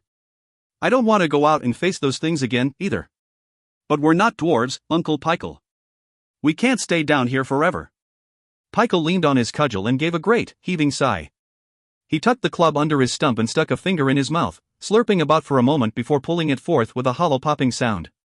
He closed his eyes and began to chant as he held the wet finger up before him, magically sensitizing himself to the current of air. He pointed to the right-hand corridor. That will get us out? Annalisa asked. Pykel shrugged, apparently unwilling to make any promises. He took up his glowing cudgel and led the way. *********. We require the other four, decided Yaroskrik, still in the body of Ivan and speaking through the dwarf's mouth. The lich first grandfather Wu is lost to us, for now at least, but 4 others are missing and awaiting recall. They are busy, Hephaestus insisted. No matter is more important than the one before us. The Dracolic emitted a low, threatening growl. I will have them, he said. The drow and the human? You know who I mean. We already have lost first grandfather Wu to the drow, Yaroskrik reminded. It is possible that Jarlaxle was killed in that same conflict. We do not know what happened to first grandfather Wu. We know that he is lost to us, that he is gone. There is nothing more we need know. He found Jarlaxle and was defeated, and whether the drow was also killed is something we would know if you cared to search. Hephaestus said, and there it was, the true source of his simmering rage. Do not overreach, the illithid in the dwarf's body retorted. We are great and mighty, and our power will only multiply as more minions are brought through the rift, and more undead are called to our service. Perhaps we will soon learn how to raise the bodies of the crawlers, then our army will be unending. But mighty, too, are our enemies, and none more so than the one we have here, within our reach, at the place they call Spirit Soaring. Magic is failing. But it has not failed. It is unpredictable, of course, but potent still. Fetchagrol and Sam have bottled this mighty enemy up in his hole, Hephaestus argued with dismissive sarcasm, his voice dripping as he referred to Catterley as mighty. They are out on the trails even now. Where many have been killed. A few, no more, Yaroskrik said. And many of our minions were consumed in the battle. They do not issue from an inexhaustible source, great Hephaestus. But the walking dead do. Millions and millions will answer our call. And as they kill, their ranks increase, the Dracolic proclaimed. The summoning is easy for those of this world who have fallen, Yaroskrik agreed. But it is not without cost to the power of Krenshinabin, and who more likely than the powerful Catterley to discover a countering magic? I will have them. Hephaestus roared. The drow and his human companion, that Kalishite. I will have them and I will devour them. The body of Ivan Bouldershoulder settled back on its heels. The illithid within was shaking the yellow-haired head with dismay and resignation. A creature of centuries should know more of patience, Yaroskrik scolded quietly. One enemy at a time. Let us destroy Catterley and Spirit Soaring, then we can go hunting.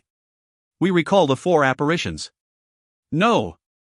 We will need all of our power to. No. 2 in the north and 2 in the south. 2 for the drow and 2 for the human.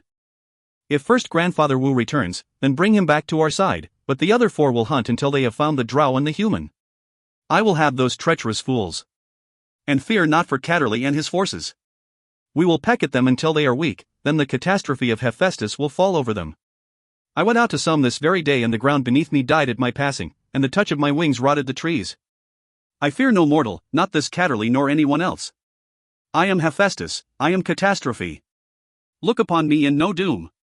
With a large part of his enormous consciousness still residing within the coil of the dragon, sharing that body with Hephaestus and Crenchinaben, Yaroskrik understood that it could not convince the dragon otherwise. The illithid also realized, to its dismay, that Hephaestus was gaining the upper hand in the competition for the alliance of Crenchinaben. Perhaps the illithid had erred in abandoning that coil with so much of its consciousness. Perhaps it was time to return to the others within the life force of Hephaestus, to better battle the stubborn dragon.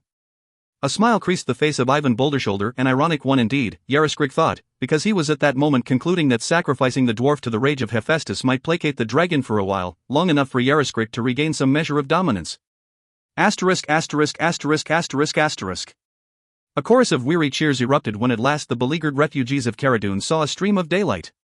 Never had any imagined how deep and dark mountain tunnels could be except for Peikel, of course, who had been raised in dwarven mines. Even Rorik, who had warned against going outside, couldn't hide his relief at learning that there was indeed an ending to those lightless corridors. With great hopes, they turned a long and curving corner leading to daylight. And arrived with a communal, profound, and disappointed sigh. Oh, said Peikel, for they had not come to the end of the tunnel, but merely to a natural chimney, and a very long and narrow one at that. We're deeper than I believed, Temburley admitted, staring up the shaft, which extended upward for more than 100 feet. Most of it could not be climbed, and was too narrow in many places for any attempt, even for nimble Hannelisa or Rorik, who were the slimmest of the group. Did you know we were this far down? Hannelisa asked Peikel, and in reply the dwarf began drawing mountains in the air, then merely shrugged. His reasoning was correct, Hannelisa and the other onlookers knew, for their current depth was likely more dependent upon the contours of the mountainous land above than the relatively mild grade of the tunnels they had been traversing. The high shaft confirmed, though, that they were indeed moving deeper into the snowflakes. You have to get us out, Temburley said to Peikel. To battle hordes of undead? Rorik reminded him, and Temburley shot his brother an irritated look. Or at least, you have to show them, he glanced back at the many Caradun moving into sight around the corner, that there is a way out. Even if we don't go outside, he added, looking pointedly at his little brother, it remains important that we know we can go outside again. We're not dwarves. A cry sounded down the line. They're fighting in the back. A woman yelled. Undead. Undead sailors again. We know there's a way out, Hannelisa said somberly, because now we know there's a way in. Even if it's the way we already came, Temburley added, and he and Hannelisa made their way along the line to take up arms once again, to battle bloodthirsty monsters in an unending nightmare. By the time Hannelisa and Temburley arrived at the scuffle, the small skirmish had ended, leaving a trio of waterlogged and rotted zombies crumpled in the corridor. But one of the Caradun, too, had fallen, caught by surprise. Her neck had been broken in the opening salvo. What are we to do with her? A man asked, speaking above the wails of the woman's husband, a fellow sailor. Burn her, and be quick. Another shouted, which elicited many cries of protest and many more shouts of assent. Both sides in the debate became more insistent with each passing shout, and it seemed as if the whole argument would explode into more fighting then and there. We cannot burn her. Hannelisa yelled above it all, and whether by deference to one of Catterley's children or simply because of the strength and surety in her voice, Hannelisa's yell interrupted the cacophony of the brewing storm, at least for the moment. Ye'd have her stand up, then, to walk like one o' them? An old sea dog argued. Better to burn her now and be sure. We haven't any fire, nor any tools for making fire, Hannelisa shot back. And even if we did, would you have us trudging through tunnels filled with such a smell and reminder as that? The dead woman's husband finally tore away from those trying to hold him back, and shoved his way through the crowd to kneel beside his wife. He took up her head, cradling it in his arms, his strong shoulders bobbing with sobs. Hannelisa and Temburley looked at each other, not knowing what to do. Cut off her head, then. Someone yelled from the back, and the dead woman's husband lifted a hateful and threatening gaze in the direction of the gruesome suggestion. No! Annalisa yelled, again quieting the crowd. No! Find some rocks. We'll bury her under a cairn, respectfully, as she deserves. That seemed to mollify the distraught husband somewhat, but some in the crowd began to protest all the more loudly. And if she comes to a state of undeath like all the others, and charges at us? A nearby dissenter remarked to Annalisa and Temberley. Are you two going to have the will to cut her down, and in front of this poor man here? Are you sure you're not being cruel and thinking to be kind? Annalisa found it a hard point to argue, and the weight of responsibility for the calamity pressed down heavily on her young shoulders. She looked back at the husband, who obviously recognized her dilemma. He stared at her pleadingly. A few heavier rocks, then, Annalisa said. If whatever abomination that is animating the dead reaches her, which I think unlikely, she added for the sake of the distraught man, then she will not be able to rise against us, or anyone else. No, she'll be trapped flailing under our heavy stones, and what an eternity that's to be. The old sea dog said. More yelling ensued, and again the husband's expression fell as he hugged his dear dead wife more closely. Aye, so if we cut off her head and that happens, then she can tuck it under one arm, what, and walk about forever like that? Another man chided the first. I hate this, Temberley whispered to his sister. We've no choice, Annalisa reminded him. If we don't lead, who will? In the end, they settled on Annalisa's suggestion, building a cairn of heavy rocks to securely inter the dead woman. At Annalisa's private suggestion, Pykel then performed a ceremony to consecrate the ground around the cairn, with Annalisa assuring all, particularly the husband, that such a ritual would make it very unlikely that any necromantic magic could disturb her rest. That seemed to calm the bereaved husband somewhat, and mollify the protesters, though in fact, Pykel had no such real ceremony to offer, and the impromptu dance and song he offered was no more than a show. At that dark time, in that dark place, Annalisa thought a show was just as good. She realized it was better than the alternatives, of which she could not think of even one. Chapter Dark Holes. Danica saw the cave entrance far in the distance, long before she realized that the trail of death led to that spot. She knew instinctively that such a creature as had caused that withering and decay would not long bask in sunlight. The trail meandered a bit, but soon bent toward the dark face of the distant mountain, where it ended abruptly. Likely, the dragon had taken flight. When Danica at last arrived at the base of the mountain, she looked up at the black mouth of the cavern. It was indeed large enough to admit a great WIRM, a subtle crease high in the mountain wall, inaccessible to any unable to fly. Or unable to climb with the skill of a master monk. Danica closed her eyes and fell inside herself, connecting mind and body in complete harmony. She envisioned herself as lighter, as unbounded by the press of gravity. Slowly, the woman opened her eyes again, lifting her chin to scan a path among the stones. Few others would have seen much possibility there, but to Danica, a ridge no wider than a finger seemed as inviting as a ledge upon which 5 men could stand abreast. She mentally lifted her body, then reached up to a narrow ledge and locked her fingers in place, counting out the cadence of the next few movements. She scrambled like a spider, seeming effortless, walking the wall on all fours, hands and feet reaching and stretching. Danica moved horizontally as well as vertically, shifting toward better ridges, more broken stones and better handholds. The sun crossed its midpoint, and still Danica climbed. The wind howled around her, but she ignored its cold bite, and would not let it dislodge her. Of more concern to her was her timing. Her estimate in beginning her ascent was that the creature she sought was a beast of the darkness, and the last place she wanted to be when it emerged from its hole was splayed out on a cliff face, hundreds of feet above the ground. With that unsettling thought in mind, Danica pushed on, her fingers and toes finding holds, however tentatively. She constantly shifted her weight to minimize the pull against any one limb or even one digit. As she neared the cave opening, the ascent became more broken and not so steep, with several stretches where she could pause and catch her breath. One long expanse was more a walk than a climb. Danica took her time along that trail and paid extra care to use any cover she could find among the many tumbled stones along the path that led to the Stygian darkness of the waiting cave. Numbers. He was counting and adding, subtracting, and counting some more. A compulsion dominated his every thought, to count and to add, to seek patterns in the many numbers that flitted through his thoughts. Ivan Bouldershoulder had always been fond of numbers. Designing a new tool or implement, working through the proper ratios and calculating the necessary strength of each piece had been among the dwarf craftsman's greatest joys. As when Catterley had come to him with a tapestry depicting dark elves and their legendary hand crossbows. Working from that image and his knowledge and intuition alone, Ivan had replicated those delicate weapons to near perfection. Numbers. It was all about numbers. Everything was about numbers, at least, that's what Catterley had always argued. Everything could be reduced to numbers and deconstructed at will from that point forward, if only the intelligence doing the reducing was great enough to understand the patterns involved. That was the difference between the mortals and the gods, Catterley had often remarked. The gods could reduce life itself to numbers. Such thoughts had never found a home in the far less theorizing and far more pragmatic Ivan Bouldershoulder, but apparently, he realized, Catterley's sermons had created a far bigger imprint on his brain than he had assumed. He thought of the implication of numbers, and that memory of a long-ago conversation was the only thing that made the befuddled dwarf realize that the numbers constantly flashing before him just then were nothing more than a purposeful and malicious distraction.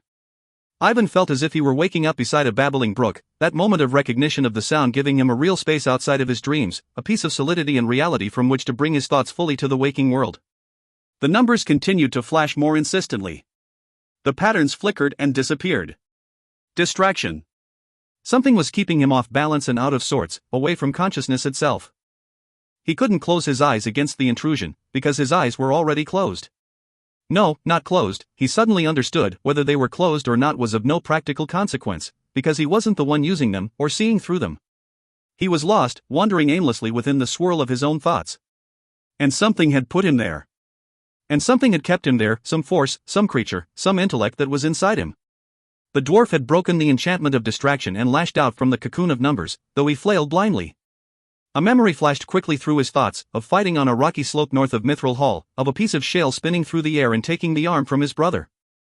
As abruptly as Pichel's arm, the memory was gone, but Ivan kept running through the darkness of his own mind, seeking flashes and moments of his own identity. He found another recollection, a time when he had flown on a dragon. It wasn't anything substantial, just a sensation of freedom, the wind blowing through his hair, dragging his beard out behind him. A brief flicker of mountain's majesty unfolding before him. It seemed a fitting metaphor to the dwarf. He felt the same way, but within himself.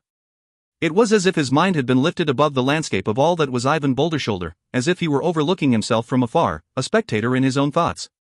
But at least he knew. He had escaped the distraction and knew again who he was. Ivan began to fight. He grabbed at every memory and held it fast, stealing his thoughts to ensure that what he remembered was true. He saw Pichel, he saw Catterley, he saw Danica and the kids. The kids. He had watched them grow from drooling, helpless critters to adulthood, tall and straight and full of potential. He took pride in them as if they were his own children, and he would not let that notion go. No creature in all the multiverse was more stubborn than a dwarf, after all. And few dwarves were as far-thinking as Ivan Bouldershoulder.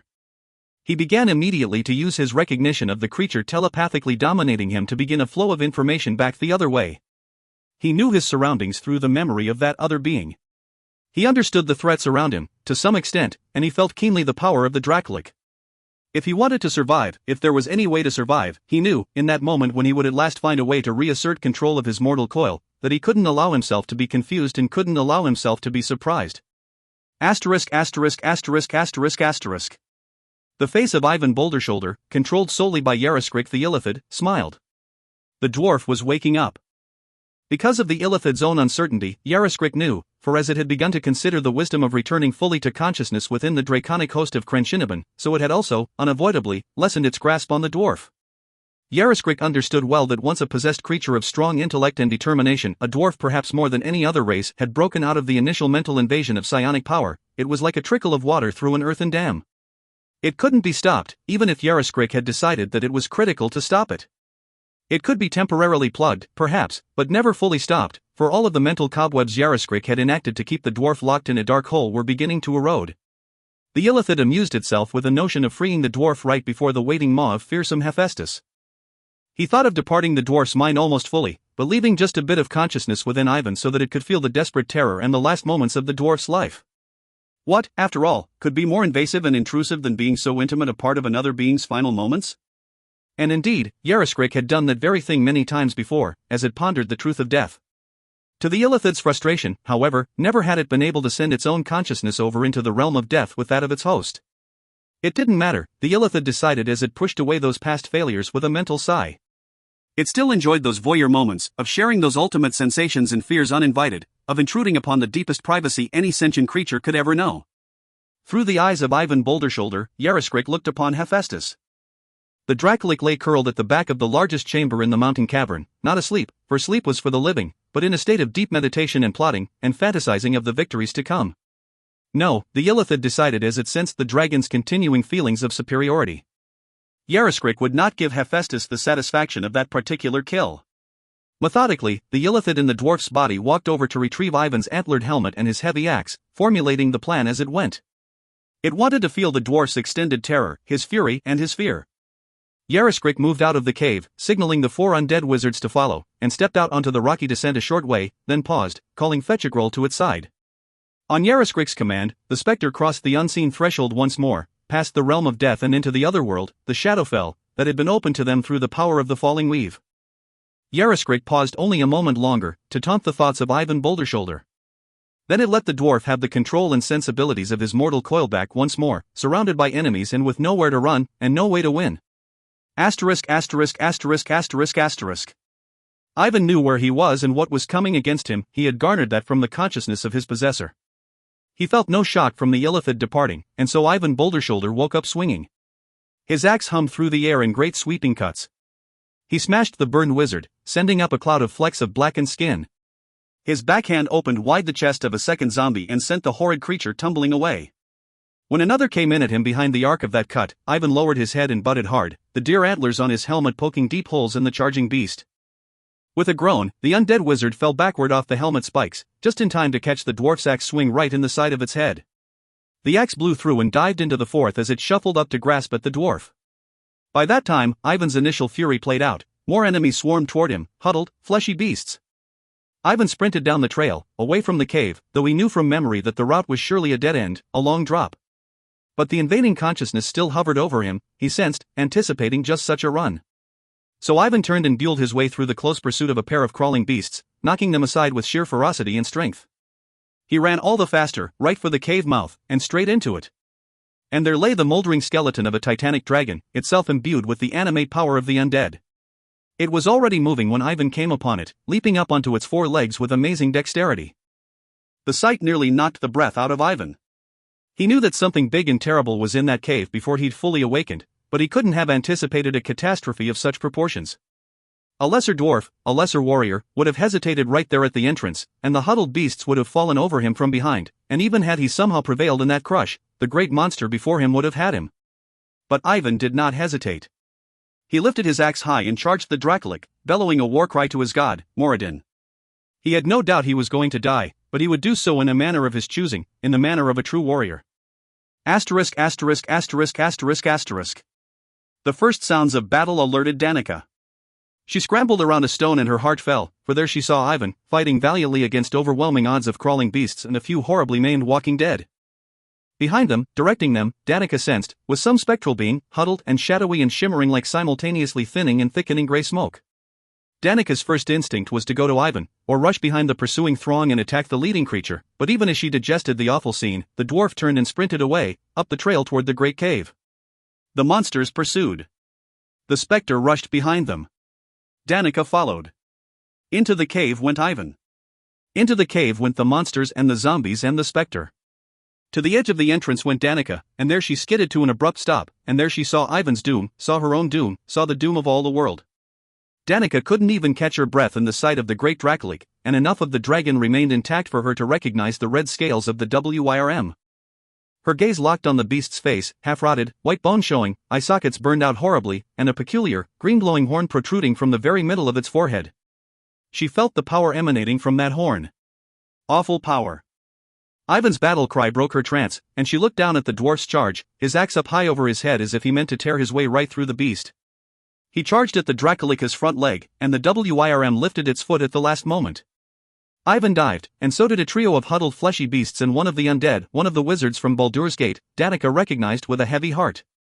The beast stamped with power that shook the whole of the mountain spur, sending cracked spiderwebbing across the stone floor. The air around its foot was sprayed with blood and gore, a crimson mist of ultimate destruction, a stamp of pure finality. Danica couldn't contain her gasp. A few of the creatures that had not followed the dwarf to doom, falling back and stumbling every which way from the sheer concussion of the stomp, noted that faint noise. Then Danica was running away from the cave, hungry beasts in close pursuit. She sprinted down the trail, trying to figure out how or where she might go, for the navigable angle of decline would not hold, not in any direction. She glanced over her shoulder, turned back, and cut fast behind a stone outcropping, and cut the other way around another, trying to gain some distance so that she could get over a ledge and begin her descent down the cliff face. But there were too many, and every turn did no more than put different monsters close on her tail. She ran out of room and skidded to the edge of the cliff, perched at the point of the longest drop, for not only did it rise above the hundreds of feet of cliffs that had led Danica to that awful place, it went far deeper on one side, into a gorge low in the foothills of the snowflakes. Danica turned around, then fell flat as a beast leaped at her. It sailed over her, its hungry cry turning to a scream of terror, fast receding as it plummeted to oblivion. Up hopped Danica, kicking out to knock back the next monster in line. The third, as if oblivious to the fate of the first, leaped into the air and tumbled at her. Again she ducked, though not as fully, and the creature brushed her as it went over. Danica fought hard and regained her balance just in time. But the creature's flailing claw caught her shoulder and tugged her back. All the fury and tumult of the moment seemed to stop suddenly, and Danica's ears filled with the emptiness of a mournful wind. And she was falling. She twisted around, looking down 1,000 feet and more to the tops of very tall trees. She thought of Catterley, of her children, of a life not yet complete. The sum of their parts. The sum of their parts. We live in a dangerous world, and one that seems more dangerous now that the way of magic is in transition, or perhaps even collapse. If Jarlaxle's guess is correct, we have witnessed the collision of worlds, or of planes, to the point where rifts will bring newer and perhaps greater challenges to us all. It is, I suspect, a time for heroes. I have come to terms with my own personal need for action. I am happiest when there are challenges to be met and overcome. I feel in those times of great crisis that I am part of something larger than myself, a communal responsibility, a generational duty, and to me, that is great comfort. We will all be needed now, every blade and every brain, every scholar and every warrior, every wizard and every priest. The events in the Silver Marches, the worry I saw on Lady Illustrial's face, are not localized, but, I fear, resonate across the breadth of Toril. I can only imagine the chaos in Menzoberranzan with the decline of the wizards and priests. The entire matriarchal society might well be in jeopardy, and those greatest of houses might find themselves besieged by legions of angry kobolds. Our situation on the world above is likely to be no less dire, and so it is the time for heroes. What does that mean, to be a hero? What is it that elevates some above the hordes of fighters and battle mages? Certainly circumstance plays a role. Extraordinary valor, or action, is more likely in moments of highest crisis. And yet, in those moments of greatest crisis, the result is, more often than not, disaster. No hero emerges. No savior leads the charge across the battlefield, or slays the dragon, and the town is immersed in flames. In our world, for good or for ill, the circumstances favorable to creating a hero have become all too common. It is not, therefore, just circumstance, or just good fortune. Luck may play a part, and indeed some people, I count myself among them, are more lucky than others, but since I do not believe that there are blessed souls and cursed souls, or that this or that God is leaning over our shoulders and involving himself in our daily affairs, then I do know that there is one other necessary quality for those who find a way to step above the average. If you set up a target 30 strides away and assemble the 100 best archers in any given area to shoot at it, they'd all hit the mark.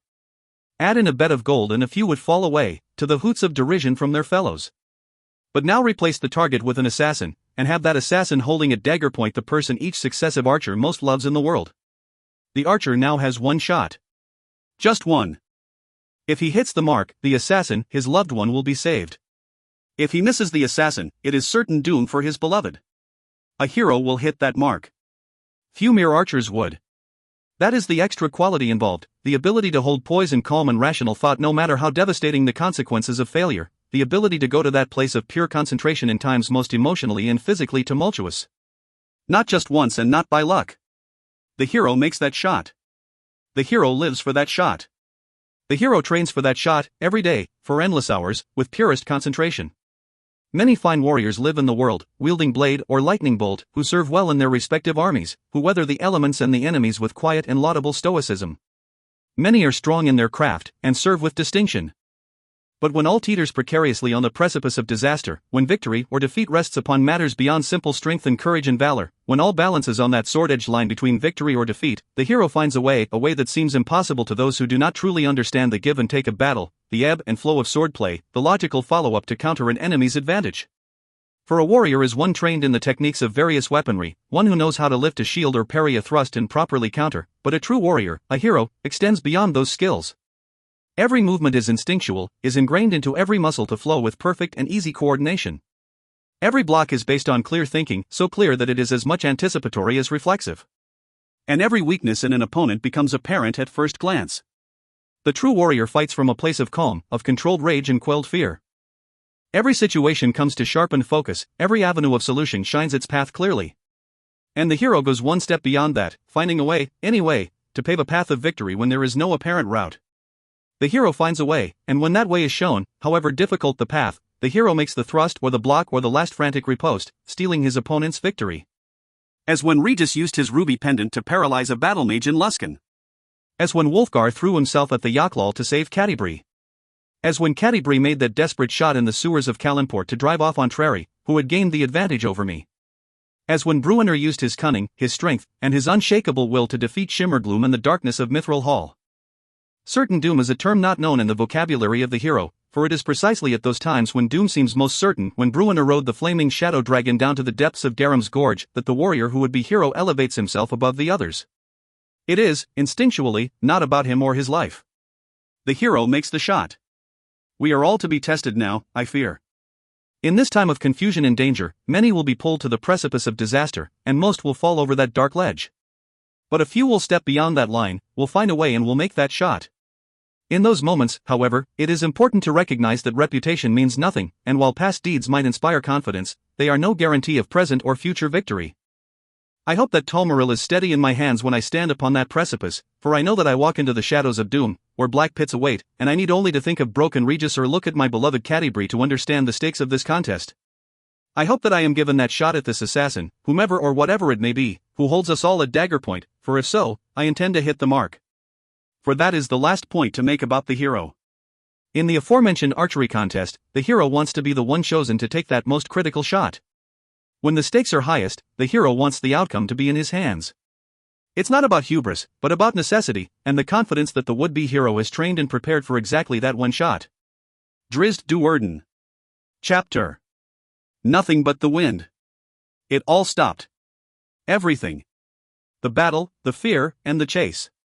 It was over, replaced by only the sound of the wind and the grand view from on high. A sensation of emptiness and solitude washed over the monk. Of freedom. Of impending death. A twist, a shift, and pure control had Danica upright immediately, and she turned around to face the cliff from which she had just tumbled. She reached out and lunged forward, her eyes scanning before her and below her, all in an instant, yielding a sudden recognition and complete sorting of the larger jags and angles. She slapped her palm against the stone, then the other one, then back and forth repeatedly. With each contact her muscles twitched against the momentum of the fall. A jut of stone far below and to the left had her thrusting her left foot out that way, and as she slapped the stone with both hands together, she gave the slightest push, again and again, 10 times in rapid succession as she descended, subtly shifting to the left. Her toe touched a jag and she threw her weight to that foot, bending her leg to absorb the impact. She couldn't begin to stop the momentum of her descent with just that, but she managed to push back with some success, stealing some of her speed. It was the way of the monk. Danica could run down the wall of a tall building and land without injury. She had done it on more than one occasion. But of course, a tall building was nowhere near the height of that cliff, and the grade was more difficult, sometimes sheer and straight, sometimes less than sheer, sometimes more than sheer.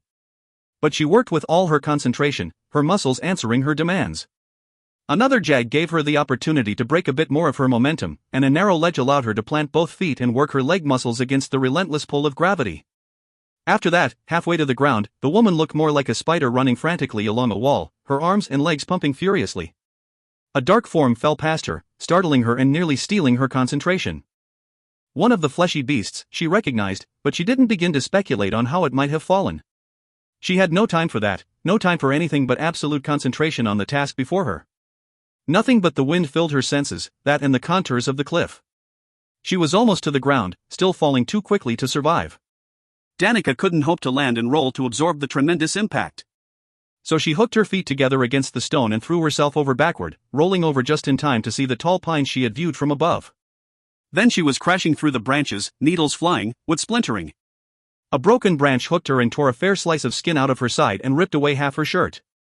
A heavier branch not much farther below didn't break, but bent, and Danica rolled off it head over heels, tumbling and crashing, rebounding off the heaviest lower branches and breaking through amidst a spray of green needles, and still with 30 feet to fall.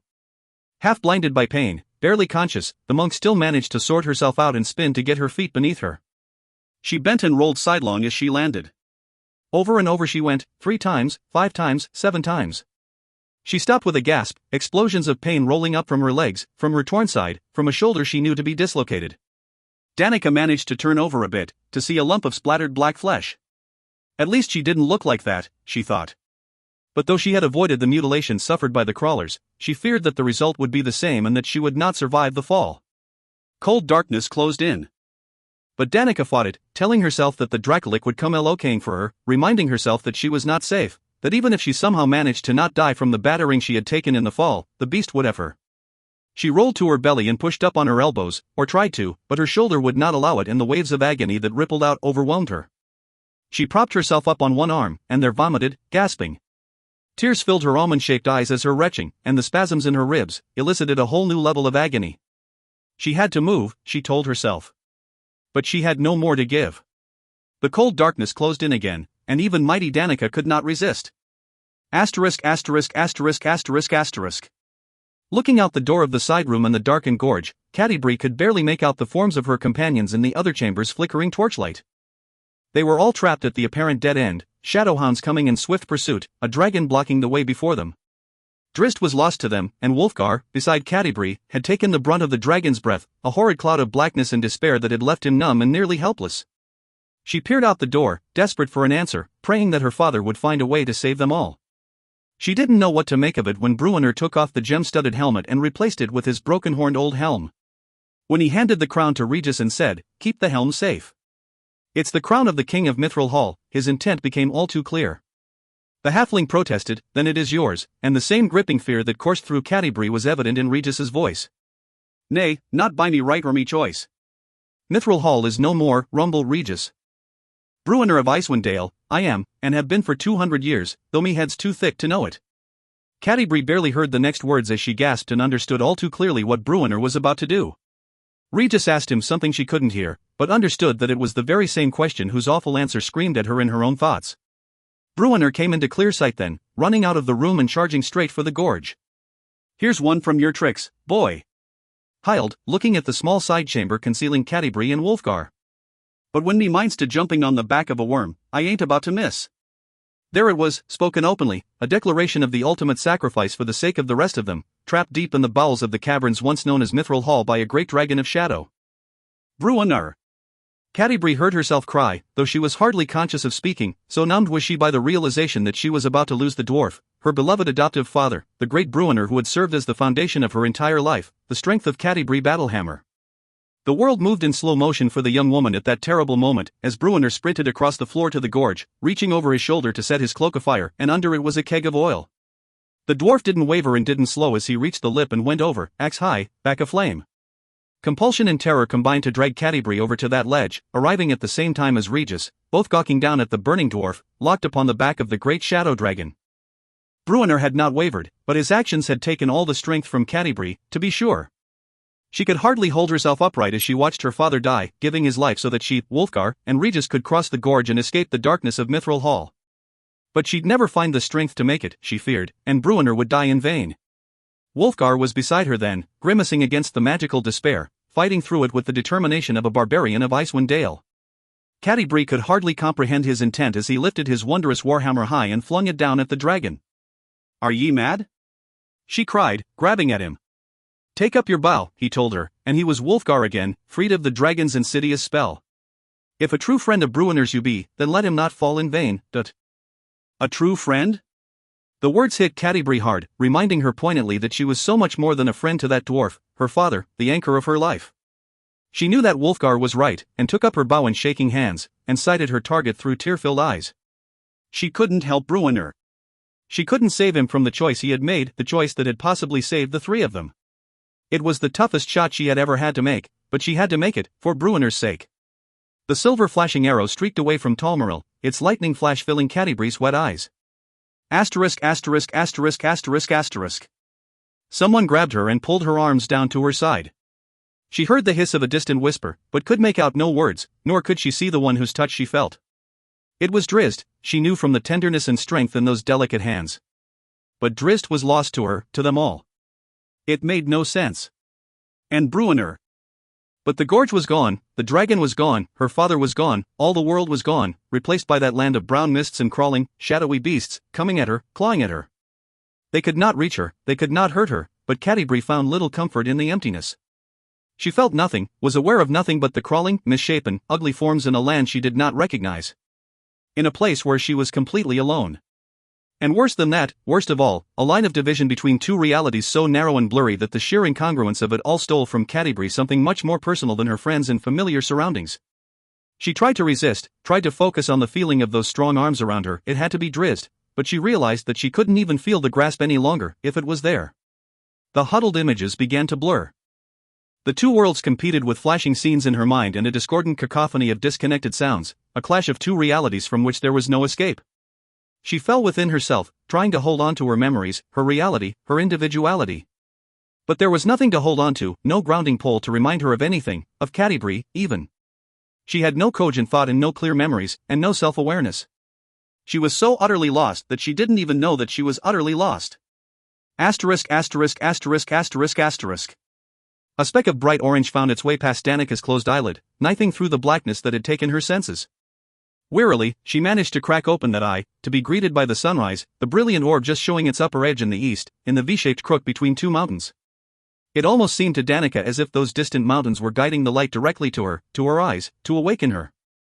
The events of the previous day played out in her thoughts, and she couldn't begin to sort out where dreams had ended and awful reality had begun. Or had it all been a dream? But then why was she lying in a canyon beside a great cliff? Slowly the woman started to unwind it all, and the darkness receded.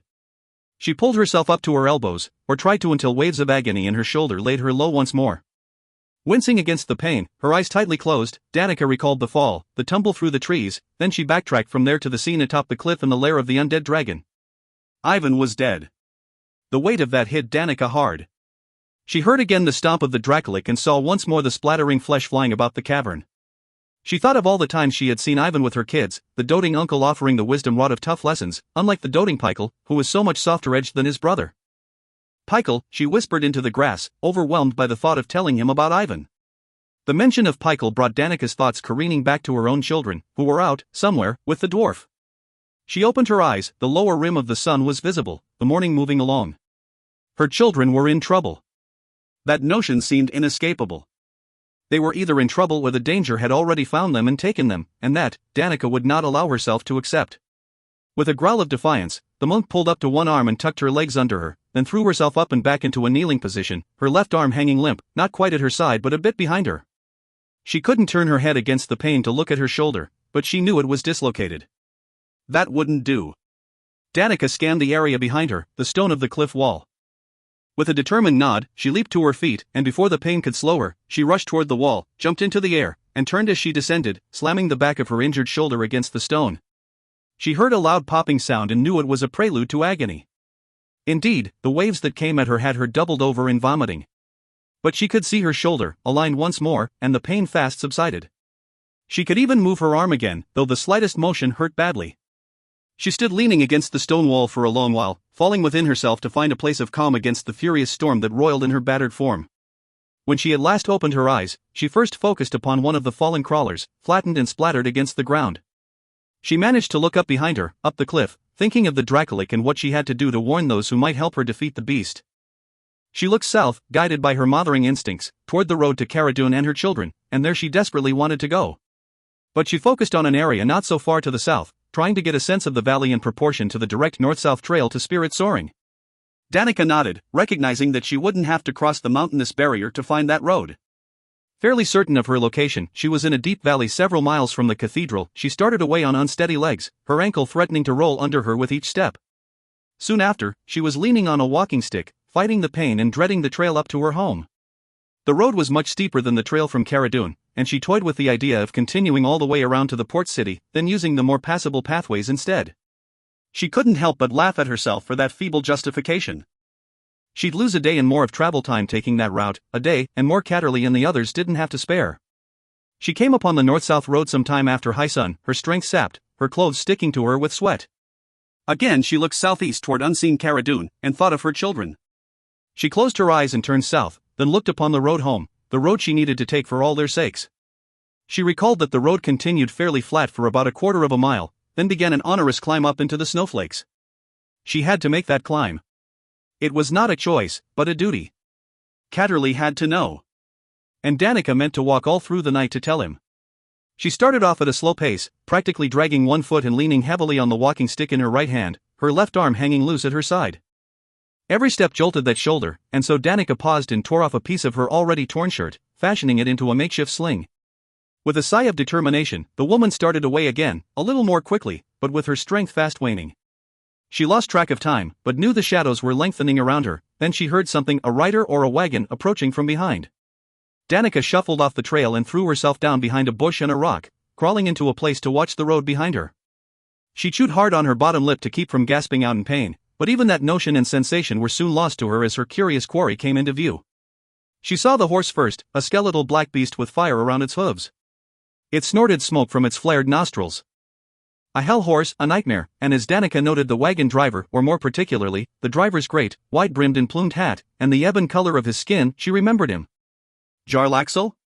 She whispered, and more curious still, he sat with another dark elf Danica surely recognized. The thought of that rogue Jarlaxle riding along with Drizzt Do'Urden knocked Danica even more emotionally off balance. How could it be? And what did it mean, for her and for Catterley? As the wagon neared, she made out a couple of heads above the rail of the backboard. Dwarves, obviously. A squeal from the side turned her attention to a third dwarf riding a pig that looked like it grazed on the lower plains right beside the nightmare pulling the wagon. Danica told herself that it couldn't be Drizzt Do'Urden, and warned herself that it was not out of the realm of possibility that the fiendish Jarlaxle might be behind all of the trouble that had come to Erlkazar. She couldn't risk going to them, she told herself repeatedly as the wagon bounced along the trail, nearing her hiding place. Despite those very real and grounded reservations, as the wagon rolled up barely 10 feet from her, the nightmare snorting flames and pounding the road with its fiery hooves, the desperate woman, realizing instinctively that she was out of options, pulled herself up to her knees and called out for help. Lady Danica! Jarlaxle cried, and Drizzt spoke her name at the same time. Together the two drow leaped down from the wagon and ran to her, moving to opposite sides of her and falling on bended knee. Together they gently cradled and supported her, and glanced at each other with equal disbelief that anything could have so battered the magnificent warrior monk. What did ye know, elf? One of the dwarves called, climbing from the back of the wagon. That Catterley skirl? Lady Danica, Drizzt explained. You must, the woman gasped. You must get me to Catterley. I must warn him. Her voice trailed off and she faltered, her consciousness slipping away. We will, Drizzt promised. Rest easy. Asterisk. Drizzt looked at Jarlaxle, grave concern evident on his face. He wasn't sure Danica could survive the journey. I have potions, Jarlaxle assured him, but with less confidence than Drizzt would have hoped for. Besides, who could be sure what effects his potions might produce in such a time of wild magic? They made Danica as comfortable as they could in the back of the wagon, laying her beside Catti-brie, who sat against the backboard and still seemed totally unaware of her surroundings. Jarlaxle stayed beside the monk, spooning magical healing potions into her mouth, while Bruenor drove the wagon as fast as the nightmare could manage. Drizzt and Pwynt ran near flank, fearing that whatever had hid Danica might not be far afield. On Jarlaxle's bidding, Athrogate and the Hellboar stayed near, riding just in front of the nightmare. It's getting steeper, Bruenor warned a short time later. Your horse ain't for liking it. The mules are rested now, Jarlaxle replied. Go as far as we can, then we'll put them back up front. Night'll be falling by then. Perhaps we should ride through. Bruenor didn't want to agree, but he found himself nodding despite his reservations. Elf? The dwarf asked, seeing Drizzt approach from some brush to the side of the trail. Nothing, Drizzt answered. I have seen no sign of any monsters, and no trail to be found save Danica's own. Well, that's a good thing, Bruenor said. He reached over and grabbed at Drizzt's belt to help the drow hop up the side of the rolling wagon. Her breathing is steady, Drizzt noted of Danica, and Jarlaxle nodded. The potions have helped, said Jarlaxle. There is a measure of predictable magic remaining. Bah, but she ain't said a word, said Bruenor. I've kept her in a stupor, Jarlaxle explained. For her own sake. A simple enchantment, he added reassuringly when both Drizzt and Bruenor looked at him with suspicion. He pulled from his vest a pendant with a dangling ruby, remarkably like the one worn by Regis. Hey, now!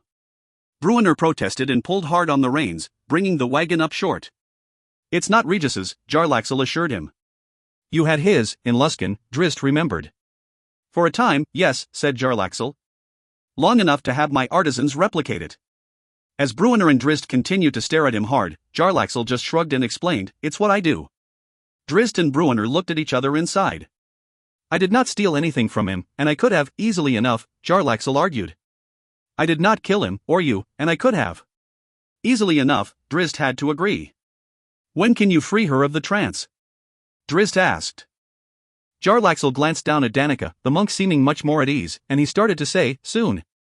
Before the word got out of his mouth, Danica's hand shot up and grasped the dangling chain that held the ruby pendant.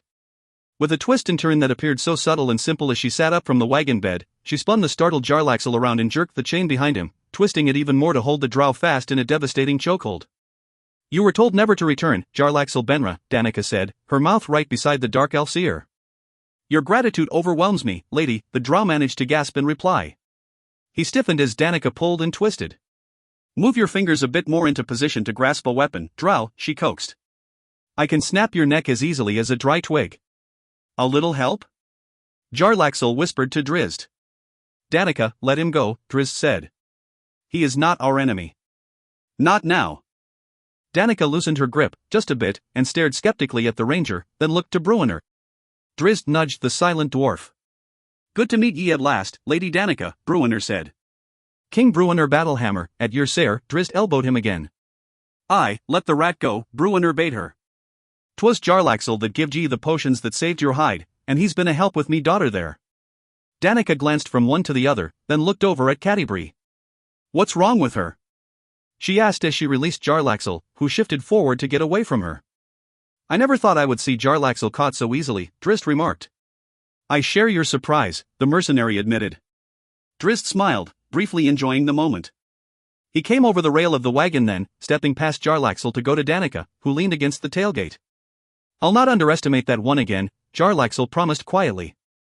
You must get me to spirit soaring, Danica said, and Drizzt nodded. That is where we were going, he explained. Catti-brie was touched by the falling weave, some kind of blue fire. She is trapped within her own mind, it seems, and in a dark place of huddled, crawling creatures. Danica perked up at that description. You have seen them? Jarlaxle remarked. Long-armed, short-legged, almost no-legged, gray-skinned beasts attacked spirit soaring in force last night, she explained. I was out scouting, her voice trailed off as she gave a great sigh. Ivan Bouldershoulder is dead, she said. Bruenor cried out and Drizzt winced. From the side of the wagon, Thippledorf Point wailed. The dragon, a Draculic, an undead dragon, and something more. A Draculic? Jarlaxle said. Dead dragon walking, dead dragon talking, dead dragon furious, I'm thinking that curious. Athrogate rhymed, and Thippledorf Point nodded in appreciation, drawing a scowl from Bruenor. A dumbfounded Danica stared at the bizarre Athrogate. You have to admit that one does not see a Draculic every day, Jarlaxle deadpanned. Danica seemed even more at a loss. Something stranger still, you mentioned? Jarlaxle prompted. Its touch is death, the monk explained. I found it by following a trail of utter devastation, a complete withering of everything the beast had touched. Trees, grass, everything. Never heard o' such a thing, said Bruenor.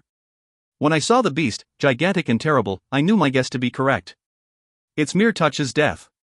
It is death incarnate, and something more, a horn in its head, glowing with power, Danica went on, her eyes closed as if she had to force herself to remember things she did not want to recall. I think it was Crenshinniban, the crystal shard, said Jarlaxle, nodding with every word. Yes. That darn thing again, Bruenor grumbled. So there ye go, elf. Ye didn't break it. I did, Jarlaxle corrected. And that is part of the problem, I fear. Bruenor just shook his hairy head. Danica pointed to a tall peak not far behind them and to the north. He controls them. She looked directly at Jarlaxle. I believe the dragon is Hephaestus, the great red Wyrm whose breath destroyed the artifact, or so we thought. It is indeed Hephaestus, Jarlaxle assured her. Ye think he might be tellin' us what ye're about any time soon? Bruenor grumbled. I already told you my fears, Jarlaxle said. The dragon and the liches, somehow freed of the prison artifact of their own creation. The crystal shard, said Danica, and she tapped her forehead. Here, on the Draculic. Joined by the magic of the collapsing weave, said Jarlaxle, merged by the collision of worlds. Danica looked at him, incredulous. I know not either, Lady Danica, Jarlaxle explained. It's all a guess. But this is all related, of that I am certain. He looked at Catti-brie, her eyes wide open but unseeing. Her affliction, these beasts, the dragon risen from the dead, all of it, all part of the same catastrophe, the breadth of which we still do not know. "And so we have come to find out," said Drizzt. "To bring Catti-brie to Catterley in the hope that he might help her." "And I'm thinking that ye'll be needin' our help, too," Bruenor said to Danica. Danica could only sigh and nod in helpless agreement. She glanced at the distant cliff, the lair of the Dracolic and the Crystal Shard, the grave of Ivan Bouldershoulder. She tried not to look past that point, but she couldn't help herself. She feared for her children. Chapter: The Severing. It was more than independent thought, Yaroskrek knew. It was independent desire. Such a thing could not be tolerated. The 7 liches that had created the Crystal Shard were represented by the singular power of Crenshinniban only. They had no say in the matter, and no opinions or wants that were pertinent.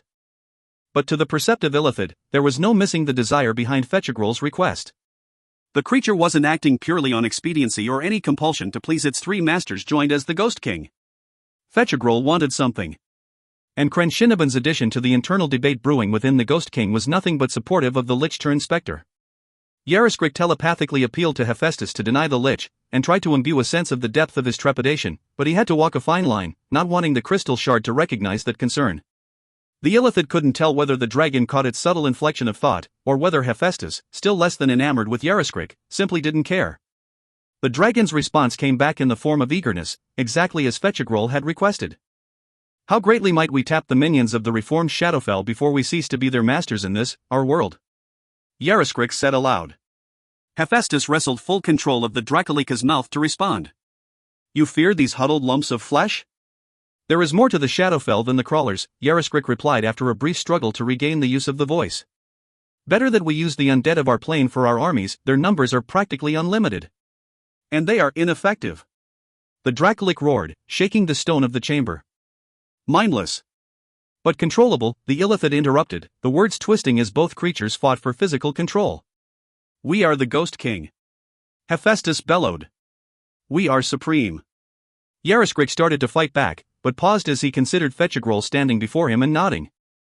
He could feel the satisfaction coming from the shadowy creature, and he knew that Crenshinniban had sided with Hephaestus, that permission had been given to Fetchigrol to fly back to Caradun and raise a great army of crawlers to catch and slaughter those people who had fled into the tunnels. The satisfaction of that creature. Why could not Hephaestus understand the danger in any independent emotions emanating from one of the 7? They were to have no satisfaction, other than in serving, but Fetchigrol was acting on his own personal ego, not a compulsion to serve the greater host. He had been shown up by some, who went to the Shadowfell to raise an army while Fetchigrol merely reanimated dead flesh to do his bidding. The escape of so many from Caradun had added to that sense of failure in the Spectre, and so the creature was trying to rectify the situation. But the Spectre should not have cared. Why could Hephaestus not understand that?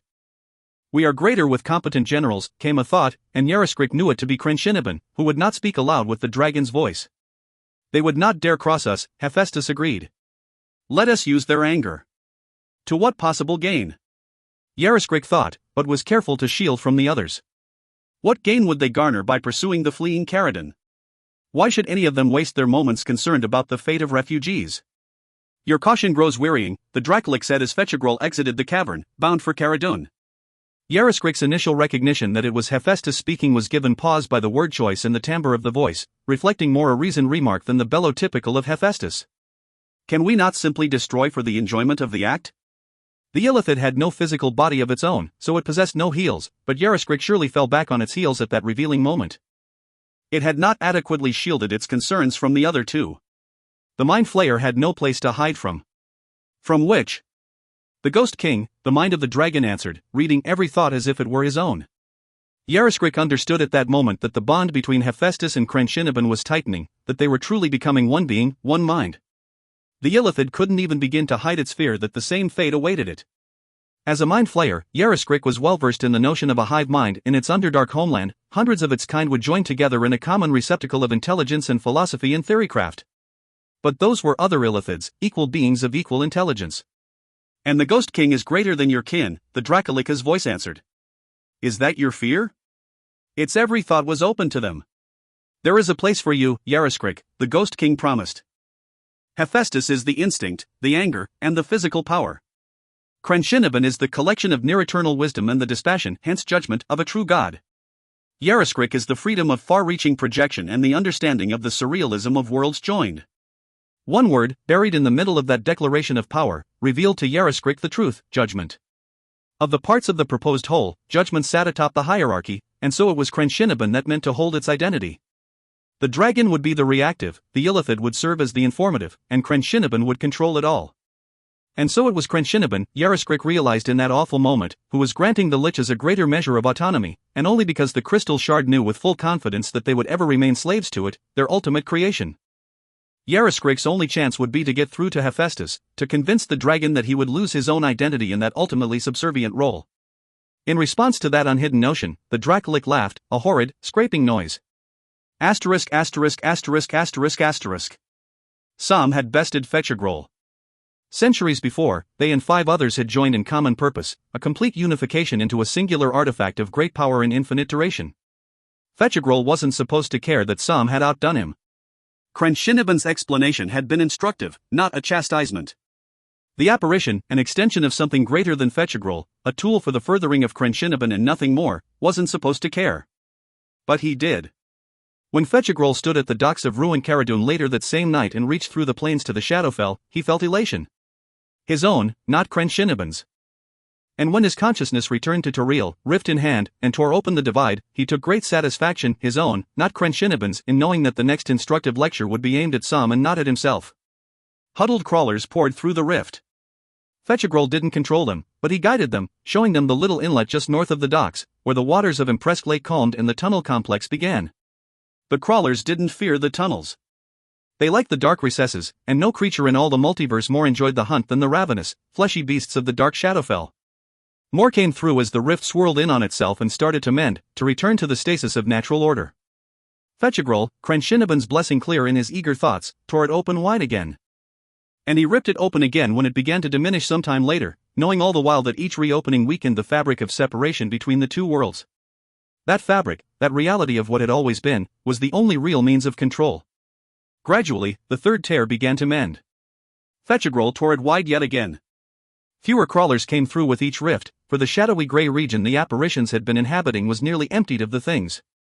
Fetchagrol, who would not lose to Sam, reached deeper into the Shadowfell.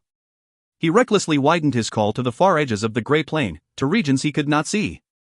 He never saw or heard it coming, for the beast was a creature of shadow, and silent as such. A black cloud descended over the apparition, fully engulfing him. In that terrible instant, he knew he had failed. It didn't matter the issue, for there was no anchor to the specific disaster.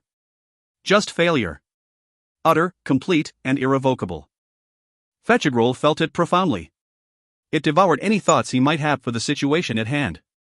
The shadow dragon couldn't get through the rift, but it managed to snake its head out far enough to snap its great jaws over the despairing apparition. And Fetchagrol had no escape.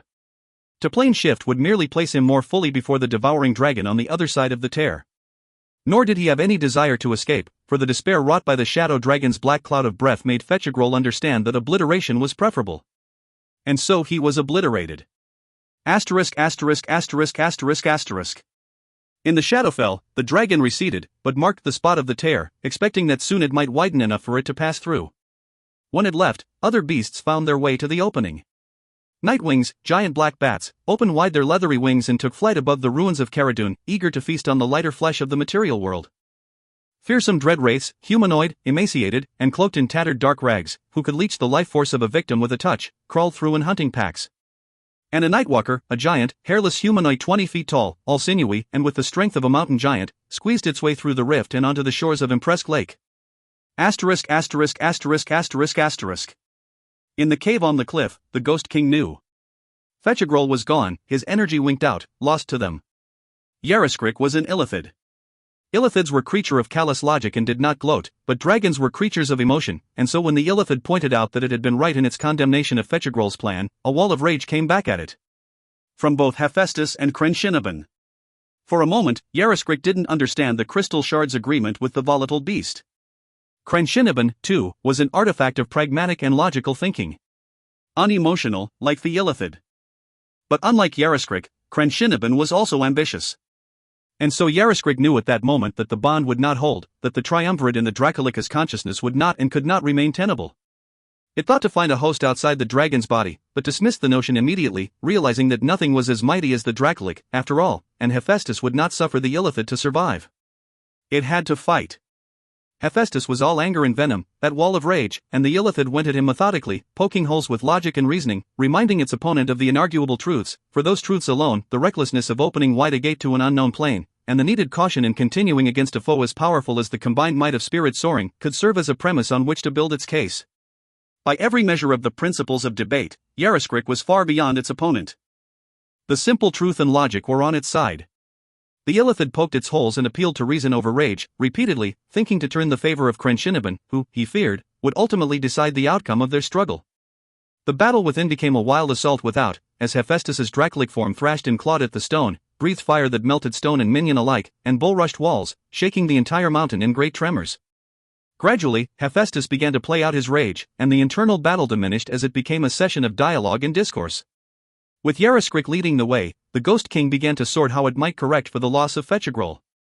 The Ghost King began to accept the past and look to the next move in the wider, and more important struggle. Yaroskrek took some small comfort in the victory, fully recognizing that it might be temporary in nature and fully expecting that it would battle Hephaestus many more times before things were finally settled. The Illithid turned its thoughts and arguments to the very real possibility that Fetchagrol's demise indicated that the apparition had reached too far into what had once been the plane of shadow. But for reasons still unknown to the Ghost King, the plane of shadow had become something more, something bigger and more dangerous. It also seemed to be somehow moving closer to the prime material plane, and in that event, what consequences might result? Crenshinaben seemed not to care, reasoning that out of chaos, the Ghost King could only grow stronger. And if a dangerous and too powerful organized force had come through the rift, the Ghost King could simply fly away. The crystal shard, Yaroskrek understood implicitly, was far more concerned about the loss of 2 of the 7. For Hephaestus, there remained only unrelenting and simmering anger, and most of all, the dragon's consciousness growled at the thought of not being able to exact revenge on those who had so ruined the beast in life. While Yaroskrek thought of times to come and how to shape the wider path, and Crenshinaben considered the remaining 5 and whether any repairs were called for, the dragon only pressed, incessantly, for an immediate assault on spirit soaring. They were not 1, but 3, and to Yaroskrek, the walls separating the triumvirate that was the Ghost King seemed as impenetrably thick and daunting as ever. And from that came the Illithid's inescapable conclusion that it must find a way to dominate, to force oneness under its own commanding will and intellect. And it hoped it could hide that dangerous ambition from its too intimate fellows. Chapter: Priests of Nothing. We are nothing. There is nothing. The priest screamed, storming about the audience hall in spirit soaring, accentuating every word with an angry stomp of his foot. His point was furthered by the blood matting his hair and caked about the side of his face and shoulder, a wound that looked worse than it was. Of the 5 who had been with him out and about the snowflakes, he had been the most fortunate by far, for the only other survivor had lost a leg and the other seemed doomed to amputation, and only if the poor woman even survived. "Sit down, Menlatus, you old fool," one of his peers yelled. "Do you think this tirade helpful?" Catterley hoped Menlatus, a fellow priest of Danir, would take that advice, but he doubted it, and since the man was more than a decade his senior and looked at least 3 decades older than Catterley, he hoped he wouldn't have to intervene to forcibly silence the angry man. Besides, Catterley understood the frustration behind the priest's rant, and didn't wholly dismiss his despairing conclusions. Catterley, too, had gone to Danir and feared that his god had been lost to him forever, as if Danir had somehow simply written himself into the numerical maze that was the metatext. "I am the fool?" Menlatus said, stopping his shouting and pacing, and tapping a finger to his chest as he painted a wry smile on his face. "I have called pillars of flame down upon those who are foes of our god. Or have you forgotten, Donray?" "Most surely, I have not," Donray replied. "Nor have I forgotten the time of troubles, or any of the many desperate situations we have faced before, and have endured." Catterley appreciated those words, as apparently, he saw in looking around at the large gathering, did everyone else in the room. Menlatus, though, began to laugh. "Not like this," he said. "We cannot make that judgment until we know what this silence is truly all about. But it is about the folly of our lives, friend," the defeated Menlatus said quietly. "All of us, and do look at us. Artists, painters, poets, man and woman, dwarf and elf, who seek deeper meaning in art and in faith. Artists, I say, who evoke emotion and profundity with our paintings and our scribblings, who cleverly place words for the effect dramatic." His snicker cut deep. "Or are we illusionists, I wonder?" "You do not believe that," said Donray. "Who believe our own illusions," Menlatus qualified. "Because we have to. Because the alternative, the idea that there is nothing more, that it is all a creation of imagination to maintain sanity, is too awful to contemplate, is it not?" Because the truth that these gods we worship are not immortal beings, but tricksters promising us eternity to extract from us fealty, is ultimately jarring and inspiring despair, is it not? I think we have heard enough, brother, said a woman, a renowned mage who also was possessed of significant clerical prowess. Have we? Yes, she said, and there was no mistaking the edge to her voice, not quite threatening but certainly leading in that direction. We are priests, one and all, Menelaus said. Not so, several wizards pointed out, and again the bloody priest gave a little laugh. Yes, so, Menelaus argued. What we call divine, you call arcane, our altars are not so different. Catterley couldn't help but wince at that, for the notion that all magic emanated from one source brought him back to his younger days in the Edificant Library. Then he had been an agnostic priest, and he too had wondered if the arcane and the divine were no more than different labels for the same energy. Save that ours accepts the possibility of change, as it is not rooted in dogma. One wizard cried, and the volume began to rise about the chamber, wizards and priests lining up against each other in verbal sparring. Then perhaps I speak not to you, Menelaus said after Catterley locked him with a scowl. But for us priests, are we not those, above all others, who claim to speak the truth? The divine truth?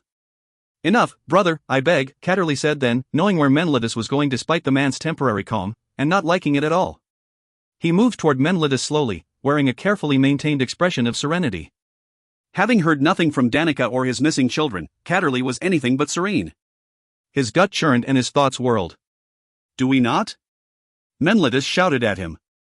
Catterley of Danir, above all others, who created spirits soaring on the good word and power of Danir, should not doubt my claim.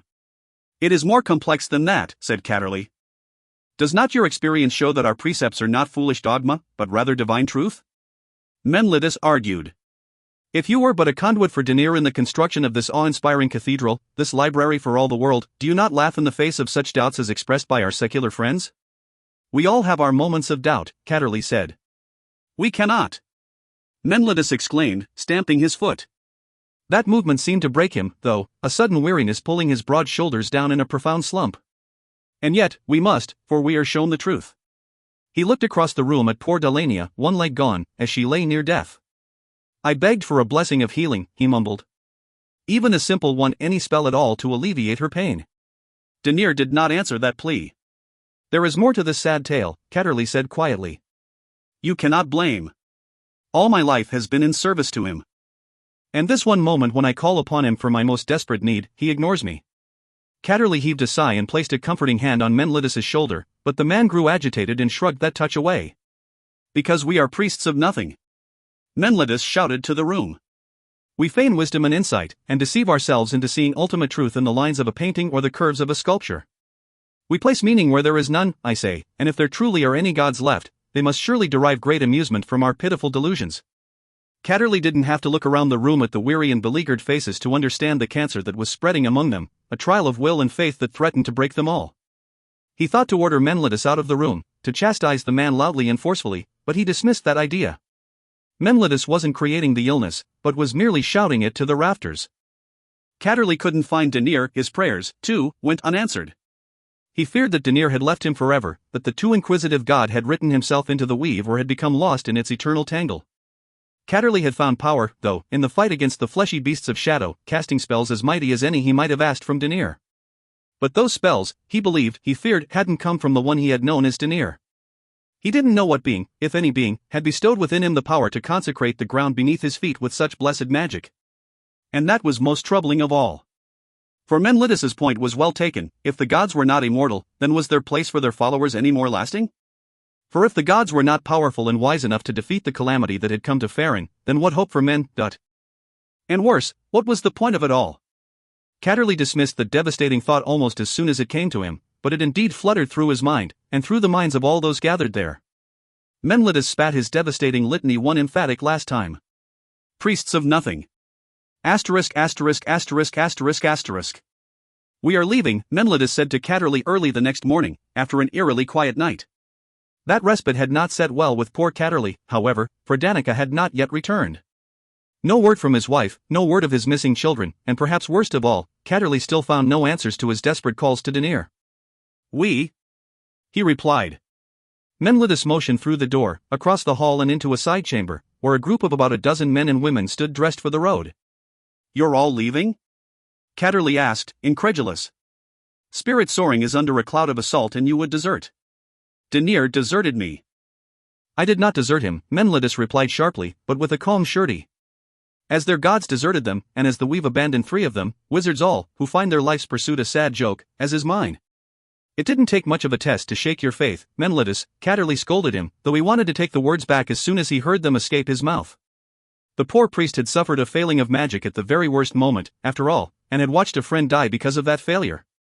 Catterley knew that he was wrong to judge such despair, even if he didn't agree with the man's conclusion. Perhaps not, Catterley, chosen of nothing, Menelaus replied. I only know what I feel and believe or no longer believe. Where are you going? Caradon first, then to Cormer, I expect. Catterley perked up at that. Your children, of course, said Menelaus. Fear not, my old friend, for though I no longer share your enthusiasm for our faith, I will not forget my friendship to Catterley Bonadus and his family. We will seek out your children, do not doubt, and make sure that they are safe. Catterley nodded, and wanted nothing more than that. Still, he felt compelled to point out the obvious problem. Your road is a dangerous one. Perhaps you should remain here, and I'll not lie to you, we need you here. We barely repelled that last attack, and have no idea of what may come against us next. Our dark enemies are out there, in force, as many of our patrols painfully learned. We're strong enough to punch our way through them, Menelaus replied. I would counsel you to convince everyone to come with us. Abandon spirit soaring, this is a library and a cathedral, not a fortress. This is the work of Denier. I can no more abandon it than I can abandon that who I am. A priest of nothing? Catterley sighed, and Menelaus patted him on the shoulder, a symbolic reversal of fortunes. They should all leave with us, Catterley, my old friend. For all our sakes, we should go down to Caradon as one mighty group. Escape this place, I counsel, and raise an army to come back and. No. Menelaus looked at him hard, but there was no arguing against that tone of finality in Catterley's voice. My place is spirit soaring, Catterley said. To the bitter end? Catterley didn't blink. You would condemn the others here to the same fate? Menelaus asked. Their choices are their own to make. I do think we're safer here than out there on the open trails. How many patrol parties met with disaster, your own included? Here, we have a chance to defend. Out there, we're fighting on a battlefield of our enemies' choosing. Menelaus considered Catterley for just a moment longer, then snorted and waved his hand, motioning to the people across the hall. They hoisted bags, shields, and weapons and followed the man down the corridor. We're left with less than 50 to defend spirit soaring, Giants remarked, coming to Catterley as the angry fallen priest departed. If the crawling beasts come at us with the ferocity of the first fight, we will be hard-pressed. We are more ready for an attack now, Catterley replied. Implements are more reliable than spells, it would seem. That is the consensus, yes, said Giants. Potions and wands did not fail in the field, even as spellcasting misfired or fell empty. We have many potions. We have wands and rods and staves, enchanted weapons and shields, said Catterley. Make certain that they are properly distributed as you sort our defenses. Power to every wall. Giants nodded and started away, but Catterley stopped her by adding, catch up to Menelaus and offer him all that we can spare to take with him on his journey. I fear that his party will need all that we can give, and a fair measure of good luck, to get down the mountainside. Giants paused at the door, then smiled and nodded. Simply because he abandons Denier does not mean that Denier should abandon him, she said. Catterley managed a weak smile at that, all the while fearing that Denier, though perhaps inadvertently and through circumstances beyond his control, had already done exactly that, to all of them. But Catterley had no time to think about any of that, he reminded himself, no time to consider his absent wife and missing children. He had found some measure of powerful magic in his moment of need. For all their sakes, he had to learn the source of that magic. He had barely begun his contemplation when shouts interrupted him. Their enemies had not waited for sunset. Catterley rushed down the stairs, strapping on his weapons as he went, nearly running over Giants at the bottom. Menelaus, she cried, pointing to the main doors, which stood open. Catterley ran there and fell back with a gasp. Menelaus and all the others of his band were returning, walking stiff-legged, arms hanging at their sides, vacant stares through dead eyes, for those who still had their eyes. All around the zombies came the crawling beasts, dragging and hopping at full speed. Fight well! Catterley called out to his defenders. All about the first and second floors of Spirit Soaring, manning every wall, window, and doorway, priests and wizards lifted shields and weapons, wands and scrolls. Asterisk asterisk asterisk asterisk asterisk. A couple of 100 yards ahead, a burst of flames erupted far above them above the branches of distant trees on a high ridge on the mountain road. Drizzt, Jarlaxle, and Bruenor sat up straight on the wagon's jockey box, startled, and behind them, Danica stirred. "That spirit soaring," Drizzt remarked. "What is?" Danica asked, scooting forward to the back of the seat and peering up between Drizzt and Bruenor. A column of black smoke began to climb into the sky above the tree line. "It is," Danica said breathlessly. "Drive them faster." Drizzt glanced at Danica and had to blink in amazement at how quickly the woman had healed. Her training and discipline, combined with Jarlaxle's potions and monk abilities, had restored the woman greatly. Drizzt made a mental note to speak with Danica about her training, but he ended the line of thought abruptly and nudged Bruenor. Understanding his intent, the dwarf nodded and jumped off the side of the wagon, with Drizzt fast following. Bruenor called for Puent as they ran around the back, setting themselves against the tailgate. "Push them hard." Drizzt called to Jarlaxle when the three were set, and the drow snapped the reins and clicked at the mules, while the three in back put their shoulders to the wagon and shoved with all their strength, legs pumping furiously, helping the wagon up the steep incline. Danica was out beside them in a heartbeat, and though she winced when she braced her injured shoulder against the wagon, she kept pushing. As they crested a ridge, Jarlaxle shouted, "Jump!" And the four grabbed on tightly and lifted their legs as the wagon gained speed. It was a short-lived burst, though, for another steep incline lay before them.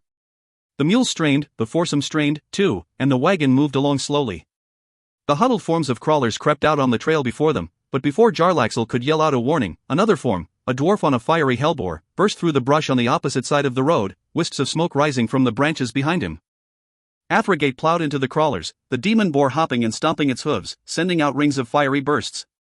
One crawler was gored and sent flying, another trampled under smoking hooves, but a third, near the other side of the road, had time to react and use its powerful arms to twist and leap up high above the snorting boar, right in the path of Athrogate.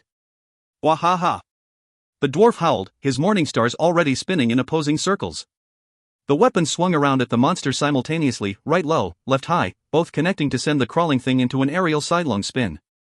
Athrogate expertly curled his right arm under his left in the follow-through, then reversed his momentum and snapped that weapon back in a fierce backhand that smacked the creature in its ugly face, and to add a finishing touch, the dwarf enacted the Morningstar's magic after the first strike, its nubby spikes secreting explosive oil onto the weapon head. A pop and a flash revealed the magic to the onlookers. Even without the explosion, they quickly knew that added power was behind the strike as the creature executed several complete rotations before it hit the ground. Hardly slowing, Athrogate charged his mount right through the brush on the far side, Morningstar spinning, boar snorting fire. He emerged after the wagon had passed, chasing and battering a crawler with every step, and as the creature fell dead, Athrogate squeezed his legs and twisted the boar into line, running fast after his companions. He caught up to them just as the wagon came over the last ridge, the road twisting through a narrow tree line onto the open grounds of the magnificent Spirit Soaring. The lawn was crawling with fleshy beasts, as were Spirit Soaring's walls. The upper corner of the building was burning, belching black smoke from several windows. Athrogate skidded his boar to a stop beside Bruenor and Puent. "Come on, ye dwarfs, and kick your heels. We'll give Em a beating that'll make him squeal."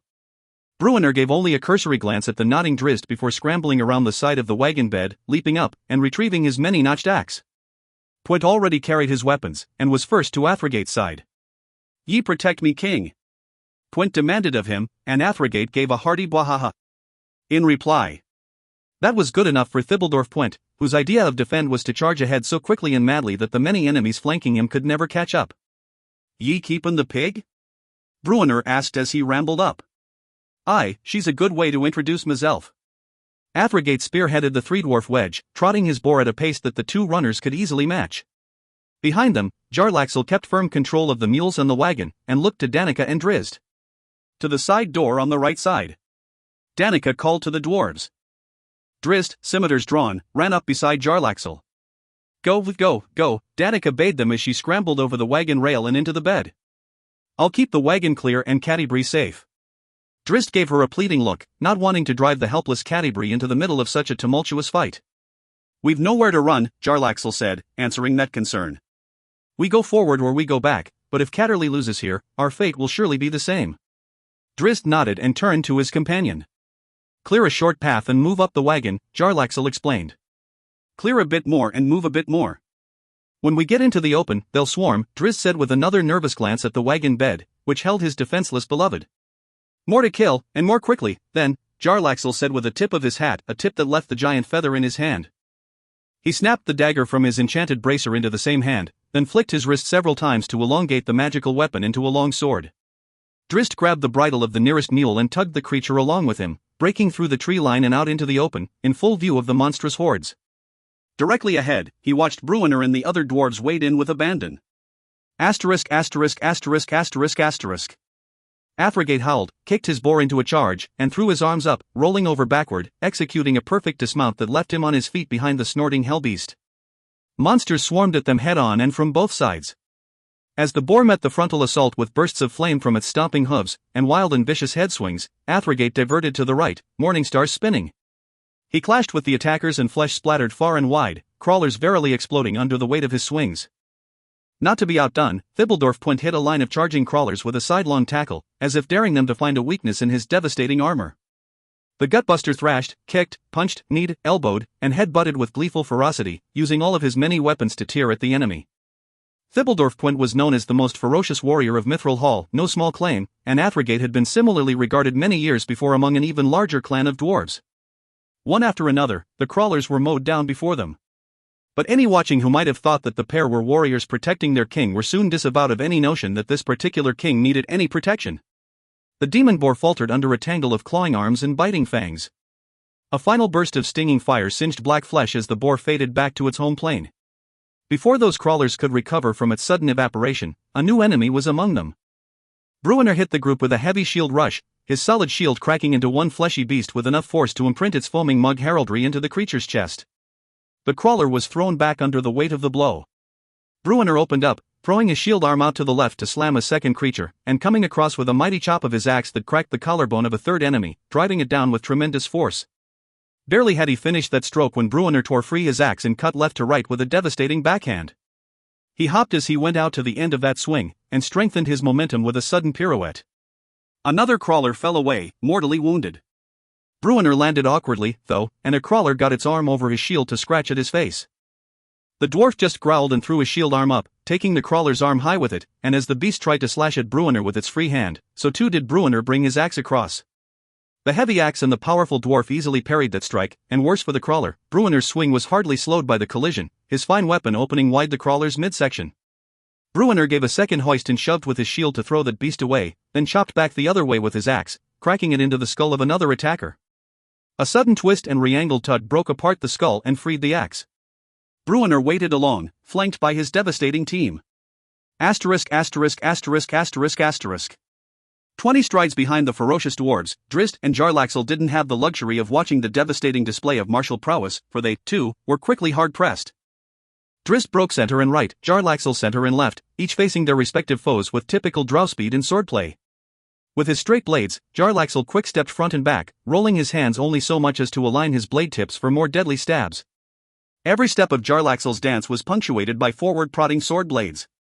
Those crawlers who ventured too near to Jarlaxle fell back full of small, precise holes. For Drizzt, with his curving blades, the dance was more one of swinging swaths, each blade slicing across with such force, precision, and momentum that all before it, reaching limbs and pressing monsters, fell back or fell to the ground. While Jarlaxle rarely turned in his battle, Drizzt rarely faced the same direction for more than a heartbeat or two. Quickly realizing that his best attribute against the monsters was his agility, the drow ranger twirled and leaped, spun, and dropped low as he came around. Then up into the air he went again, once even quick-stepping atop the heads of two crawlers that futilely tried to keep pace with his movements.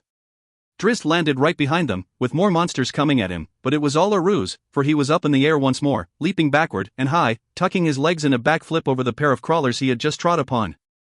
Because they turned in their efforts to keep up with him, he found himself once again behind them. Down came his scimitars and down went the two crawlers, skulls creased.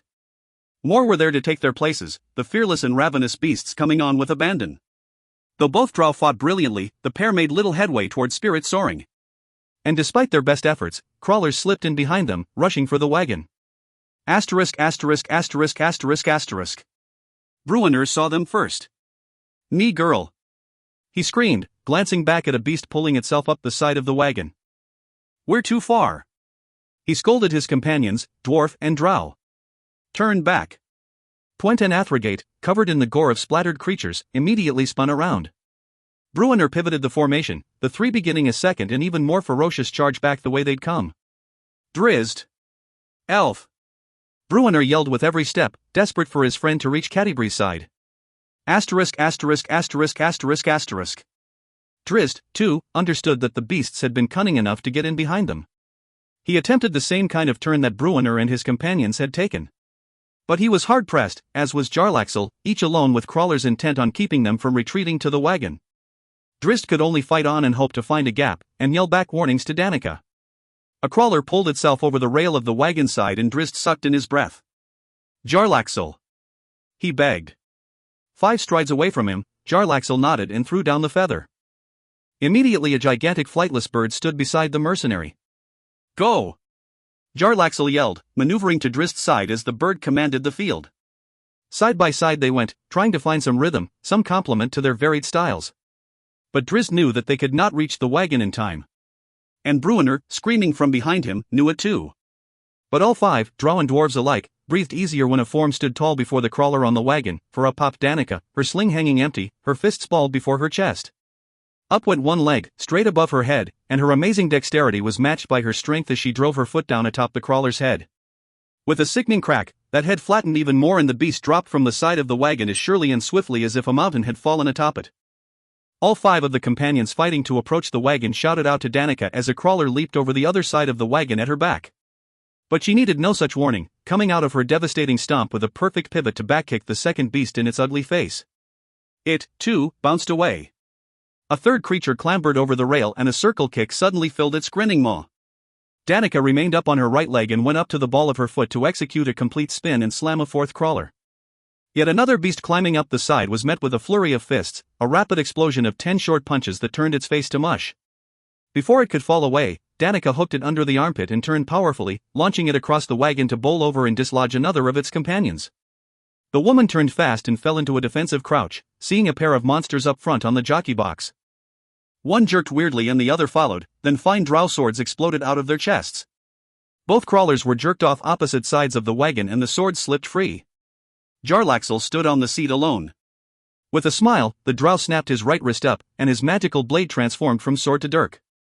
With a wink, Jarlaxle launched the dagger toward Danica right past her, to impale a crawler and knock it off the wagon's backside. He tipped his hat, flicked another dagger from his wrist, and turned to rejoin Drizzt, who had defeated a quartet of crawlers as they had tried to attack the mules. "You 3, with the wagon," Drizzt told the dwarves as they arrived. As Jarlaxle leaped down beside him and gave a nod to his fellow drow, Drizzt led the way forward toward the screeching, pecking, stomping diatryma. "You lead, I secure," Jarlaxle said, the command ringing clearly to Drizzt Duerden. In that short charge and retreat, in that moment of desperation to rescue the wagon, the two had found a level of confidence and compliment that Drizzt had never thought possible. His beloved wife was in that wagon, helpless, and yet he had stopped to engage the first line of crawlers near the mules, fully confident that Jarlaxle would secure the jockey box and reinforce Danica's desperate defense of Catti-brie. So on they went, fighting as one. Drizzt led the way with his leaps and slashing cuts while a series of daggers reached out behind him, flew out around him. Every time he lifted a scimitar, a dagger whistled under his arm. Every time he dived and rolled right, a dagger shot past his left, or a stream of daggers, for Jarlaxle's bracers gave him an inexhaustible and ready supply. To their side, the crawling beasts finally pulled down the diatryma, but it didn't matter, for behind the drow, Bruenor tugged the mules and wagon along while Pwent and Athrogate flanked him, throwing themselves at any monsters venturing too near. Danica held the wagon bed, striking with devastating effect at any who dared try to climb aboard. Finally they were rolling along, their enemies thinning before them. Drizzt darted left and right, taking great chances, diving into rolls and leaping into spins, confident every time that a dagger would fly his way in support if any monster found a hole in his defenses. Asterisk asterisk asterisk asterisk asterisk. Inside Spirit Soaring, word of the Allies' charge began to spread among the priests and wizards, and they began to call out their support and to cheer with great relief the unexpected reinforcements. And from more than one came a cry of relief at the return of Lady Danica. All around the library, the calls went out and the defenders took heart, none more so than Catterley. With his hand crossbows and devastating darts, he had methodically cleared most of the second-story balconies of invaders, and had left a dozen dead before the front door for good measure, shooting down from on high. But with his wife in sight, flanked by heroes of great renown, the priest was so overcome that he forgot how to breathe. He stared at the wagon, creeping across the courtyard toward Spirit Soaring, where Drizzt Duerden and Jarlaxle sprinted back and forth, working as if they were a single, four-armed warrior, Drizzt leaping and spinning, mowing down crawlers whose arms went up to grab at him always a heartbeat too late. And Jarlaxle came behind like God-thrown lightning, stabbing the beasts with short, deadly strokes and nimbly dancing through them as they fell to the ground, mortally wounded. There were dwarves, too, and Catterley recognized King Bruenor from that legendary one-horned helm and the foaming mug shield, working his axe with deadly efficiency and tugging the mules along, while 2 other dwarf warriors flanked the team. Any beasts that ventured too near were crushed by a blur of spinning morning stars on one side, or torn apart by the multitude of spikes and ridges adorning the wild dwarf on the other. There was Danica, and oh, but she had never looked more beautiful to Catterley than at that very moment. She had been battered, he could see, and that stung his heart, but her warrior spirit ignored her wounds, and she worked her dance magnificently about the wagon bed. Not a creature could get close to clearing the rails. Below the balcony where he stood, Catterley heard his fellow priests shouting to form up. And he knew they meant to go out and meet the incoming band. When he took a moment to stop gawking at the magnificence of the 6 warriors in action, he realized that help would be sorely needed. Many monsters became aware of fresh meat on the approaching wagon.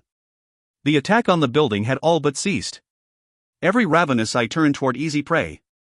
Catterley realized the awful truth. For all the power of those 6, they would never make it. A horde of monsters stood poised to wash over them like breaking waves on a low beach. His beloved wife would never come home. From the balcony, he turned into the cathedral, thinking to rush to the stairwell. He skidded to an abrupt stop, hearing a distant call as he had in that previous moment of desperation when he had been caught alone on the upper floors with the attacking crawlers. He turned, his eyes guided to a cloud in the sky above. He reached for that cloud and called to it, and a portion of it broke away. A chariot of cloud, pulled by a winged horse, raced down from on high. Catterley climbed atop the balcony's rail and the speeding chariot swooped down before him. Hardly even thinking about his actions, for he was leaping onto a cloud, the priest jumped aboard. The winged horse followed his every mental command, sweeping down from the balcony right before the astonished eyes of the priests and wizards who were gathering to charge out the front door. As one, they gasped and fell back into the cathedral. Catterley's chariot soared out above the frightened crawlers. Some of the undead, Menelatus among them, turned to intercept the new foe, but Catterley looked upon them and channeled the divinity flowing within him, releasing a mighty burst of radiance that knocked the undead monsters back and blasted them to ash. He grimaced at the destruction of his dear friend, but Catterley pushed away the sadness and continued on, fast nearing the wagon and the 6 warriors and the host of crawlers battling them. Again he cast a spell, though he knew not what it was, simply trusting the power he felt within.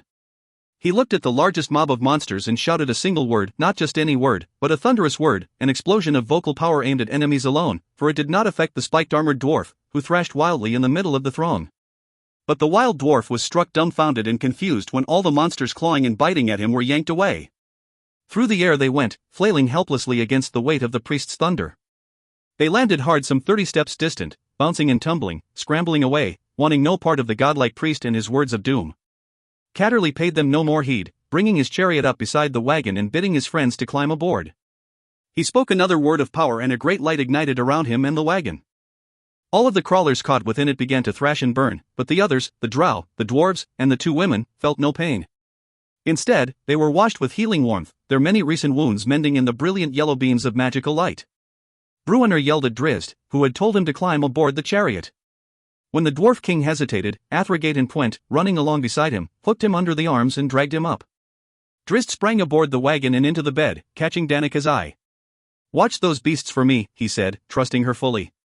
He sheathed his blades, went to his beloved, and scooped her into his arms. With Danica leading, they made the chariot easily.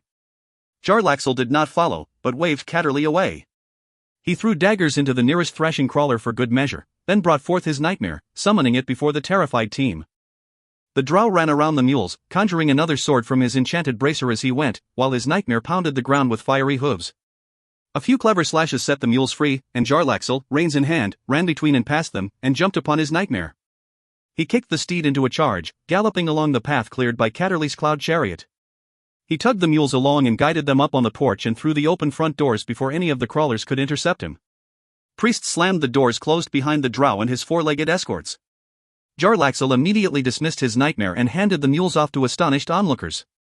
"It would not do to waste a perfectly good team," he explained. "And these 2 have taken us a long way." He finished with a laugh which lasted only as long as it took him to turn and come face to face with Catterley. "I told you never to return to this place," the priest said, ignoring the many curious onlookers crowding around him, demanding to know what sort of magic he had found to conjure a chariot of cloud, to speak thunder, to glow with the radiance of a healing god, to reduce the undead to ashes with a single word. They, who could not reliably cast the simplest of Dweomers any longer, had witnessed a display of power that the greatest priests and wizards of Faelorehn could hardly imagine. Jarlaxle bowed low in response, tipping his unfeathered hat. He didn't answer, though, other than to motion to Drizzt, who came fast to his side, as Danica was fast to Catterley's. "He is not our enemy," Danica assured her husband. "Not anymore." "I keep trying to tell you that," Jarlaxle agreed. Catterley looked to Drizzt, who nodded his agreement. "Enough of that, and who truly cares?" a wizard yelled, bullying his way up to Catterley. "Where did you find such power? What prayers were those? To throw a multitude of enemies aside with a mere word? A chariot of cloud stuff? Pray tell, good Catterley. Is this Denier, come to your call?"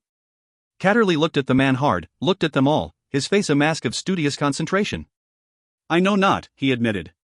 "I do not hear the voice of Denier, yet I believe that he is involved somehow." He looked directly at Drizzt as he finished. "It is as if Denier is giving this answer to me, one last gift." "Last?" Giants called out with alarm, and many others mumbled and grumbled. Catterley looked at them and could only shrug, for he truly didn't know the answer to the riddle that was his newfound power. He shifted his gaze to Jarlaxle. "I trust my wife, and I trust Drizzt, and so you are welcome here in this time of mutual need." "With information you will find valuable," Jarlaxle assured him, but the drow was cut short by a sharp cry from the back of the gathering. All eyes turned toward Catti-brie. Drizzt had set her down on a divan at the side of the foyer, but she was floating in the air, her arms out as if she were under water, her eyes rolled to white and her hair floating around her, again as if she were weightless. She turned her head and spat, then snapped back the other way as if someone had slapped her across the face. Her eyes once more shone blue, though they were surely seeing something other than that which was before her. "She is demon-possessed," a priest cried. Drizzt donned the eye patch Jarlaxle had given to him and rushed to his wife, grabbing her in a hug and gently pulling her down. "Take care, for she is in a dark place that welcomes new victims," Jarlaxle said to Catterley as he moved to join Drizzt. Catterley looked at him curiously but went in anyway, taking Catti-brie's hand. Catterley's form jolted as if shocked by lightning. His eyes twitched and his entire form changed, a ghostly superimposition of an angelic body, complete with feathery wings, over his normal human form. Catti-brie cried out then, and so did Catterley. Jarlaxle grabbed the priest and tugged him back. The ghostly lines of Catterley's form disappeared, leaving him gawking at the woman. "She is caught between worlds," Jarlaxle said. Catterley looked at him, licked his suddenly dry lips, and did not disagree. Chapter: A Dwarf's Stubbornness. He felt the sensation seeping into his consciousness, the willpower of another being trying to possess him. But Ivan Bouldershoulder was ready for it. He was no simpleton, and no novice to any kind of warfare. He had felt the dominating willpower of a vampire right before he had utterly destroyed the thing, and he had studied the methods of wizards and illusionists, and even illithids, like any well-prepared dwarf warrior. The creature had caught him by surprise with the first intrusion, true. Spirit Soaring and the Snowflakes had been a peaceful place for years, the one notable exception being the arrival of Artemis Entreri, Jarlaxle Benra, and the Crystal Shard, but since Catterley had completed the new library, Ivan and everyone else had come to think of the place as home, as peaceful, as safe. Even with the turbulence of the wider world and the current problems with magic, the types of problems that had never really concerned the likes of Ivan Bouldershoulder, who trusted his muscle more than any waggling fingers, Ivan hadn't been ready for the onslaught of the Ghost King. And he'd certainly not been ready for the intrusion that had overwhelmed him and stolen from him his very body. But for nearly the entire time he had been possessed, Ivan had studied his possessor. Rather than flail against an opaque wall he could not penetrate, the dwarf had bided his time, gathering what information he could, trying to take from his possessor even as it continued to rob him.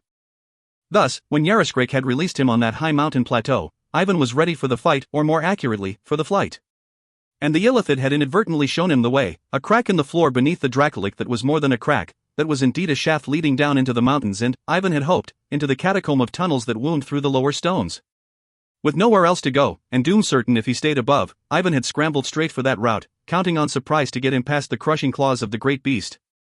To his good fortune, when the dragon's foot had stomped, a host of the fleshy beasts had been right behind him, and the splatter and spray of flesh and gore and blood had provided wonderful cover for his desperate dive. To his ultimate good fortune, the shaft had not run straight down for very far, gradually winding to the side and easing the impact as he connected with the dirt and stone. And it had widened, allowing him to twist in his descent and get his heavy boots out in front of him, digging them in against the slide. The last drop had hurt 20 feet straight down with nothing but dark air around him as he broke through the roof of an underground chamber, but even there, the dwarf had found that extra bit of heroism, the one heroes only rarely discussed openly: good luck. He had landed in water. It wasn't very deep and wasn't very clean, but it was enough to cushion his fall. He had lost his antlered helm up above but had retrieved his axe, and he was alive, and in a place where the monstrous Dracolic couldn't follow. luck had given him a chance. Soon after, though, Ivan Bouldershoulder figured that his luck had run out. For the rest of the day, he had wandered in the darkness, splashing, for he could find no dry land in the chamber, and no exit. He had felt some movement around his legs in the thigh-deep murk, and figured there might be some fish or some other crawly things in the underground pool, so maybe he could catch them and figure out a way to survive for some time. Either way, he believed that he would surely die alone and miserable in the dark. So be it. Then the illithid had come calling, whispering into his subconscious, trying to pry its way back into control. Ivan put up a wall of anger and sheer dwarven stubbornness that held the creature at bay, and he knew with confidence that he could hold it indefinitely, that he would not be possessed again. "Go away, ye silly beast," he said. He focused and concentrated on every word as he spoke. "What did ye want with me in here, where there's no way out?" It seemed a logical enough refutation. Indeed, what did the illithid have to gain? But still the creature seeped into his thoughts, demanding control. "What, can ye make me fly, then, ye fool?" Ivan shouted into the darkness. "Fly me back up to your dead dragon and the little beasties ye so love?" He felt the anger then, and the revulsion, and understood that he had caught the mind flayer a bit off its guard, though just for a fleeting moment. Ivan let his own guard slip, just a bit. He felt the other being inside his mind clearly then, striving for dominance. A wave of utter disgust nearly buckled the dwarf's knees. But he held fast, and purposely lowered his guard just a bit more. He was soon walking toward the northern end of the wide chamber. He could barely make out the boulders piled along that wall. Guided by Yaroskrik's will, counting on the illithid having a wider view of his surroundings than he, the dwarf climbed up onto the lower stones. He pulled one aside and felt the slightest breeze, and as his eyes adjusted to the more intense gloom beyond, he saw that a long, wide tunnel lay before him. Done with ye! His thoughts screamed, and Ivan Bouldershoulder began the fight of his life. He pushed back against the overwhelming intellect and willpower of the mind flayer with every measure of stubbornness and anger a dwarf could muster. He thought of his brother, of his clan, of King Bruiner, of Catterley and Danica and the kids, of everything that made him who he was, that gave joy to his life and strength to his limbs. He denied Yaroskrik. He screamed at Yaroskrik, aloud and in his every thought. He thrashed physically, hurling himself against the stones, tearing at the tunnel opening to widen it, ignoring the falling rocks that banged off his arms and shoulders. And he thrashed mentally as well, screaming at the wretched beast to be gone from his mind. From his mind. Such rage enveloped him that Ivan tore the rocks free with bloody fingers and felt no pain. Such strength accompanied that rage that he flung the stones, some half his weight, far behind him to splash into the murky pool. And still he ignored the bruises and cuts, and the strain on his corded muscles. He let the rage take him fully and hold him, a wall of denial, a demand that the illithid get out. The hole was wide enough to crawl through, wide enough for two Ivans to crawl through side by side, and still the dwarf dug at the stones with his battered hands, using that physical sensation to give focus to his rage. He had no idea how long he went on like that, a few heartbeats or a few thousand, but finally, an exhausted Ivan Bouldershoulder fell through the opening and rolled into the tunnel. He landed flat on his face and lay there, gasping, for a long while. Despite the pain, a wry grin widened on his hairy face, for Ivan knew that he was truly alone. The tentacle-faced beast had been denied. He slept, then, right there in the mud, amidst the stones, keeping himself mentally ready to fend off another intrusion and hoping that no wandering creature of the Underdark would find him and devour him as he lay exhausted and battered in the darkness. Rorik dived to the floor, just under the clawing feet of a huge black bat. "Uncle Pykel!" He screamed, beseeching the druid to do something. Pykel balled up his fist, pumped his arms, and stamped his feet in frustration, for he had nothing at all, to offer. Magic was gone, even his natural affinity with animals had flown. He thought back to only a few days earlier, when he had coaxed the roots out of the walls to secure the barricades, a temporary thing, apparently, since pursuit came from that direction. The dwarf knew he couldn't reach that level of magic, perhaps not ever again, and his frustration played out, in that dark chamber deep beneath the snowflakes. "Oh!"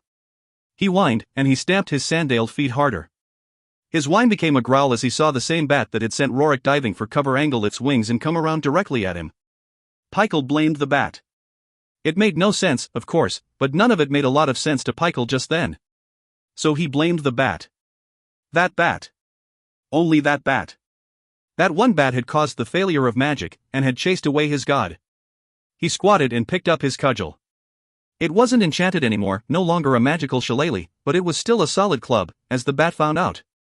The black leathery thing swooped at Pykel, and the dwarf leaped and spun, launching the most powerful strike he had ever managed with his strong arm, even from the days when he had the use of both. The hardwood crunched against Bat's skull, shattering the bone. The Nightwing fell as surely as if a huge boulder had fallen upon it from on high, crashing down atop Pykel, the two of them rolling away in a tumble of dwarf and black bat. Pykel head-butted and kicked with abandon. He bit and poked with his stubby arm. He swung his cudgel with short but heavy strokes, battering the creature relentlessly. Nearby, a man screamed as a Nightwing swooped in and caught him by the shoulders in its huge clawed feet, but Pykel didn't hear it. Several others cried out, and a woman shrieked in horror when the bat flew straight for a wall and let loose its prey, hurling the poor man against the rocks, where his bones shattered with a sickening crackle. Pykel didn't hear it. He was still swinging his club and kicking with fury, though the bat that enwrapped him with those great wings was already dead.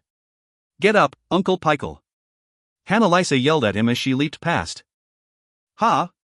The dwarf replied, and he pulled one wing down from in front of his face and followed the sound to see Annalisa sprinting toward Rorik, who was still flat on the ground. Standing above him, Temburley cut his greatsword back and forth in long sweeping arcs above his head, trying to cut at a stubborn Nightwing that fluttered up and down above him as if to taunt him. He couldn't hit the agile bat. But Annalisa did, leaping high into the air as she rushed past Temburley, somersaulting as she went to enhance the power of her kick. She kicked the bat solidly in the side, sending it several feet away as she tumbled over and landed, still in a run. The Nightwing turned its attention her way as it righted itself in the air, and swooped to give chase. With that distraction, Tembrel's sword at last caught up to it, slashing a leathery wing back to front. The Nightwing flopped weirdly in the air and fluttered down, and Annalisa and Temburley were upon it before it managed to get the wounded wing out from under itself. Annalisa was the first to break away, calling out orders, trying to establish some measure of order and supporting lines of defense. But the whole of the wide chamber was in a frenzy, with Nightwings fluttering all around them, with wounded men and women, backs torn wide, one scalped by a raking claw, screaming and running and diving for cover.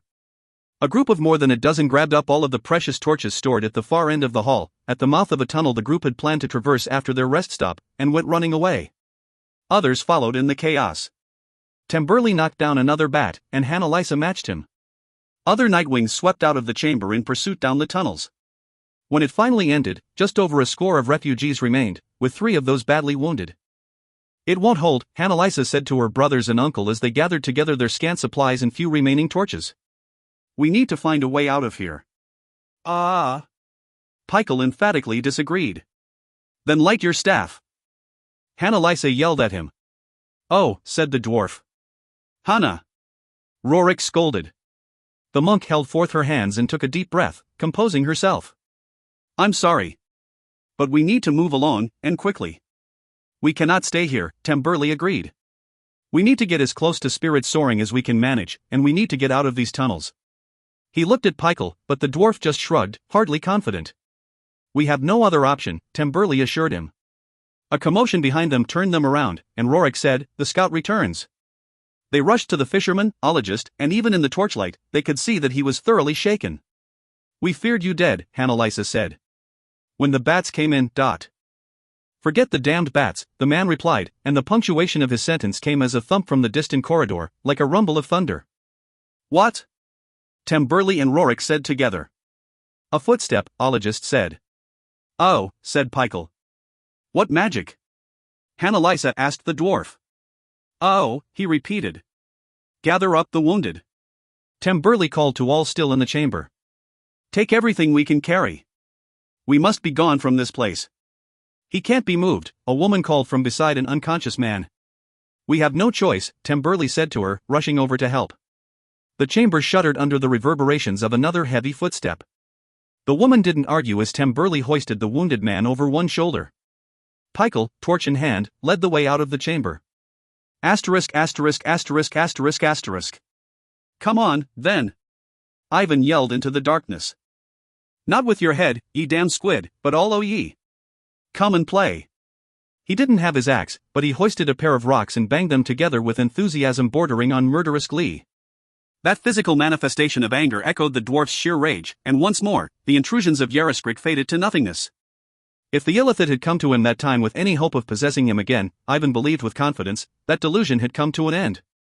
But the dwarf was still alone, battered and bloody and lost in the dark, with no real expectation that there was a way out of those forever twisting tunnels. He glanced over his shoulder to the watery cavern, and considered for a moment going back and trying to figure out a way in which he could survive on the fish, or whatever those swimming things might be. Could he somehow strain or heat the murky water enough to make it potable? Bah!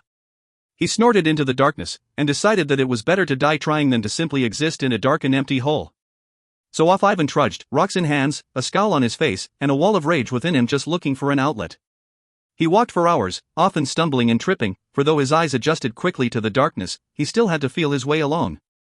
He found many side passages, some that led to dead ends, and others he took simply because they felt more promising. Even with his dwarf senses, so at home underground, Ivan had little idea of where he actually was in relation to the world above, and even in relation to where he had first dropped down into the murky underground pond. With every turn, Ivan held his breath, hoping he wasn't just going in circles. At every turn, too, the dwarf tucked one of his stone weapons under his armpit, wetted his finger, and held it aloft in search of air currents. Finally, he felt the slightest breeze on that upraised finger. Ivan held his breath and stared into the blackness. He knew it could be but a crack, a teasing, impassable chimney, a tortuous wormhole he could never squeeze through. He slammed his rocks together and stomped along, clinging to optimism and armoring himself with anger. An hour later, he was still in darkness, but the air felt lighter to him, and he felt a distinct sensation on that wetted finger whenever he lifted it. Then he saw a light. A tiny spark, far away, rebounding off many turns and twists. But a light nonetheless. Along the walls, rocks took more definitive shape to the dwarf's fine underground vision. The darkness was surely less absolute. Ivan rumbled along, thinking about how he could organize a counterstrike against the Dracolic and the Illithid and their huddled, shadowy minions. His fears went from his own dilemma to his friends up above, to Catterley and Danica, the kids, and his brother. His pace increased, for Ivan was always one who would fight like a badger for his own sake, but who would fight like a horde of hellspawn badgers when his friends were involved. Soon, though, he slowed again, for the light was not daylight, he came to realize, nor was it any of the glowing fungi so common in the Underdark. It was firelight, torchlight, likely. Down there, that probably meant the light of an enemy. Ready for a fight, Ivan crept ahead. Knuckles whitening on stones, Ivan gritted his teeth and imagined the sensation of crushing a few skulls. A single voice stole that bellicose attitude and had him blinking in astonishment. Ooh-oi! Chapter. Facing the Truth. Catterley emerged from the room after spending more than half the morning with Catti-brie, his face ashen, his eyes showing profound weariness. Drizzt, waiting in the anteroom, looked to him with hope, and Jarlaxle, who stood beside Drizzt, looked instead at his dark elf companion. The mercenary recognized the truth splayed on Catterley's face even if Drizzt did not or could not. "You have found her?" Drizzt asked. Catterley sighed, just slightly, and handed the eye patch to him. "It is as we believed," he said, speaking to Jarlaxle more than Drizzt. The drow mercenary nodded and Catterley turned to face Drizzt. "Catti-brie is caught in a dark place between two worlds, our own and a place of shadow," the priest explained. "The touch of the falling weave has had many ill effects upon wizards and priests across Faelorehn, and no two maladies appear to be the same, from what little I have seen. For Argust of Memnon, the touch proved instantly fatal, turning him to ice, just empty ice, no substance, no flesh beneath it. The desert sun reduced him to a puddle in short order. Another priest carries with him a most awful disease, with open sores across his body, and is surely failing. Many stories, I care not of them," Drizzt interrupted, and Jarlaxle, hearing the edge creeping into the ranger's voice, put a comforting hand on Drizzt's shoulder. "You have found Catti-brie, caught between the worlds, you say, though in truth I fear it is all a grand illusion masking a sinister design, perhaps the Red Wizards, or... It is no illusion. The weave itself has come undone, some of the gods have fled, died, we're not yet certain. And whether it is the cause of the falling weave, or a result of it, a second world is falling all around ours, and that junction seems also to have increased the expanse of the plane of shadow, or perhaps even opened doorways into some other realm of shadows and darkness," said Catterley. "And you have found her, Catti-brie, trapped between this place and our own world. How do we retrieve her fully, and bring her back?" His voice trailed off as he stared into Catterley's too sympathetic face. "There is a way," Drizzt shouted, and he grabbed the priest by the front of his tunic. "Do not tell me that it is hopeless." "I would not," Catterley replied. "All sorts of unexplained and unexpected events are occurring all around us, on a daily basis. I have found spells I did not know I possessed, and did not know Danir could grant, and with all humility and honesty, I say that I am not certain it is even Danir granting them to me. You ask me for answers, my friend, and I do not have them." Drizzt let him go, the drow's shoulders sagging, along with his aching heart. He offered a slight nod of appreciation to Catterley.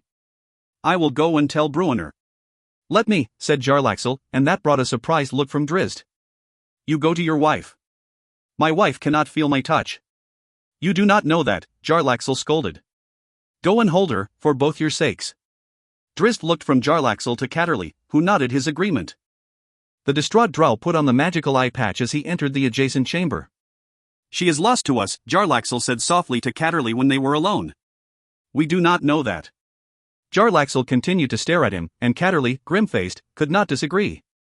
"I see no way for us to retrieve her," the priest admitted.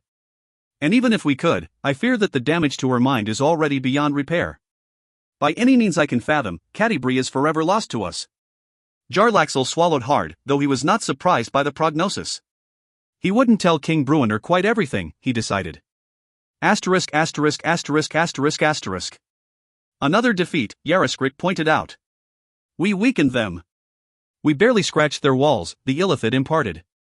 "And now they have new and powerful allies. More of my enemies in one place for me to throttle." Catterley and Jarlaxle and Drizzt Do'Urden. "I know this Drizzt Do'Urden, and he is not to be taken lightly." "I know him as well." Crenshinaben unexpectedly joined the internal dialogue, and the Illithid detected a simmering hatred behind the simple telepathic statement. "We should fly from this place," Yarriskrik dared to suggest. "The rift has brought uncontrollable beasts from the shadowy plane, and Catterley has found unexpected allies." No cogent response came from the dragon, just a continuous, angry growl reverberating through the thoughts of the triumvirate that was the Ghost King, a wall of anger and resentment, and perhaps the most resounding no Yarriskrik had ever heard. Through the far-reaching mental eyes of the Illithid, its consciousness flying wide to scout the region, they had seen the rift in Cara Dune. They had seen the giant Nightwalkers and the Nightwings and understood that a new force had come to the prime material plane. And through the eyes of the Illithid, they had witnessed the latest battle at Spirit Soaring, the coming of the dwarves and the drow, the power revealed by Catterley. That unknown priestly magic had unnerved Yarriskrik most of all, for he had felt the magical thunder in Catterley's ward and had retreated from the brilliance of the priest's beam of light. Yarriskrik, ancient and once part of a great communal mind flayer hive, thought it knew of every magical Dwemer on Toril, but it had never seen anything like the power of the unpredictable priest that day. The melted flesh of crawlers and the ash piles of the raised dead served as grim reminders to the mind flayer that Catterley was not to be underestimated. Thus, the Draculika's continuing growl of denial was not a welcome echo in Yarriskrik's expansive mind. The Illithid waited for the sound to abate, but it did not. It listened for a third voice in the conversation, one of moderation, but heard nothing. Then it knew. In a sudden insight, a revelation of a minuscule but all-important shift, the mind flayer realized that the Ghost King was no longer a triumvirate. The resonance of the growl deepened, more a chorus of two than the grumble of one. Two that had become one.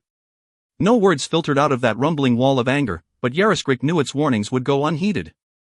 They would not flee. The mind flayer in that dual being with whom it shared the host dragon corpse, for no longer could Yarriskrik count Hephaestus and Crenshinaben as separate entities, would show no restraint. Not the rift, not Catterley's unexplained new powers, not the arrival of powerful reinforcements for Spirit Soaring, would slow the determined vengeance of the Ghost King. The growl continued, a maddening and incessant wall, a pervasive answer to the Illithid's concerns that brooked no intelligent debate, or, the creature understood, no room for a change of plans, whatever new circumstances or new enemies might be revealed. The Ghost King meant to attack Spirit Soaring. Yarriskrik tried to send its thoughts around the growl, to find Crenshinaben, or what remained of the crystal shard as an independent sentience. It tried to construct logic to stop the Draculika's angry vibrations. It found nothing, and every path led to one road only, eviction. It was no longer a disagreement, no longer a debate about their course of action. It was a revolt, full and without resolution. Hephaestus Crenshinaben was trying to evict Yarriskrik, as surely as had the dwarf in the tunnels below. Unlike that occasion, however, the mind flayer had nowhere else to go. The growl rolled on. Yarriskrik threw wave after wave of mental energy at the dragon shard mind. It gathered its psionic powers and released them in ways subtle and clever. The growl rolled on. The Illithid assailed the Ghost King with a wall of discordant notions and emotions, a cacophony of twisted notes that would have driven a wise man mad. The growl rolled on. It attacked every fear buried within Hephaestus. It conjured images of the exploding crystal shard from those years before, when the light had burned the eyes from Hephaestus's head. The growl rolled on. The mind flayer found no wedge between the dragon and the artifact. They were one, so completely united that even Yarriskrik couldn't fathom where one ended and the other began, or which was in control, or which even, to the Illithid's great surprise and distress, was initiating the growl. And it went on, unabated, unflinching, incessant and forevermore if necessary, the Illithid understood. Clever beast. There was nothing left there for the mind flayer. It would have no control of the great Draculic limbs. It would find no conversation or debate. It would find nothing there but the growl, heartbeats, and days and years and centuries. Just the growl, just the opaque wall of a singular note that would forevermore dull its own sensibilities, that would steal its curiosity, that would force it to stay within, confined to an endless battle. Against Hephaestus alone, Yaroskrek knew it could prevail. Against Krenshinabun alone, Yaroskrek held confidence that it would find a way to win. Against both of them, there was only the growl. It all came clear to the Illithid, then. The crystal shard, as arrogant as Yaroskrek itself, and as stubborn as the dragon, as patient as time, had chosen. To the Illithid, that choice at first seemed illogical, for why would Krenshinabun side with the lesser intellect of the dragon? Because the crystal shard was more possessed of ego than the Illithid had recognized. More than logic drove Krenshinabun. By joining with Hephaestus, the crystal shard would dominate. The growl rolled on. Time itself lost meaning in the rumble. There was no yesterday and no tomorrow, no hope nor fear, no pleasure nor pain. Just a wall, not thickening, not thinning, impenetrable and impassable. Yaroskrek couldn't win. It couldn't hold. The Ghost King became a creature of two, not three, and those two became one, as Yaroskrek departed.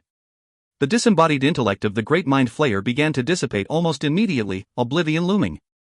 Asterisk. All the wizened and experienced minds remaining at spirit soaring gathered in lectures and seminars, sharing their observations and intuition about the crash of worlds and the advent of the dark place, a reformed plane of shadow they came to call the Shadowfell. All reservations were cast aside, priest and mage, human, dwarf, and drow. They were all together, plotting and planning, seeking an answer. They were quick to agree that the fleshy beasts crawling over spirit soaring were likely of another plane, and no one argued the basic premise of some other world colliding, or at least interacting in dangerous ways, with their own world. But so many other questions remained. And the walking dead? Danica asked. Krenshinabun's addition to the tumult, Jarlaxle explained with surprising confidence. The crystal shard is an artifact of necromancy more than anything else. You claimed it destroyed, Catterley's divination showed us the way to destroy it, and we met those conditions. How then? The collision of worlds? Jarlaxle asked more than stated. The fall of the weave? The simple chaos of the times? I do not believe that it has returned to us as it was, that former incarnation of Krenshinabun was indeed destroyed. But in its destruction, it is possible that the liches who created it have come free of it. I believe that I battled one, and that you encountered one as well, Ut. You make many presumptions, Danica remarked. A line of reasoning to begin our investigation. Nothing more. And you think these things, these liches, are the leaders? Asked Catterley. Before Jarlaxle could answer, Danica cut him short. The leader is the Dracolic. Joined with the remnants of Krenshinabun, and thus with the liches, said Jarlaxle. Well, whatever it is, something bad's going on, something badder than anything I e'er seen in me long years o' living, said Bruiner, and he looked toward the doorway to Catibree's room as he spoke. An uncomfortable silence ensued, and Bruiner harumphed a great and profound frustration and took his leave to be with his wounded daughter. To the surprise of all, especially Catterley, the priest found himself beside Jarlaxle as the conversation resumed. The drow had surprising insights on the dual-world hypothesis. He had experience with the shadowy form they both understood to be one of the liches that had created Krenshinabun in that long-lost age. These ideas seemed to Catterley the most informative of all. Not Drizzt, nor Bruiner, not even Danica fathomed as clearly as Jarlaxle the trap into which Catibree had fallen, or the dire, likely irreparable implications of a new world imprinting on the old, or of a shattering of the wall between light and shadow. Not the other mages nor the priests quite grasped the permanence of the change that had found them all, of the loss of magic and of some, if not all the gods. But Jarlaxle understood. Daenerys was gone, Catterley had come to accept, and the god was not coming back, at least not in the form Catterley had come to know. The weave, the source of Toriel's magic, could not be rewound. It appeared as though Mystra herself, all of her domain, was simply there one moment, gone the next. Some magic will continue, Jarlaxle said as the discussion neared its end. It had become little more than a rehash of belabored points. Your exploits prove that. Or they are the last gasps of magic dying, Catterley replied. Jarlaxle shrugged and reluctantly nodded at the possibility of that theory. Is this world that is joining with ours a place of magic and gods? Danica asked. The beasts we have seen have nothing to do with the new world, I think, which may be imbued, as is our own, with both magic and brute force, Jarlaxle interrupted without reservation. The crawlers come from the Shadowfell. Catterley nodded agreement with the drow. Then, is their magic dying? Drizzt asked. Has this collision you speak of destroyed their weave, as well? Or will the two intertwine in new ways, perhaps with this plane of shadow, the Shadowfell, between them? Jarlaxle said. We cannot know, said Catterley. Not yet. What next? Asked Drizzt, and his voice took on an unusual timbre, one of distinct desperation wrought by his fears for Catti-brie, the others knew. We know what tools we have, Catterley said, and he stood up and crossed his arms over his chest.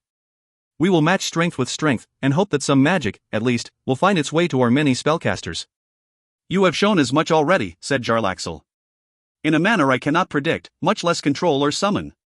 I have faith in you, Jarlaxle replied, and that statement gave all four of them pause, for it seemed so impossible that Jarlaxle would be saying that of Catterley, or anyone.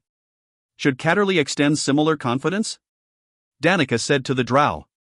Jarlaxle burst into laughter, helpless and absurd laughter, and Catterley joined him, and Danica joined them, too. But Drizzt could not, his gaze sliding to the side of the room, to the door behind which Catti-brie sat in unending darkness. Lost to him. Asterisk. Desperation gripped the normally serene Yarriskrik as the reality of its situation closed in around it. Memories flew away and equations became muddled. It had known physical oblivion before, when Hephaestus had released his great fiery breath upon Crenshinniban, blasting the artifact. Only through an amazing bit of good fortune, the falling weave touching the residual power of the artifact with the remnants of Yarriskrik nearby, had the illithid come to consciousness again. But oblivion loomed once again, and with no hope of reprieve.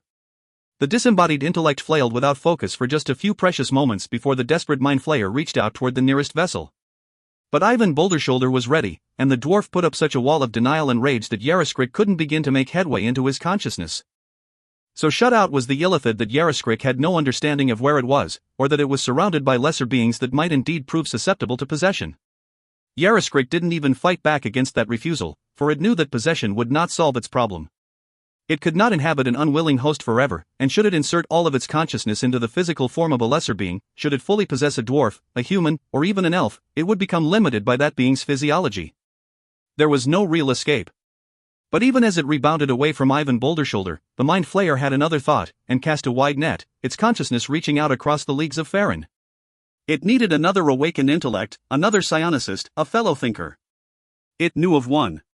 It reached for one as its homeless intellect began to flounder. In a lavish chamber beneath the port city of Luskan, many miles to the northwest, Kim Muriel Ablodra, lieutenant of Bregan Dareth, second in command behind only Jarlaxle Benra, felt a sensation, a calling. A desperate plea. Chapter. A whisper in the dark. The night was quiet, the forest beyond the wide courtyard of Spirit soaring dark and still. Too quiet, Jarlaxle thought as he stared out from a second-story balcony, where he kept his assigned watch. He heard others in the hallways behind him expressing hope at the calm, but to Jarlaxle, the deceptive peace was just the opposite. The pause revealed to him that their enemies were not foolhardy. The last attack had become a massacre of fleshy crawling beasts, their burned and blasted lumps littered the lawn still. But they weren't finished, to be sure. Given Danica's report, given Jarlaxle's understanding of the hatred toward him and toward Catterley and Danica, he saw no possibility that Spirit Soaring would suddenly be left in peace. This night was peaceful, though undeniably so, paradoxically so, eerily so. And in that quiet, with not even the breath of wind accompanying it, Jarlaxle, and Jarlaxle alone, heard a call. His eyes widened despite his near-perfect control over his emotions, and he reflexively glanced around. He knew how tentative his and Athregate's welcome was at Spirit Soaring, and he could hardly believe his misfortune as another ally, one who would not likely be accepted by any at Spirit Soaring, demanded an audience. He tried to push that quiet but insistent call away, but its urgency only heightened. Jarlaxle looked to the forest and focused his thoughts on one large tree, just behind the foliage border. Then, with another glance around, the drow slipped over the balcony railing and nimbly climbed to the ground. He disappeared into the darkness, making his careful way across the wide courtyard. Asterisk. Bah, just as I tell ye, elf, a sneering Bruin or Battlehammer said to Drizzt as they watched Jarlaxle slip down from his perch. Ain't no friend to any other end Jarlaxle, that one. A profound sigh reflected Drizzt's deep disappointment. I'll go get Pwent and bottle up the damned annoying dwarf while Big Hat they're brung with him. Bruiner started to turn away, but Drizzt caught him by the shoulder. We don't know what this is about, he reminded them. More scouting? Did Jarlaxle see something? Bah! Bruiner snorted, pulling away. Go and see if ye got to see, but I'm already knowing. Await my return, Drizzt said. Bruiner glared at him. Please, trust me in this, Drizzt begged. There is too much at stake for all of us, for Catti-brie. If anyone can help us solve the riddle of her troubles, it is Jarlaxle. Thought it was Catterley. Ain't that why we're here? Him, too, said Drizzt, and as Bruenor visibly relaxed, he slipped out the window and moved after Jarlaxle. Not a wary creature stirred at his silent passing. Asterisk asterisk asterisk asterisk asterisk. Ever do I find you in curious places, Kim Muriel Oblodre's fingers waggled to Jarlaxle, using the intricate hand language of the drow. With Catterly Bonadus and his pathetic priests? Truly? In this time, we all share concerns, and profit from accommodations of mutual benefit, Jarlaxle's fingers answered. The situation here is desperate, even grave. I know more about it than you do, Kim Muriel assured him, and Jarlaxle wore a puzzled expression. About the failing of the weave, perhaps. He said quietly. Kim Muriel shook his head and responded aloud. About your predicament. About Hephaestus and Crenshinaben. And the Illithid, Jarlaxle added. Because of the Illithid, Kim Muriel corrected. Yarriskrik, without form and dissipating, found me in Luskan.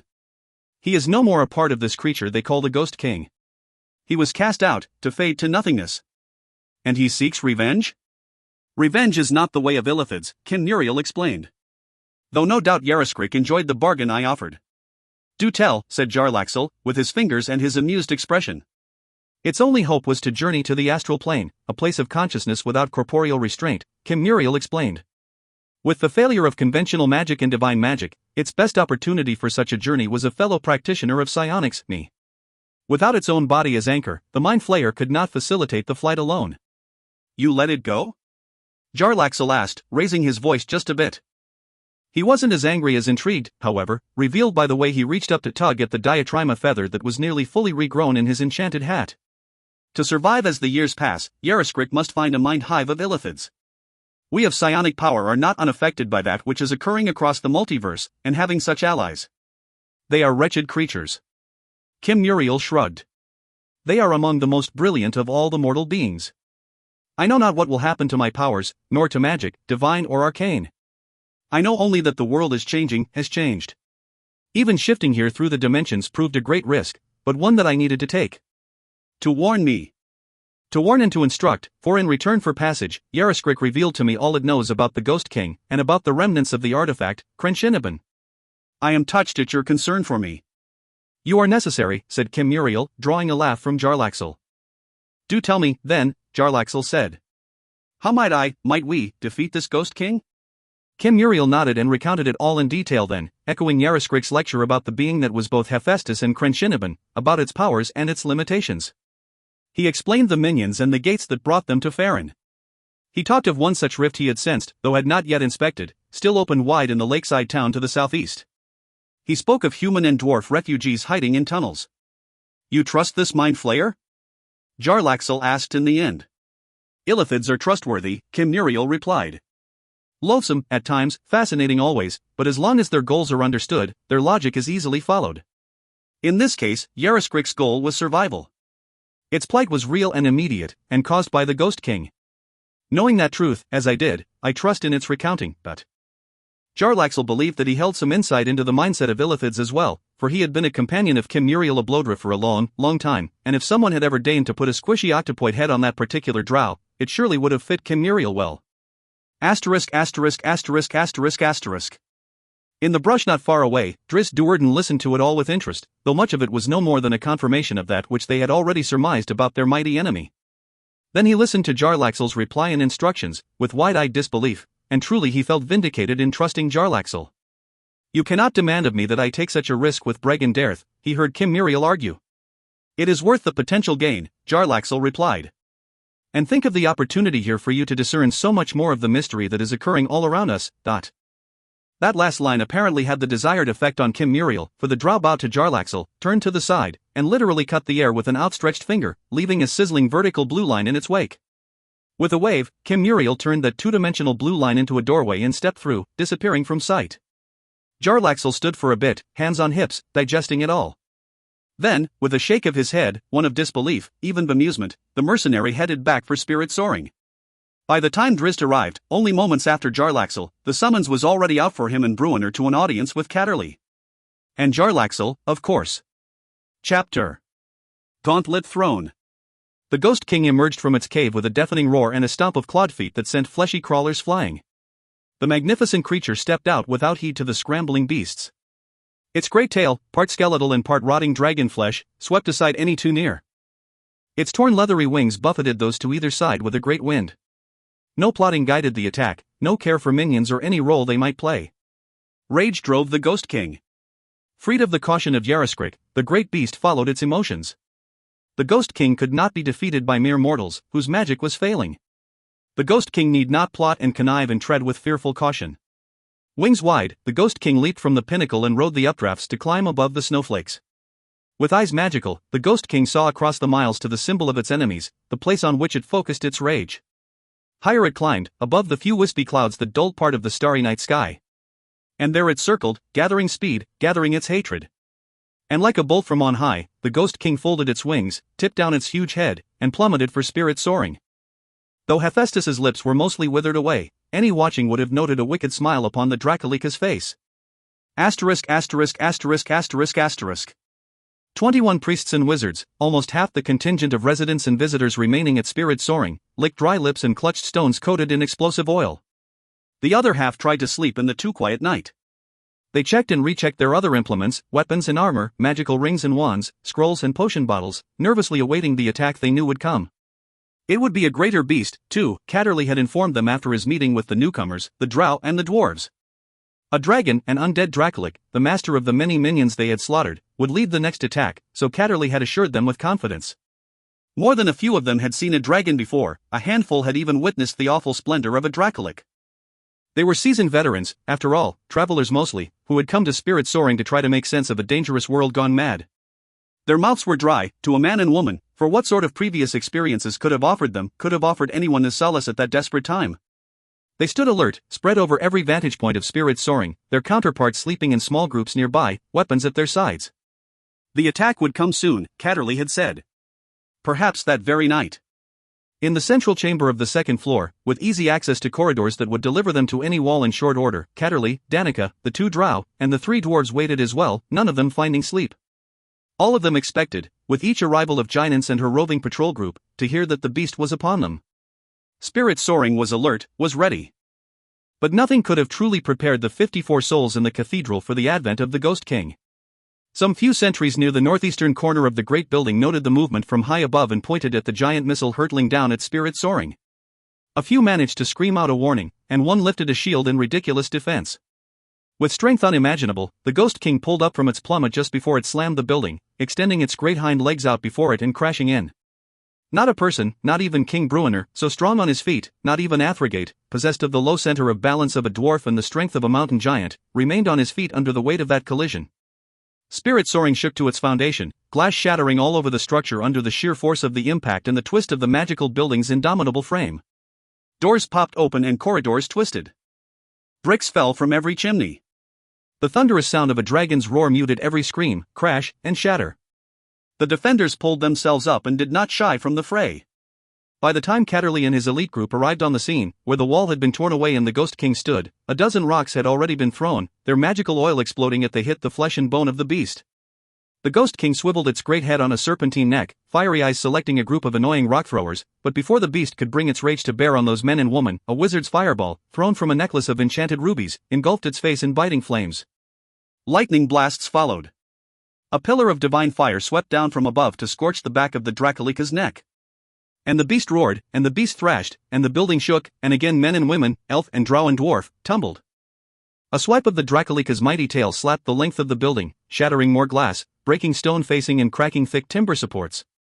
The room lay broken open, the beast clearly visible to Catterley's approaching group. The three dwarves spearheading did not hesitate in the face of that catastrophe, and could not slow. They had to be the focus of the battle, by the plans Catterley had drawn. As soon as he had felt the thunder of the initial impact, the wound to the place-built of his magic, Catterley had felt the assault on his own body. As the Dracolik came into sight, Catterley felt the magic building within him. Wrought of his desperation, his anger, his denial of the horror of it, the power of spells unknown began to stir. Whether sensing that power or just recognizing Catterley, the Ghost King locked its eyes on the approaching group and opened wide its jaws. Dive! Bruenor yelled, and Thibbledorf dived into Bruenor and knocked him aside, the two of them falling atop the rolling Athrogate. Flanking the dwarves, Drizzt, Jarlaxle, and Danica easily sidestepped from the direct line to the beast. But Catterley didn't move left or right. He thrust his hands forward, hand crossbow in one, walking stick in the other, and chanted in words he did not know. Dragonfire poured forth from the beast, filling the room in front of them. While Spirit Soaring's magical structure diminished the effect on the walls and floor, the furniture, books, and bric-a-brac went up in bursts of flame, and the gout of immolation rushed across the floor at its living targets, jetting for the open doorway. And there it was stopped by Catterley's ward. As the conflagration lessened, the priest fired his hand crossbow, more an act of defiance and challenge than to inflict true damage to the mighty beast, though Catterley did smile as the bolt exploded against the Draculika's face. Into the burning room ran the seven, meeting the beast head-on. Rocks flew in from left and right, smacking the Draculik and exploding with sudden bursts of magical flame. More magic roared in as well, a hornet's nest of stings, a hurricane of lightning, a god's wrath of fire. Wings beat against Spirit Soaring in reply. The great tail slapped left and right, crushing stone and wood and throwing wizards and priests aside. But the beast did not turn its focus from that one room, from those seven puny heroes. "And so we meet," the Ghost King said, its voice shaking the smoldering timbers. Catterley fired another dart into its ugly face. Bruenor, Athrogate, and Pwent didn't pause, bursting through the doorway and charging across the room. Dragonfire drove them back. "In together!" Catterley demanded, and the seven tightened ranks around the priest, with his fire ward and his protection from the Draculika's withering touch. Spell after spell came forth from the priest, in words none of them understood, and each of the defenders felt hardened against the deadly touch of the beast. On they went, marching right into the blinding roil of the Ghost King's breath. Those fires parted around them and reformed behind them as the Draculik continued its long exhale, so that the group of seven was fully surrounded by opaque walls of streaming flames. But they moved forward, and as soon as the Ghost King finished, Catterley cried for a charge. And charge they did, Bruenor lifting high his axe, Athrogate beside him and spinning his morning stars, and Thibbledorf Pwent darting right between them, leaping at the beast with abandon. The Battle Rager latched onto one of the Draculika's great hind legs, dug his leg spikes in for support, and began whacking away with both hands, shaving skin and bone with his ridged armor as he thrashed. Drizzt and Danica moved right behind the dwarves. Drizzt started to, but Catterley grabbed him by the arm, then cupped his hand over Drizzt's right fist as Drizzt held his scimitar. "You are the agent of all that is good." Catterley charged the surprised drow. The priest spoke another few words that neither he nor Drizzt understood, and icing death glowed more brightly with a divine white light, one that overwhelmed its normal bluish hue. "Vanquish the beast." Catterley demanded, except it wasn't truly Catterley, or only Catterley talking, Drizzt realized to his hope and his horror. It was as if someone else, something else, some god or angel, had possessed the priest and placed that power and responsibility upon the drow. Drizzt blinked but didn't dare hesitate other than to call forth Genwavar. He spun back with such fury that it left him stumbling at the Draculik. He moved beside Danica, who leaped and spun and kicked out wide, hitting the beast with rapid and heavy blows. The Ghost King bit down at her, but she was too quick to be caught like that, and she threw herself aside at the last moment. The snapping jaws cracked in the empty air, and Drizzt rushed in, glowing weapon in hand. He stabbed with twinkle, the fine blade knifing through some rotting skin to crack against bone, then he slashed with icing death, with his scimitar Catterley had somehow infused with the power of divine might. The strike sounded like the drop of a gigantic boulder, a sudden and sharp retort that dwarfed the boom of a fireball and made Athrogate's oil-soaked strike seem like the tapping of a bird. The Ghost King's head flew back, a great chunk of its cheekbone and upper jaw flying from its face to the courtyard below. Flying, too, went Genwavar, a great leap that brought the panther clawing at the beast's ugly face. Everyone else, even Wild Pwent, paused a moment to stare in disbelief. "Impressive," Jarlaxle congratulated, standing beside the gawking Catterley. The drow threw down his plume, bringing forth the giant diatrima bird. Then he lifted his arms, a wand in each hand. From one came thundering lightning, from the other a line of viscous globs of green goo that the drow aimed to splatter across the WYRM's face, hoping to blind it or hinder its snapping jaws. What a force they were! But what an enemy they had found! The Ghost King did not lift away and flee, did not shy even from Drizzt and that awful weapon. It stomped its leg, crushing through the support beams and driving straight down through the ceiling of the structure's first floor. Poor Pwent was ground by the walls and fell away, all twisted, to the main level. The Ghost King shook its head wildly and Genwavar went flying away. Then the beast swung its head back with battering ram force at Drizzt, a blow that would have killed him had it hit him squarely. But no one ever hit Drizzt Duerden squarely. As the head swung in, Drizzt dived over sideways, just ahead of it. Still, the sheer weight of the glancing blow forced him to roll repeatedly in an attempt to absorb the force. He tumbled out of room, slamming hard into the wreck chamber's side wall, a burst of embers flying up behind him. Stunned and a bit dazed but hardly down, Drizzt rushed back at the beast. He watched Athrogate sail up in the air before him, caught by a foreleg. The dwarf's oil-soaked Morningstar crashed and exploded against the bone, splintering it, but still the Ghost King managed to throw the dwarf far. Knee had to shake, knee bones to break. The indomitable Athrogate yelled out even as he flew across the room and crashed to the floor. He flinged me, a flat stone across a still lake. He finished as he skipped up from the floor and slammed the corner of the wall near the outer break. Only the word lake came out laeku as he fell to the ground outside.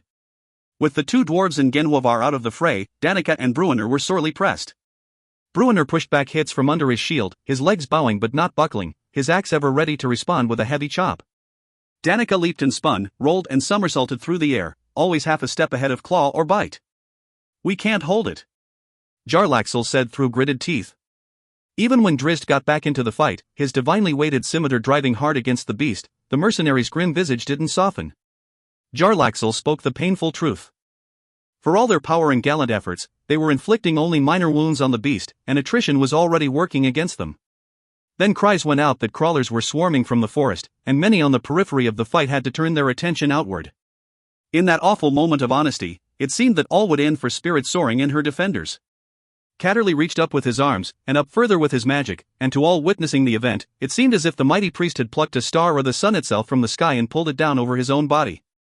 Catterley shone with such radiance that beams of his emanating light streamed through every crack in Spirit Soaring's planking. Beyond the broken wall, the courtyard and the forest shone as though lit by a clear midday. The night was completely gone, and so too were the wounds of all those near the priest. Pain and fatigue were replaced by warmth and invigoration, the likes of which they had never known.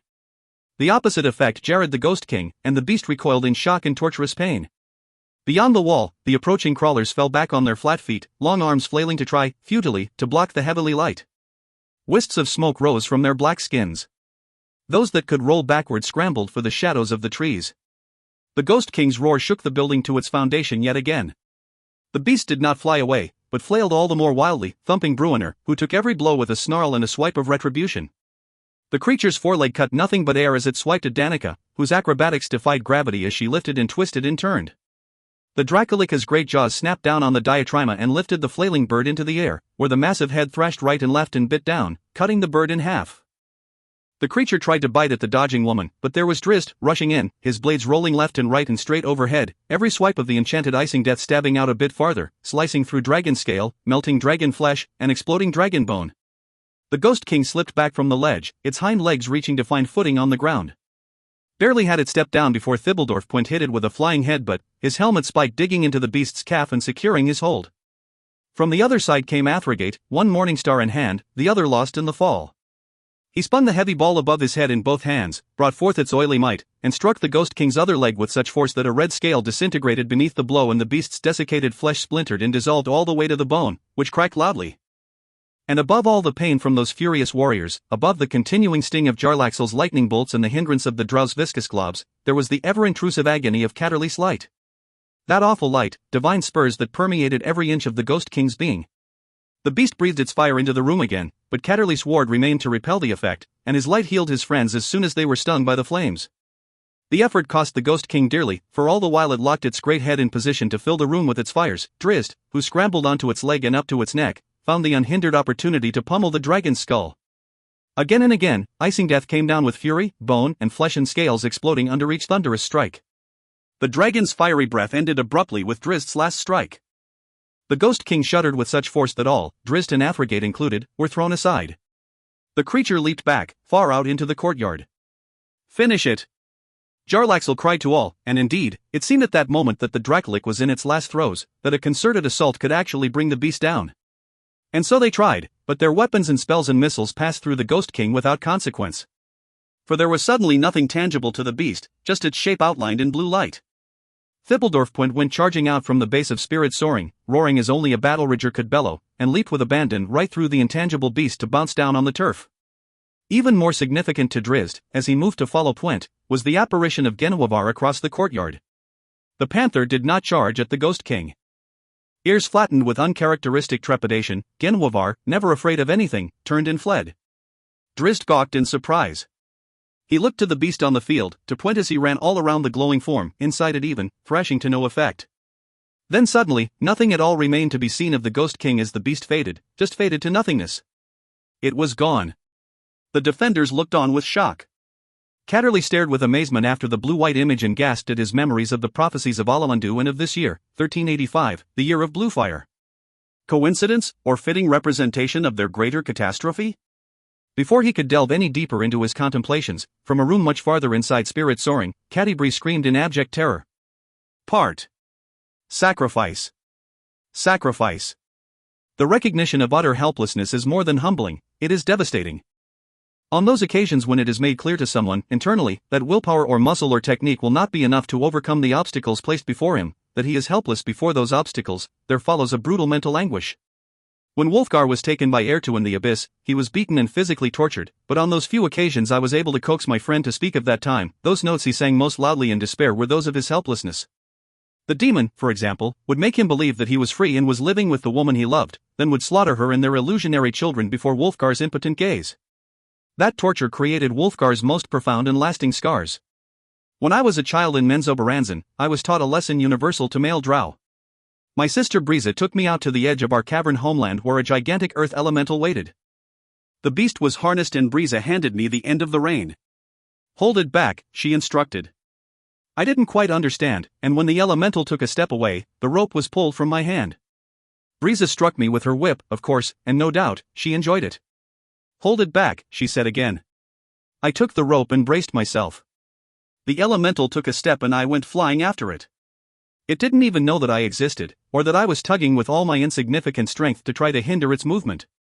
Briza scowled as she informed me that I would try again. This test must be a matter of cleverness, I decided, and instead of just bracing myself, I looped the rope around a nearby stalagmite, to Briza's approving nods, and dug in my heels. The elemental, on command, took a step and whipped me around the stone as if I were no more than a bit of parchment in a furious gale. The monster didn't slow, didn't even notice. In that moment, I was shown my limitations, without equivocation. I was shown my impotence. Briza then held the elemental in place with an enchantment and dismissed it with a second one.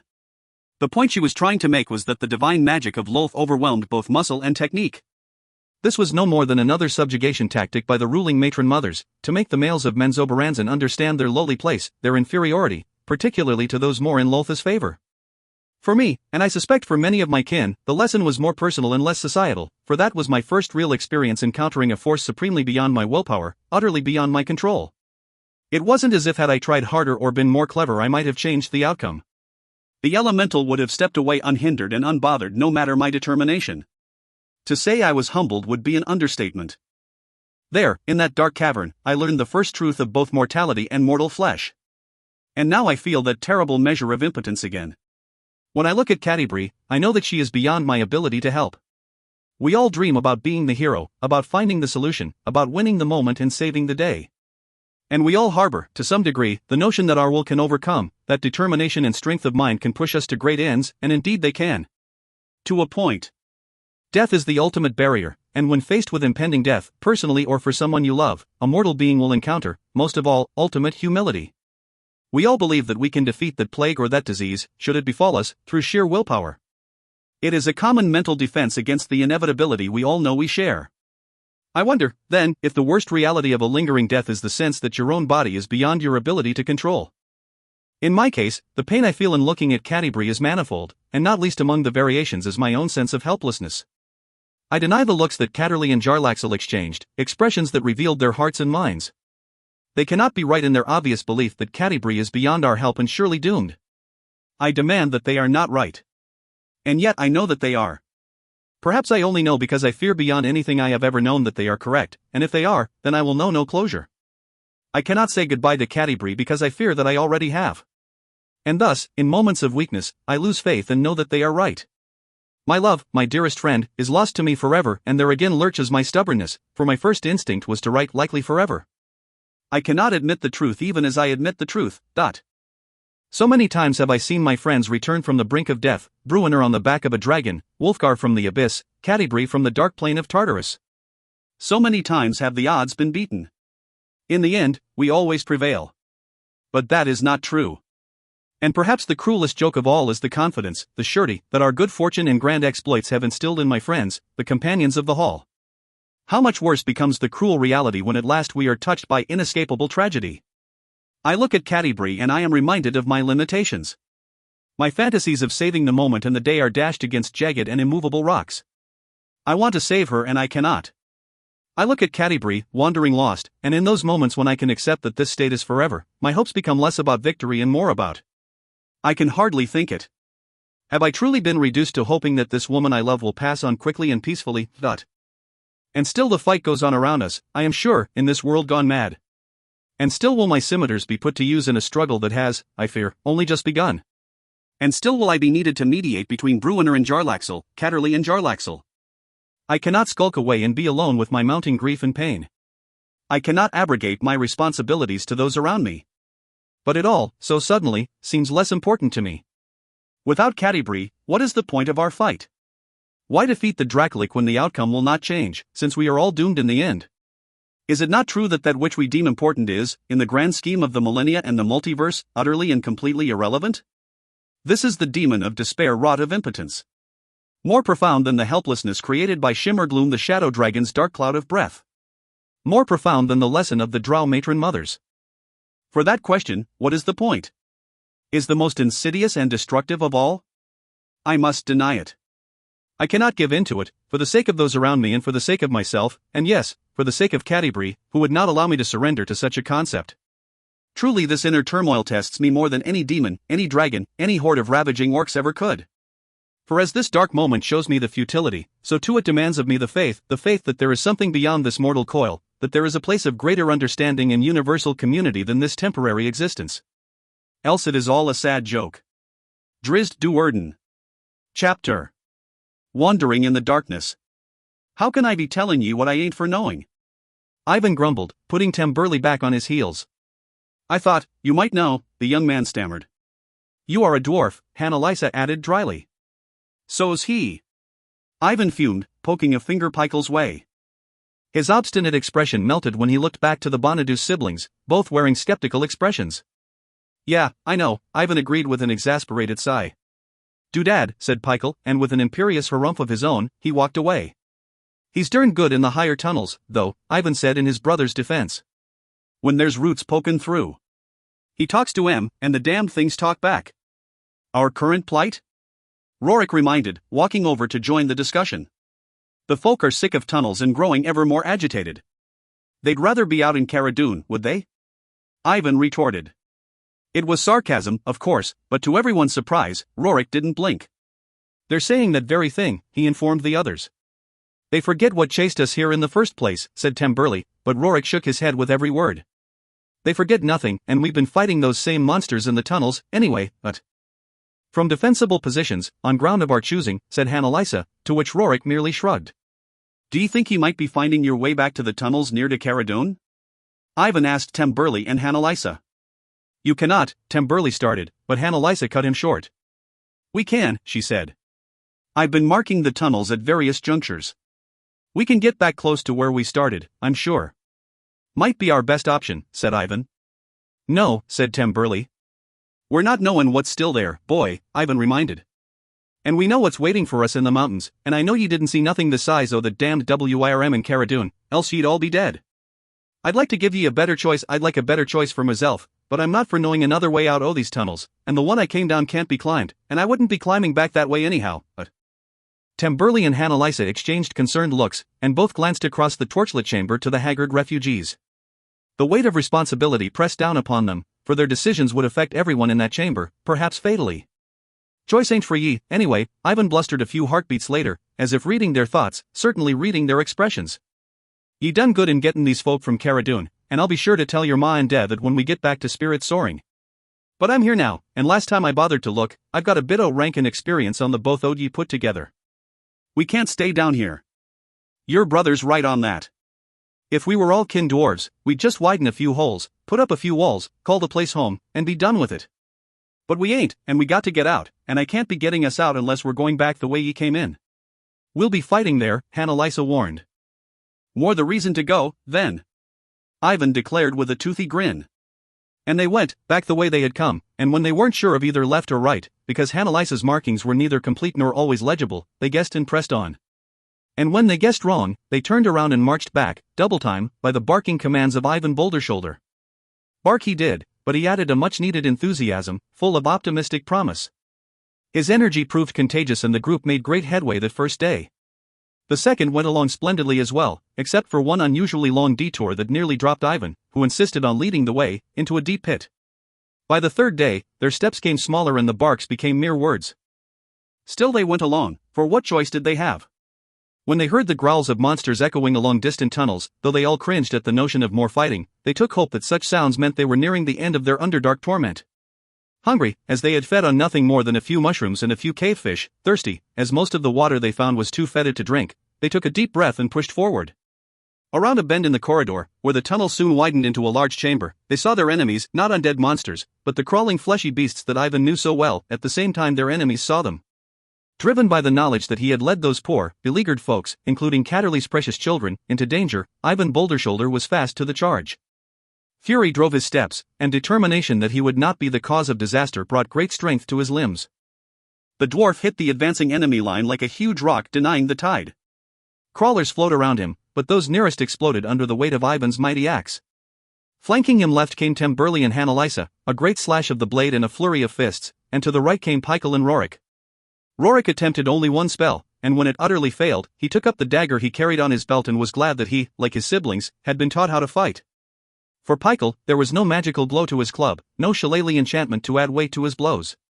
But like his brother, Peikel had gone to a deeper place of anger, a place where he was fighting not just for himself, but for others who could hardly defend against such enemies. "Ooh-oi!" He yelled repeatedly, emphasizing each shout by cracking his cudgel across the head of a crawling beast. He could only swing with one arm, it was true, and swung a weapon absent its usual enchantment, but crawler after crawler was bowled back or fell straight to the ground, shuddering in its death throes, its skull battered to shards. With that living prow of 5 skilled fighters, the embattled refugees pushed on and drove their enemies back. Any thought that they should slow in close ranks, or flee back the way they had come, was denied by Ivan, not with words, but because he would neither slow nor turn. He seemed as if he cared not if those flanking and supporting him kept up. For Ivan, this wasn't about tactics, but about anger at all of it, at the dragon and at the danger that threatened Catterley's children, at the frustration of his brother, who felt abandoned by his god, at the loss of security in the place he called home. Left and right went his axe, with no thought of defense, not a blocking arm or a creature leaping at him deterred his cuts. He sliced a grasping arm off where his axe hit it, and more than one fleshy beast did leap upon him, only to get a headbutt or a jab in the face from the pommel of the axe. Then, as the foolish creature inevitably fell away, Ivan kicked and spat and ultimately split the thing's head wide with that double-bladed, monstrous weapon he carried. He waded along, the floor slick with blood and gore, with brains and slabs of flesh. He got too far ahead of the others, and creatures came at him from every side, even from behind. And creatures died all around the frenzied dwarf. They grabbed at him and clawed at him. Blood showed on every patch of Ivan that was not armored, and creatures died with strands of his yellow hair in their long fingers. But he didn't slow, and his blows rained down with even more strength and fury. Soon enough, even the stupid crawlers understood to stay away from that one, and Ivan could have walked across the rest of the chamber unhindered. Only then did he turn back to support the line. The fight went on, until every swing of a weapon came with aching arms, until the whole of the refugee band gasped for every breath as they struggled to continue the battle. But continue they did, and the crawlers died and died. When it was at last over, the remnants of the strange enemy finally fleeing down side corridors, the wide chamber full of blood and bodies, the ranks of the refugees had not significantly thinned. But if there was an end to their battle, none of them could see it. To Cara Dune, the indomitable Hannelisa bade Ivan and Peikel, raising her voice so that all could hear, and hoping against hope that her feigned optimism would prove contagious. The meager food, the constant fighting, the lack of daylight, the smell of death, and the grieving of so many for so many had depleted the band, she knew, as did everyone else. The reprieve that was Ivan, adding his bold, confident, and fearless voice, had proven a temporary uplift. "We'll be fighting, every step," complained one of the fishermen, sitting on a rock, his face streaked with blood, his own and that of a crawler, and with tears. "My stomach's growling for food and my arms are aching. And there's nothing back the way we came but dark death." Another shouted at him, and so yet another argument ensued. "Get us out of here," Hannelisa whispered to Ivan. "Now." They didn't bury their dead under piles of heavy stones, and they made no formal plans for their wounded, just offered each a shoulder and dragged themselves along. They were moving again soon after the fight, but it seemed an inch at a time. "If it comes to fightin' again, the two of ye will make us win or make us lose," Ivan informed Temburley and Hannelisa. "We can't move along as fast, 'tis true, but we can't fight any slower or we die. They'll be lookin' to you too. Ye find the deeper place and pull out the strength ye need." The twins exchanged fearful glances, but those fast became expressions of determination. Asterisk asterisk asterisk asterisk asterisk. In a quiet chamber not far from where the Boulder Shoulders, the Bonadus children, and the other refugees earned their hard-fought victory, the absolute darkness was interrupted by a blue glowing, hovering more than 6 feet above the stone floor. As if some unseen hand was drawing with it, the dot moved along, cutting the blackness with a blue line. It hung there, sizzling with magical power for a few moments, then seemed to expand, moving from 2 dimensions to 3, forming a glowing doorway. A young drow male stepped through that doorway, materializing from thin air, it seemed. Hand crossbow in one hand, sword in the other, the warrior slipped in silently, peering intently down the corridor, one way, then another. After a quick search of the area, he moved in front of the portal, stood up straight, and sheathed his sword. On that signal, another dark elf stepped into the corridor. Fingers waggling in the silent language of the race, he ordered the first scout to move back behind the magical entry and take up a sentry position. More drow stepped out, moving methodically and with precision and discipline, securing the area. The portal sizzled, its glow increasing. More dark elves stepped through, including Kim Muriel Oblodra, who had created the psionic dimensional rift. A drow beside him began to signal with his fingers, but Kim Muriel, showing great confidence, grabbed his hand and bade him to whisper instead. "You are certain of this?" The drow, Marav by name, asked. "He is following Jarlaxle's recommendation and request," answered the second drow who had come through the portal, Valashune, a scout of great renown. "So, no, Marav, our friend is not certain because he knows that Jarlaxle is not certain. That one is always acting as if he is sure of his course, but all of his life's been a gamble, hasn't it?" "That is his charm, I fear," said Kim Muriel. "And why we follow him," Marav said with a shrug. "You follow him because you agreed to follow him, and promised to follow him," Kim Muriel reminded, clearly uncomfortable with, or condescending toward, such a line of reasoning. Kim Muriel Oblodra, after all, was perhaps the only drow close enough to Jarlaxle to understand the truth of that one. The appearance of a great gamble might be Jarlaxle's charm, but Kim Muriel knew that the source of the charm was truly a farce. Jarlaxle seemed to gamble all the time, but his course was rarely one of uncertainty. That was why the logical and pragmatic, never gambling Kim Muriel trusted Jarlaxle. It had nothing to do with charm, and everything to do with the realization of that which Jarlaxle promised. "You may, of course, change your mind," he finished to Marav, "but it would not be a course I would advise." "Unless he'd prefer you dead," Valashune remarked to Marav with a sly grin, and he moved away to make sure the perimeter was secure. "I know you're uncomfortable with this mission," Kim Muriel said to Marav, and such empathy was indeed rare, almost non-existent, from the callous and logical drow psionicist. Marav had been Kim Muriel's appointee, and had climbed the ranks of Bregan Derth during Jarlaxle's absence, when the band had been fully under Kim Muriel's direction. The young wizard was in Kim Muriel's highest favor, one of 3 in the 3rd tier of the mercenary band where Kim Muriel was undisputed second and Jarlaxle was undisputed leader. Even with the drawdown in current unpredictability of magic, the resourceful Marav retained Kim Muriel's good graces, for he was possessed of many magical items of considerable power and was no novice with the blade as well. Well versed with the sword, having graduated from Melee Magthir, the Drow Martial School, before his tenure at Sorcera, the Academy for Wizards, Marav remained a potent force even in a time of the collapsing weave. Kim Muriel stood quiet then, and waved away all other conversation, waiting for the rest of his strike force to come through the gate, and for all the preparations around him to be completed. As soon as those things were done, all eyes turned his way. "You know why we have come," Kim Muriel said quietly to those around him. "Your orders are without exception. Strike true and strike as instructed, and only as instructed." The psionicist knew that more than a few of the Bregan Derth warriors remained confused about their mission, and some were even repulsed by it. He didn't care. He trusted his underlings to perform as instructed, for to do otherwise was to face the wrath of not only the ultimately deadly Jarlaxle, but of Kim Muriel, and no one could exact exquisite torture more profoundly than a psionicist. 2 of Bregan Derth's force had entered the tunnels beneath the snowflakes not far from the destroyed town of Cara Dune. They moved out, silent, methodical, deadly. Chapter. The Awful Truth. It started hesitantly, one cheer of victory among a sea of doubting and skeptical expressions. For those outside of spirit soaring, the dwarves on the ground and the wizards and priests fighting from the balconies and rooftops, they saw only that single image of the great Dracolic dematerializing before their astonished eyes, fading to seeming nothingness under the brilliant light of Caterly's conjured sun. It was gone, of that they were all certain, and the assault of its minions had also ended with the disappearance of the great WIRM. The wizards didn't even bother sending magical bolts out at the retreating hordes, so intent were they on the empty spot where the Dracolic had been. Then that one cheer became a chorus of absolute relief. Clapping, whistling, and shouting with joy, they moved toward the spot where the beast had departed the field as if pulled by gravity. The cheers grew louder, shouts of joy and hope. Wizards proclaimed that the weave itself would mend. Priests cried out in joy that they would once more be able to speak with their gods. Cheers for Catterley rolled across the walls, some proclaiming him a god, a deity who could bring the sun itself to bear on his enemies. All fear Catterley. But that was outside spirit soaring. That euphoria was for those who could not hear Catterley screaming. With magical anklets speeding his strides, Drizzt outpaced Catterley, Danica, and even Bruenor, desperate as the dwarf king was to reach his daughter. The drow scrambled through the corridors, leaped a banister to the 5th step of a rising staircase, and sprinted up to the 3rd floor 3 steps at a time. He banged against walls so he didn't have to slow in his turns down the side corridors, and when he came to her door, Jarlaxle's eye patch in hand, along with his divinely weighted scimitar, he shouldered right through it. Jarlaxle was waiting for him, though how the mercenary had beaten him to the room, Drizzt could not fathom and didn't have time to consider. Catterley huddled against the back wall, screaming no more, but trembling with abject terror. She shielded her face with upraised arms, and between those intervening limbs, Drizzt could see that her white eyes were wide indeed. He leaped toward her, but Jarlaxle caught him and tugged him back. "The patch!" Jarlaxle warned. Drizzt had enough of his senses remaining to pause for a moment and don the enchanted eye patch, dropping icing death to the floor in the process. He went to his beloved and enveloped her, wrapping her in a great hug and trying to calm her. Catterley seemed no less frightened when the other 3 arrived a few heartbeats later.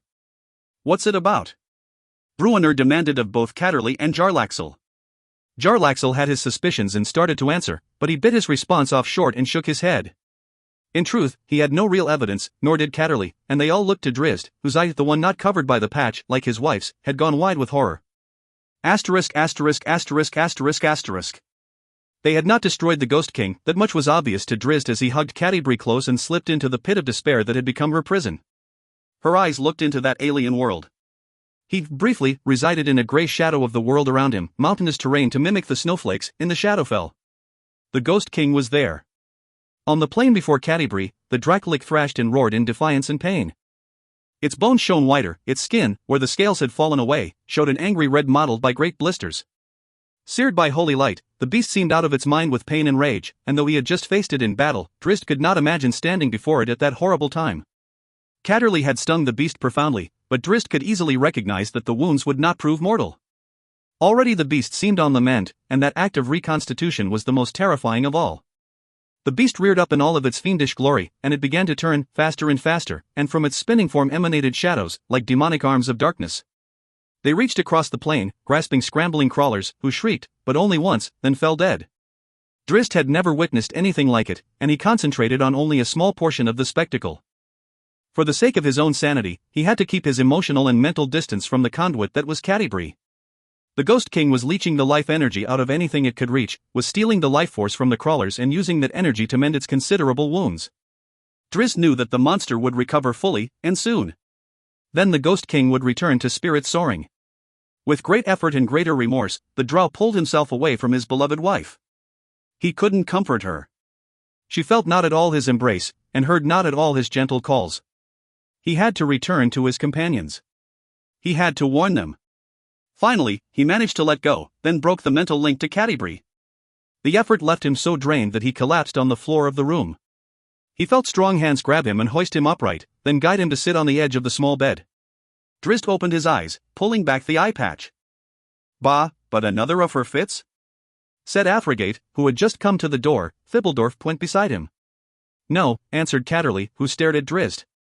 All eyes went to the priest, and many of them, Danica most of all, gasped in surprise at the sight of the man. He wasn't young anymore. For years, it had taken first-time visitors to Spirit Soaring considerable effort to reconcile the appearance of Catterley Bonadus, the accomplished and venerable priest whose remarkable exploits stretched back 2 decades, for he appeared as young as his own children. But before the disbelieving stares of the 3 dwarves, 2 drow, and his wife, that youth had dissipated. Catterley looked at least middle-aged, and more. His skin sagged, his shoulders slumped a bit, and his muscles thinned even as the others stood gawking. He looked older than Danica, older than he was, nearer to 60 than to 50. "Catterley," Danica gasped. He managed to smile back at her and held his hand up to keep her and the others at bay. He seemed to stabilize, and he appeared as a man in his 50s, not much older than his actual age. "Humans," Athrogate snorted. "The magic of the cathedral," Jarlaxle said. "The wounded cathedral. What do you know?" Danica snapped at the drow mercenary. "The truth," said Catterley, and Danica turned to him, approached him, and he allowed her a hug. "My youth, my health are wounded within the walls of Spirit Soaring," he explained to them. "The beast wounded us." He gave a helpless little laugh. And surely wounded me. We will fix it, Danica breathlessly promised.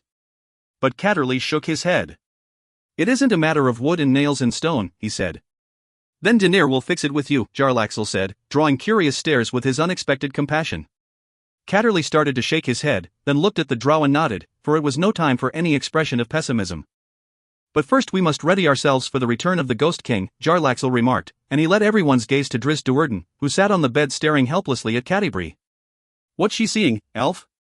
Athrogate demanded. What memory this time? No memory, Drizzt whispered. He could hardly even find his voice. She cowers before the raging Ghost King. In the Shadowfell, Catterley reasoned, and Drizzt nodded. It is there, in all its fury, and there it heals its wounds, the drow said, looking so pitifully, so helplessly, at his lost and terrified wife. He couldn't reach her. He couldn't help her. He could only look on and pray that somehow Catti-brie would find her way out of darkness. For a fleeting moment, it occurred to Drizzt Do'Urden that his wife might truly be better off dead, for it seemed that her torment might have no end. He thought back to that quiet morning on the road from Silverymoon when, despite the troubles with the ways of magic, all had seemed so right in his world, beside the woman he loved. It had been only a matter of 10 days since that falling magical strand had descended upon Catti-brie and had taken her from Drizzt, but to him, sitting on that bed, so near and yet so distant from his wife, it truly seemed a lifetime ago. All of that pain and confusion showed on his face, he realized, when he looked at his companions. Bruenor stood in the doorway, trembling with rage, tears streaking his hairy cheeks, his strong fists balled at his side so tightly that his grip could have crushed stone. He studied Danica, so troubled by her own spouse's dilemma, still taking the time to alternate her gaze between Catterley, whom she stood beside, and Drizzt, and with equal sympathy and fear showing for both. Jarlaxle put a hand on Drizzt's shoulder.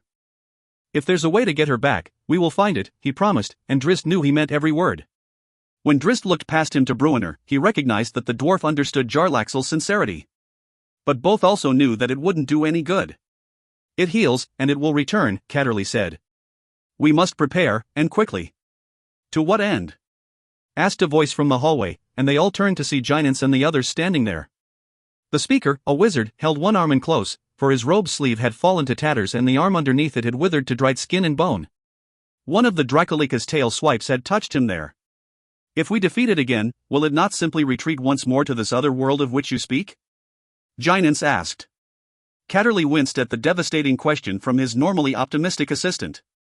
Everyone understood Catterley's grimace, particularly Drizzt, for the simple truth of Giant's remark could not be denied. How could they defeat a beast who could so readily retreat, and so easily heal, as Drizzt had witnessed when he had hugged Catti-brie? We will find a way, Catterley promised. Before Spirit Soaring, in the old structure that was the Edificant Library, we fought a vampire. That creature, too, could run from the field if the battle turned badly. But we found a way. Aye, your dwarfs sucked the gassy thing into a bellows. Hull Thibbledorf Quent, who had made Ivan Bouldershoulder tell him that story over and over again during the time Ivan and Pykel had spent at Mithril Hall. And spat him out into a running stream under the sunshine. What are ye saying? Athrogate demanded, his eyes wide with intrigue and awe. Are ye speaking true? He is, Catterley confirmed, and he tossed a wink at the rest of the crew, all of them glad for the light-hearted respite.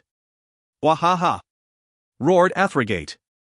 I'm thinking that we're needin' a song for that one, The faces around them, particularly those in the hallway, didn't change much, however, as the weight of the situation quickly pressed the brief respite away. We need to prepare, Catterley said again, when all had muted to an uncomfortable silence. Or we should leave this place, and quickly, said the wizard with the withered arm. Run fast for Baldur's Gate, or some other great city where the beast daren't approach. Where an army of archers will greet it with doom too sudden for its clever retreat. Another voice chimed in from beyond the room's door. Drizzt watched Catterley through it all, as the chorus for retreat grew louder and more insistent, and Drizzt understood the priest's personal turmoil. Catterley could not disagree with the logic of swift departure, of running far from that seemingly doomed place. But Catterley could not go. Damage to Spirit Soaring manifested in his personal being. And Catterley and Danica could not go far, since their children were still missing and might be out there, or in Cara Dune. Drizzt looked to Bruenor for guidance. I ain't leaving, the Dwarf King said without hesitation, commanding the gathering. Let the beast come back, and we'll pound it into dust. That is foolish, the wizard with the withered arm started to argue, but Bruenor's expression stopped the debate before it could begin, and made the man blanch almost as surely as had the sight of the Dracolik. I ain't leaving, Bruenor said again. Unless it's to go find Catterley's kids, or to go and find me missing friend, Pykel, who stood beside me and me kin in our time o' trial. He's lost his brother, so Lady Danica tells me, but he's not to lose his friends from Mithril Hall. Then you'll be dead, someone in the hall dared to say. We're all to die, Bruenor retorted. Some of us already dead, though we're not knowing it. For when Yuri to run and leave your friends behind, then Yuri surely dead. Someone started to reply with an argument, but Catterley shouted, not now. So rare was it that the priest raised his voice in such a way that all conversation in the room and without stopped. Go and assess the damage, Catterley instructed them all. Count our wounds. And our dead, the withered wizard added with a hiss. And our dead, Catterley conceded. Go and learn, go and think, and do so quickly. He looked at Drizzt and asked, how long do we have? But the drow could only shrug. Quickly, Catterley said again. And for those who would leave, organize your wagons as fast as you can. It would not do you well to be caught on the road when the Ghost King returns. Asterisk asterisk asterisk asterisk asterisk. His giant hat in hand, Jarlaxle entered the private quarters of Catterley and Danica, who sat around the priest's desk, staring at his every step. You surprise me, Catterley greeted him. You surprise everyone around you with this new magic you found, Jarlaxle replied, and he took the chair Danica indicated, beside her and opposite Catterley. No, Catterley replied. I have not found any new magic. It has found me. I can't even begin to explain it, and so how can I claim ownership of it? I know not from where it comes, or if it will be there when I need it in the next crisis. Let us hope, said Jarlaxle. Outside the room's south window came a commotion, horses whinnying and men calling out orders. They're all leaving, Jarlaxle said. Even your friend Ginance. I told her to go, said Catterley. This is not her fight. You would flee, too, if you could, Jarlaxle gathered from his tone. With a heavy sigh, Catterley stood up and walked to the window to glance at the activity in the courtyard. This battle has confirmed an old fear, he explained. When I built Spirit Soaring, weaving the magic denier allowed to flow through this mere mortal coil, it aged me. As the cathedral neared completion, I became an old man. We had already said our farewells, Danica added. I thought I had reached the end of my life, and that was acceptable to me, for I had fulfilled my duty to my god. He paused and looked at Jarlaxle curiously. Are you religious? He asked. The only deity I grew up knowing was one I would have preferred not to know, the drow answered. You are more worldly than that, said Catterley. No, Jarlaxle answered. I follow no particular god. I thought to interview them first, to see what paradise they might offer when at last I have left this life. Danica crinkled her face at that, but Catterley managed to laugh. Always a quip from Jarlaxle. Because I do not consider the question a serious one. No? Catterley asked with exaggerated surprise. What could be more serious than discovering that which is in your heart? I know what is in my heart. Perhaps I simply do not feel the need to find a name for it. Catterley laughed again. I would be a liar if I told you I didn't understand. I would be a liar if I bothered to answer your ignorance. Or a fool. Jarlaxle is no fool, Danica cut in, but of the former charge, I reserve judgment. You won me to my heart, Lady Danica, said the drow, but his grin was wide, and Danica couldn't resist a smile. Why haven't you left? Catterley asked bluntly. It was that question, Jarlaxle knew, that was the reason he'd been asked to join the couple. The road is clear and our situation seems near to hopeless, and yet you remain. Young man. Not so young, Catterley corrected. By my standards, you will be young when you have passed your 100th birthday, and young still when you have spent another century rotting in the ground, said Jarlaxle. But to the point, I have nowhere to run that this Ghost King cannot find me. It found me in the north, outside of Mirabar. And as it found me, I knew it would find you. And Artemis Entreri? Danica asked, to which Jarlaxle shrugged. Years have passed since I last spoke with him. So you came here hoping that I would have an answer to your dilemma, said Catterley. Again the drow shrugged. Or that we might work together to find a solution to our common problem, he answered. And I did not come without powerful allies to our cause. And you feel no guilt in involving Drizzt, Bruenor, Catti-brie, and that point creature in such a desperate struggle? Danica asked. You would march them to near certain doom? Apparently I have more faith in us than you do, lady, Jarlaxle quipped, and turned to Catterley. I was not disingenuous when I proposed to Bruenor and Drizzt that they would do well in bringing Catti-brie to this place. I knew that many of the great minds of our time had no doubt come to Spirit Soaring in search of answers, and what could provide a greater clue to the reality that has descended upon us than the affliction of Catti-brie? Even regarding the Ghost King, I believe it is all connected, more so now that Drizzt has told us that she is watching the beast in that other world in which her mind is trapped. They are connected, Catterley agreed, speaking before Danica could respond. Both are manifestations of the same catastrophe. In one, we may find clues to the other, said Jarlaxle. We already have.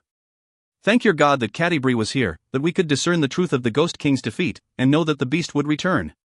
If I could find my God, I would thank him, Catterley replied dryly. But you are correct, of course. So now we know, Jarlaxle. The beast will return, whole, angry, and wiser than in our first battle. Do you intend to remain to battle it again?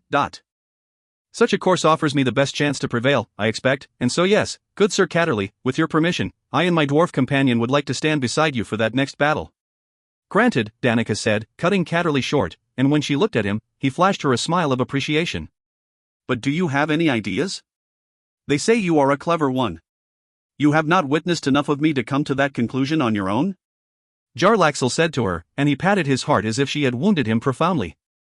Not really, no, she replied. Jarlaxle burst out in laughter, but only briefly.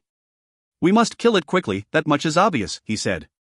I see no way to hinder its ability to walk between the worlds, and so we must defeat it abruptly and completely. We struck at it with every magic I could manage, said Catterley.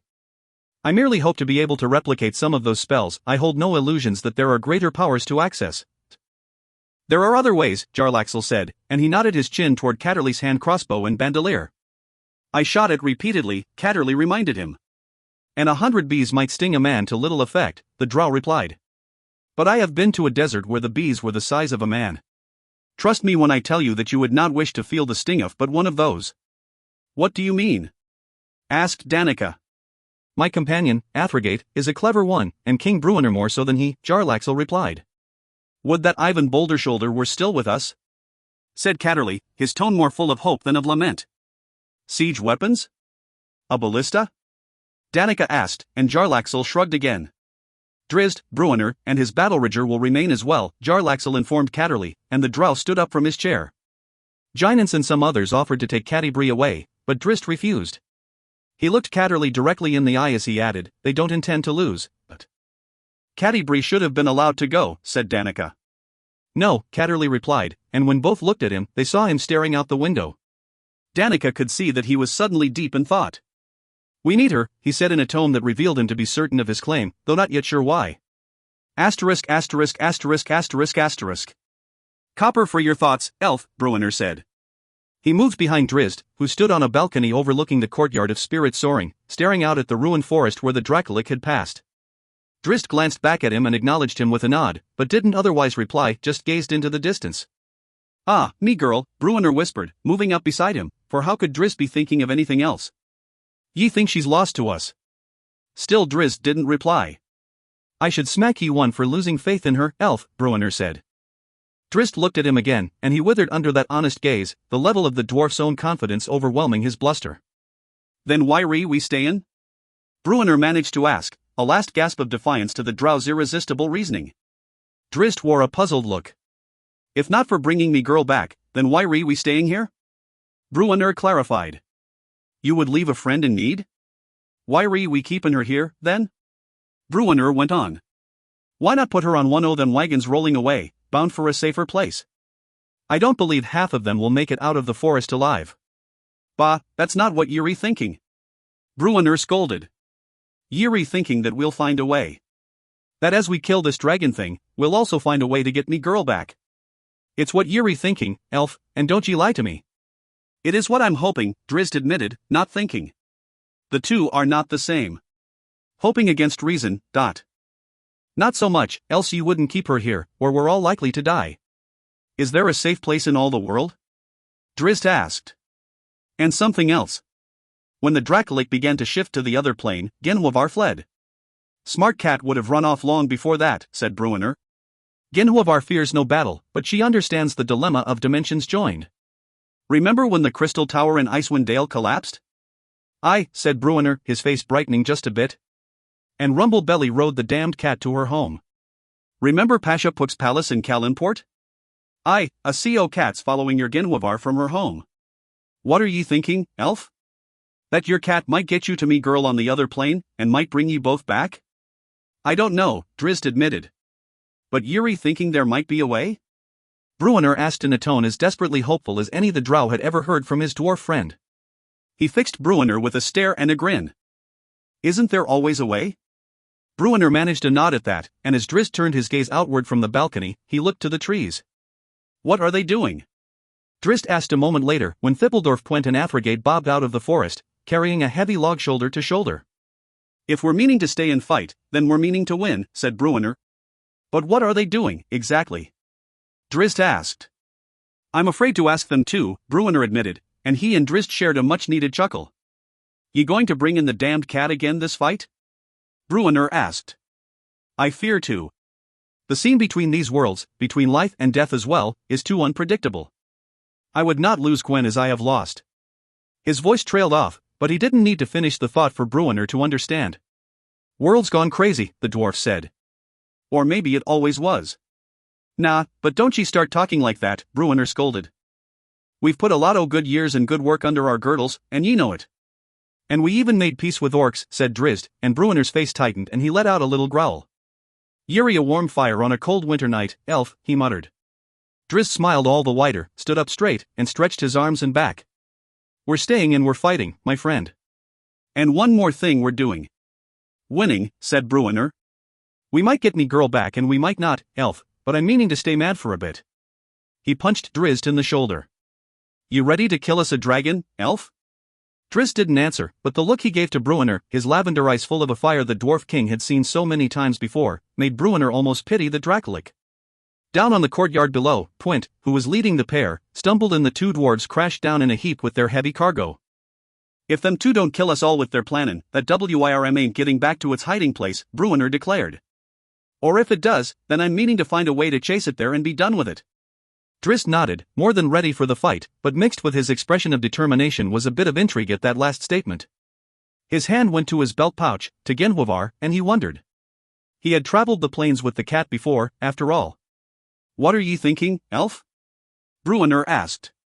Drizzt flashed him those eyes again, so full of determination and simmering anger. Bruenor nodded and smiled, no less determined and no less angry. Asterisk asterisk asterisk asterisk asterisk. Is there no way to learn? Danica asked Catterley. Catterley shook his head. I've tried. I've asked, of Denier or of any sentience I might find anywhere. I can't do this anymore, Danica admitted. She slumped in her chair and put her hands over her face. Catterley was at her side in a heartbeat, hugging her, but he had little to offer. He was no less tormented than she. Their children were out there somewhere, maybe alive and maybe, very possibly, dead. I have to go back out, Danica said, straightening and taking a deep, steadying breath. I have to go to Cara Dune. You tried already, and it nearly killed you, Catterley reminded. The forest is no less. I know. Danica snapped at him. I know and I don't care. I can't stay here and just wait and hope. I cannot go. Catterley shouted back at her. I know, Danica said softly, tenderly, and she reached up and ran her fingers across Catterley's cheek. You are bound here, tied to this place, I know. You cannot desert it, because if it falls, you fall, and our enemies win. But I have recovered from my wounds, and we have driven off the beast for now. Catterley started to interrupt, but Danica silenced him by putting a finger over his lips. I know, my love, she said. The Ghost King will return and attack Spirit Soaring once more. I know. And it is a fight I welcome, for I will see that creature destroyed. But our children are out there, Catterley finished for her. They're alive, I know they are. If any of them had fallen, Spirit Soaring would feel the loss. Danica looked at him, curious. They are of me, as this place is of me, Catterley tried to explain. They are alive, I am sure. Danica fell back a bit and stared at her husband. She understood his confidence, but knew, too, that it was based more on a need to believe that the children were alive and well than on anything substantive. You cannot stay here, Catterley said, surprising her, and she sat up straight, her eyes wide. You are about to fight the most desperate battle of your life, and you would send me away? If the Ghost King returns and is to be defeated, Catterley paused there, seeming almost embarrassed. It will be by the power of Catterley, and not the fists of Danica, she reasoned. Catterley shrugged. We are a powerful team, we 7, each armed in our own ways to do battle with such a beast as the Ghost King. But I least of all, the woman said. She held up her empty hands. My weapons are less effective than Bruennersacks, and I haven't the tricks of Jarlaxle. There is no one I would rather have fighting beside me than you, Catterley said. But truly, there is no one in all the world who might better elude the monsters in the forest and find our children. And if we don't have them, then what is the point? Danica finished for him. She leaned in and kissed him passionately. They are alive, Catterley said. And I will find them, Danica whispered back. She was out of spirit, soaring within the hour, moving among the trees alongside the road to Cara Dune, invisible and silent in the dark night. Chapter Dawn. Why aren't we fighting? Temburley whispered to Ivan. Even his hushed tone seemed to echo in the two quiet tunnels. Not for no one, Ivan replied to Temburley and to all the remaining refugees in the group, which numbered less than 20. Hoping it's your daw's work. Boom, Peikel said hopefully, and loudly, drawing gasps from all the others. Oops, the green-bearded dwarf apologized, slapping his hand over his mouth. Or they're setting a trap for us, Hannelisa interjected. Ivan was nodding as she spoke, about to make the same observation. Perhaps they've learned from the slaughter. So what are we to do? Asked Rorik, and when she looked at her younger brother, Hannelisa saw real fear there, and put a comforting hand on his shoulder. We go on, for what choice do we got? Said Ivan, and he purposely lifted his voice. If they be lying in wait for us, then we'll just kill them and walk on over their rotting bodies. Ivan slapped his blood-stained axe across his open hand and nodded with determination, then stomped away. Oi! Peikel agreed, and adjusted his cooking pot helmet and scrambled to follow. Not far from that sight, the beleaguered band entered a room that presented yet another puzzle, but a welcome one at first glance. The chamber floor was littered with dead crawlers and dead giant bats, and even a dead giant. The group scanned for clues, mostly looking for the bodies of those who had fought the beasts. Was it another fleeing refugee group? Did they kill each other? Temburley asked, voicing a question they were all asking themselves. Not unless they used tiny bows, one of the refugees answered. Temburley and the others moved to the man's position, bringing the meager torchlight to bear. They found him holding a small dart, like those Catterley used with his hand crossbows. Father! Rorik said hopefully. If it was, he was busy, said Hannelisa as she moved around, finding the same darts littering the floor and the bodies. She shook her head with doubt. Only 2 such hand crossbows were kept at Spirit Soaring, but dozens, perhaps hundreds, of darts had been fired in that fight. She pulled one from the corpse of a crawler and held it up, shaking her head even more. None of the darts showed her father's added feature, the collapsible center where the tiny vials of explosive oil were stored. These ain't Catterley's, Ivan confirmed a moment later. Since he had designed and built Catterley's hand crossbows and its quarrels, his words carried undeniable truth. Then who? Asked Rorik. We weren't that far away, Temburley added. And this battle's not so old. This happened fast, and it happened quietly. He looked with great alarm at his sister and his uncle Ivan. Poison-tipped, said Hannelisa. More than a few eyes widened at that, for most folk knew the dire implications of poison-tipped hand crossbow darts. Has the whole world gone upside down, then? Asked Ivan, his tone more sober, even somber, than ever. I'm thinking the sooner we get to the surface, the better we'll be. Aha, Peikel agreed. On they marched, swiftly, and with all feeling that the enemy of their enemy would most certainly not prove to be their friend. Asterisk asterisk asterisk asterisk asterisk. The hairless, black-skinned giant lurched forward another step. Click. Click. Click. The monster groaned as 3 more darts punctured its skin, adding to the drow sleep poison coursing its veins. Its next step came heavier, foot-dragging. Click. Click. Click. The giant went down on one knee, barely conscious of the movement. Small, dodging forms came at it, left, right, and center, slender blades gleaming with magic. The Nightwalker waved its arms, trying to deflect the approaching enemies, to block and to swat aside the dark elves as though they were gnats. But every swing, waved under the weight of a most profound weariness, was waved too slowly to catch the agile warriors. Every block failed to drive off the stabs and thrusts and slashes, and the giant Nightwalker swatted nothing but the cavern's stagnant air. They didn't maul the giant. Every strike landed precisely and efficiently in an area that would allow the smoothest and swiftest flow of blood. The behemoth didn't get hit 100 times, not more than a score even, but as it settled to a prone position on the floor, overcome by poison and loss of blood, the Nightwalker's wounds were surely mortal. The last group, Vala's Hune signaled to Kim Muriel. The way is clear. Kim Muriel nodded and followed his lead team through the chamber. Another giant bat crashed down against the far wall, coaxed to sleep in mid-flight. Many crawlers still thrashed on the floor, their movements uncoordinated and unfocused but defiant until one of the drow warriors found the time to finish the job with a sure stroke to the neck. Out of that chamber, the brigand death force moved down a corridor to an area of tunnels and chambers puddled by lake water. After only a few more twists and turns, every dark elf squinted against the brightness of the surface. Night had fallen long ago, but the moon was up, and sensitive drow eyes stung under the brilliance of Saloon's glow. Can we not simply leave this place? More than one set of fingers dared flash Muriel's way, but they were met one and all with a stern look that offered no compromise. He had determined that they needed to go to the ruined town on the lakeshore before leaving the uncivilized reaches between Old Shanatar and Great Barrendon, and so to the place known as Caradun they would go. They exited the tunnels in the cove north of the city and easily scaled the cliffs to the bluff overlooking the ruined town. More than half the structures had burned to the ground, and less than a handful of those remaining had avoided the conflagration. The air hung thick with smoke and the stench of death, and skeletons of ship masts dotted the harbor, like markers for mass graves. The dark elves moved down in tight formation, even more cautious outside than in the more familiar environ of the tunnels. A giant nightwing occasionally flew overhead, but unless it ventured too near, the disciplined drow held their shots. Led by Valashune, scouts broke left and right, flanking, leading, and ensuring that no pursuit was forthcoming. "What do you seek in this ruin?" Valas's fingers asked of Muriel soon after they had entered the city proper. Muriel indicated that he wasn't quite certain, but assured the scout that something there was worth investigating. He sensed it, felt it keenly. A commotion to the side broke the discussion short as both drow contemplated the beginnings of a battle along a road parallel to their path. Another giant nightwalker had found the band and foolishly came on. The tumult increased briefly as the closest drow engaged and lured the behemoth to a narrow stretch between two buildings, a place where drow hand crossbows could not miss the huge target.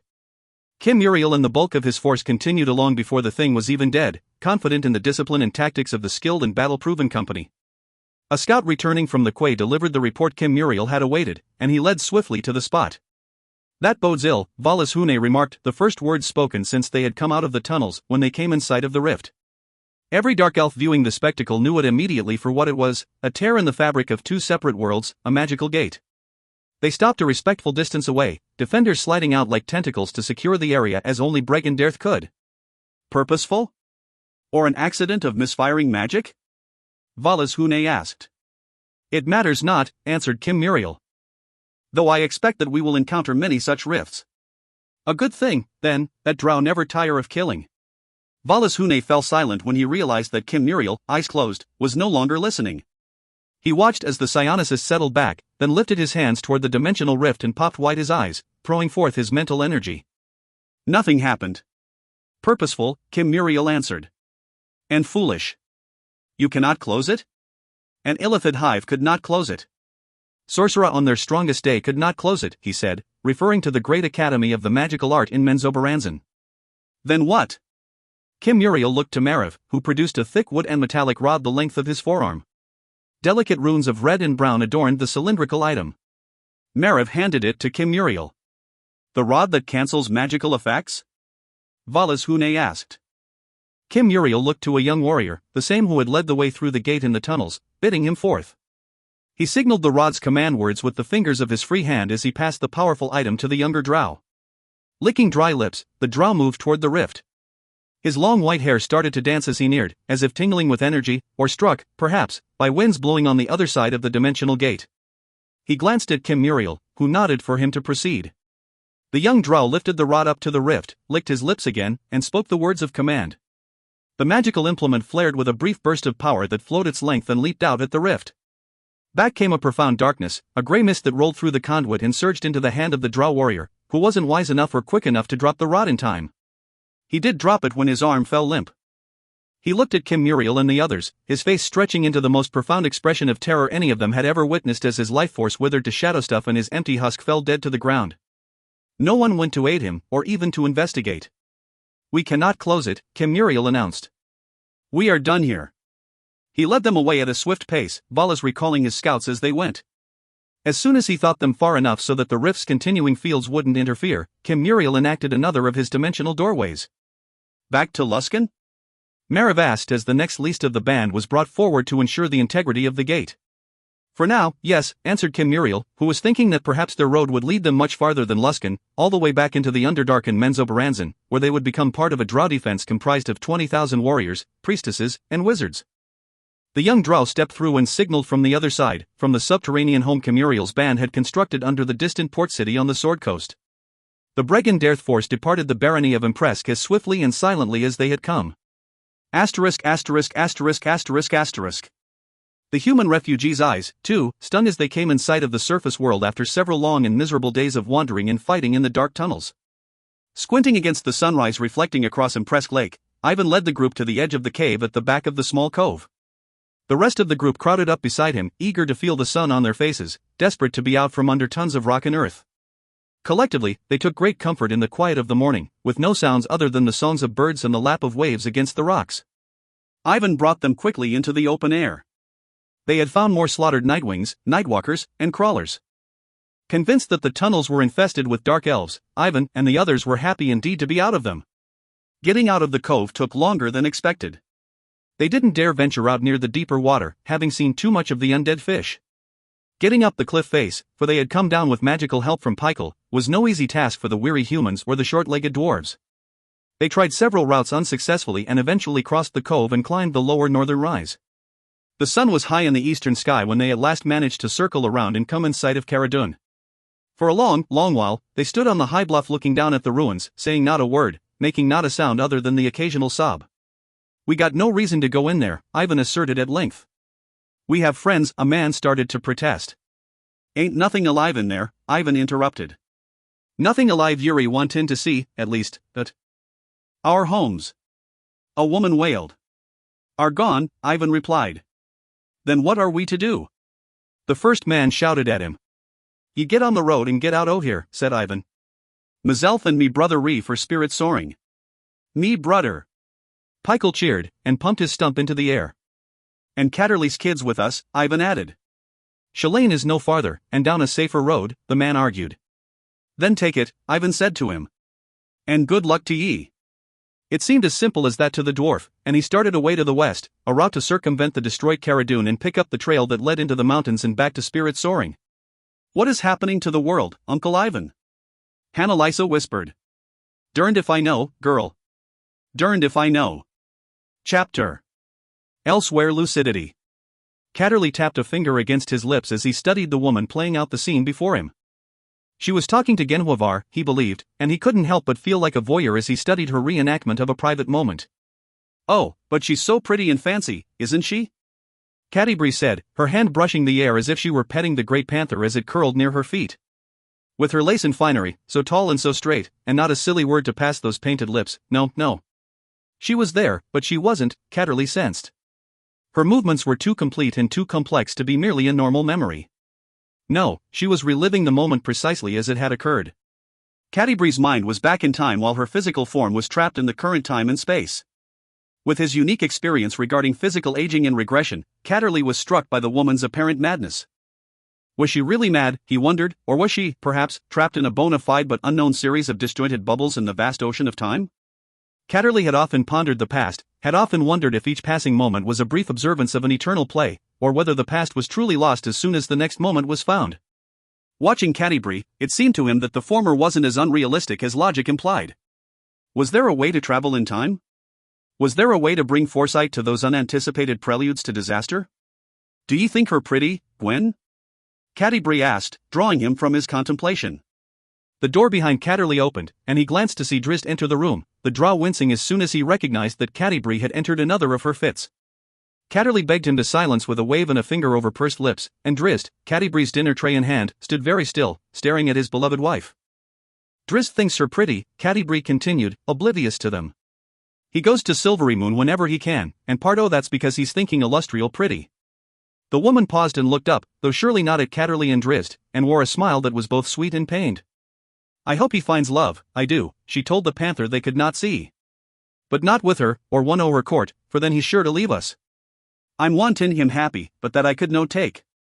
Catterley looked at Drizzt questioningly. "When first we retook Mithril Hall," he said. "You and Lady Illustrial?" Catterley asked. "Friends," Drizzt replied, never taking his eyes off his wife. "She allowed me passage in Silverymoon, and there I knew I could make great strides toward finding some measure of acceptance in the world above." He motioned to Catti-brie. "How long?" "She has been in this different place for quite a while." And there she is, my catty, Drizzt lamented. In this elsewhere of her mind, she finds herself. The woman began to shake then, her hands twitching, her head going back, her eyes rolling up to white. The purple glow of fairy fire erupted around her once more and she rose a bit higher from the floor, arms going out wide, her auburn hair blowing in some unfelt wind.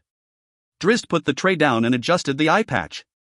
He hesitated only a few moments, at Catterley's insistence, as the priest moved closer to Catti-brie, even dared touch her during the dangerous time of transition. Catterley closed his eyes and opened his mind to the possibilities swirling in the discordant spasms of the tortured woman. He fell back, quickly replaced by Drizzt, who wrapped Catti-brie in a tight hug and eased her to the floor. The drow looked at Catterley, his expression begging for an explanation, but he saw the priest even more perplexed, wide-eyed and staring at his hand. Drizzt, too, took note of the hand that Catterley had placed upon Catti-brie.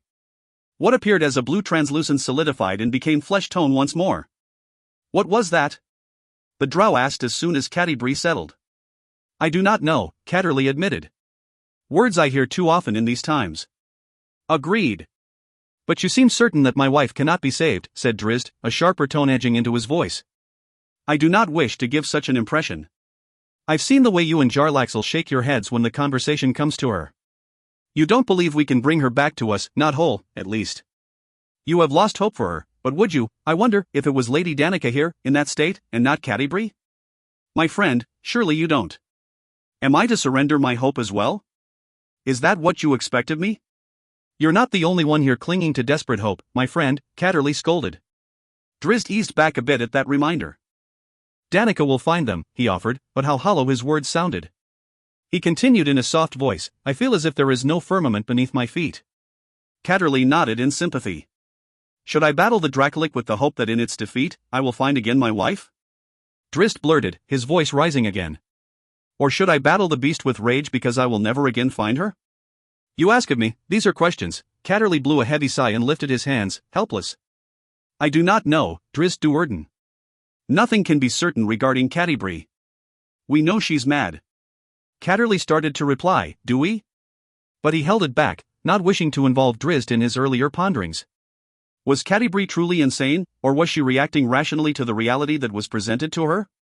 Was she reliving her life out of sequence, or was she truly returning to those bubbles of time-space and experiencing those moments as reality?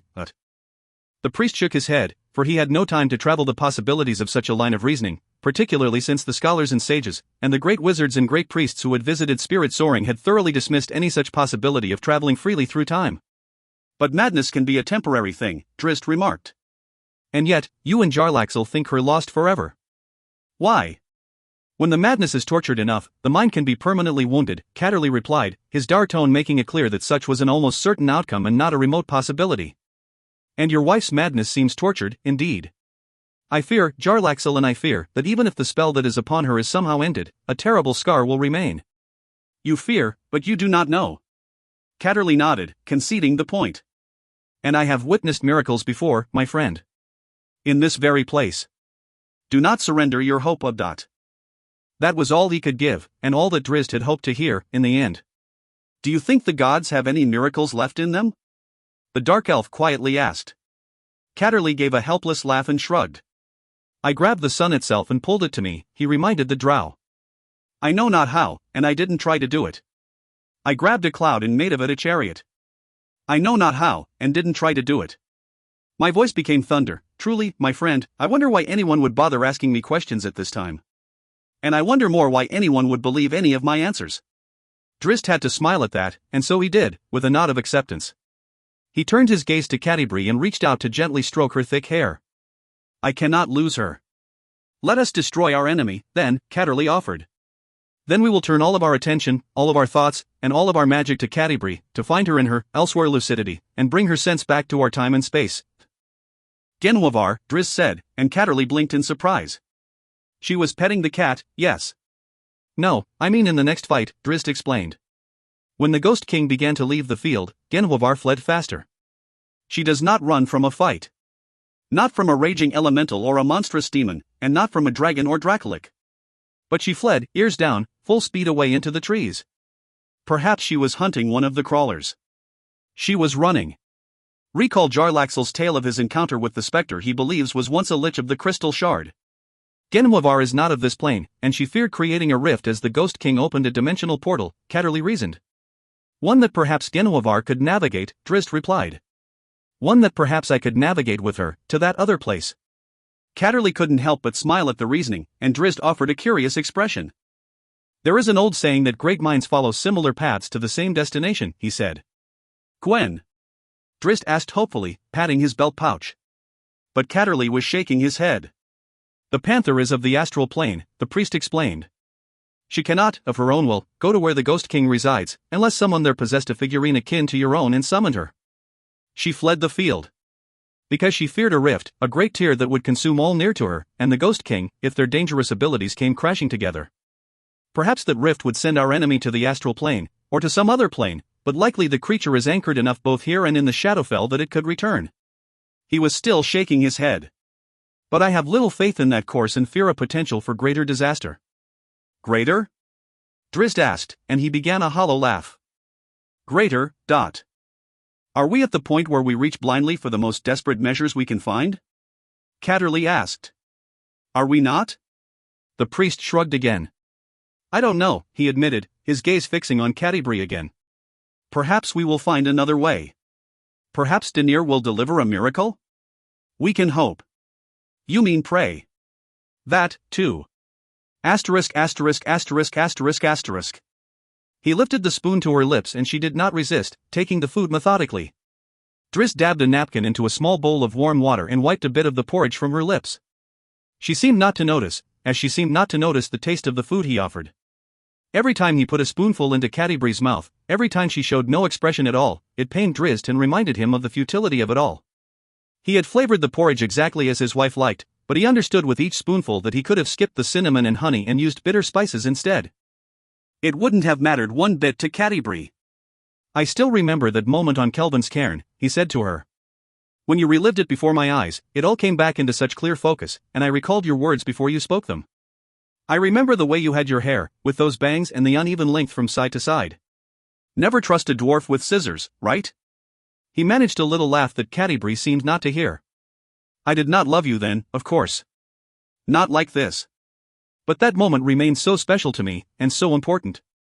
The look on your face, my love, the way you looked inside of me instead of at my skin. I knew I was home when I found you on Kelvin's cairn. At long last, I was home. And even though I had no idea for many years that there could ever be more between us, not until that time in Calimport, you were ever special to me. And you still are, and I need you to come back to me, Catti. Nothing else matters. The world is a darker place. With the Ghost King and the falling weave, and the implications of this catastrophe, I know that so many trials will fall before me, before all goodly folk. But I believe that I can meet those challenges, that we together will find a way. We always find a way. But only if you come back to me. To defeat a mighty foe, a warrior must want to defeat a mighty foe. What is the point, my love, if I am alone once more? He exhaled and sat there, staring at her, but she didn't blink, didn't react at all. She hadn't heard him. He might pretend differently for the sake of his own sanity, but Drizzt knew in his heart that Catti-brie wasn't lurking there, just beneath the damaged surface, taking it all in.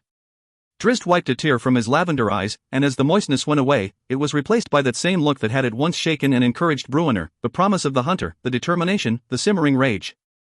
Drizzt leaned forward and kissed Catti-brie on the forehead and told himself that it had all been wrought by the Ghost King, that the Dracolich was the source of all that had gone so very wrong in the world, not a result of some larger disaster. No more tears for Drizzt Do'Urden. He meant to destroy the beast. Chapter. Driven by hatred. They knew their enemy would return, and they knew where they wanted to fight it, but when it happened, as expected as it was, sturdy Athergate and Thibbledorf gasped more profoundly than they cried out. The Ghost King came back to the material world of Toril in exactly the same place that it had departed, appearing first and briefly in its translucent blue-white glow. Quickly it was whole again, on the courtyard outside the cathedral, and even as Pwent and Athergate shouted out, their bellows echoing through the deserted hallways, the great beast leaped into the air and took wing, flying high into the night sky. It's up there! It's up there, me king! Pwent cried, hopping up and down and pointing skyward. Bruenor, Drizzt, and the others arrived in the room adjacent to the balcony from which the two dwarves had been keeping watch. The Dracolich appeared in the same place? Catterley asked, clearly interpreting some importance in that fact. Just like he guessed, Athergate answered. Glowin' and all, then it jumped away. It's up there, me king! Pwent shouted again. Drizzt, Catterley, Bruenor, and Jarlaxle exchanged determined nods. "It doesn't get away from us this time," said Bruenor. All eyes went to Catterley at that proclamation, and the priest's nod was one of confidence. Inside, Catterley ordered them all. "The beast will return with fury and fire. Spirit soaring will protect us. Asterisk asterisk asterisk asterisk asterisk." Danica took a deep breath and grabbed at a nearby tree trunk to steady herself when she heard the awful, otherworldly shriek of the Dracolic taking flight. She couldn't help but glance back toward Spirit soaring, already miles behind her, and she had to remind herself that Catterley was surrounded by powerful allies, and that Danir, or some other divine entity, miraculously heard his pleas. "They will prevail," Danica said softly, very softly, for she knew that the forest about her was full of monsters. She had watched groups of crawlers scratch by on the road and had felt the thunderous steps of some gigantic black behemoth, the likes of which she had never before known. She was halfway to Cara Dune and had hoped to be there already, but the going had been slow and cautious. As much as she wanted a fight, Danica could ill afford one. Her focus was Cara Dune and Cara Dune alone, to find her children, while Catterley and the others dealt with the Ghost King at Spirit Soaring. That was the plan. They knew the undead dragon would return and Danica had to steel herself against any second guessing. She had to trust Catterley. She couldn't turn back. "My children," she whispered. "Tamburlaine and Rorik, and Hannah, my Hannah. I will find you." Behind her, high in the sky, the Ghost King's shriek split the night as profoundly as a bolt of lightning and the roar of thunder. Danica ignored it and focused on the trees before her, picking her careful and swift way through the haunted woods. "Kill him, Catterley," she said under her breath, over and over again. Asterisk asterisk asterisk asterisk asterisk. Without the cautionary interference of Yaraskrik, the Ghost King reveled in its flight, knowing that its vulnerable target lay below, knowing that soon enough it would destroy Spirit Soaring and the fools who had remained within. The sweet taste of impending revenge filled Hephaestus's dead throat, and the dragon wanted nothing more than to dive at the building at full speed and tear it to kindling. But surprisingly to both entities that made up the Ghost King, recklessness was tempered by the pain of their recent defeat. The Ghost King still felt the blinding sting of Catterley's fires, and the weight of Drizzt's scimitar. Though confident that its second assault would be different, the Ghost King meant to take no unnecessary chances. And so from on high, up among the clouds, the beast called upon its minions once more, summoning them from the forests around Spirit Soaring, compelling them to soften the ground. "They will not kill Catterley," the beast said into the high winds. "But they will reveal him." The Ghost King folded its wings and dived, then opened them wide and rode the momentum and the currents in a spiraling pattern above the building, its magically enhanced eyesight scouring the land below. Already the forest was alive with movement as crawlers and nightwings, huddled wraiths, and even a giant nightwalker swarmed toward Spirit Soaring. The Ghost King's laugh rumbled like distant thunder. Asterisk asterisk asterisk asterisk asterisk dot. They heard the break of glass, one of the few panes left intact from the previous assault, but the building did not shudder. "By the gods," Catterley cursed. "Damned crawlers." Bruenor agreed. They were in the widest audience hall on the first story of the building, a windowless affair with only a few connecting corridors. Point and Athergate stood at the rail on the northern balcony with their tied-off logs, some 25 feet above the others. Bruenor, Catterley, and the rest stood on the raised dais where Catterley usually held audience, across from the double doors in the main corridor that led to the cathedral's foyer. Drizzt stood at the open doorway of a small, secure anteroom, where lay Catterley. Drizzt bent low to tuck a blanket more tightly around his wife, and whispered, "He won't get you. On my life, my love, I will kill that beast. I will find a way back to you, or a way to lead you back to us." Catterley didn't react, but lay staring into the distance. Drizzt leaned in and kissed her on the cheek. "I promise," he whispered. "I love you." Not far from them, Drizzt heard wood splintering. He stood up straight and moved out of the small anteroom, securing the door behind him. Catterley shivered as he felt the unclean beasts crawling into the broken windows of Spirit Soaring. "Clear the place?" Athergate yelled down. "No, hold your positions," Catterley ordered, and even as he spoke, the door on the balcony nearest the two dwarves began to rattle and bang. Catterley fell within himself, trying to join with the magic that strengthened Spirit Soaring, begging the cathedral, begging Danir, to hold strong. "Come on, then," Catterley whispered to the Ghost King. "Lead the way." He learned from his loss, Jarlaxle remarked as Drizzt rejoined them. "He's sending in the fodder. He's not to be trapped alone as before." Catterley flashed an alarmed look at Drizzt and Bruenor. "I'll bring him in," Drizzt promised, and he charged across the room to the double doors, the other three close behind. Catterley grabbed him before he could leave the room.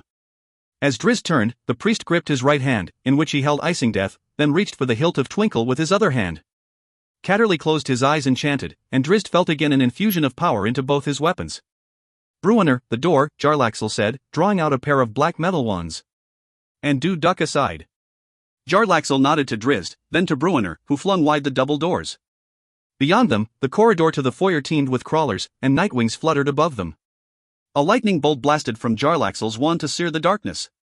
The second wand responded in kind, then the first took its turn, and the second fired again. Flesh smoldered, bats tumbled, a stench filled the holy place.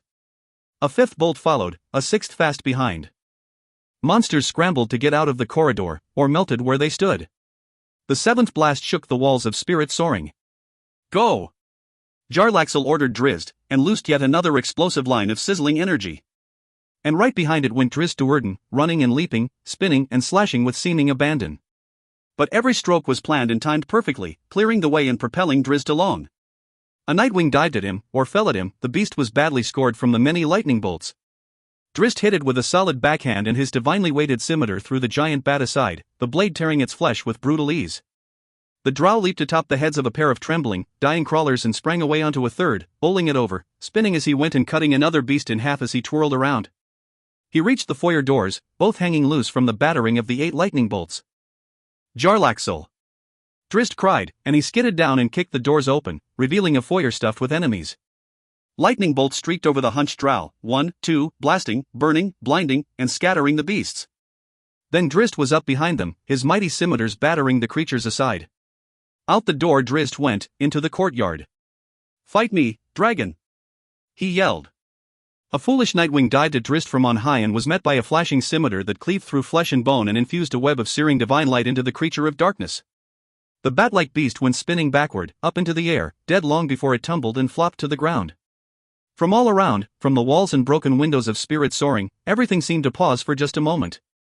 Drizzt had drawn attention to himself, indeed, and the monsters swarmed his way, leaping from the trees across the courtyard and from the walls of spirit soaring. A wicked grin creased the dark elf's face. Come on, then, he whispered, and he gave a private nod to Catti-brie. **********. We got to go to him, cried Bruenor. Along with Catterley and Jarlaxle, he had eased out of the audience chamber and crept nearer the foyer, gaining a view of the open courtyard beyond. Hold, dwarf, Jarlaxle replied. He was looking to Catterley as he spoke and taking note of the priest's equal confidence in Drizzt. Bruenor started to reply, but bit it short with a gasp as he saw the first wave of monsters swarm at Drizzt.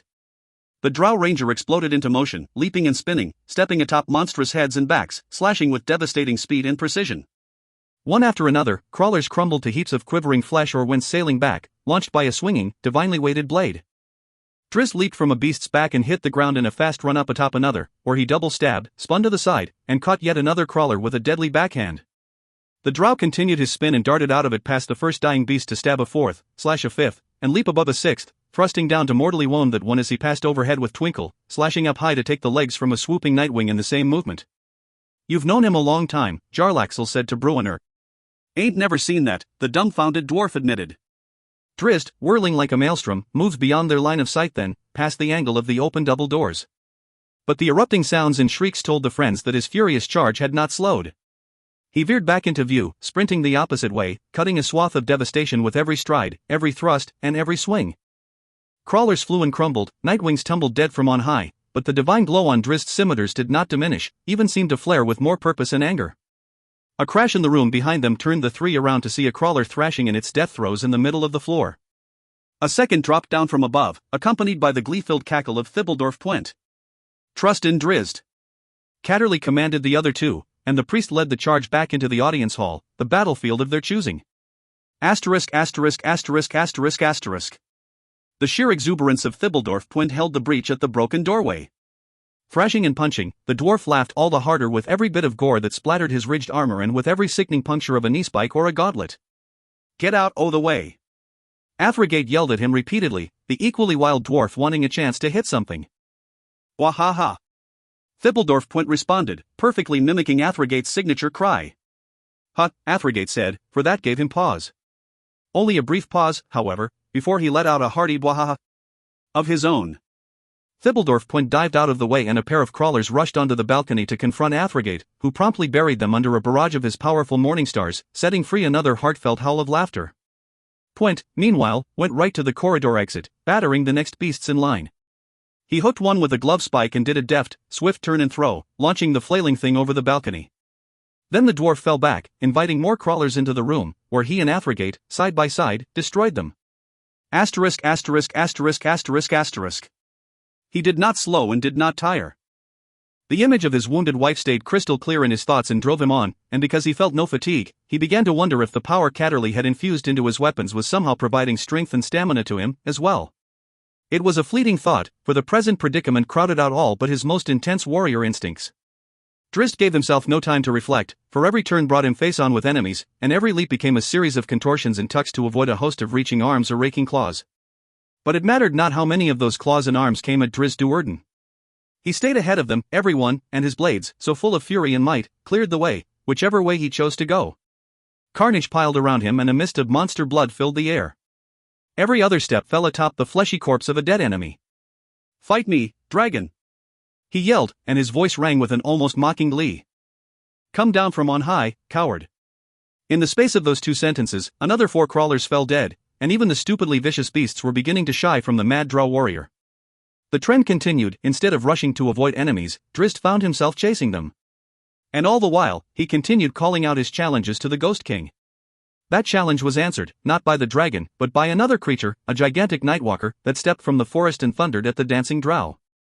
Drizzt had fought one of those behemoths before, and knew well how formidable they were, their deceptively thin limbs tightly wound with layers of muscle that could crush the life from him with hardly a thought. Drizzt smiled and charged. Asterisk asterisk asterisk asterisk asterisk. As they shied from Drizzt, many of the monsters charged in through the open double doors of Spirit Soaring and down the corridor leading to the audience hall. The leading crawler almost got through the door, but Bruenor was beside that entryway, his back to the wall, and he perfectly timed the mighty 2-handed sweep of his axe, burying it in the crawler's chest and stopping the thing dead in its tracks. A yank from the dwarf sent the thing rolling away, and as he did, he released his left hand, jerked his arm back to reposition his shield, and threw himself into the next beast scrambling through the door. Dwarf and crawler rolled aside, leaving the path open to Jarlaxle and his lightning bolts, 1, 2, flashing down the crowded hallway. Behind those stepped Catterley, right up to the doorway, and he threw his arms up high and pulled down magical power, releasing it through his feet and spreading it in a glowing circle right there in the archway. The priest fell back and the stubborn crawlers came on, and as they stepped upon Catterley's consecrated ground, they were consumed by devastating radiance. They shrieked and they smoldered and they crumbled down, writhing in mortal agony. Jarlaxle threw another pair of lightning bolts down the corridor. Another crawler came flying over the balcony from above, but up there, as in the audience room, the situation was fast quieting. "Come on, ye little beasties!"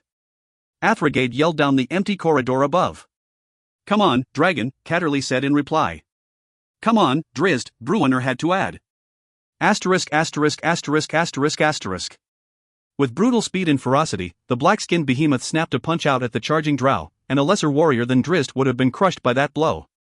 The ranger, though, with his speed multiplied by his anklets, and his razor-edged reflexes, stepped left as the giant began its swing. Anticipating that the behemoth would react to that movement, Drizzt fast stepped back the other way so he ran unhindered as the creature's fist plowed through the air. Drizzt didn't slow as he charged past the giant, but he did leap and spin to gain momentum as he slashed out with icing death. He meant to strike the giant's kneecap, and to use that impact to reverse his momentum and his spin so he could scramble to the side, but to Drizzt's surprise, he felt no sense of impact. Drizzt landed almost as if he had hit nothing solid at all, and despite his previous experiences with his divinely infused weapons, he found himself almost stupefied by the reality that he had cut right through the behemoth's leg. Improvising, Drizzt flipped diagonally to his left, lifting himself over and twisting around as he did to place himself directly behind the giant. A further twist stabbed icing death up into the back of the giant's other thigh, and the howling creature had to rise up on its tiptoes even as it lurched to grab at its other severed leg.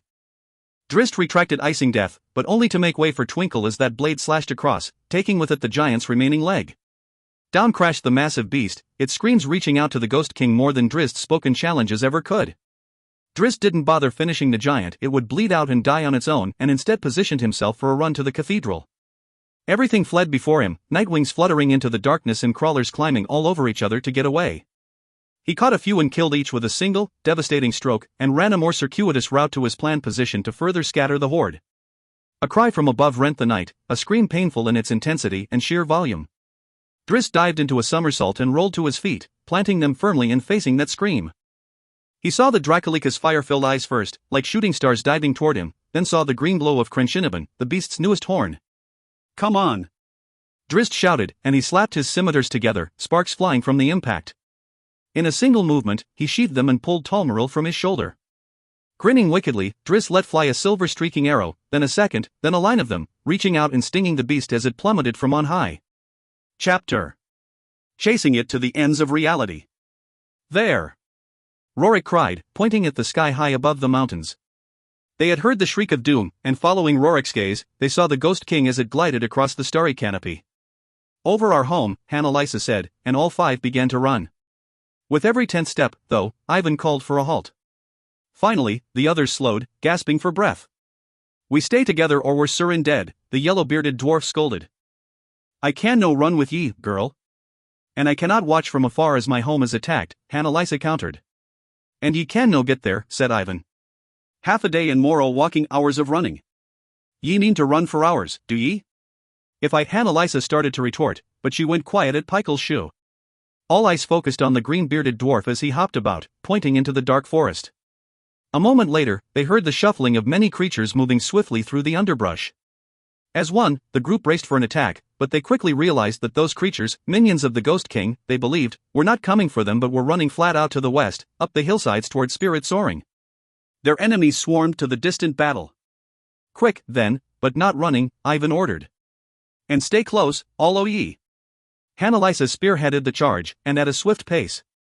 With her intensive training in stealth and stamina, and the graceful manner of her movements, she was sure that she could indeed run all the way home, as far as it was, even though the path was mostly uphill.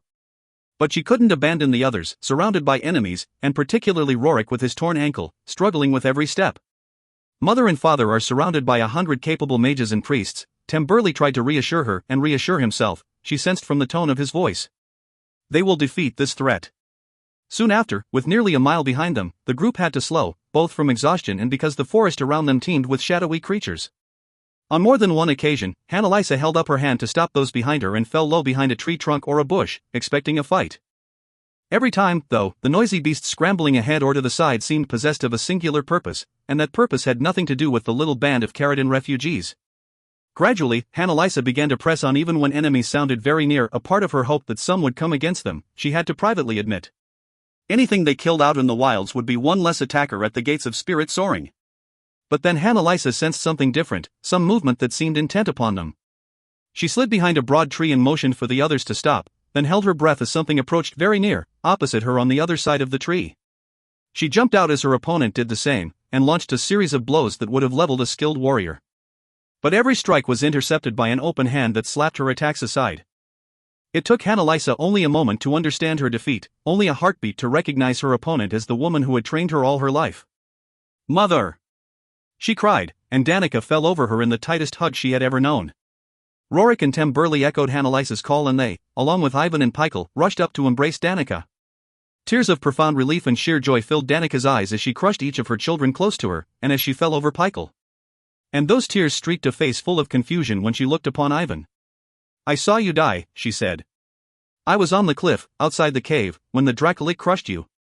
"Crushed them what was chasing me, ye mean," Ivan corrected.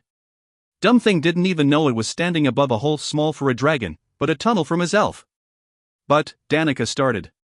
She just shook her head and kissed Ivan on his hairy cheek. "You found a way," she said. "We'll find a way."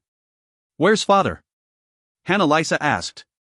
"He remains at Spirit Soaring," Danica replied, and she glanced nervously up the mountains, facing the Ghost King. "He's surrounded by an army of wizards and warrior priests," Rorik insisted, but Danica shook her head. "He's with a small group of powerful allies," Danica corrected, and she looked at Ivan and Pichel. "King Bruenor and one of his battle ragers, and Drizzt Do'Urden." "Bruenor," Ivan gasped. "Me king, come to us in our time o' need." "Drizzt Do'Urden," Pichel added with a signature giggle. "Lead on, milady," Ivan bade Danica. "Might that we'll get there when there's still something to hit." Asterisk asterisk asterisk asterisk asterisk.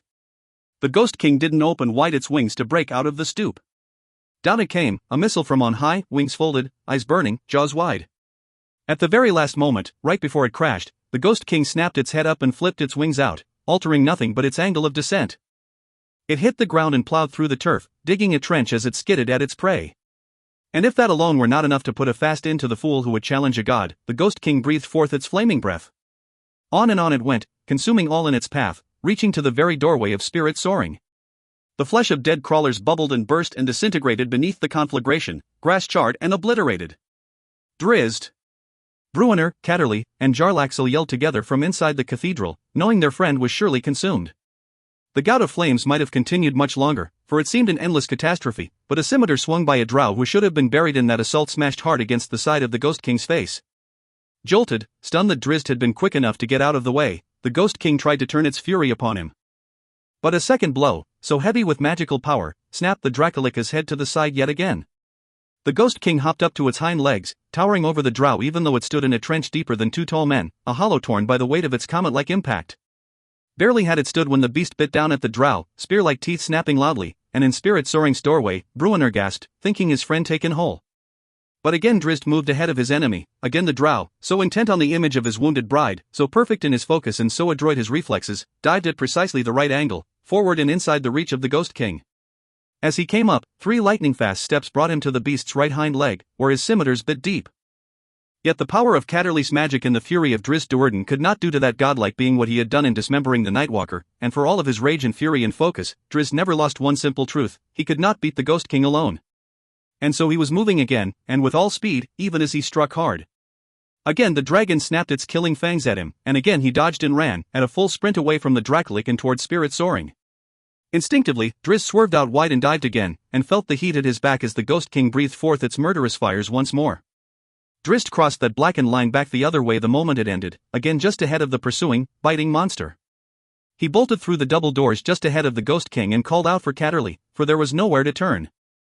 And as he knew what happened, the Ghost King's fires followed him inside, rushing fast for his back and engulfing him fully, filling the passageway behind and in front with dragonfire. Catterley groaned in pain as roiling flames gnawed at Spirit Soaring, at the magic that sustained the priest and his creation. He held his radiant hands out before him, reaching for the corridor, reaching for Drizzt, praying he had reacted quickly enough. Only when Drizzt scrambled into the room, out of the blast of dragonfire, did Catterley allow himself to breathe. But his relief, the relief of them all, lasted only a moment before the whole of the great structure shuddered violently. Catterley fell back and grimaced, then again as another explosion rocked Spirit Soaring. Its walls, even for their magic, could not withstand the fury of the Ghost King, who crashed in, tearing with tooth and claw, battering aside walls, wood and stone alike, with its skull. Ripping, shredding, and battering its way along, the Ghost King moved into the structure, widening the passageway and crashing through the lower ceiling outside the audience chamber. Inside that hall, the 4 companions fell back, step by step, trying to hold their calm and their confidence. A look at Catterley did nothing to bolster their resolve. With every crash and tear against Spirit Soaring, the priest shuddered and aged. Before their astonished eyes, Catterley's hair went from grey to white, his face became creased and lined, his posture stooped. The front wall of the audience chamber cracked, then blew apart as the monster slammed through. The Ghost King lifted its head and issued a deafening wail of pure hatred. The building shook as the WIRM stomped into the room, then shook again with its next heavy step, which brought it within striking distance of its intended prey. "For me, King!" yelled Thibbledorf Puent, who sat atop a tied-off log up on the high balcony.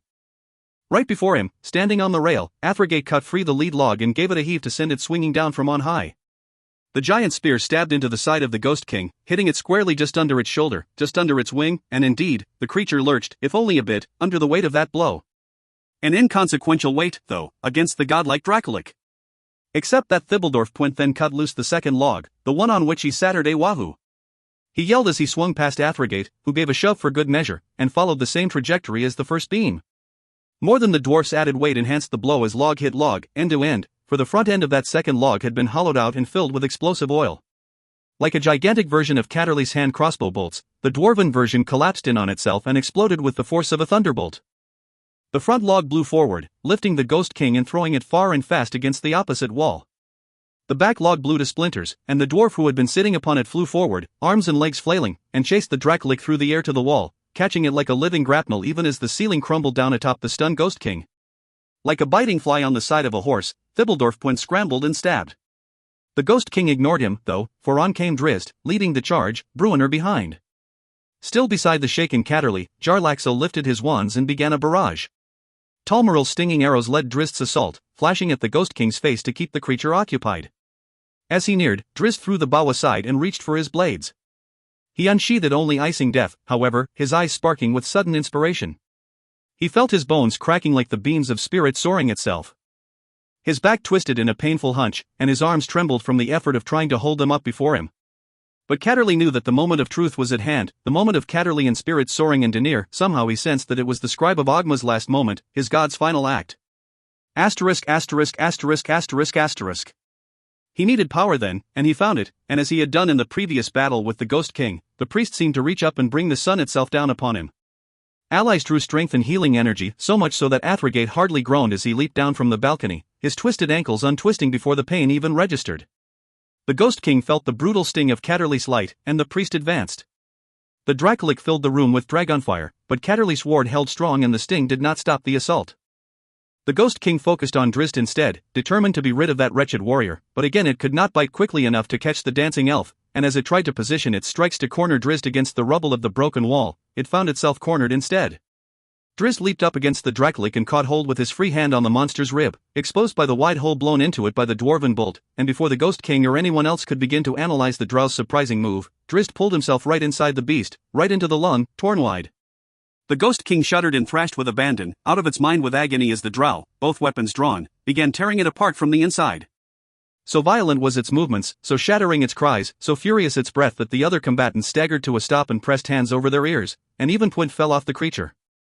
But inside, Drizzt played out his fury, and Catterley held forth his radiant light to bolster his allies and consume his enemy. The Ghost King pushed away from the wall, stumbling and kicking, smashing a foot right through the floor to crash down into the catacombs below. It shrieked and breathed its fire, and the weakened magic of spirit soaring could not resist the bite of those flames. The smoke grew thick, dulling the blinding brilliance of Catterley's light, but not weakening its effect. "Kill it, and quickly!" Jarlaxle yelled as the beast shuddered and shook with agony. Bruenor raised his axe and charged, Athrogate set his morning stars to spinning, and Thippledorf Punt leaped onto a leg and thrashed as only a battle-ridger could. A blue glow overwhelmed the yellow hue of Catterley's radiance, and the three dwarves felt their weapons hitting only emptiness. Drizzt fell through the insubstantial torso, landing lightly on the floor, but sliding and slipping on the blood and gore that covered him. Twint tumbled face down with an oomph. "It flees!" Jarlaxle shouted, and behind him, in the small room, Catti-brie cried out. In the main hall, the Ghost King vanished. Catterley was first to the anteroom, though every step seemed to pain the old man. He pulled the latch and threw open the door, and from under his white shirt produced the ruby pendant Jarlaxle had loaned to him. Before him, Catti-brie trembled and cried out. Behind him, Drizzt pulled out the onyx figurine. Catterley looked at Drizzt and shook his head. "Gennewivar will not get you there," said the priest. "We cannot allow it to escape us again," Drizzt said. He moved inexorably toward Catti-brie, drawn to her in her pain. "It will not," Catterley promised. He gave a profound sigh. "Tell Danica that I love her, and promise me that you will find and protect my children." "We will," Jarlaxle answered, and Drizzt, Bruenor, and Catterley all looked at him in astonishment. Had not the weight of the situation been pressing so enormously upon all of them at that moment, all three would have burst out in laughter. It was a fleeting moment of relief, though.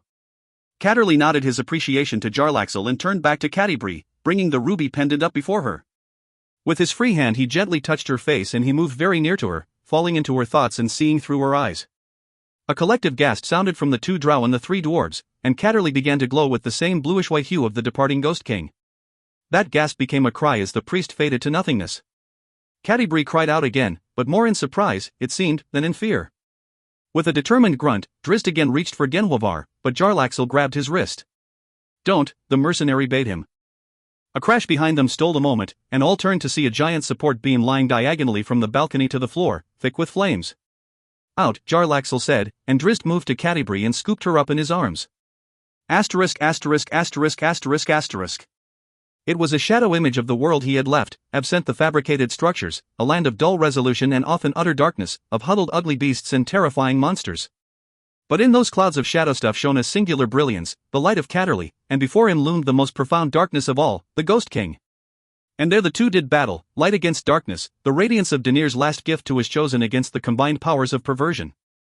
For a long, long while, light seared through shadows, and the flowing shadows rolled back to cover the radiance. For a long, long while, neither seemed to gain an advantage, and the other creatures of the dark plane looked on in awe. Then those creatures fell back, for the shadow could not grow against that radiance, that unrelenting warmth of Catterley Bonadus. Possessed of great draconic intelligence and the wisdom of centuries, the Ghost King knew the truth as well. For the king had been usurped and the new Ghost King stood amidst the darkness, and in that final struggle, Catterley could not be defeated.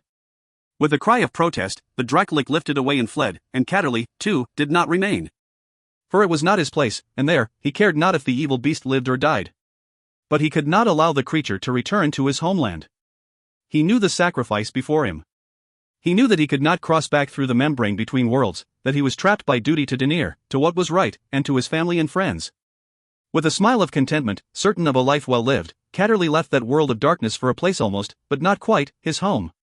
Chapter: The Last Memories of Changing Gods. She did not lie limp in Drizt's arms, but rather seemed to be watching an awe-inspiring spectacle, and from her twitches and gasps, Drizzt could only imagine the battle his friend Catterley was waging with the Ghost King.